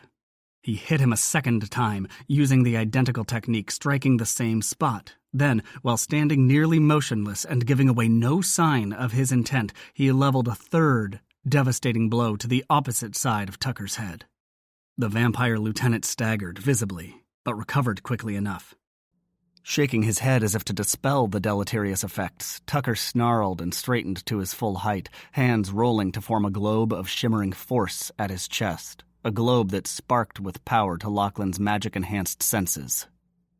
Lips drawn back over bare fangs, Tucker pulled his arm back and shoved the sphere forward, aiming it across the short distance separating them like a shot put targeted directly at Lachlan's heart. Lachlan braced himself for the blow, manipulating his shield to add protective layers over his heart, the one spot most vulnerable on any vampire, even one as powerful as he was. But that didn't mean he couldn't fight back at the same time. While Tucker was aiming his deadly weapon against Lachlan's shield, thinking to shatter it and punch through to the exposed organs underneath, Lachlan was preparing his counterattack. Gesturing broadly for the first time since they'd begun fighting, he arched his arms out and upward, hands cupped as if gathering power from the air itself, and then he waited. The instant he sensed Tucker launching his assault, he stepped right up to the other vampire and slammed both hands against his head so hard and with so much contained power that the walls around them shuddered at the tremendous energy released when his hands crashed through Tucker's shield. His shields shredded, their power scattering. Tucker roared in fury. Ignoring the blood gushing from his skull, he fought back, his face twisted with hatred as he fired a close-range punch of power. It was a desperate blow aimed at Lachlan's heart, but he was too damaged and too close to target effectively. Lachlan grunted when it struck his sternum, but his shields held as he continued pouring power into his hands and reached once more for Tucker's head. Gripping as tightly as he could, he squeezed and broke through. Bone shattered. Shards, driven by every ounce of power Lachlan could muster, pierced Tucker's brain. He screamed in agonized despair as blood streamed from his ears and eyes, as pink brain matter oozed through the growing cracks in his shattered skull. But vampire lords, even potential ones, have enough power to heal even the most devastating injuries, so Lachlan took no chances. Pulling back one hand, he slammed his fist low into Tucker's ribcage, then reached up into the vampire's body and grabbed his frantically beating heart. With it pulsing in his grip, he ripped it from Tucker's chest, trailing arteries of still-pumping blood, and crushed it into a pulpy mess, before using a lightning strike of power to utterly destroy it. Holding it in front of him, for all to see, he opened his fingers and let the dust fall to the floor. Tucker's body instantly followed his heart, dusting in death, as the vampire symbiote in his blood acknowledged the inevitability of its host's demise. Lachlan stared at the place where Tucker used to be, legs braced against an exhaustion that was both physical and magical. If an enemy had come at him in that moment, he'd have been hard-pressed to put up a good fight. But that's why vampires of his strength had loyal children and supporters of their own. Davy and most of the others deployed around him, while the two who'd accompanied Tucker were unceremoniously escorted off the property. He knew they'd hightail it back to Erskine with news of Tucker's death, although the Vampire Lord wouldn't need their confirmation. Tucker wasn't Erskine's child, but he was sworn to him by blood. Erskine would have sensed Tucker's death the moment it happened, and since he knew whom his lieutenant had been sent to deal with, he'd also know who'd killed him. Lachlan wasn't prepared to consider that just yet, not until he'd had at least a few minutes to recover, and maybe a few bags of blood, although fresh would be better. He couldn't stop the thought from filling his head as Julia shoved her way through the surrounding vampires to his side. He didn't have the presence of mind to stop her from putting a supporting arm around him or getting too close. He was covered in the blood and gore of his opponent, which was disgusting. But he was also still buzzing with power, as if he'd been plugged into the unstoppered electrical flow of a giant condenser, then shoved aside. It was residual power, not altogether useful, but still enough to deliver a nasty shock to anyone, but especially a human who touched him. Julia drew back, brows drawn in puzzled offense before her gaze scanned his bloody form. She nodded in seeming understanding and raced away, only to return a moment later, her hands filled with wet kitchen towels. Lachlan nodded his thanks, while thinking completely irrelevantly that Graham was going to be pissed as hell when he showed up in the morning and found his best towels covered in blood. And other things.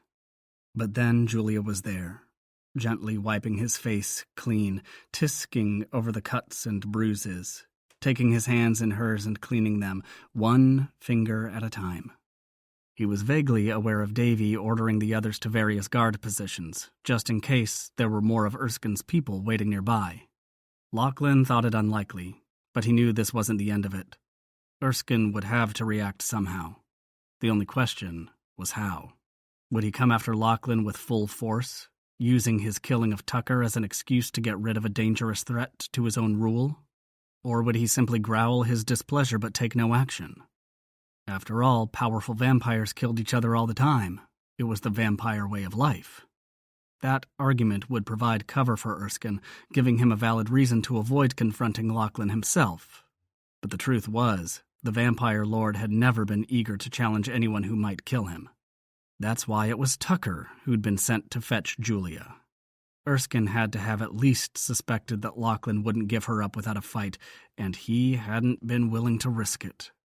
Now that Tucker was dead, Erskine might send another of his people to finish the task. But Tucker had been his lieutenant, the most powerful vampire in his retinue. If Lachlan had killed him, then he was likely to kill any lesser vamp that Erskine might send, and with greater ease. Julia slid her hand into his at that moment, breaking into his thoughts. Looking down at their twined fingers, he lifted them to his mouth and kissed the back of her hand. When she slid her arm around his waist, he draped his over her shoulders, surprised by the strength in her delicate frame. "I'm taking you to bed," she informed him quietly. He gave her a wicked grin. "You'll get no argument from me, princess." She snorted. "You're in no condition." "I'm a vampire," he reminded her, pride unreasonably pricked. "I will be soon enough." He adopted a casual stroll until they were inside the bedroom, with the door locked. Julia took over at that point, ushering him into the bathroom, turning on the hot water and letting it run as she stripped off his clothes.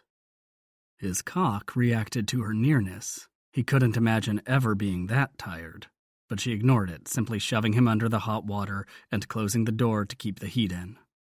Lachlan was miffed at first, but the pounding water felt so damn good on his various wounds and muscles that he groaned in pleasure. The glass door opened at that moment to admit a very naked Julia. "Did you start without me?" she asked, eyeing his straining cock as she closed the door. Stretching upward, she kissed him, but didn't linger. Instead, she soaked the wet cloth she'd brought in with her, then rubbed it with soap and proceeded to wash his body with firm but gentle strokes. He'd thought about telling her he could wash his own damn body, but decided it was much nicer to have her do it for him, wondering if this was only for post-battle occasions, or if he could persuade her to be his shower slave all the time. Probably better if he didn't phrase it quite like that. Then he sucked in a breath when she knelt, took hold of his cock with soapy hands, and began washing that with careful strokes, too. One hand reaching even farther to take care of his balls. Closing his eyes, both arms outstretched and braced against the shower wall, head hanging between them, he fought the urge to drag Julia off her feet and fuck her senseless. Or even better, to fist his hand in her wet hair and show her what she could do for him while on her knees. By the time she had finished with the soap and was using the handheld nozzle to wash away the foam, he was hard as a fucking rock. Taking the handheld from her, he slipped it into the bracket, then looped an arm around her waist and lifted her up for a hungry kiss. He crushed her lips with his tongue sweeping in as he slammed her against the shower wall and pressed his full body against her. She responded with fervor, her tongue fighting his, moaning as she pulled him even closer. Fuck, but he loved the way she moaned. It was soft and sweet, but laced with a raw sexuality that made his cock ache to be inside her.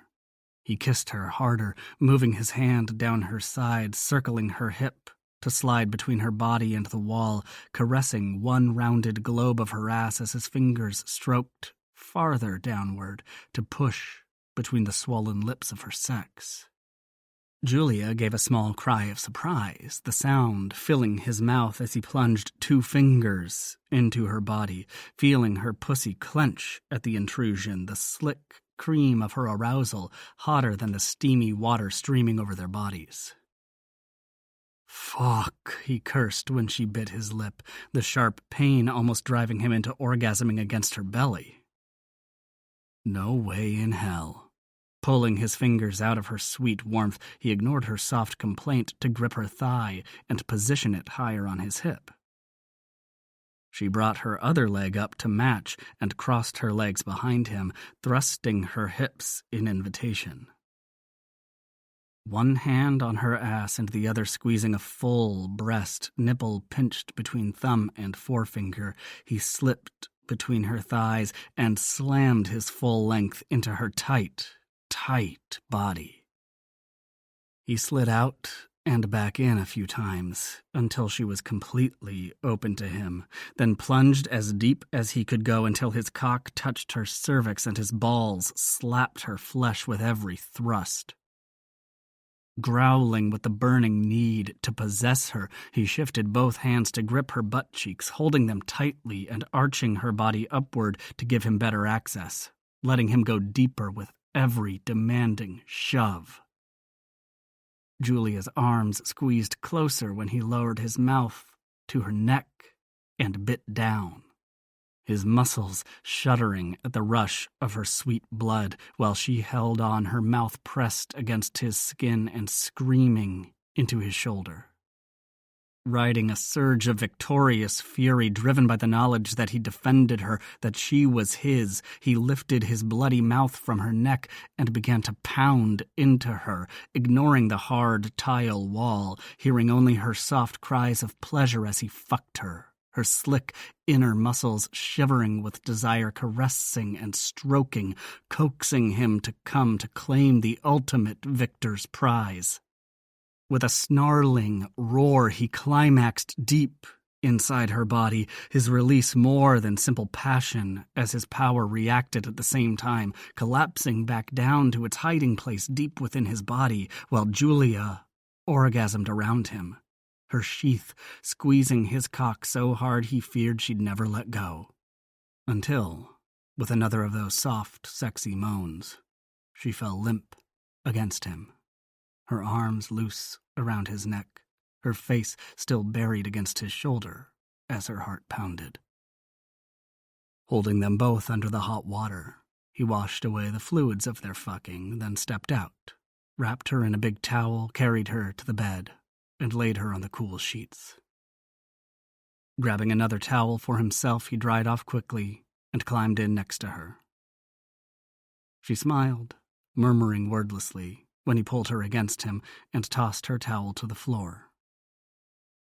Yanking the covers up before she could get cold, he kissed her forehead, then settled back against the pillows with her in his arms, eyes closed as he drew a deep, relaxing breath. He didn't intend to sleep, but he was tired, and she was sweet and soft in his arms. And while he slept, the sun rose, and his sleep became something else as the vampire symbiote demanded its due. It did what it must to survive, healing, preparing for the next battle to come, the one destined from the moment he'd first awakened on that first agonizing night. The one that would make him a vampire lord. Chapter 11. Julia rolled lazily when she woke, feeling warm and sated. There was a feeling a woman's body got when it had been thoroughly fucked. Or at least, her body got that way. The sensations always lingered for a little while, even after she woke and got started on her day. She wasn't in any hurry to do the getting started part tonight, though. Lachlan was in his deep sleep, and the estate was quiet around them. It made sense that a vampire's estate would run on vampire time. Her stomach growled, and she considered going to the kitchen, but decided it was too much trouble. She pulled the covers up more tightly and grabbed her e-reader, then tucked herself back into Lachlan's side and started reading. Or she tried. She soon discovered she was too drowsy to read more than a sentence or two before her eyes wanted to drift shut. She put the reader down and simply enjoyed. It was rare for her to lie in bed doing nothing. Back home, she woke early, worked long hours, worked out at the gym or home, then went back to sleep and started all over again the next morning. Even weekends were busy, with more exercise, social obligations, and as often as not, more work. The next thing she knew, events of the previous night began playing at high speed in her brain, like a cartoon on a candy high.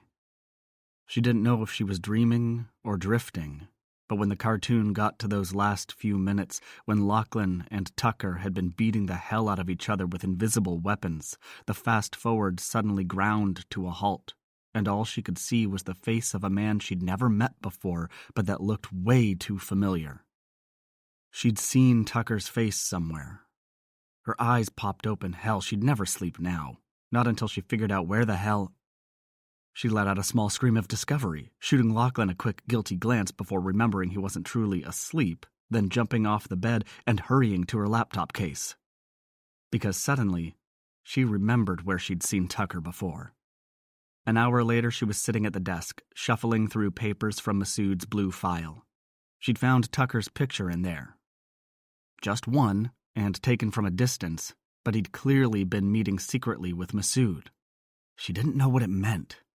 Maybe he'd turned snitch on his boss for personal gain, although she didn't see how jeopardizing Erskine's money would help him. It wasn't like Erskine would be going to jail. Masood's father would never have permitted him to take it that far. The scandal would splash back on them and hurt their own profits, so why... She threw down the picture and rubbed her eyes. Why the hell was she wasting time staring at a photo which told her nothing when there was a gorgeous man in her bed? Well, mostly because the gorgeous man was a vampire and so not exactly available at the present moment. She laughed and began gathering the various pages, trying to put them in some order for Lachlan later that night, after she told him about Tucker. Her smile faded when her gaze fell on one particular page. It was filled with Masood's familiar script, the too tidy writing of a mathematician who valued precision above all things. He'd been the youngest son of a controlling father who'd already had grandchildren by the time Masood was born. Raised to be more of a tiny adult than a child, he'd been hungry to be around children his own age when their families had first met. The three of them, Masood, Julia, and her brother Matthew, had been too young to be anything other than playmates, despite the 2-year age difference between her and the boys. But as they'd grown older, and Masood's father had pressured him to be increasingly studious, he'd been drawn to what back then had been Julia's free spirit, and too frequently cajoled into taking part in her schemes. Like the time they'd ditched their respective schools and spent the day on the indoor ski slopes of Abu Dhabi, or when they'd flown to Paris, not realizing how far it was, and that they'd never be back before their parents missed them. They'd both gotten in serious trouble that time, but even Masood had admitted it had been worth it. They'd had such a great time that no matter how many times she'd been to Paris since, the visits still paled next to the great Paris escape. Of course, the crazy adventures ended once her mom and Matthew died. After that, her father had been so damn sad that Julia had done everything she could to be the perfect daughter, to make his life easier. Especially once she'd understood that he was afraid of losing her, too. There were no more crazy adventures that would make him worry, or have teachers calling to complain, no more risks. Not even the tiny ones, like crossing in the middle of the block to avoid the extra few yards of walking home. Masood hadn't said anything, though she'd always suspected he'd missed the crazy version of her. He'd even talked her into mild acts of rebellion, like drinking champagne along the Champs-Élysées on New Year's Eve while reminiscing about the Great Paris Escape. Of course, everyone around them had been drinking too, but since it was illegal, they could, strictly speaking, have been arrested. That was what passed for crazy by then, with Masood all about his father-approved mathematical studies and Julia, just as dutifully, following her father's footsteps to Washington. She leaned her head on her hand with a sigh, and felt the familiar twinge of guilt. Masood had loved her so much. He'd planned their lives together. She'd loved him too, just not. She raised her gaze to where Lachlan slept soundly and sighed again. Not the way she loved Lachlan. Julia was sleeping dreamlessly when Lachlan woke the next night. She knew this because one moment there was nothing, and the next, there were strong fingers gripping her hip and rolling her under a big warm body. "Lachlan," she murmured, still half asleep when his heavy weight settled between her legs and his lips went to her neck. "What the hell are you wearing?" he muttered as a hand roamed over her breasts and down, insinuating between her thighs and pushing to make room for him. "Lachlan," it came out as a moan this time, when his penis, already thick and hard, pushed against flesh that was still tender from their earlier lovemaking and yet soaking wet with arousal. When he reached down and positioned the tip of his erection against her opening, she didn't even have to think about a response. Her hips thrust upward automatically, eliciting a gasp when he met her move with a hard thrust of his own, sending his cock so deep into her that his balls slapped her butt. Lachlan hissed out a breath and ground his groin against her clit, the pressure so intense on the swollen bud that she thought she'd come right then, but he didn't let her. Seeming to understand what she was feeling, he lifted his hips at the last minute, making Julia want to scream at him for stopping. "Patience, princess," he whispered against her ear as he continued pushing himself in and out of her body, but being exquisitely careful not to brush against her aching clit. "Patience, my ass," she muttered, and wrapped her legs around his narrow hips. She wasn't a vampire, but she wasn't weak. Crossing her legs at the ankle, she held on to him tightly, forcing him to remain close. Lachlan chuckled.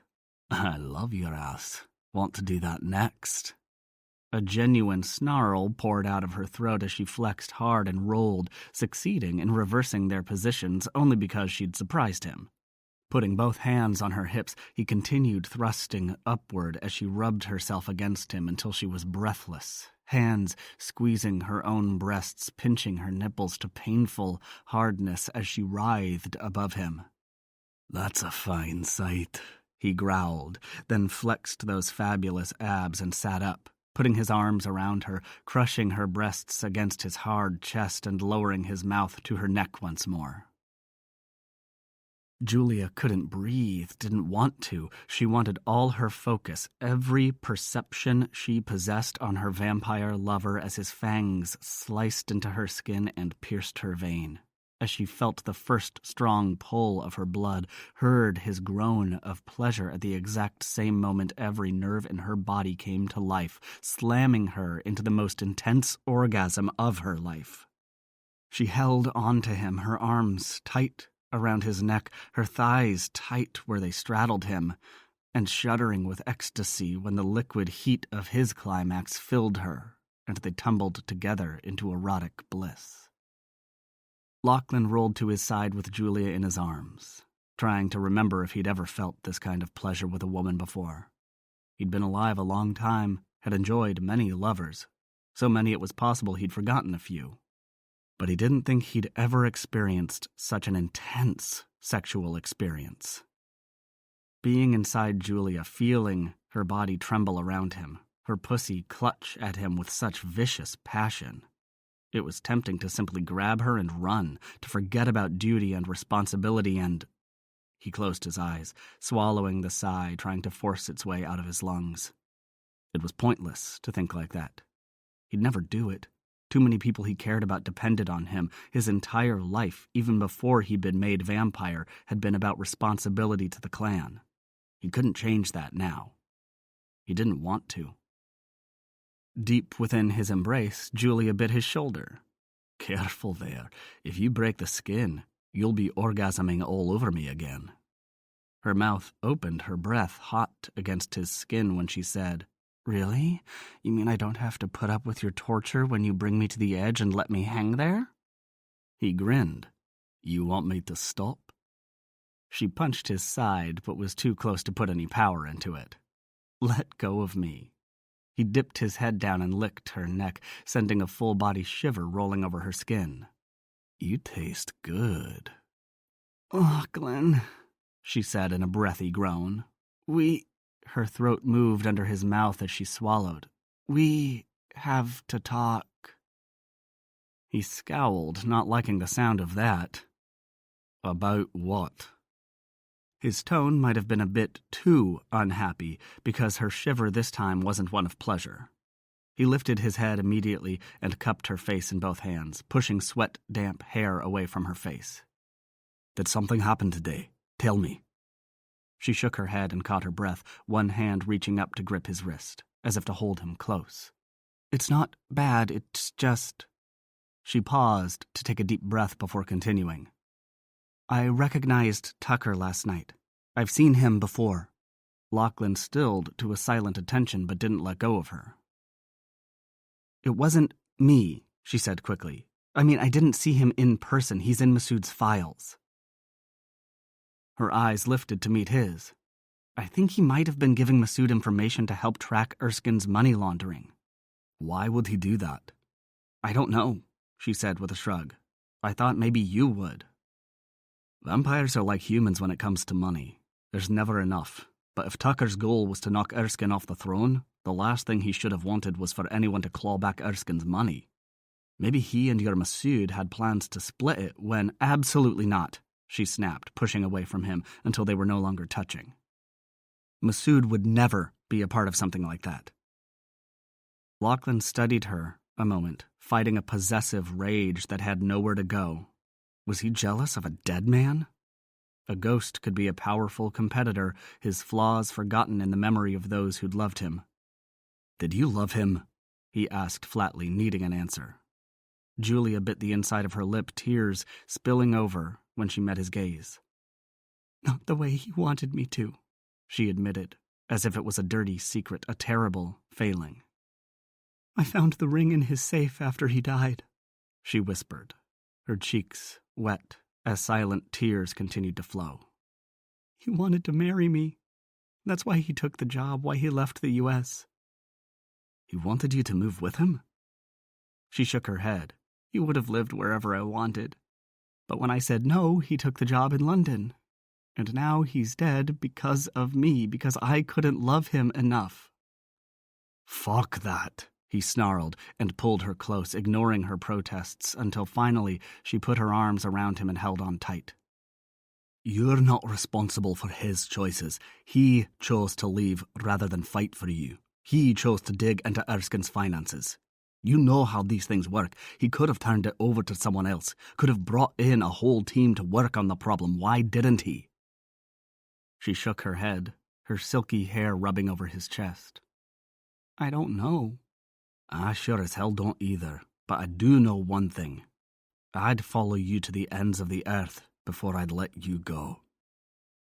She pulled back to look up at him, her eyes wet, nose bright pink, and just as beautiful as ever. What if I don't want to go anywhere? He smiled. Well, you know how I hate flying. She nodded and gave him a watery smile in return. You whined the whole time. I did not. Maybe I'll let you go after all, he grumbled. Please, don't, she said softly and hugged him, settling her weight against his for a long, silent moment. Then she sighed. What do we do about Tucker? Whatever Tucker was up to, he's no longer an issue. I'm more interested in how Erskine reacts to his death. Will he know by now? He nodded. Tucker took a blood oath. Erskine didn't need anyone to tell him his lieutenant was dead. That's a vampire thing, he added when she gave him a questioning look. We're connected to our vampire children. That's the vampires we personally turn, and to any vampire who's taken our blood in an oath of fealty. We feel their deaths deeply. You're head of your clan, right? Aye, though there's a distaff branch that owns the castle for the tourists. That was in ruins long before I was born. They came along and restored it, and we had no quarrel. If anything, it was better for us. Foreigners looking to find their roots go to the castle rather than looking for us. But the clan you were born into is yours, and you have a lot more vampires than when you were turned, so that means... How many vampire children do you have? He gave her a long, serious look. Every McRae vampire alive is mine, he said quietly. The only exceptions are Fergus and Monroe, because they were turned on the same night I was, but they've sworn a blood oath to me as their lord, so we're bound by 2 ties of blood. All of them? She asked, going back to her original question. How many are there? Fewer than 50 are sworn to me, but not all of my vampires are McRae. Others have taken a blood oath over the years for reasons of their own.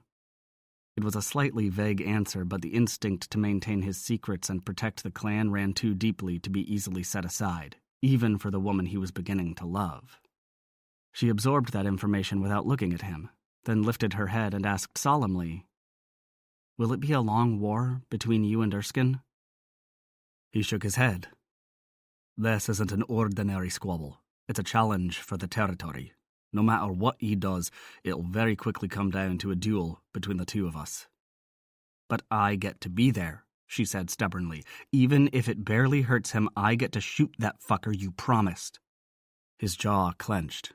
You saw what it was like with Tucker. This will be worse, and Erskine will kill you just because he can, and because he knows it will weaken me. She scowled, then brightened. I'll stay out of the way, just like I did last night. He won't even know I'm there. Lachlan seriously considered locking her away in Killilin until the showdown with Erskine was over, but she'd probably never forgive him, and he had promised. All right, but you'll follow my orders to the letter, or I'll lock you up and leave you behind. You might hate me, but at least you'll be alive. She gave him a sweet smile that he didn't trust for a minute. I'm yours to command, my lord. He leveled a narrow-eyed glare at her, which had no effect at all. Come on, princess, he said, pulling her out of bed as he stood. There's a few things I want to teach you while we still have time. Or so he'd thought. His plans were sidetracked when Erskine sent a message, although it was phrased as more of a demand. The Vampire Lord's messenger was at his gate an hour after sunset, with an order for Lachlan to present himself to his lord. It grated on Lachlan's nerves to be summoned like a peasant, or even worse, reminded that Erskine was, whether he liked it or not, Vampire Lord over Scotland, with the power to order his appearance. But he had neither choice nor excuse. Especially with that fucking Erskine having decided to pay one of his rare visits to Inverness, a city that, given the Vampire Lord's infrequent visits, Lachlan considered to be his own. What is it? He cringed inwardly at Julia's question. She'd want to go with him to Erskine's, and there was no way in hell he could permit that. That's a summon from Erskine. He probably wants to discuss Tucker's death. She put a hand on his arm. Will he punish you? Lachlan met her concerned gaze with a look that probably showed more love than was wise at this point, but he couldn't help it. He doesn't have the power to punish me, princess. If he tried it, I'd fight back, and he might lose. He won't take that risk. Why call you in, then? He'll make a show of it for his lackeys, posture before the court, and send me away. Okay, let me finish getting dressed, and he turned to face her directly and placed his hands on her arms. You can't come with me tonight, Julia. It's not safe. You're going. He didn't try to kidnap me, and we still don't know why he wants you. But that's not the reason. There won't be any humans allowed. Not until after business is taken care of. So I'll wait in the car then. Ah, no you won't. The after-business humans will be there for one purpose only. And you're not available. She shrugged. I'm not helpless. I wouldn't let anyone touch me. He laughed. I wouldn't let anyone touch you. But why dangle such a delectable morsel as yourself in front of an arsehole like Erskine? She gave him a disgruntled look. Flattery, is it? That's the God's own truth. Right. Who are you taking with you? Fergus will be with me. She made a face that conveyed reluctant approval. Fine, but just so you know this won't work the next time. And I'm a man of my word. When I kill Erskine, you'll be there. Julia went up on her toes and kissed him. Don't leave tonight without saying goodbye. Ye and Julia are getting close. Fergus's statement was an observation, not a question. Lachlan glanced away from the road long enough to judge his cousin's expression. Aye, he agreed, waiting for more. You think that's wise? Women are ne'er wise, cousin, you can't that. What do you purely want to say? Fergus sighed. She's American and works for their CIA, not the best lassie for a Scottish vampire laird. Lachlan stopped at an intersection and stared at his cousin. You think she'll spill our secrets to her government? He asked, foregoing the Scottish slang of their usual friendly banter to make his point. It's not as if they have no vampires of their own to gawk at. Raphael and the other American lords are like movie stars over there. Their pictures are on the society pages. Taking pictures in fancy gowns is very different than divulging private matters. Fergus responded in the same vein. Julia's not going to tell anyone what she knows. Besides, she doesn't know that much. She will if she hangs around long enough. She's smart. Fergus, I love you like a cousin. I am your cousin, you arse. But stay out of my love life, and don't be saying any of this shite to Julia either. He could feel Fergus's gaze on him and waited, knowing there was more his cousin wanted to say. You really do like her, he finally said with amazement. She's mine. Leave it at that. He was claiming Julia as his own a lot lately. It made him wonder what she'd think about it. But it made Fergus throw up his hands in surrender. Whatever you say. Now, what about tonight and our beloved lord? He'll want to know how Tucker died, Lachlan said with a shrug. We'll tell him, and be done with it. More plans forced awry, Lachlan thought an hour later when they'd finally passed through Erskine's paranoid number of checkpoints and were escorted into the great lord's presence. Erskine wasn't like some of the European lords he'd heard rumors about, those who put themselves on thrones and made everyone else stand in their presence, or who surrounded themselves with guards as if they were too weak to defend themselves. In fact, someone who'd never met Erskine might have trouble figuring out which one he was in the crowded room filled with vampires.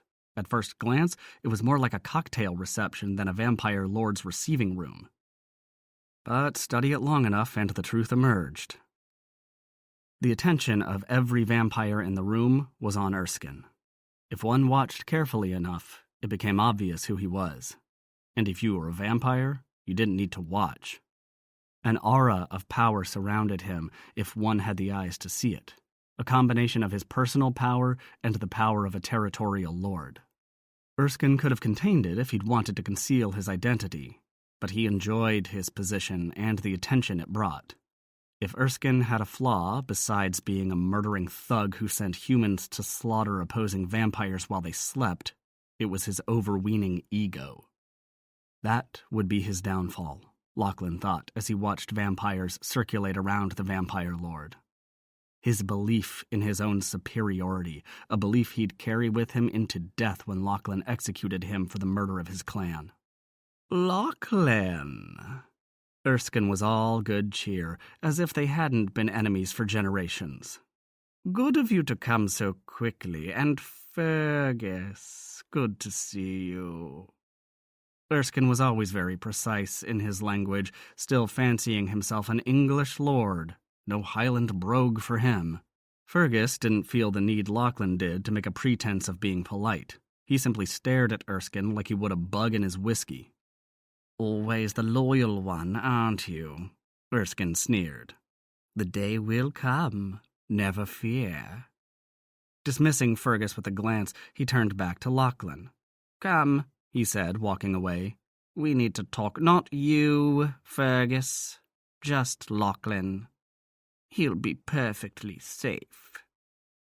Lachlan shared a look with Fergus that said yes, he'd be perfectly safe, but only because he'd make sure of it himself. The day he trusted his safety to Erskine was the day he'd surrender his own life and walk into the sun. Erskine led him to what would have been the sunroom in a human dwelling, with windows filling the top half of 3 walls. A door led out to a beautifully maintained garden, visible in the bright wash of landscape lighting. Lachlan doubted Erskine spent much time out there, but it kept up the appearance of a normal home in this upscale Inverness neighborhood. Vampires preferred to keep a low profile regardless of their growing acceptance among more progressive societies. Sit, please, Erskine said, indicating the chair next to his own.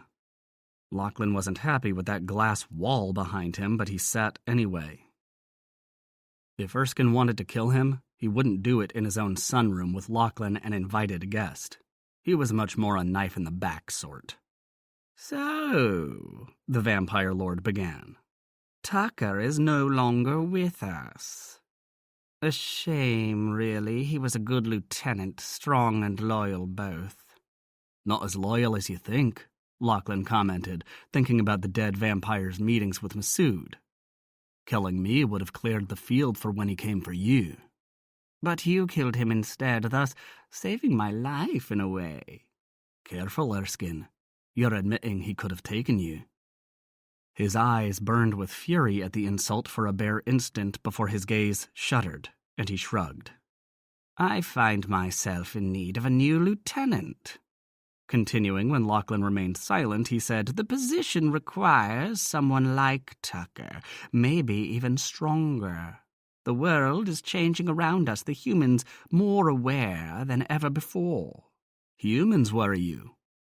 Erskine eyed him intently, trying to determine if he'd been insulted yet again. Apparently deciding not, he answered, They're a nuisance, but a clever one. They need to be kept out of our business. Agreed. I hoped you would. You're aware of this American woman, Julia Harper, who's been nosing into my affairs. I know her. She's not the one doing the nosing, however. It was her dead boyfriend.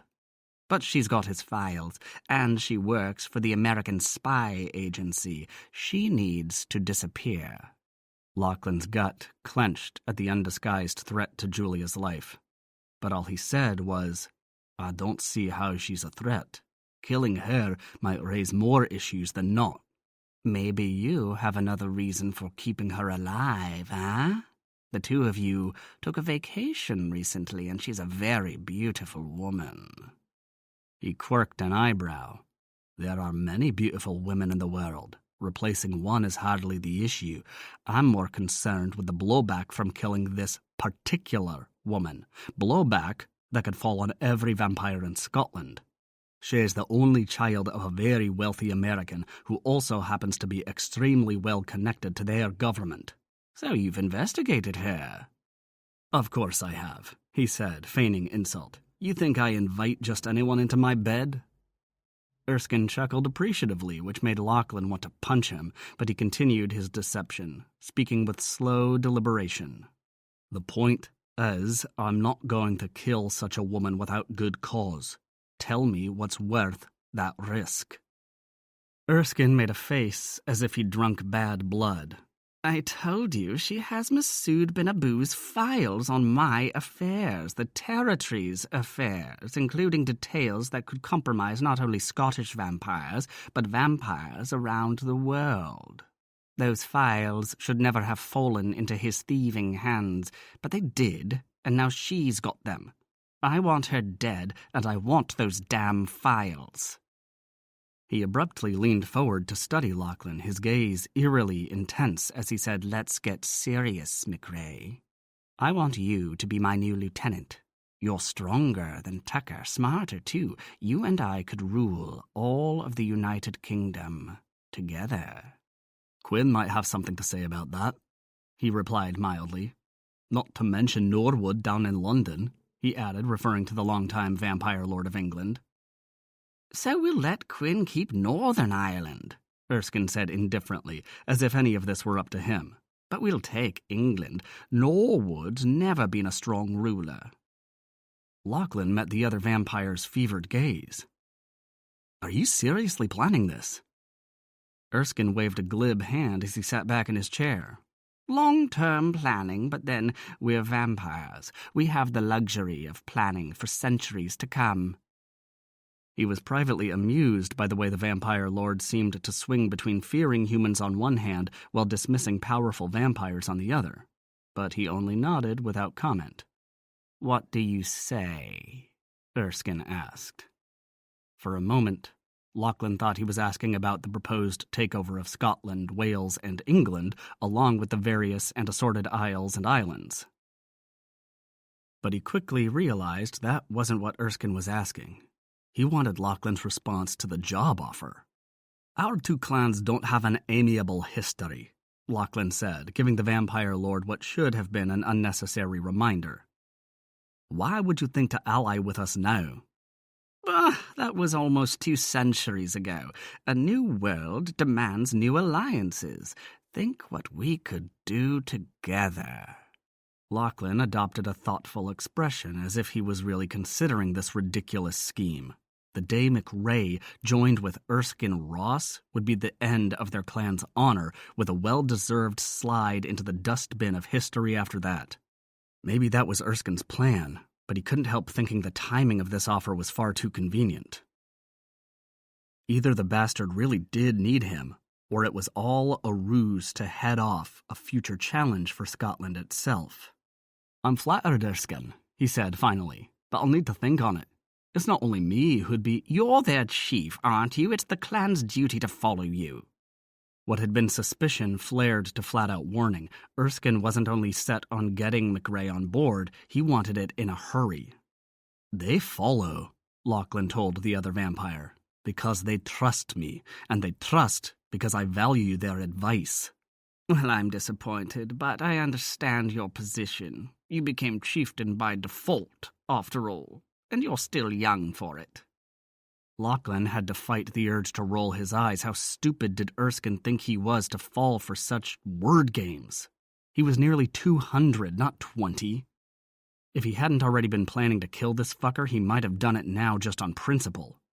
He stood abruptly.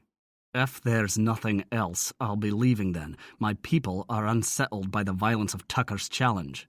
I'm still not quite clear why he did it, but that's neither here nor there.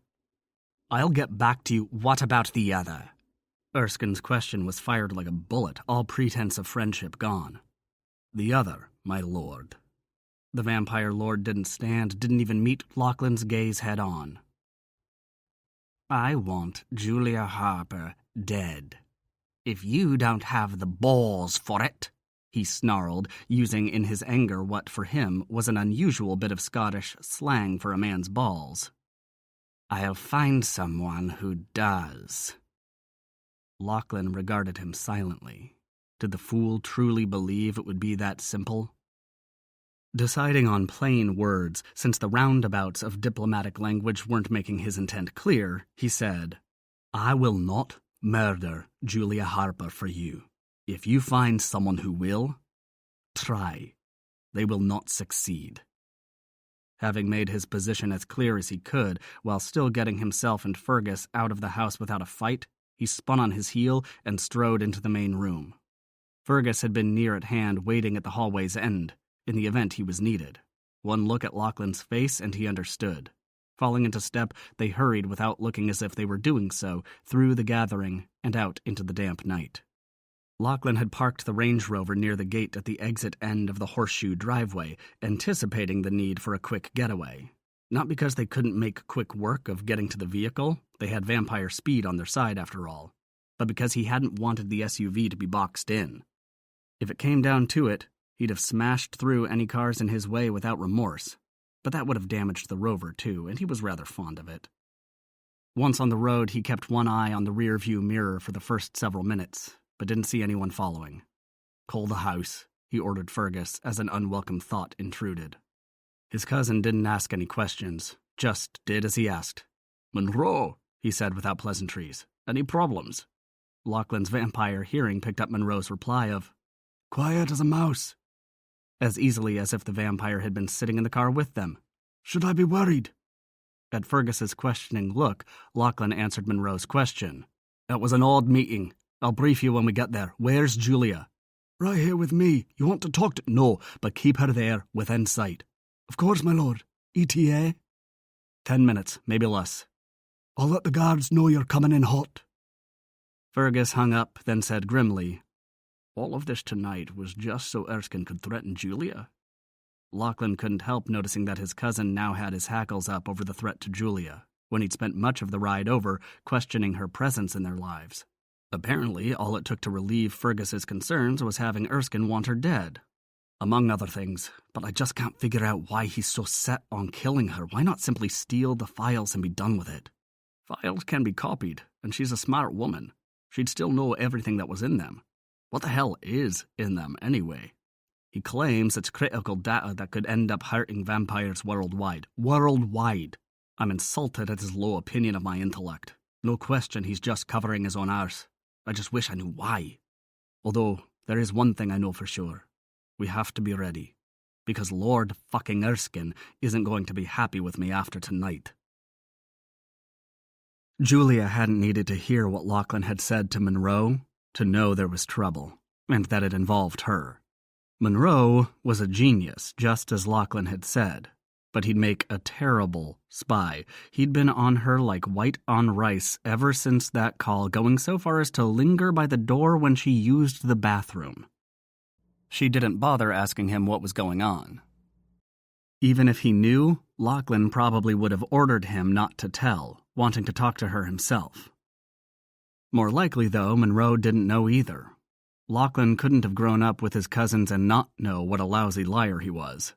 She considered going back to the bedroom for some privacy if nothing else, but didn't want to make Monroe sit in the hallway to keep watch. Besides, the one piece of news Monroe had imparted was that the guys would be home in minutes, so she could wait until Lachlan explained what the fuck was going on, and he would. She understood he wanted to protect her like the delicate princess he called her, but not this time, not when it involved her personally. She could take care of herself in most situations, but not if she was kept ignorant of the threat. So she sat in front of her open laptop and pretended to work while listening for the sound of Lachlan's arrival.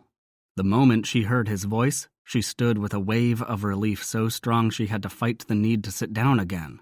What kept her standing was the determination not to look like a delicate fucking princess.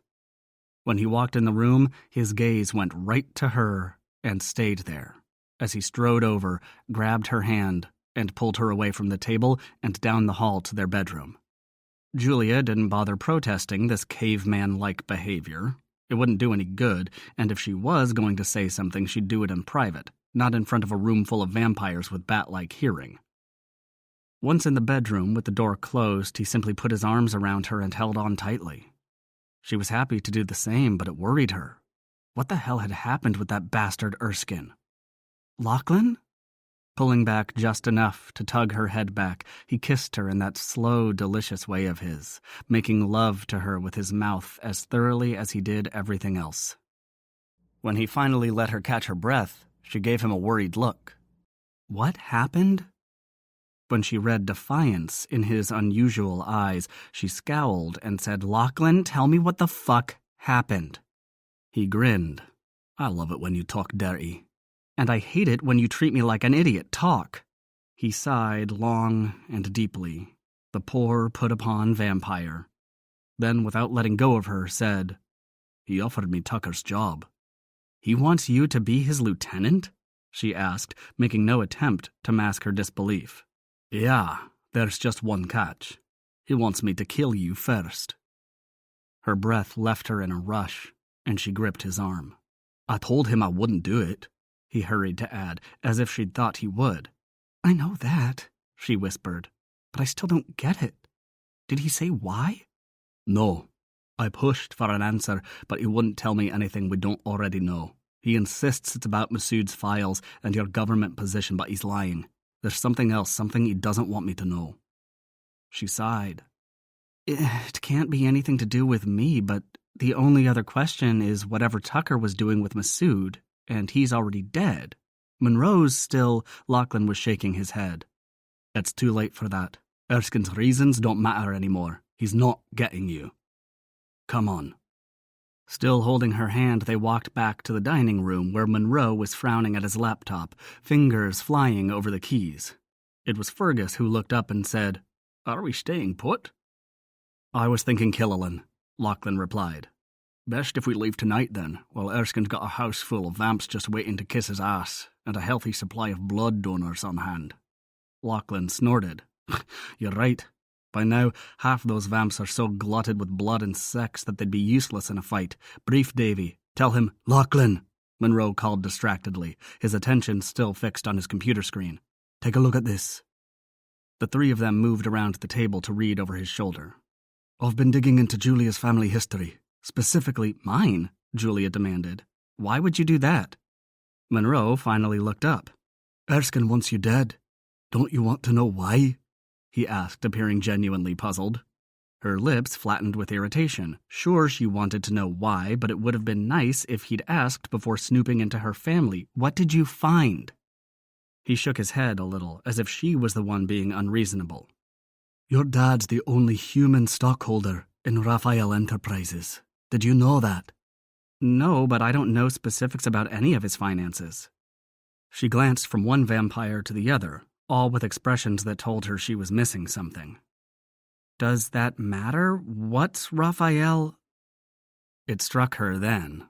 "Oh, Raphael Enterprises, as in Vampire Lord Raphael. What's that, his holding company or something?"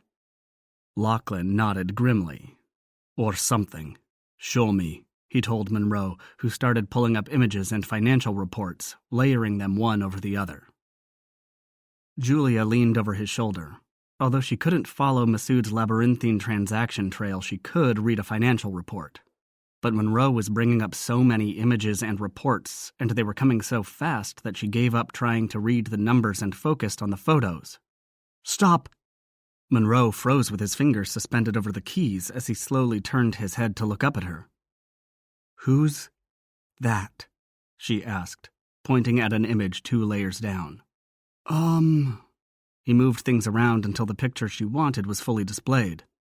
"Oh, I just threw that in there so I'd have it later. It's Erskine accepting some bullshit." "Erskine," she whispered, one hand reaching back to grip Lachlan's thigh as if to reassure herself that he was there, that this wasn't some awful nightmare.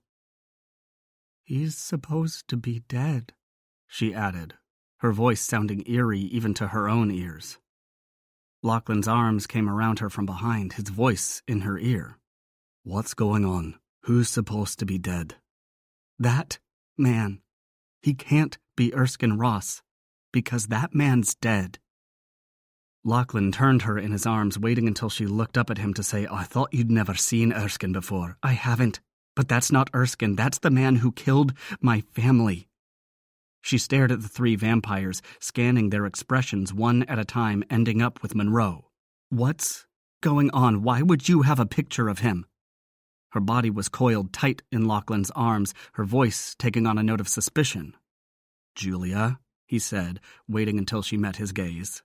"That is Erskine Ross. Tell me why you think he's the one who was in that accident with your family." Her eyes narrowed in the first sign of anger. "Because he is, you think I could forget his face?" "No, but you were young. Maybe I didn't see a picture of him until years after the accident," she said absently while patting her pockets, looking for something. Not finding whatever it was, she searched the cluttered table until finally uncovering her cell phone. "I need to call my father," she said, all traces of anger buried beneath her cool surface. "Wait." Lachlan covered her hand with his own, stopping her before she took a step in the heat of the moment that would make the situation so complicated that it couldn't be unraveled. To anyone else, Julia might have seemed remarkably calm given the confusion of the moment, but he wasn't just anyone. He'd had her blood, and she'd had his, albeit a small amount.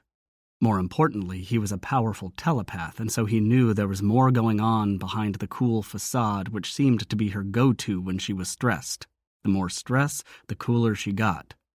which was why he knew she was not only troubled by this new development, she was in pain. The death of her family had been a turning point, one that had altered the fabric of who she was and changed the entire trajectory of her life.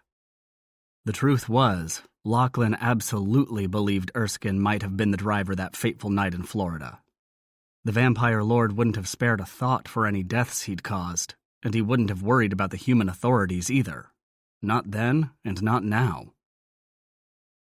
He'd obviously succeeded in disappearing without a trace after the accident, but that wasn't as extraordinary as some might think. Every vampire had a basic level of telepathy. It wouldn't have taken much more than a basic skill for Erskine to manipulate the investigator's memories, just enough to forget his face. "Monroe?" He glanced at his cousin, wanting more details. "I'm already looking," his cousin responded. "Come on, princess," Lachlan said, kissing her forehead and hugging her against his chest. "You're cold." And she was. Her skin was as cool as her shatterproof expression. "Let Graham fix you a cup of tea and something to eat." "I'm not hungry." "Just tea, then, with some sugar." She got that stubborn look that said she wanted answers, but by now she knew him well enough to understand she wouldn't get any until he decided the time was right. She rubbed her hands over her arms. "Okay, hot tea would be nice, thank you." Lachlan nodded to Graham, who'd come to stand in the doorway. As the chef turned back into the kitchen, Lachlan guided Julia to the chair on Monroe's right, where she'd been working while he'd been at Erskine's. It seemed like ages ago, but he'd been home less than an hour. He hadn't even sat down yet. "I should call my father," she insisted again, fingers gripping his arm with urgent strength. Lachlan sat next to her, laying a heavy arm over her shoulders. "Wait," he urged. "Let Monroe dig out the details first, figure out how this happened.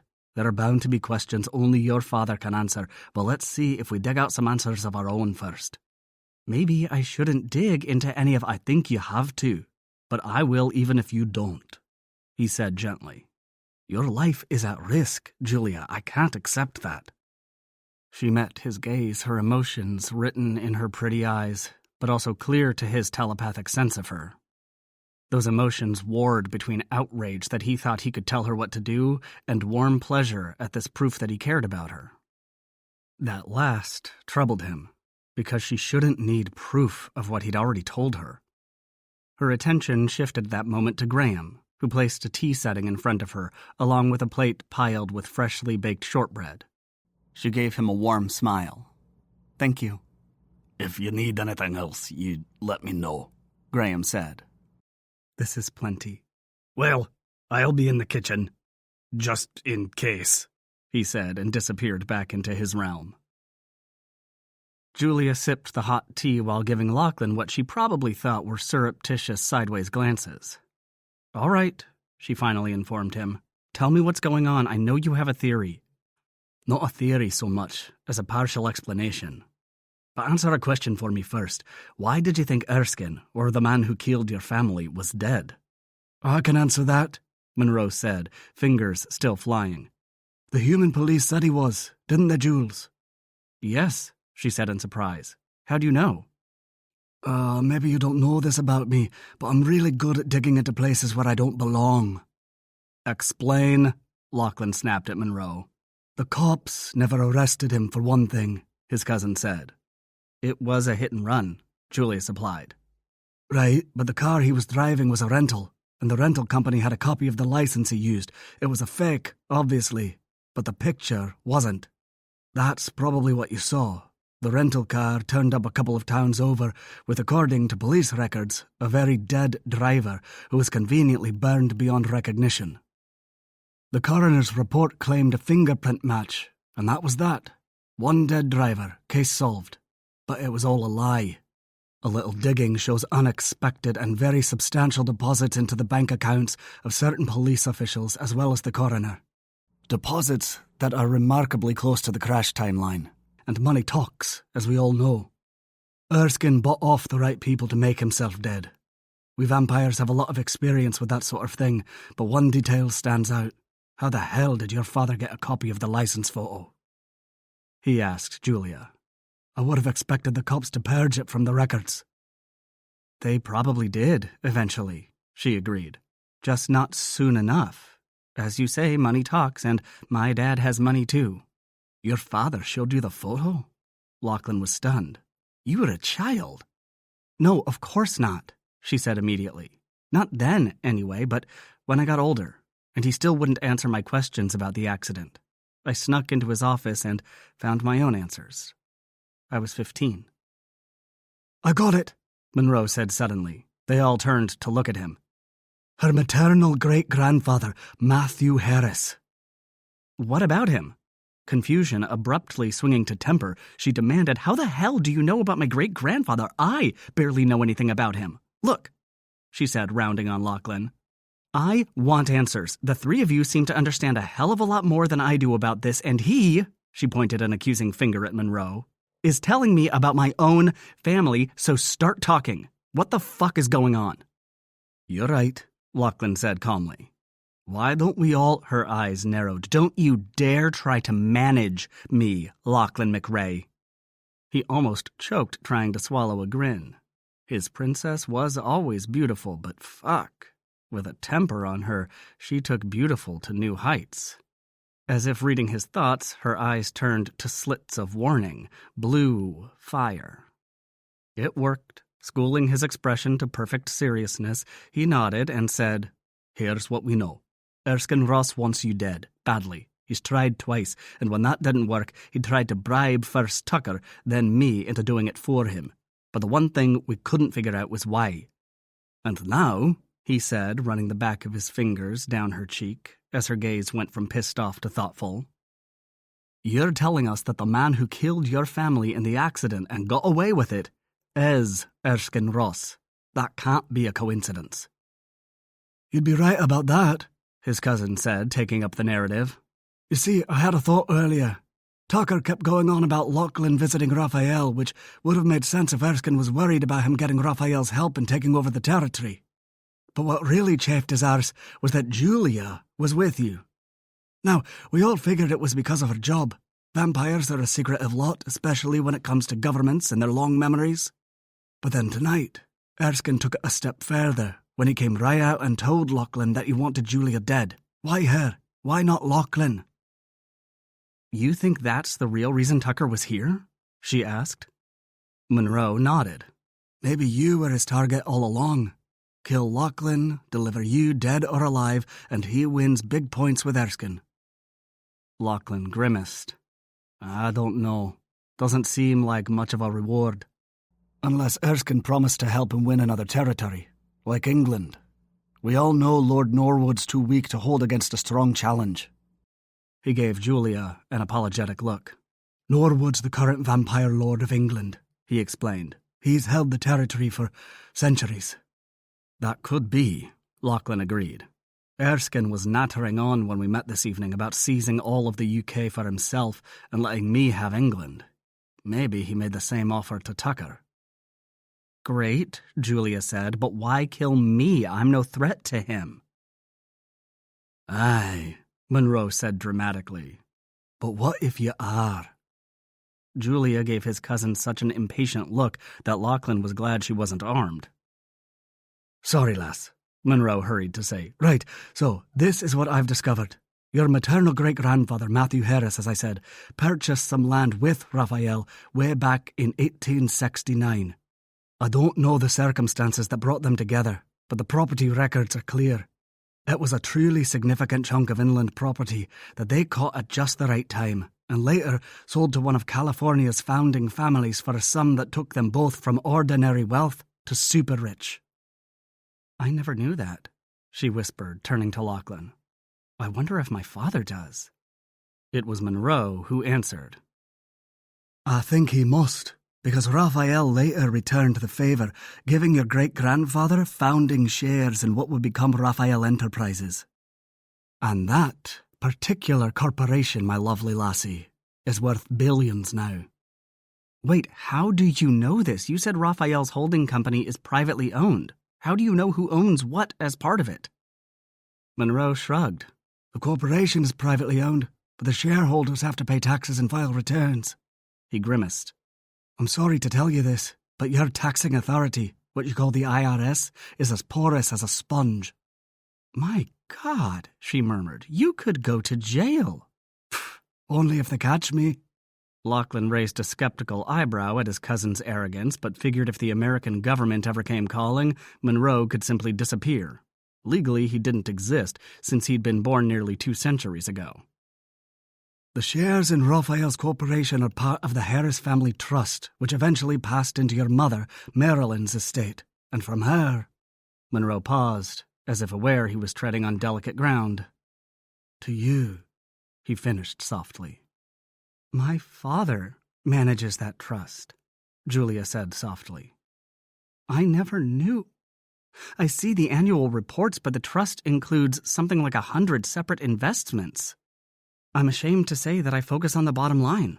I trust my dad and our financial advisors to handle the rest. Fergus had been sitting quietly, taking in all this new information, but now he said, "What you're saying, Monroe, is that there's a personal relationship between Raphael and Julia's mother's family, and presumably some loyalty attached to it. But if that's true, if Raphael was so close to the family, why didn't he hunt down Erskine a long time ago?"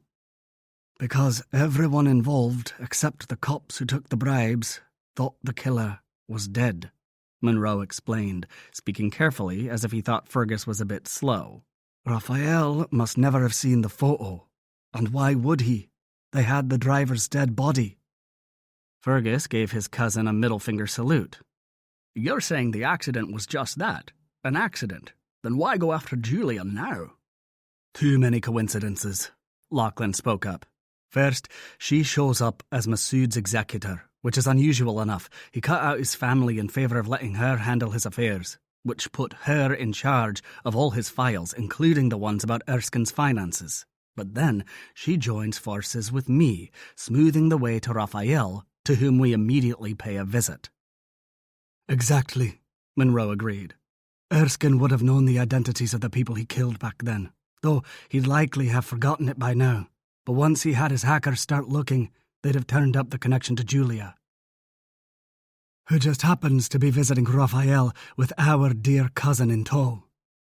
As Lachlan said, that's too many coincidences for a paranoid bastard like Erskine to handle. Too many reasons to want Julia out of the picture, beginning with what she might know about his shady financial dealings and ending, in a very real sense, with the possibility that Raphael will discover who killed his old friend's granddaughter and her son, and wreak his own form of justice against Erskine.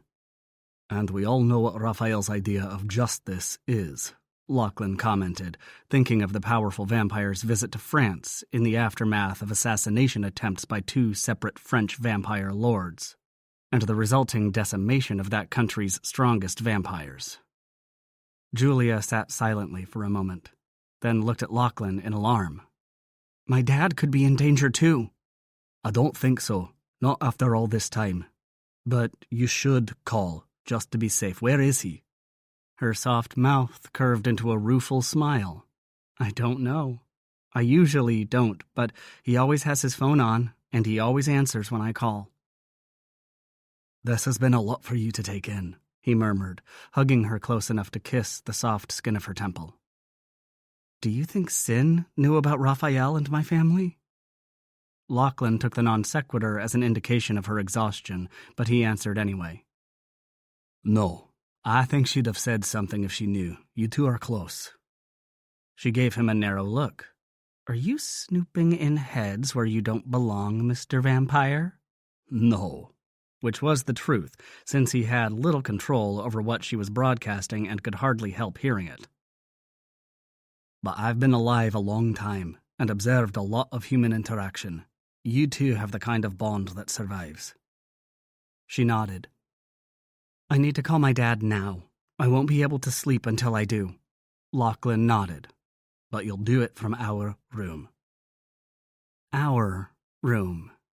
Julia liked the sound of that way too much. It made them sound like a real couple. She knew the moment Lachlan started down the hallway behind her. She didn't even have to look back. It was as if something connected them on a different level. Was there a vampire version of Bluetooth? Because that's what it felt like. He didn't make any noise despite the hardwood floors, but she knew he was there. His size and strength made her feel safe simply by being in the house, not only because he'd protect her, but because he was a vampire. Odd that she'd never thought of this before. She'd always known her mother and brother's deaths had affected her. She'd told Lachlan as much, but she hadn't mentioned her reluctance to let anyone into her life, much less to love them. She'd never wanted the pain that losing them would cause, because everyone died. Everyone went away. But not Lachlan. He was tougher and stronger than anyone she'd ever met. He was also immortal, or so close to it didn't matter. She'd seen how quickly his vampires could heal, and that was on top of what Sin had told her. Her friend had seen a lot of fighting during the 4 years she'd been with Raphael, a lot of horrible injuries healed. Julia wasn't naive enough to believe in absolutes. She knew Lachlan could die too, but his chances were a hell of a lot better than most. He caught up to her, a wall of muscle against her back as he placed his hands on her hips and turned her into the bedroom. "You should get comfortable before you call anyone," he said, closing the door behind him. She heard the heavy sound of the vault door locks sliding into place. "Why?" She walked over to place her computer and files on the table before turning to face him. Her heart ached predictably at the sight of him. How the hell had he gotten so deep inside her heart so fast? She swallowed a sigh. It felt too much like surrender. And just because he couldn't die, that didn't mean he wouldn't break her heart. He crossed the room and put his arms around her, pulling her against that magnificent chest. "Come here, princess." He held her silently for a moment. "It will be as painful for your father as it was for you to discover your family's killer is alive, and you're the one who's tasked with delivering that news. You'll have to bear his pain on top of your own, so yeah, I think you should take off your shoes and get comfortable on the bed so I can be there beside you when you call." She let the sigh come then. There was no fighting it. The heart wanted what the heart wanted, and apparently her heart wanted Lachlan McRae. Stupid bloody thing. "All right, but I'm not taking off my clothes. I can't talk to my dad naked." She felt his mouth curve in a smile against the top of her head, heard it in his voice when he responded. "Can I at least be naked?" "Oh my God, no, go away." "No, I won't do that, but I'll be all proper-like." She didn't believe him, but she kicked off her shoes and socks and unbuttoned her jeans, then slid under the covers, holding up the quilt for him when he joined her. He pushed it away with muttered complaints of how bloody hot he'd be with the covers and clothes, too, but he still put his arm around her and tucked her close to his body while she opened her contacts and called her father's number. "Hey, baby," her dad answered on the first ring, as he always did when she called, no matter how early or late it was. Until she'd met Lachlan, her father's voice had been the sound of home, whether they were in the same city or thousands of miles apart. He still sounded like home. But so did Lachlan. "Hi, Dad. Where are you?" It was an inside joke between them, the first question she always asked. "I'm in London. I thought you'd be here too." "I left for Scotland a few days ago." "Paid a visit to Malibu too, I hear." She almost asked how he knew, thinking immediately of his friendship with Raphael. But then she realized the pilots would have checked in with him to make sure he didn't need the plane when she'd wanted to use it. "Yes, a quick trip to visit Sin and Raphael. We weren't there long." Is it? Shit. She'd known there wasn't much chance of him missing that. "Sort of," she admitted, her voice wavering, which earned her a pinch from Lachlan, who, naturally, could hear both sides of the conversation. She wondered if that was the real reason he'd wanted to be so close, then chastised herself with the next breath.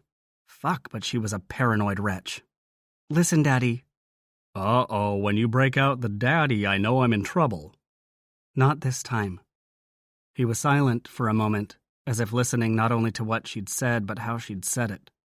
He'd always known when she had bad news to deliver, although usually it had been nothing worse than trouble at school or a scratched car. "Tell me what it is, Julia." She closed her eyes for a moment, trying to find the right words. As Lachlan's arm tightened around her shoulders, and his lips brushed the side of her head. "You know why I was in London?" "To deal with Masood's estate," he said, sounding puzzled. "Right, but in the process, I uncovered something he was involved in, and I had to figure out what to do with it, and..." She sighed. "There's no easy way to say this. The man who killed Mom and Maddie, he isn't dead, Daddy. He's a vampire, and he's still alive." Silence, then a soft question. "How do you know this?" "I saw his picture, and, well, he's been trying to kill me." "What?" That wasn't soft at all. It was an explosion of anger. "Did you call our London security firm? Do they have a team on you? Never mind, I'll call them. Where are you, and how soon can you get back to London? Jesus, Julia, you can't be running around Scotland with some crazed fucking vampire trying to kill you. I won't lose you, too. I can't." It was the fucking that told her how upset he was. That, and the pain in his voice at the end. But despite that, despite her own pain as she relived the first months after her mom and Maddie had been killed, what she noticed most was that he was more concerned about her safety than the news that Erskine Ross was alive. "I'm safe. Dad, Lachlan is with me, and he has his own security..." "Lachlan who?" "Lachlan McRae. His cousin Katrina introduced us when we met for a drink in London. She and I went to school together in France. He's a vampire, which is why we were in Malibu. We went there to see Sin, but also Raphael." More silence. "Did you tell Raphael about the killer being alive and coming after you?" "No, I didn't know then. We just worked it out tonight when I saw his picture." "What's his name?" he asked in a hard voice that she rarely heard from him. "Daddy..." "Don't daddy me, Julia, not on this. What's his name?"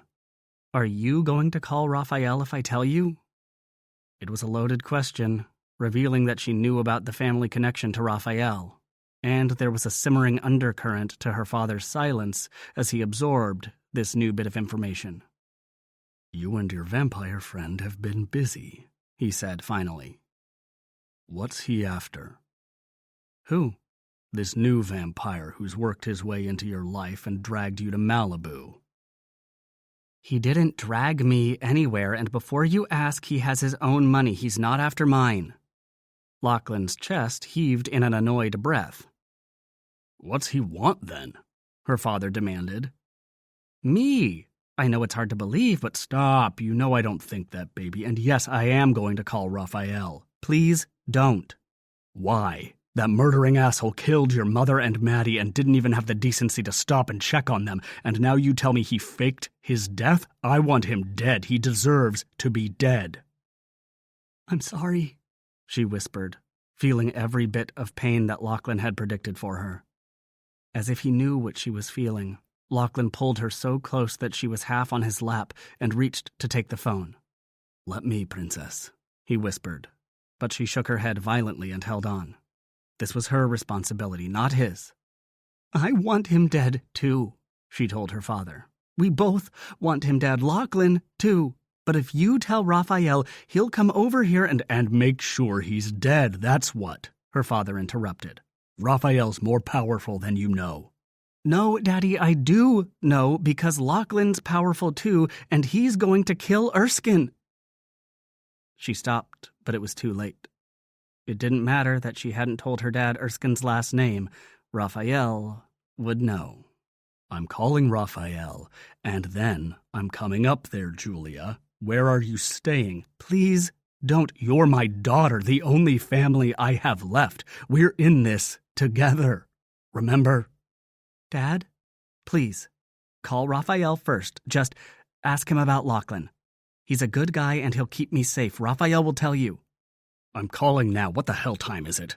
She could hear him moving things around as he checked the time in Malibu while she did the same, pulling up the conversion app she had already set on her phone. "It's already past sunrise in Malibu," she provided. "You'll have to leave a message." "Damn, I've always hated that about doing business with him. Why don't you want me to come up to Scotland with you?" Julia was taken aback by the unexpected question and surprised into telling him the truth. Or at least part of it. It's dangerous up here. Lachlan's taking care of me, but there's no need for both of us to be— Let me get this straight. You're saying it's okay for you to risk your life, but not me. Lachlan was shaking his head, not at what her dad said, but what she'd said first. She glared at him. She was struggling here, doing the best she could.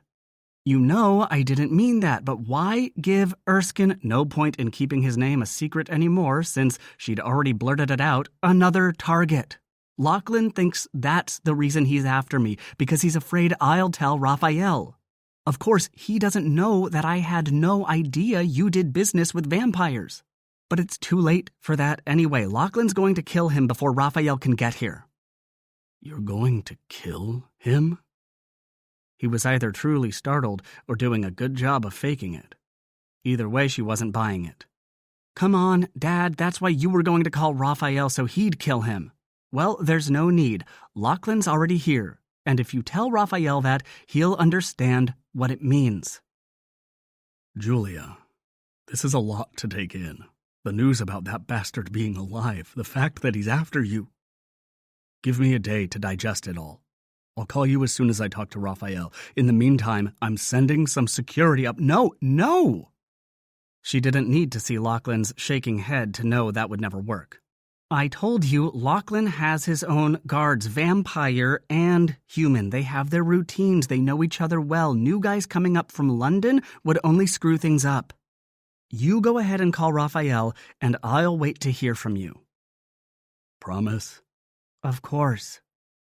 All right. Love you, baby. I love you too. Go back to sleep. When she disconnected, Lachlan was shaking his head and making a tisking sound of disapproval. You lied to your daddy. I did not. You told him you'd wait for his call. And I will. But I didn't say I'd sit here doing nothing in the meantime, and I didn't say you would either. You're much more devious than you look, princess. Should be interesting. She pondered that. Should be interesting. Fighting Erskine with her? Spending a few months together? Longer? Why did this have to be so complicated? And why was she worrying about relationship stuff when they had a battle to plan? What's the plan for Erskine then? Are you still going after him tomorrow night? Definitely. He won't wait, and I'd rather take the war to him than sit here and wait for him to attack. I won't get in the way, she warned, but I'm not going to wait in the car either. I'm going in. I made a promise, and I'll keep it, but you'll go in on my terms and not with the first wave. She sat up and studied him closely. Okay, but I'm trusting you. Don't let me down. He cupped her face in his big hands, rubbing one thumb over her lips. Never. He kissed her as if to seal his promise, then said, You hungry? Why do you keep trying to feed me? Do you think I'm too skinny? He laughed. I think you're perfect, but you've had a rough day, and I can't just come out and tell you what I really like to do. She gave him a narrow look. What's that? She asked suspiciously. He leaned in to whisper in her ear. I want to pull you into a steaming hot shower, cover your sweet body with soapy suds, then rinse you off while I slide into your creamy pussy and make you scream. Julia's heart was pounding with excitement, her thighs clenching around flesh already swelling with desire. She swallowed the rock in her throat and whispered, I could use a shower.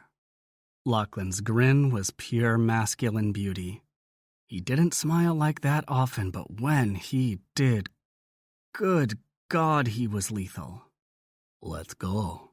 He was already stripping off his shirt as he stood and pulled her up to his side. A minute later, he was lifting her in his arms and carrying her to the bathroom. Take your shirt off, Lachlan whispered.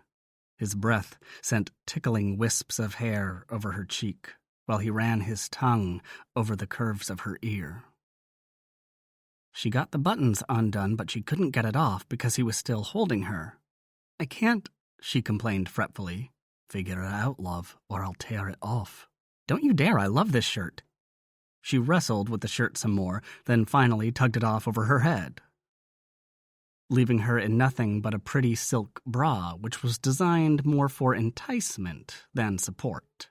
Her breasts spilled over so much that her nipples were barely covered. Lachlan took advantage, the fiend, lifting her high enough to run his lips and tongue over the bare flesh, then sliding his mouth down to suck one nipple through the lace. Julia moaned and tightened her arms around his neck.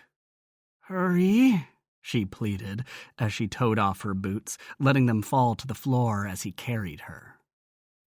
He laughed under his breath as he set her down in front of the huge tiled shower, then knelt to unzip her jeans and strip them off, snagging her tiny panties along the way. She lifted her feet one at a time, tossing her bra aside as she did so, leaving her completely naked. "Beautiful," he murmured, wrapping his big hands around her calves, letting his fingers run up the length of her legs, over the gentle swell of her hips, the curve of her waist, squeezing the full weight of her breasts. Glancing up with a wicked little smile, he curled his fingers around to pinch her nipples until they were rosy with engorged blood and aching for something she couldn't name. Pushing her back against the tiled wall, he held her there with his body as he unzipped his jeans and let them fall. Hands on her hips, he lifted her slowly, letting her feel every inch of him, his erection a hot brand against her thighs, which were sticky with arousal. Her face flushed with embarrassment at how wet she was. Hoping he wouldn't, she cried out, helpless against the desire flooding her body as he dipped 2 fingers into her pussy. "So wet for me, princess," he murmured. "Maybe I should bend you over the sink and fuck you there first." Julia gasped in the last shreds of outrage she had left, but that didn't stop her body from clenching in hunger at the image of herself bent over and thoroughly fucked. She closed her eyes, savoring every touch, every kiss. Lachlan's knowing chuckle was the only warning she got before his hands were on her hips, lifting her effortlessly, swinging her around and bending her over the sink just as he'd said he would. His hand was gentle on her back, urging her downward, the cold marble countertop stiffening her nipples as he pushed his thick shaft between her slick and swollen flesh, going relentlessly deeper until his hips hit her ass and his full length was buried inside her. His fingers dug into her hips as the room filled with steam, her forehead pressed into her crossed arms as she struggled just to hold on, to stop herself from coming too fast, even though her entire body was trembling in delicious anticipation. The climax struck like a bolt of lightning, muscles clenching to the point of pain as it blasted from breasts to belly to pussy in a jolt of pure sexual thrill. Behind her, Lachlan's grip tightened hard enough to bruise, but she didn't care, all thoughts swept away by the waves of pleasure coursing through her. He groaned as her sheath clamped around him in a fierce embrace.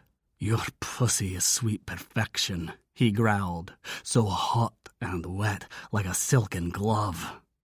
And all the while he kept fucking her, slamming in and out in an endless rhythm, until with a muttered curse he reached around and fingered her clit, pinching it between his finger and thumb, until a second climax stormed through her in an unbridled ecstasy of nerves and muscle. The deluge of sensation was finally too much as he roared to his own completion, his release filling her body as he collapsed over her back. They hung there for a moment, too breathless to move, sweat coating their bodies, as Lachlan cupped her ass appreciatively and said, "God damn, princess, I could fuck you forever." Squeezing her butt cheek, he pulled his semi-rigid cock out and practically carried her the few feet to the shower. Still shuddering with the vestiges of her orgasm, Julia stood under the hot water and tried not to moan every time her inner muscles flexed in remembered passion. She clung to the faucet handles when Lachlan did as he'd promised, washing her from head to toe with hands that soaped and scrubbed better than any loofah she'd ever owned. Leaving her pussy for last, he put his arms around her and soaped his hands with extra care as she watched, his thick chest pushing against her back, his tongue teasing the shell of her ear. His sudsy fingers caressed her breasts, moving roughly over her nipples, sliding over her belly and downward until they slipped between the swollen folds of her sex. Julia moaned, one hand reaching up and around to the nape of his neck, fingernails digging in to anchor herself against the unstoppable wave of this sensual craving she had for him. "Lachlan!" she cried, not knowing if she was begging him to release her or never to stop. His response was to turn her in his arms and lift her against the tile wall, his hands behind her protectively as he entered her with a slow, steady slide of his cock. Her legs wrapped around his hips as her tender flesh, still trembling with her earlier climax, tightened around him, sending waves of fresh pleasure rolling through her body. He pounded into her until with a growl of hunger he lowered his mouth to her neck and fed. Julia crashed into orgasm, giving him the screams he'd promised, fingers tangled in his long hair as she held on to herself, afraid she'd get lost in this man, this beautiful vampire. Without warning, he joined her in orgasm, his cock bucking inside her trembling sheath while his fangs drew her blood and the heat of his climax filled her once again. Lachlan stopped slowly, moving in and out of her in a slow, sensual glide, until finally he lifted his head and licked her neck, nibbling over her smooth skin to bite her jaw, before he kissed her thoroughly, lusciously. He kept on until they were both limp, holding on to each other to avoid crumpling to the shower floor. Julia's legs were still wobbly when he guided her out of the enclosure and wrapped her in a big towel. She leaned against the wall, already half asleep, as she watched him dry off, his movements brisk and methodical, so very masculine. When he was finished, he tossed his towel aside and moved to her, using a fresh towel to dry her legs and feet, rubbing another over her hair before carrying her to the bed, a towel draped over her shoulders. Lowering her to the mattress, he tugged the towel from around her body and pulled the covers over to keep her warm. Julia snuggled under with a happy sigh and surrendered to a delightful sleep. Lachlan gazed down at Julia, her hair a pale cloud around her face, eyes closed in the sleep of a well-satisfied woman.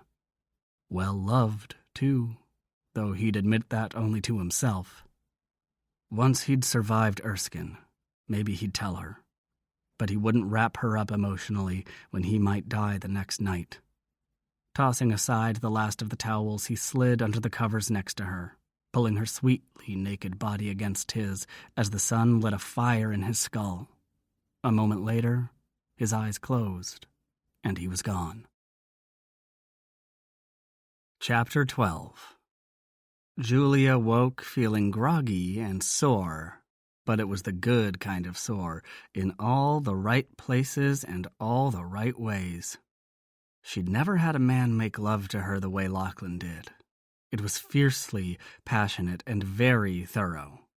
She wondered if it was because he'd had so many years to polish his techniques, to learn exactly what made a woman cry in pleasure. He did seem to like it when she screamed.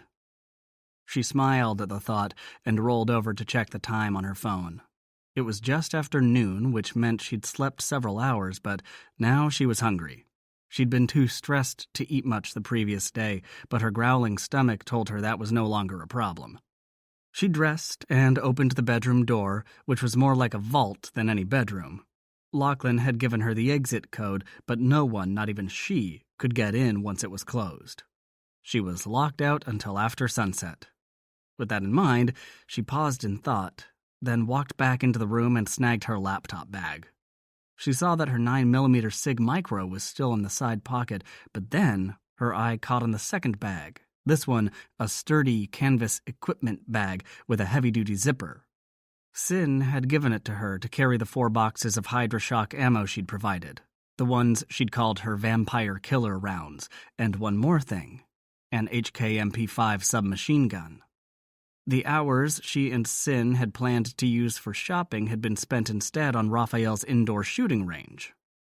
Julia was no sharpshooter, but according to Sin, you didn't have to be with an MP5 and enough ammo.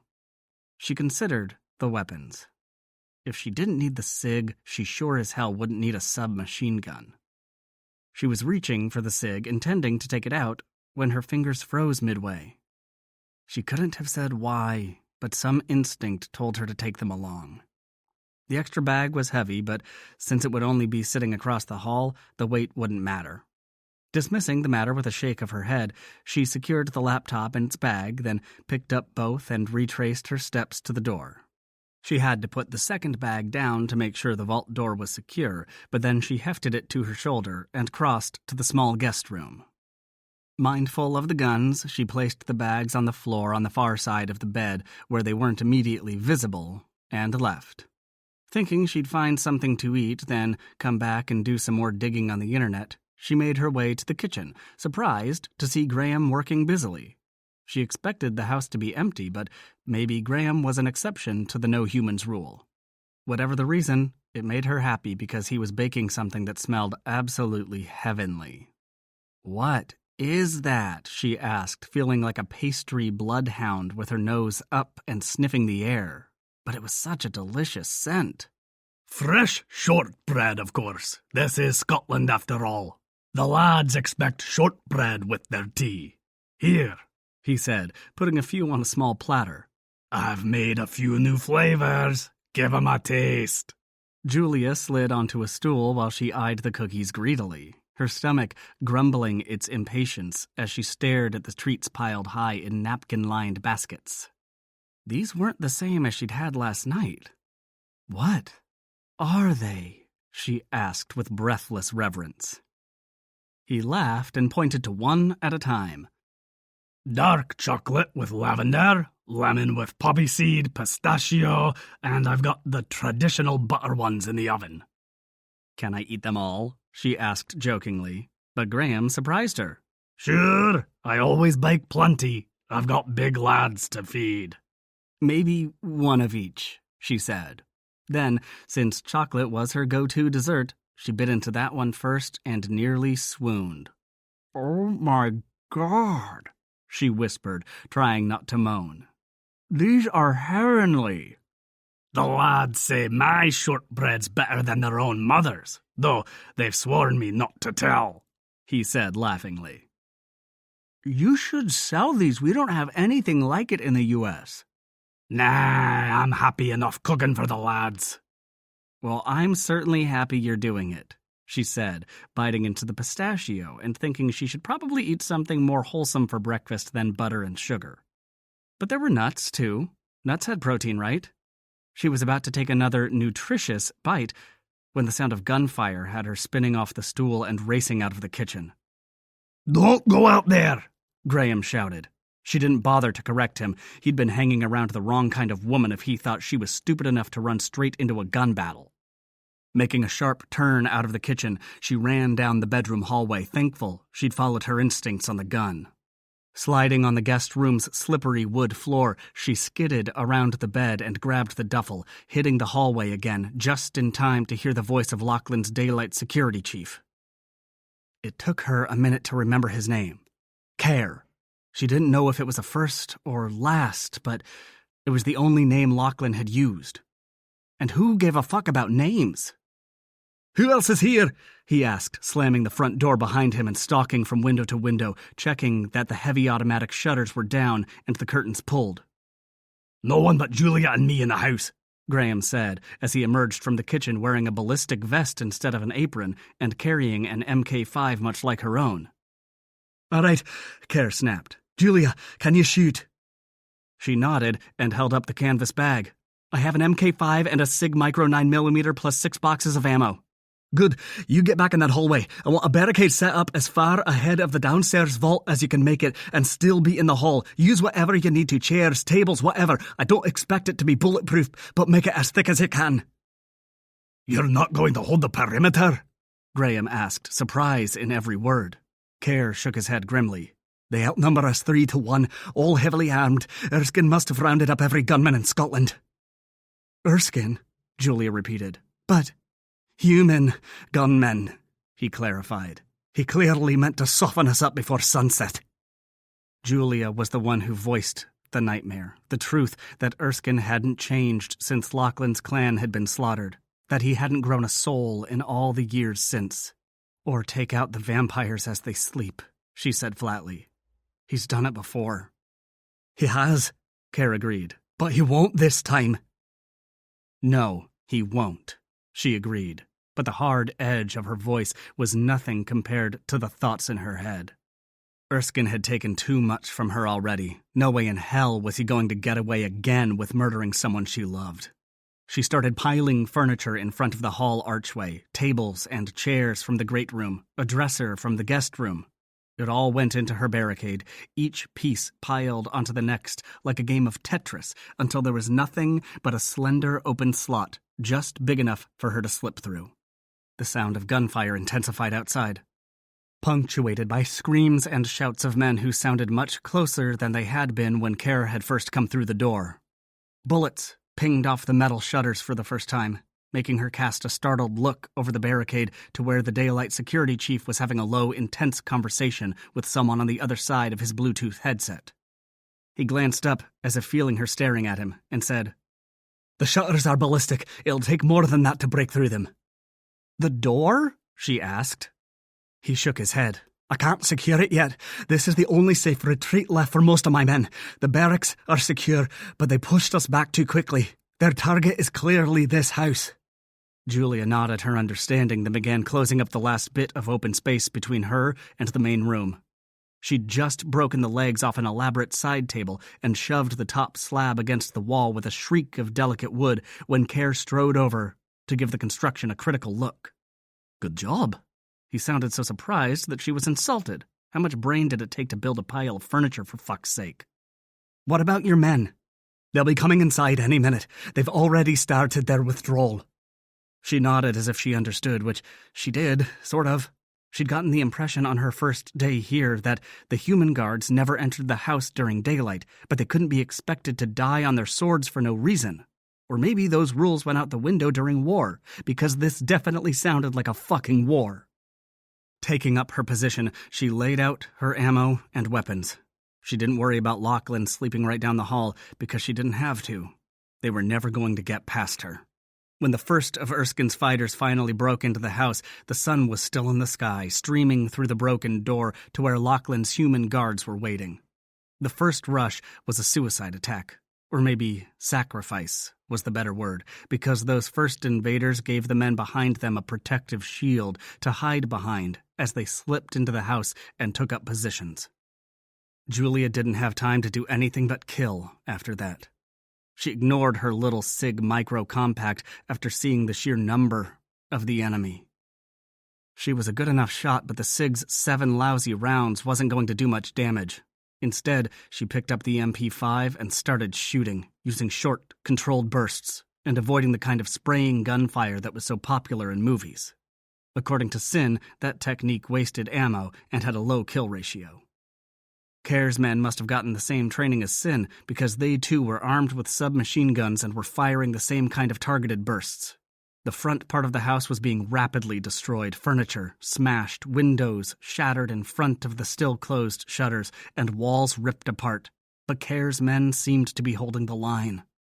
Julia could feel the sharp pain of cuts on her arms and face, mostly from wood and glass shards, but she ignored them as she kept firing. More than once Erskine's men attempted to rush her position. The first time they did it, she'd frozen.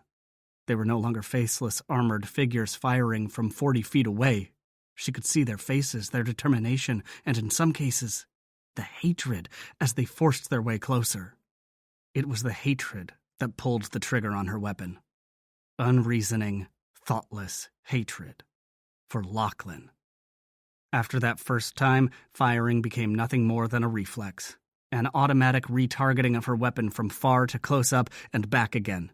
It seemed to go on forever until her arms ached and her fingers cramped.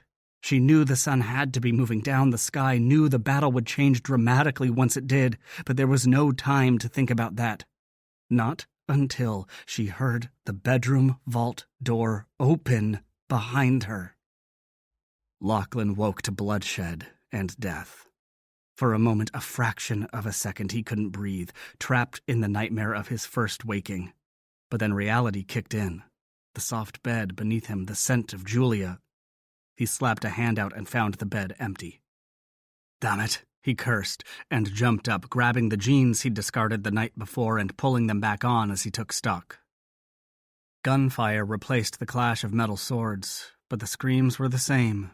The scent of blood and spilled guts on the air, faint now because of the vault door, but detectable all the same carried through the vents. Straightening to his full height, he gathered his power and blasted his still sleeping vampires with a single command. Wake! All around him they began to rouse early from their daylight sleep, their minds linking with his in a reflexive act as old as vampires themselves. He was their sire and their lord. His power kept their hearts beating and their lungs breathing. Their first thought on waking was always to reach out to him, and as they did so, he arrowed knowledge of the attack to every one of them, calling them to fight by his side. He didn't have to wonder who was behind this cowardly daylight attack, an attack that violated the oldest rule of vampire society. Erskine Ross had failed in his desperate attempt to bribe Lachlan into killing Julia for him, and so had decided to come after her and everyone with her, regardless of the cost to his fighters, human and vampire. Erskine must have guessed that Julia hadn't yet told anyone of his involvement in the killing of her family. Maybe it was simply because Raphael hadn't shown up to kill him, or he could have a spy of his own in Malibu, watching the estate for unusual activity. But whatever it was, the Scottish vampire lord wanted to be sure Julia never spilled the truth. And so he ordered this cowardly assault. His fear of Raphael must be truly crushing. Even so, an attack this reckless had to be driven by more than fear of Raphael's retribution. Because he hadn't attacked some low-level vampire, he'd attacked Lachlan. And in doing so, in bringing battle to him here on his land, in his home, he'd set in motion a test of power between the two of them that had been nearly 200 years in the making. And just as he had then, Erskine had shown himself as a coward, eschewing honorable battle in favor of a craven daylight assault and the murder of Lachlan and all his people while they slept. But Lachlan was no longer a weak, day-old vampire, and the woman he loved was out there risking her life, waiting for him. Opening the bedroom door, he found Julia crouched behind a makeshift barricade, blood-spattered and exhausted, surrounded by weapons and ammo. One of Lachlan's daylight guards lay next to her, alive but unconscious, his shirt soaked with blood. Julia twisted to look over her shoulder, giving him a faint smile above eyes that reflected weary relief, but it was no more than a glance as several of Erskine's fighters tried to rush her position. She spun back, but before she could fire, Lachlan slammed the attacking humans with a wave of power, dropping them to the floor before they'd gone 3 feet. Furious and wanting more, Lachlan ripped apart the shield that concealed his true power, the one that kept other vampires from detecting just how strong he was. Vampire magic surged through his body in an exhilarating rush, firing his heart with renewed energy, flexing muscles that burned with new strength. And all the while, the symbiote in his blood raged, demanding he test himself against the enemy, that he destroy him and rule. It was his fate. It was his purpose. He was vampire. His defensive shields rose around him in a flood of light, their multiple bright points surrounding him like diamonds as he strode openly down the hall to where Julia crouched. He wanted to scoop her up and lock her in the bedroom where she'd be safe, but even if he hadn't promised she could stand with him when he killed Erskine, She'd earned her place in this battle.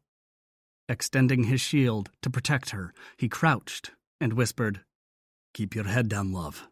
Then he stood and slammed a second wave of power out into the room, knocking everyone there, friend and foe, into unconsciousness. Silence descended as he turned to see Fergus standing in the open door to the downstairs vault. "Sort them out, cousin," Lachlan said. "Lock up Erskine's, secure ours in the barracks. Graham should have the infirmary set up by now, and Fergus?" His cousin had already shoved a path through Julia's makeshift barricade, but now he stopped to give Lachlan a questioning look. "No more of ours die tonight. Recruit as many vampires as you need to provide blood for the injured." "And Erskine?" Fergus asked in obvious concern. "He'll be close." Lachlan nodded. "I'll handle Erskine." "He won't be alone." "No, so move fast. I want you and Monroe standing with me when he gets here." "You'll need more backup than that." "And I'll have it. Make sure the others are standing by, ready to lend me their strength if I call for it." Fergus nodded in sudden understanding. Lachlan wasn't going to wage a battle with Erskine's forces. He was going to challenge for the territory right now, right here. It would be a duel between the two of them. No one else. But they each would draw on their people for additional strength if the battle got too bloody or went on too long. "Right. All right, lads," Fergus shouted, taking charge of Lachlan's vampires. "Let's sort these out and get them to the barracks." Leaving that task to his cousins, Lachlan pulled Julia to her feet, cupping her cheek where several nicks of wood or glass had left a pattern of clean slices on her soft skin. "Come with me," he said. "I need to help with—" "No, you don't. Fergus and the others can handle that. You need to get ready for Erskine. He's nearly here." She stared at him. "How do you know he's—" "Oh, right. Vampire shit." "Indelicately put, but yes." "So what's to get ready for? He walks in the door and I shoot him." Lachlan smiled. He did like her style. "He'll have his shields up, just as I did. Human weapons won't work, not at first anyway." He led her back to the bedroom as they spoke, and she glanced around as if surprised to find herself in a room untouched by the attack. But then her eyes closed with a deep sigh, and her whole body drooped. "I didn't know if we'd make it," she whispered, before looking up at him. "When it started, I was counting the minutes, but then there was no time to do anything but shoot." She looked at her right hand where her fingers were nicked and scratched. "I killed him." Her eyes met his. "In the first wave there was a man, human, but you know that. He saw me and rushed the barricade like he didn't believe I'd shoot him. But I did. I had to." Her eyes filled before she looked down again, holding both hands stretched out in front of her. Lachlan pulled her into his arms, hating that she'd gotten involved in the violence of his life. "I'm sorry, don't say it," she growled against his chest, her arms around his waist. "I'm the one who insisted on being here, and it's not your fault anyway. That fucker Erskine started it." He choked back a laugh at her casual use of the obscenity as much as the childish insistence that the other guy had started it. It was true, but the way she said it reminded him of children on a playground. His princess had proven her courage many times over, but she wasn't yet a hardened warrior. And if he had anything to say about it, she never would be. "I can hear the gears turning in your head," she muttered. "Don't even think about keeping me away from Erskine." "Sit down. I'll get you some water." "What I need is a ham sandwich, maybe some pickles and chips to go with it. Crisps. You call them crisps over here." "I'd love to feed you, but there's no time, and you need to be ready. Erskine has no honor. He may have started all this because he was afraid you'd tell Raphael, but now he'll kill you just because you're important to me. I'm going to force him into a duel, but that won't stop him from lancing a bolt of power your way, or even ordering one of his men to attack you on the side." "Well, fuck, I'm almost out of ammo." Lachlan stared at her. That was her only concern? He'd never have thought the night they'd met that the cool blonde in her tight skirt and spiked heels would be standing here next to him, bloodied, sweaty, and complaining about her ammo supply. He sent Fergus a mental request, then turned to see Julia chugging a bottle of mineral water. Her head was thrown back, her elegant throat moving as she swallowed, water dripping down her chin to soak into her shirt. Christ, she was beautiful. He'd never wanted anyone as desperately as he wanted her. Damn. Fergus is bringing fresh ammo, he said, since he couldn't ravish her right then. He started to say more, but a sudden awareness had him going perfectly still. Erskine is here. I'm going to meet him outside. You stay here in the bedroom until Fergus comes for you. He gave her a hard, fast kiss and started for the door. What? She demanded behind him. No, I'm not going to. He spun, power simmering in his veins. You will do as I ask. This isn't a democracy. You, Fergus, and Monroe will join me outside, but not until I give the word. The mutinous gleam in her eyes faded almost at once. She moved in close enough that he could feel her heat against his chest, close enough that she could touch his face with one hand. Be careful. I'm not done with you yet. She went up on her toes, and he lowered his head to meet her kiss. Don't worry, Princess. I'm not done with you yet either. He winked and was gone. Lachlan stepped out onto the porch, alone, his shields up and as strong as he could make them. As he'd told Julia, Erskine was not one to bother with rules or customs. If he saw a chance to kill Lachlan, he'd take it, whether it was warranted or not. Erskine, he said simply. It didn't escape Lachlan's notice that the Vampire Lord wasn't leading his fighters. He had to thread his way through to the front ranks, finally stopping with several yards still between them. Lachlan, I'd hoped you'd be dead this time. Some of us learn from our mistakes. Yes, unfortunately. What of the Harper woman? Erskine asked with a studied lack of concern. Lachlan chuckled. Still alive. Erskine gave him a dark look. Give her to me, and this will all be over with. It's much too late for that. Besides, it wouldn't save you. She's already told what she knows. A momentary flash of real fear lit the Vampire Lord's eyes before he blinked, and it was gone, replaced by hatred. I should have killed you when I had the chance. My mistake in not recognizing how young you were back then. Who'd have guessed you'd turn out this strong? My clan chief, Lachlan said, feeling the hatred burn in his gut. My uncles and cousins and all the others you slaughtered that day. And then he said the one thing that no Highlander could ignore, a title Erskine had earned but never paid for. You're a coward, Erskine. You were then, and you still are now. Erskine's eyes lit with flames as his power raged forth so quickly that the vampires surrounding him stumbled back and crashed into the ranks behind them.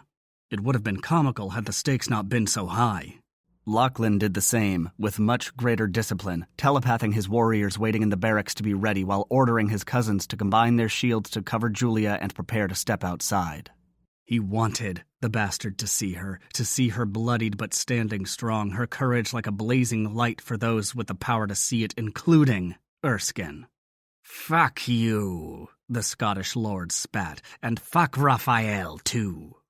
His vampires roared in response to Erskine's silent command, spreading out to enclose Lachlan in a half-circle of bristling teeth and weapons, while Erskine smiled smugly. You McRaes are so predictable. I have all these. He gestured at his vamps. While you've left most of your fighters in that crumbling Killerland stronghold you persist in maintaining. Short-sighted, Lachlan. Only 5 fighters to defend you.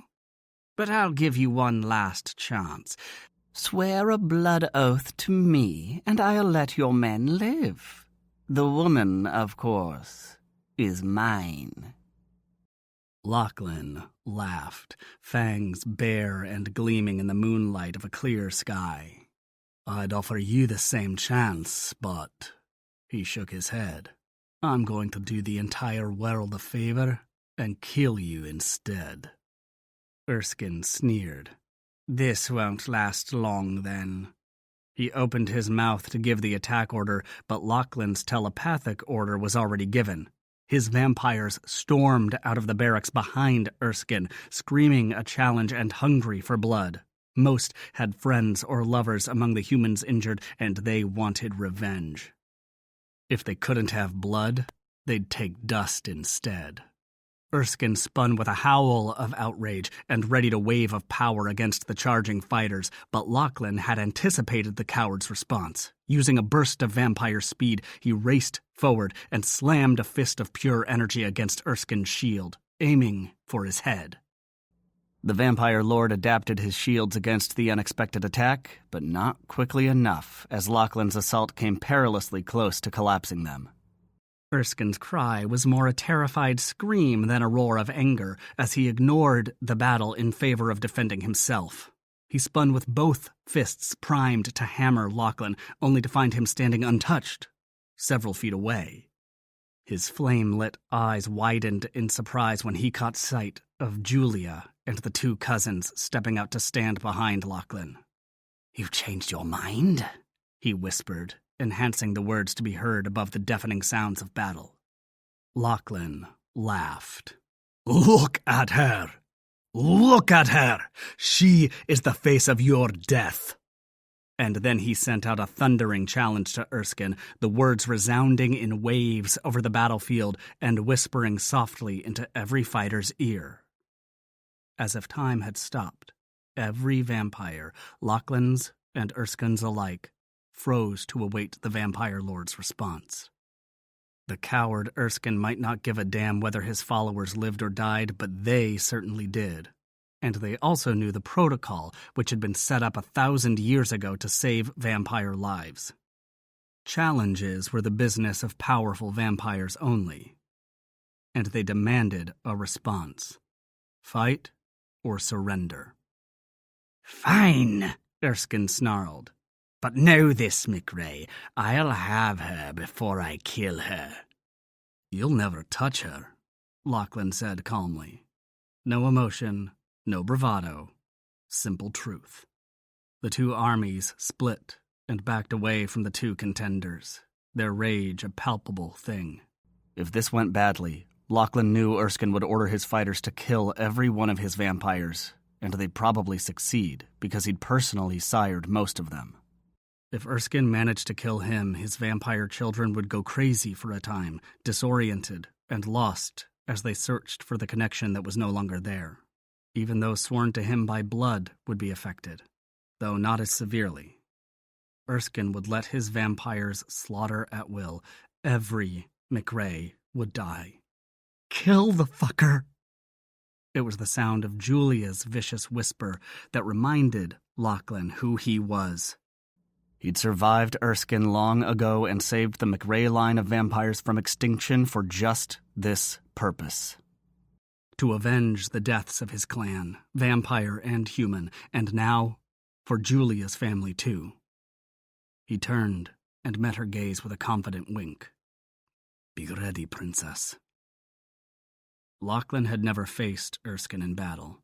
He'd had the first-person stories of the people who'd survived the McRae slaughter, humans who were long dead now, but vampire magic was a strange thing. What was obvious to most vampires was mostly invisible to humans. They might see the results of it in bloodied or dusted bodies, but even that could be so blurred by the vampire victors that... But Lachlan had the evidence of his own eyes, the scorch marks on walls and doors, and on the human corpses. The Vampire Lord's power was fire. But Lachlan wasn't afraid of fire, and he sure as hell didn't fear Erskine. They'd met many times over the years, and he'd weighed his power against Erskine's many times. He knew he could take the Scottish Vampire Lord. But what Erskine might lack in raw strength, he made up for in trickery. That would be the weapon Lachlan had to guard against.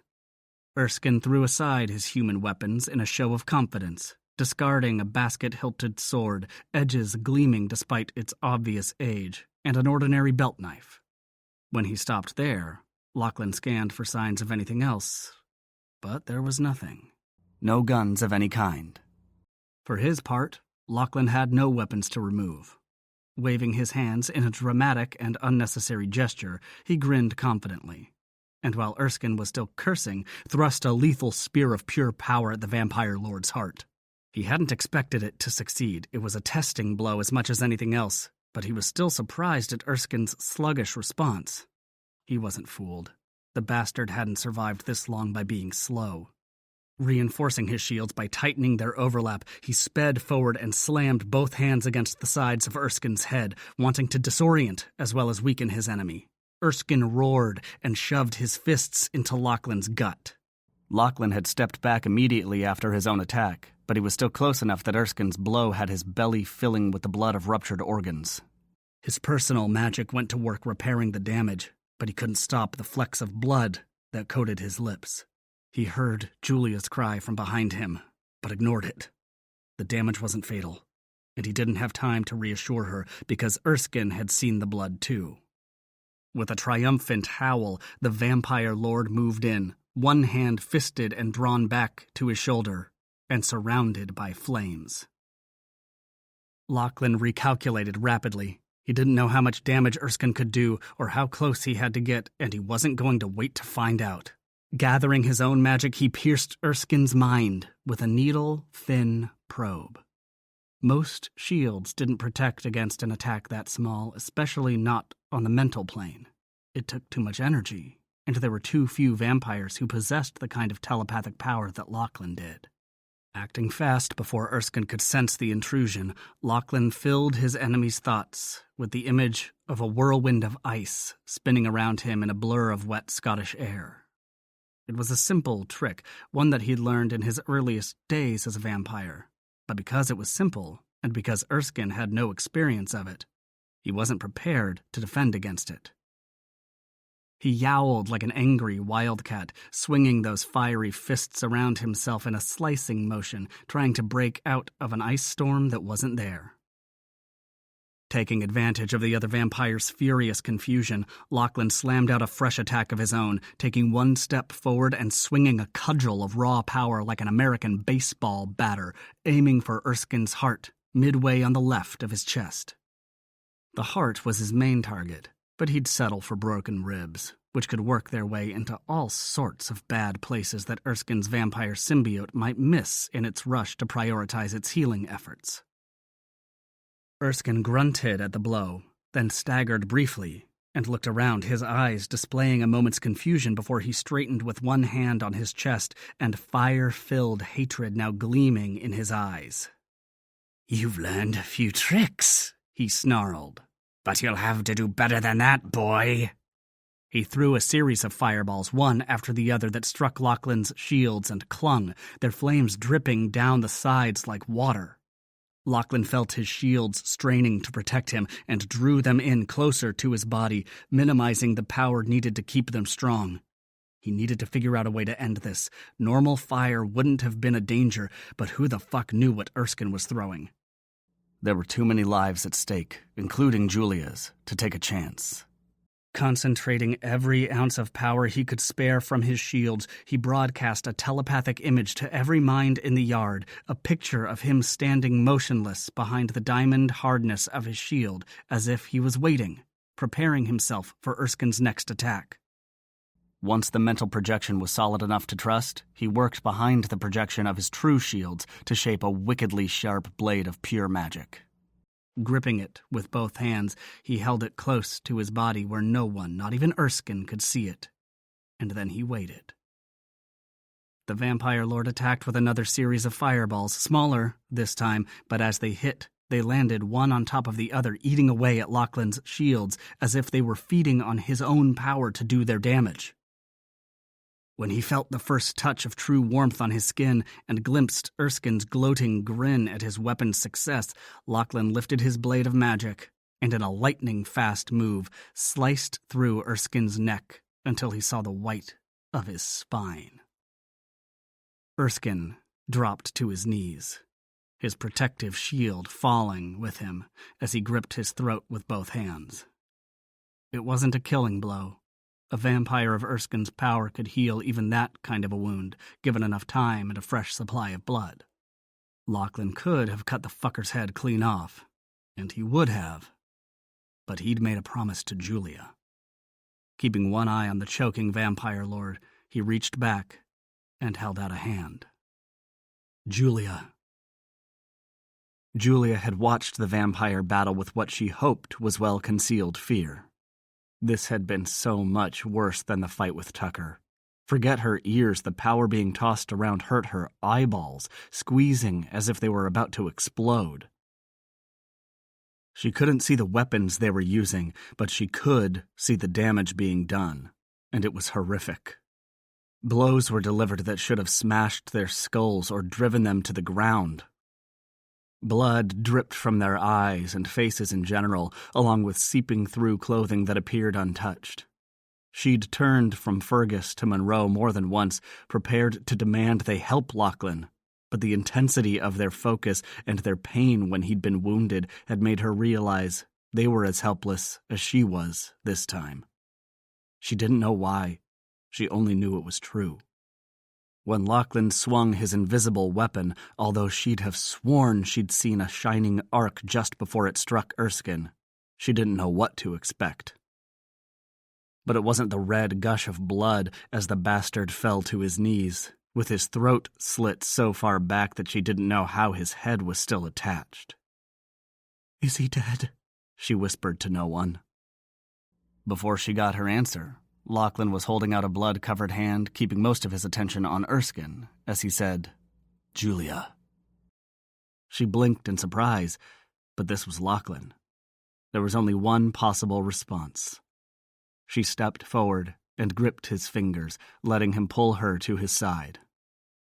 She opened her mouth to fuss, to ask if he was okay and insist he let someone help, but before she could say a word, he met her gaze and said, "Take your shot, love." She turned and stared at Erskine. How the hell was he still alive? Not only alive, but glaring at her with such hatred, as if this was all her doing. She had to force herself to hold that stare, but the longer she stared, the angrier she became. This creature had killed her best friend. He'd destroyed her family. He'd tried to kill her to cover his crime, and would have killed others as well if he'd had to. She thought about what it would have done to her father to lose her, and her head filled with ways to make Erskine suffer.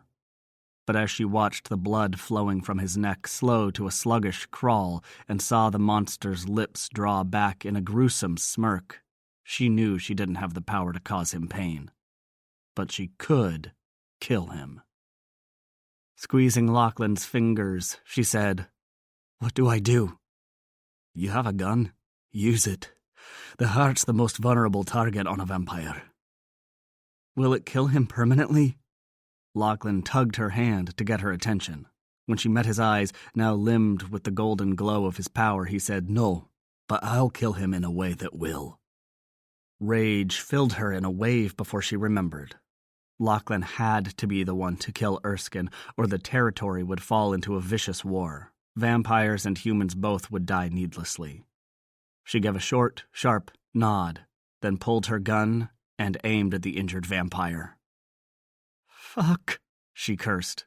"He's so pathetic, I can't—" Erskine sprang to his feet with a snarled oath, and everything changed. Julia fired, striking him 3 times in the heart, but he kept coming. Lachlan grabbed him by the throat, one hand buried in the gruesome wound as he used the other to punch a hole in Erskine's chest and tear out his heart. Julia stared as he dropped the gory piece of meat to the ground and pointed at it. There was a flare of light so bright that she closed her eyes against it, and when she opened them again, the heart was nothing but a small pile of ash. A soft whisper of sound made her swing back to look at Erskine, or at least where he'd been, because there was now nothing but a much larger pile of dust already beginning to disperse in the night air. Swallowing a choking sound of disgust, she stepped behind Lachlan, not wanting any of the repulsive stuff to get on her. "Are you using me as a shield, princess?" "Yes," she snapped unapologetically. He started to laugh, but then coughed abruptly and fell to his knees. "Lachlan!" she cried, and dropped next to him, giving his cousins a frantic look. He's injured. We should... Lachlan shook his head and muttered, "Silence." Julia frowned. Well, that was rude. Lachlan knew about mantles, knew about the transfer of power from a dying vampire lord to his successor, who was usually his killer. There were cases of someone else inheriting, but they were a very few over the thousands of years vampires had been around, so he'd expected something. But this...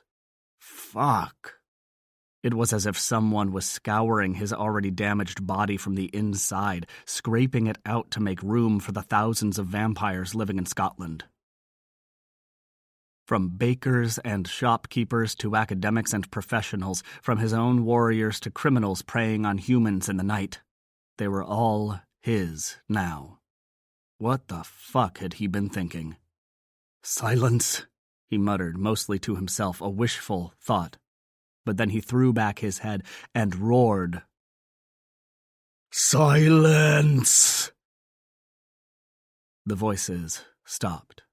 The intruders withdrew.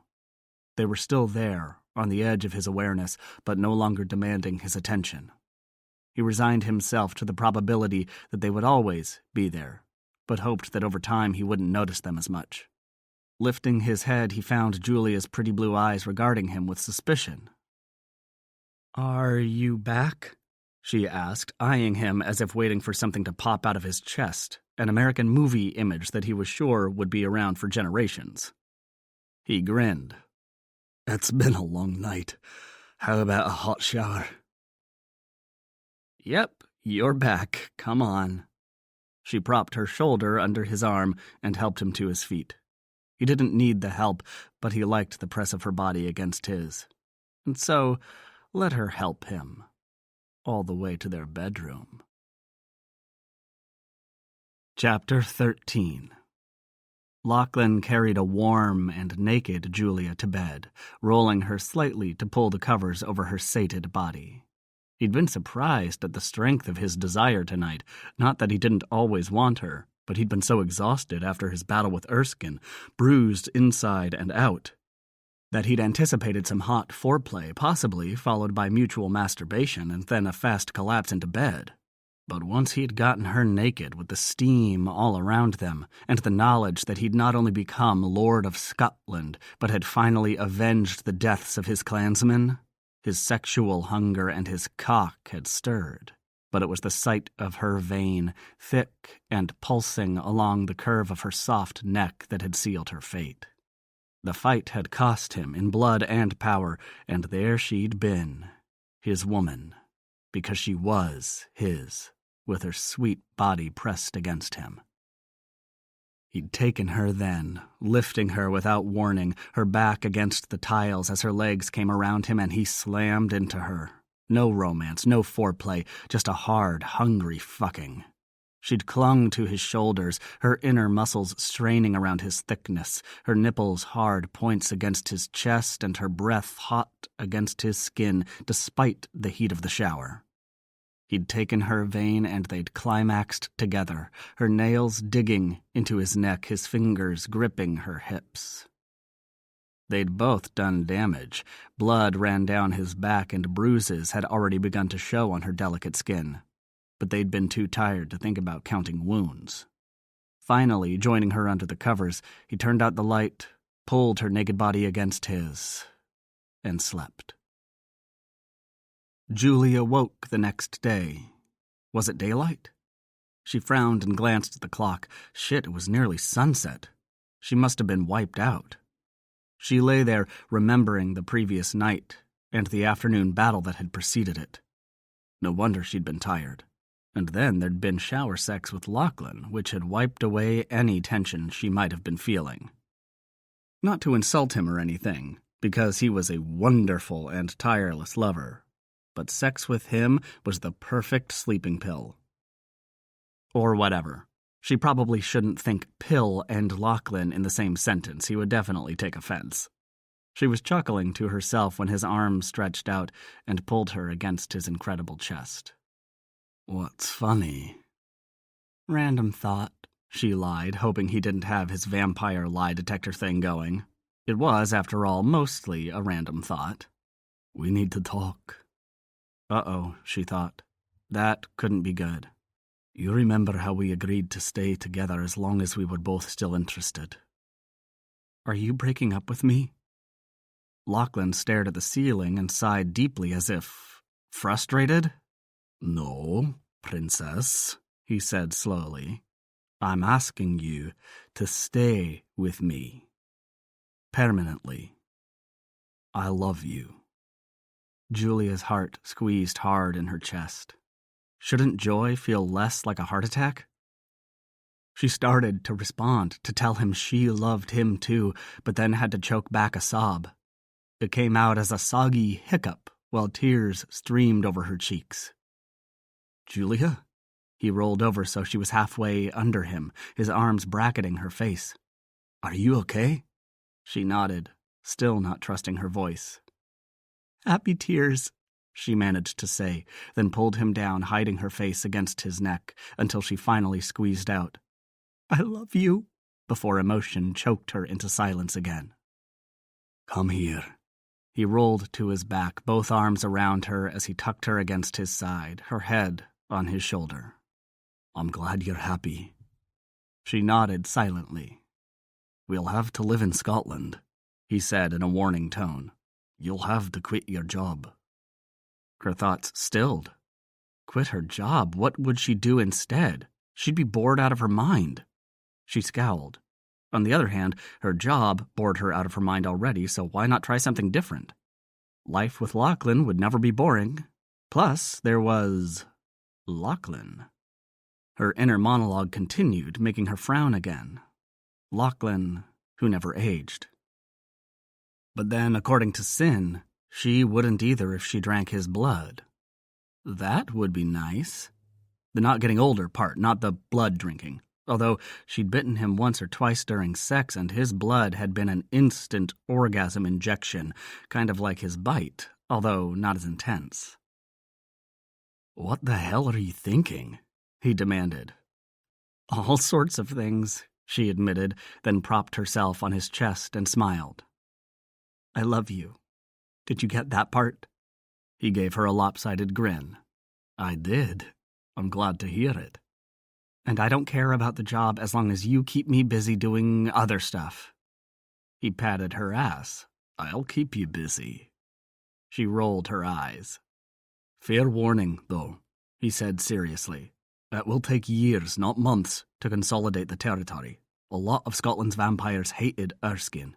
I'll have to prove I'm different if I want their support, which I do. There are major changes happening in the way vampires are aligned all over the world. Scotland will need to be a united front if we're to hold our own and remain independent. She nodded, listening. That means more violence, more bloodshed. You sure you want to sign on for this? Julia smiled. Give me a reason. I love you. Her smile broadened. Good answer. You'll have to meet my dad. I can handle that. Which reminds me, I need to call Raphael before he shows up on my doorstep. Oh, geez, yeah, you call Raphael, I'll call my dad. They're probably flying together. The phone rang its usual one time before her father answered. Julia, are you all right? Hi, Daddy, I'm fine. Daddy again, huh? What's up?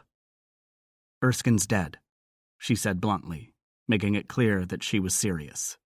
Her father was silent for what seemed like a long time, but when he spoke, his voice was tight with emotion. How do you know, baby girl? I didn't kill him, she hurried to explain, abruptly understanding the reason for his reaction. He attacked Lachlan and they fought. Lachlan won. And you're sure he's dead this time? Definitely. I saw him die. She decided not to tell him about Lachlan punching through Erskine's ribs and ripping out his heart. That thing about vampires turning to dust when they die? It's true. It is, her father agreed somberly. When are you coming home? She paused. I'm not. That's the other news. Lachlan and I are together. It sounded too corny to tell her dad they were in love. I'm moving in with him. here in Scotland." Her father sighed. "Damn vampires. Your great-grandmother had a schoolgirl crush on Raphael, except she was a grown woman. Did I tell you that?" "What? No, you never told me any of this." "Didn't change anything, did it? Where in Scotland?" "Inverness, for now, although we'll probably have to spend time in other places eventually." "Inverness is good. I like the Highlands. When can I meet this guy?" "Give us a..." She started to say couple weeks, then changed it to couple months. "Lachlan has some business to take care of, and we need some time alone. Like a honeymoon." "Emphasis on the moon. Okay, baby. I'll be leaving for DC tonight then. I was going to meet Raphael first, but that won't be necessary now. I'm going to hold you to that 2 months, though. I'm your father. I need to meet this vampire of yours." "I love you, Daddy." "I love you, baby girl. Stay in touch."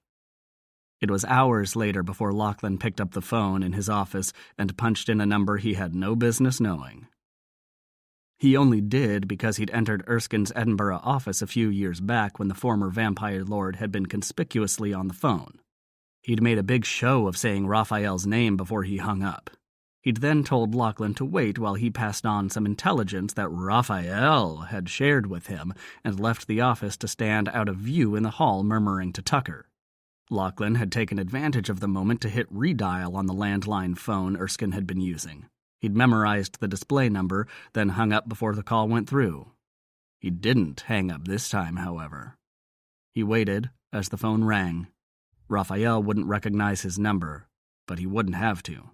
Lachlan was calling on a rarely used phone since it included an accurate caller ID. "Lachlan, I presume?" Raphael answered, his deep voice unmistakable.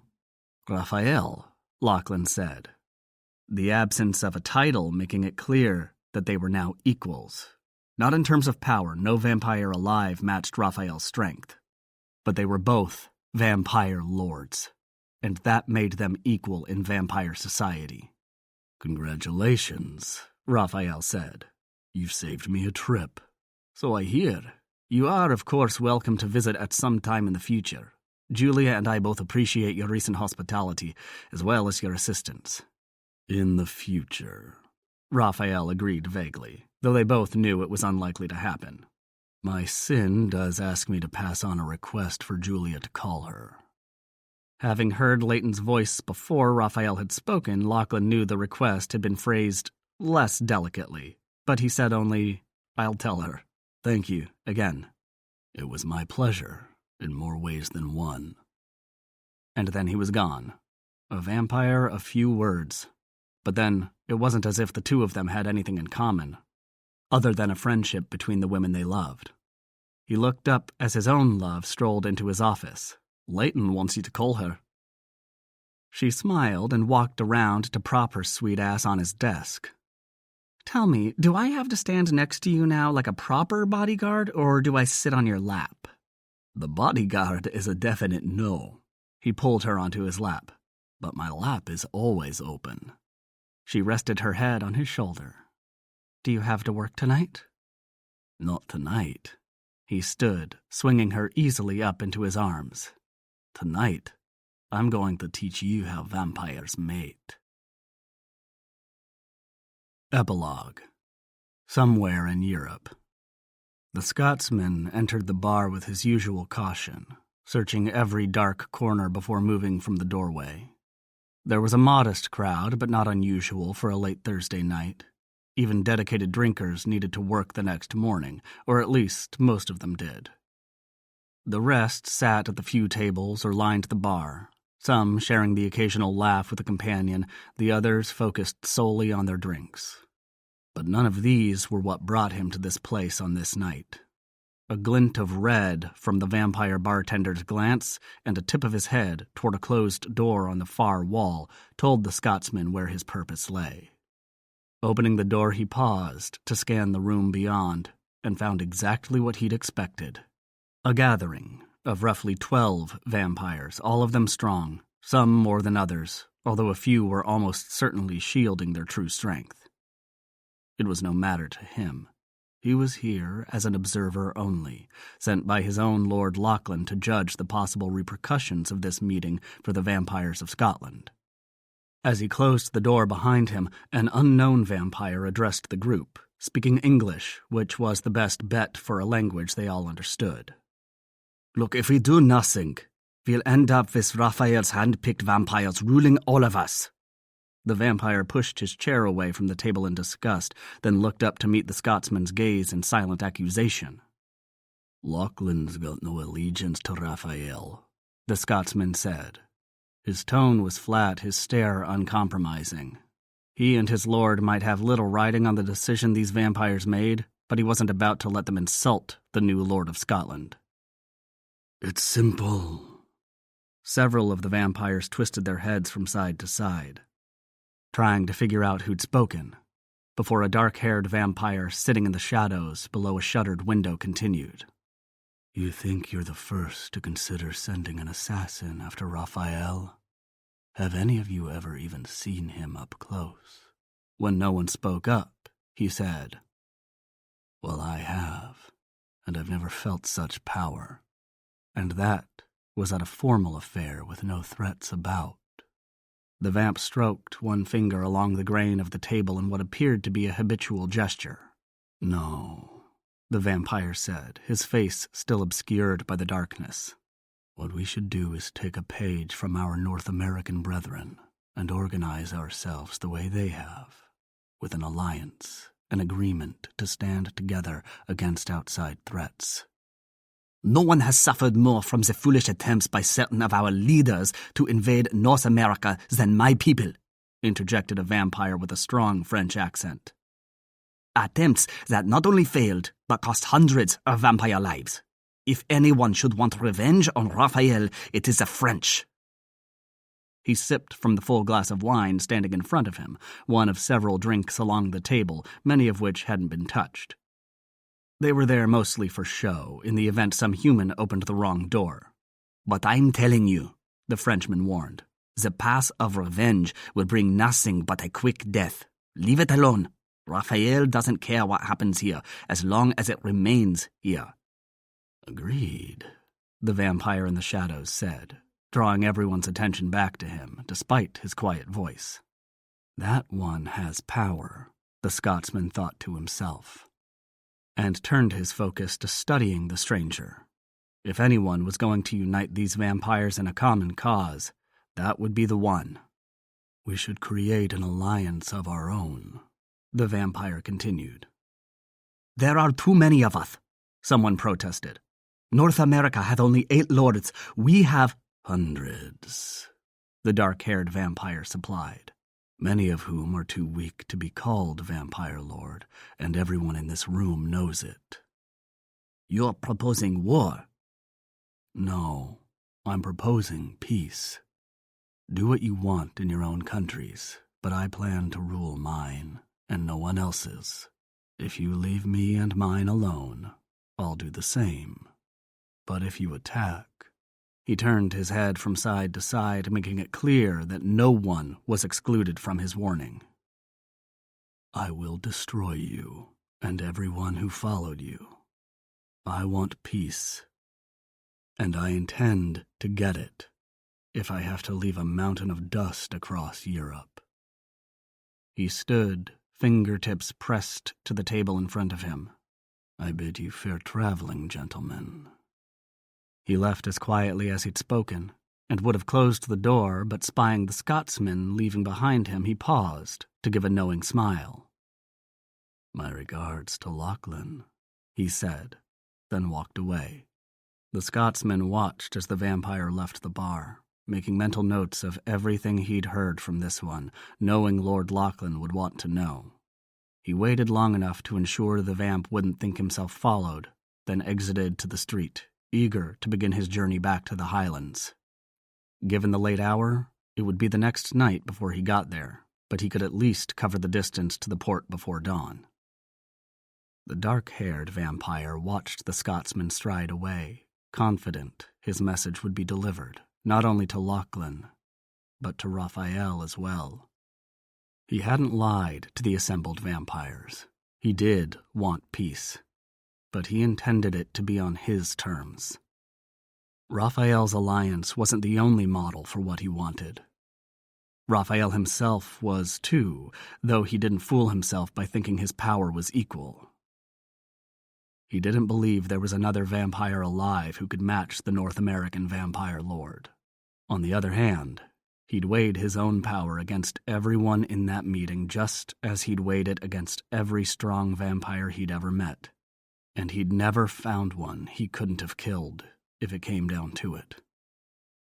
Yes, he wanted peace.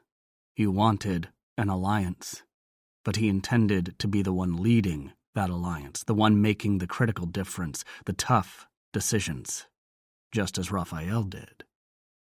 Once the Scotsman was out of sight, the vampire moved out of the shadows, slid behind the wheel of his very fine European sedan, and took off into the night to pursue a revolution. To be continued.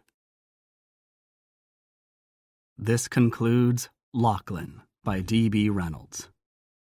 Narrated by Julio Maxwell. Copyright 2019 by D.B. Reynolds. This unabridged audiobook is published by arrangement with Bell Books Incorporated and was produced in the year 2022 by Tantor Media Incorporated, a division of Recorded Books which holds the copyright thereto. Please visit tantor.com for more information on our growing library of unabridged audiobooks.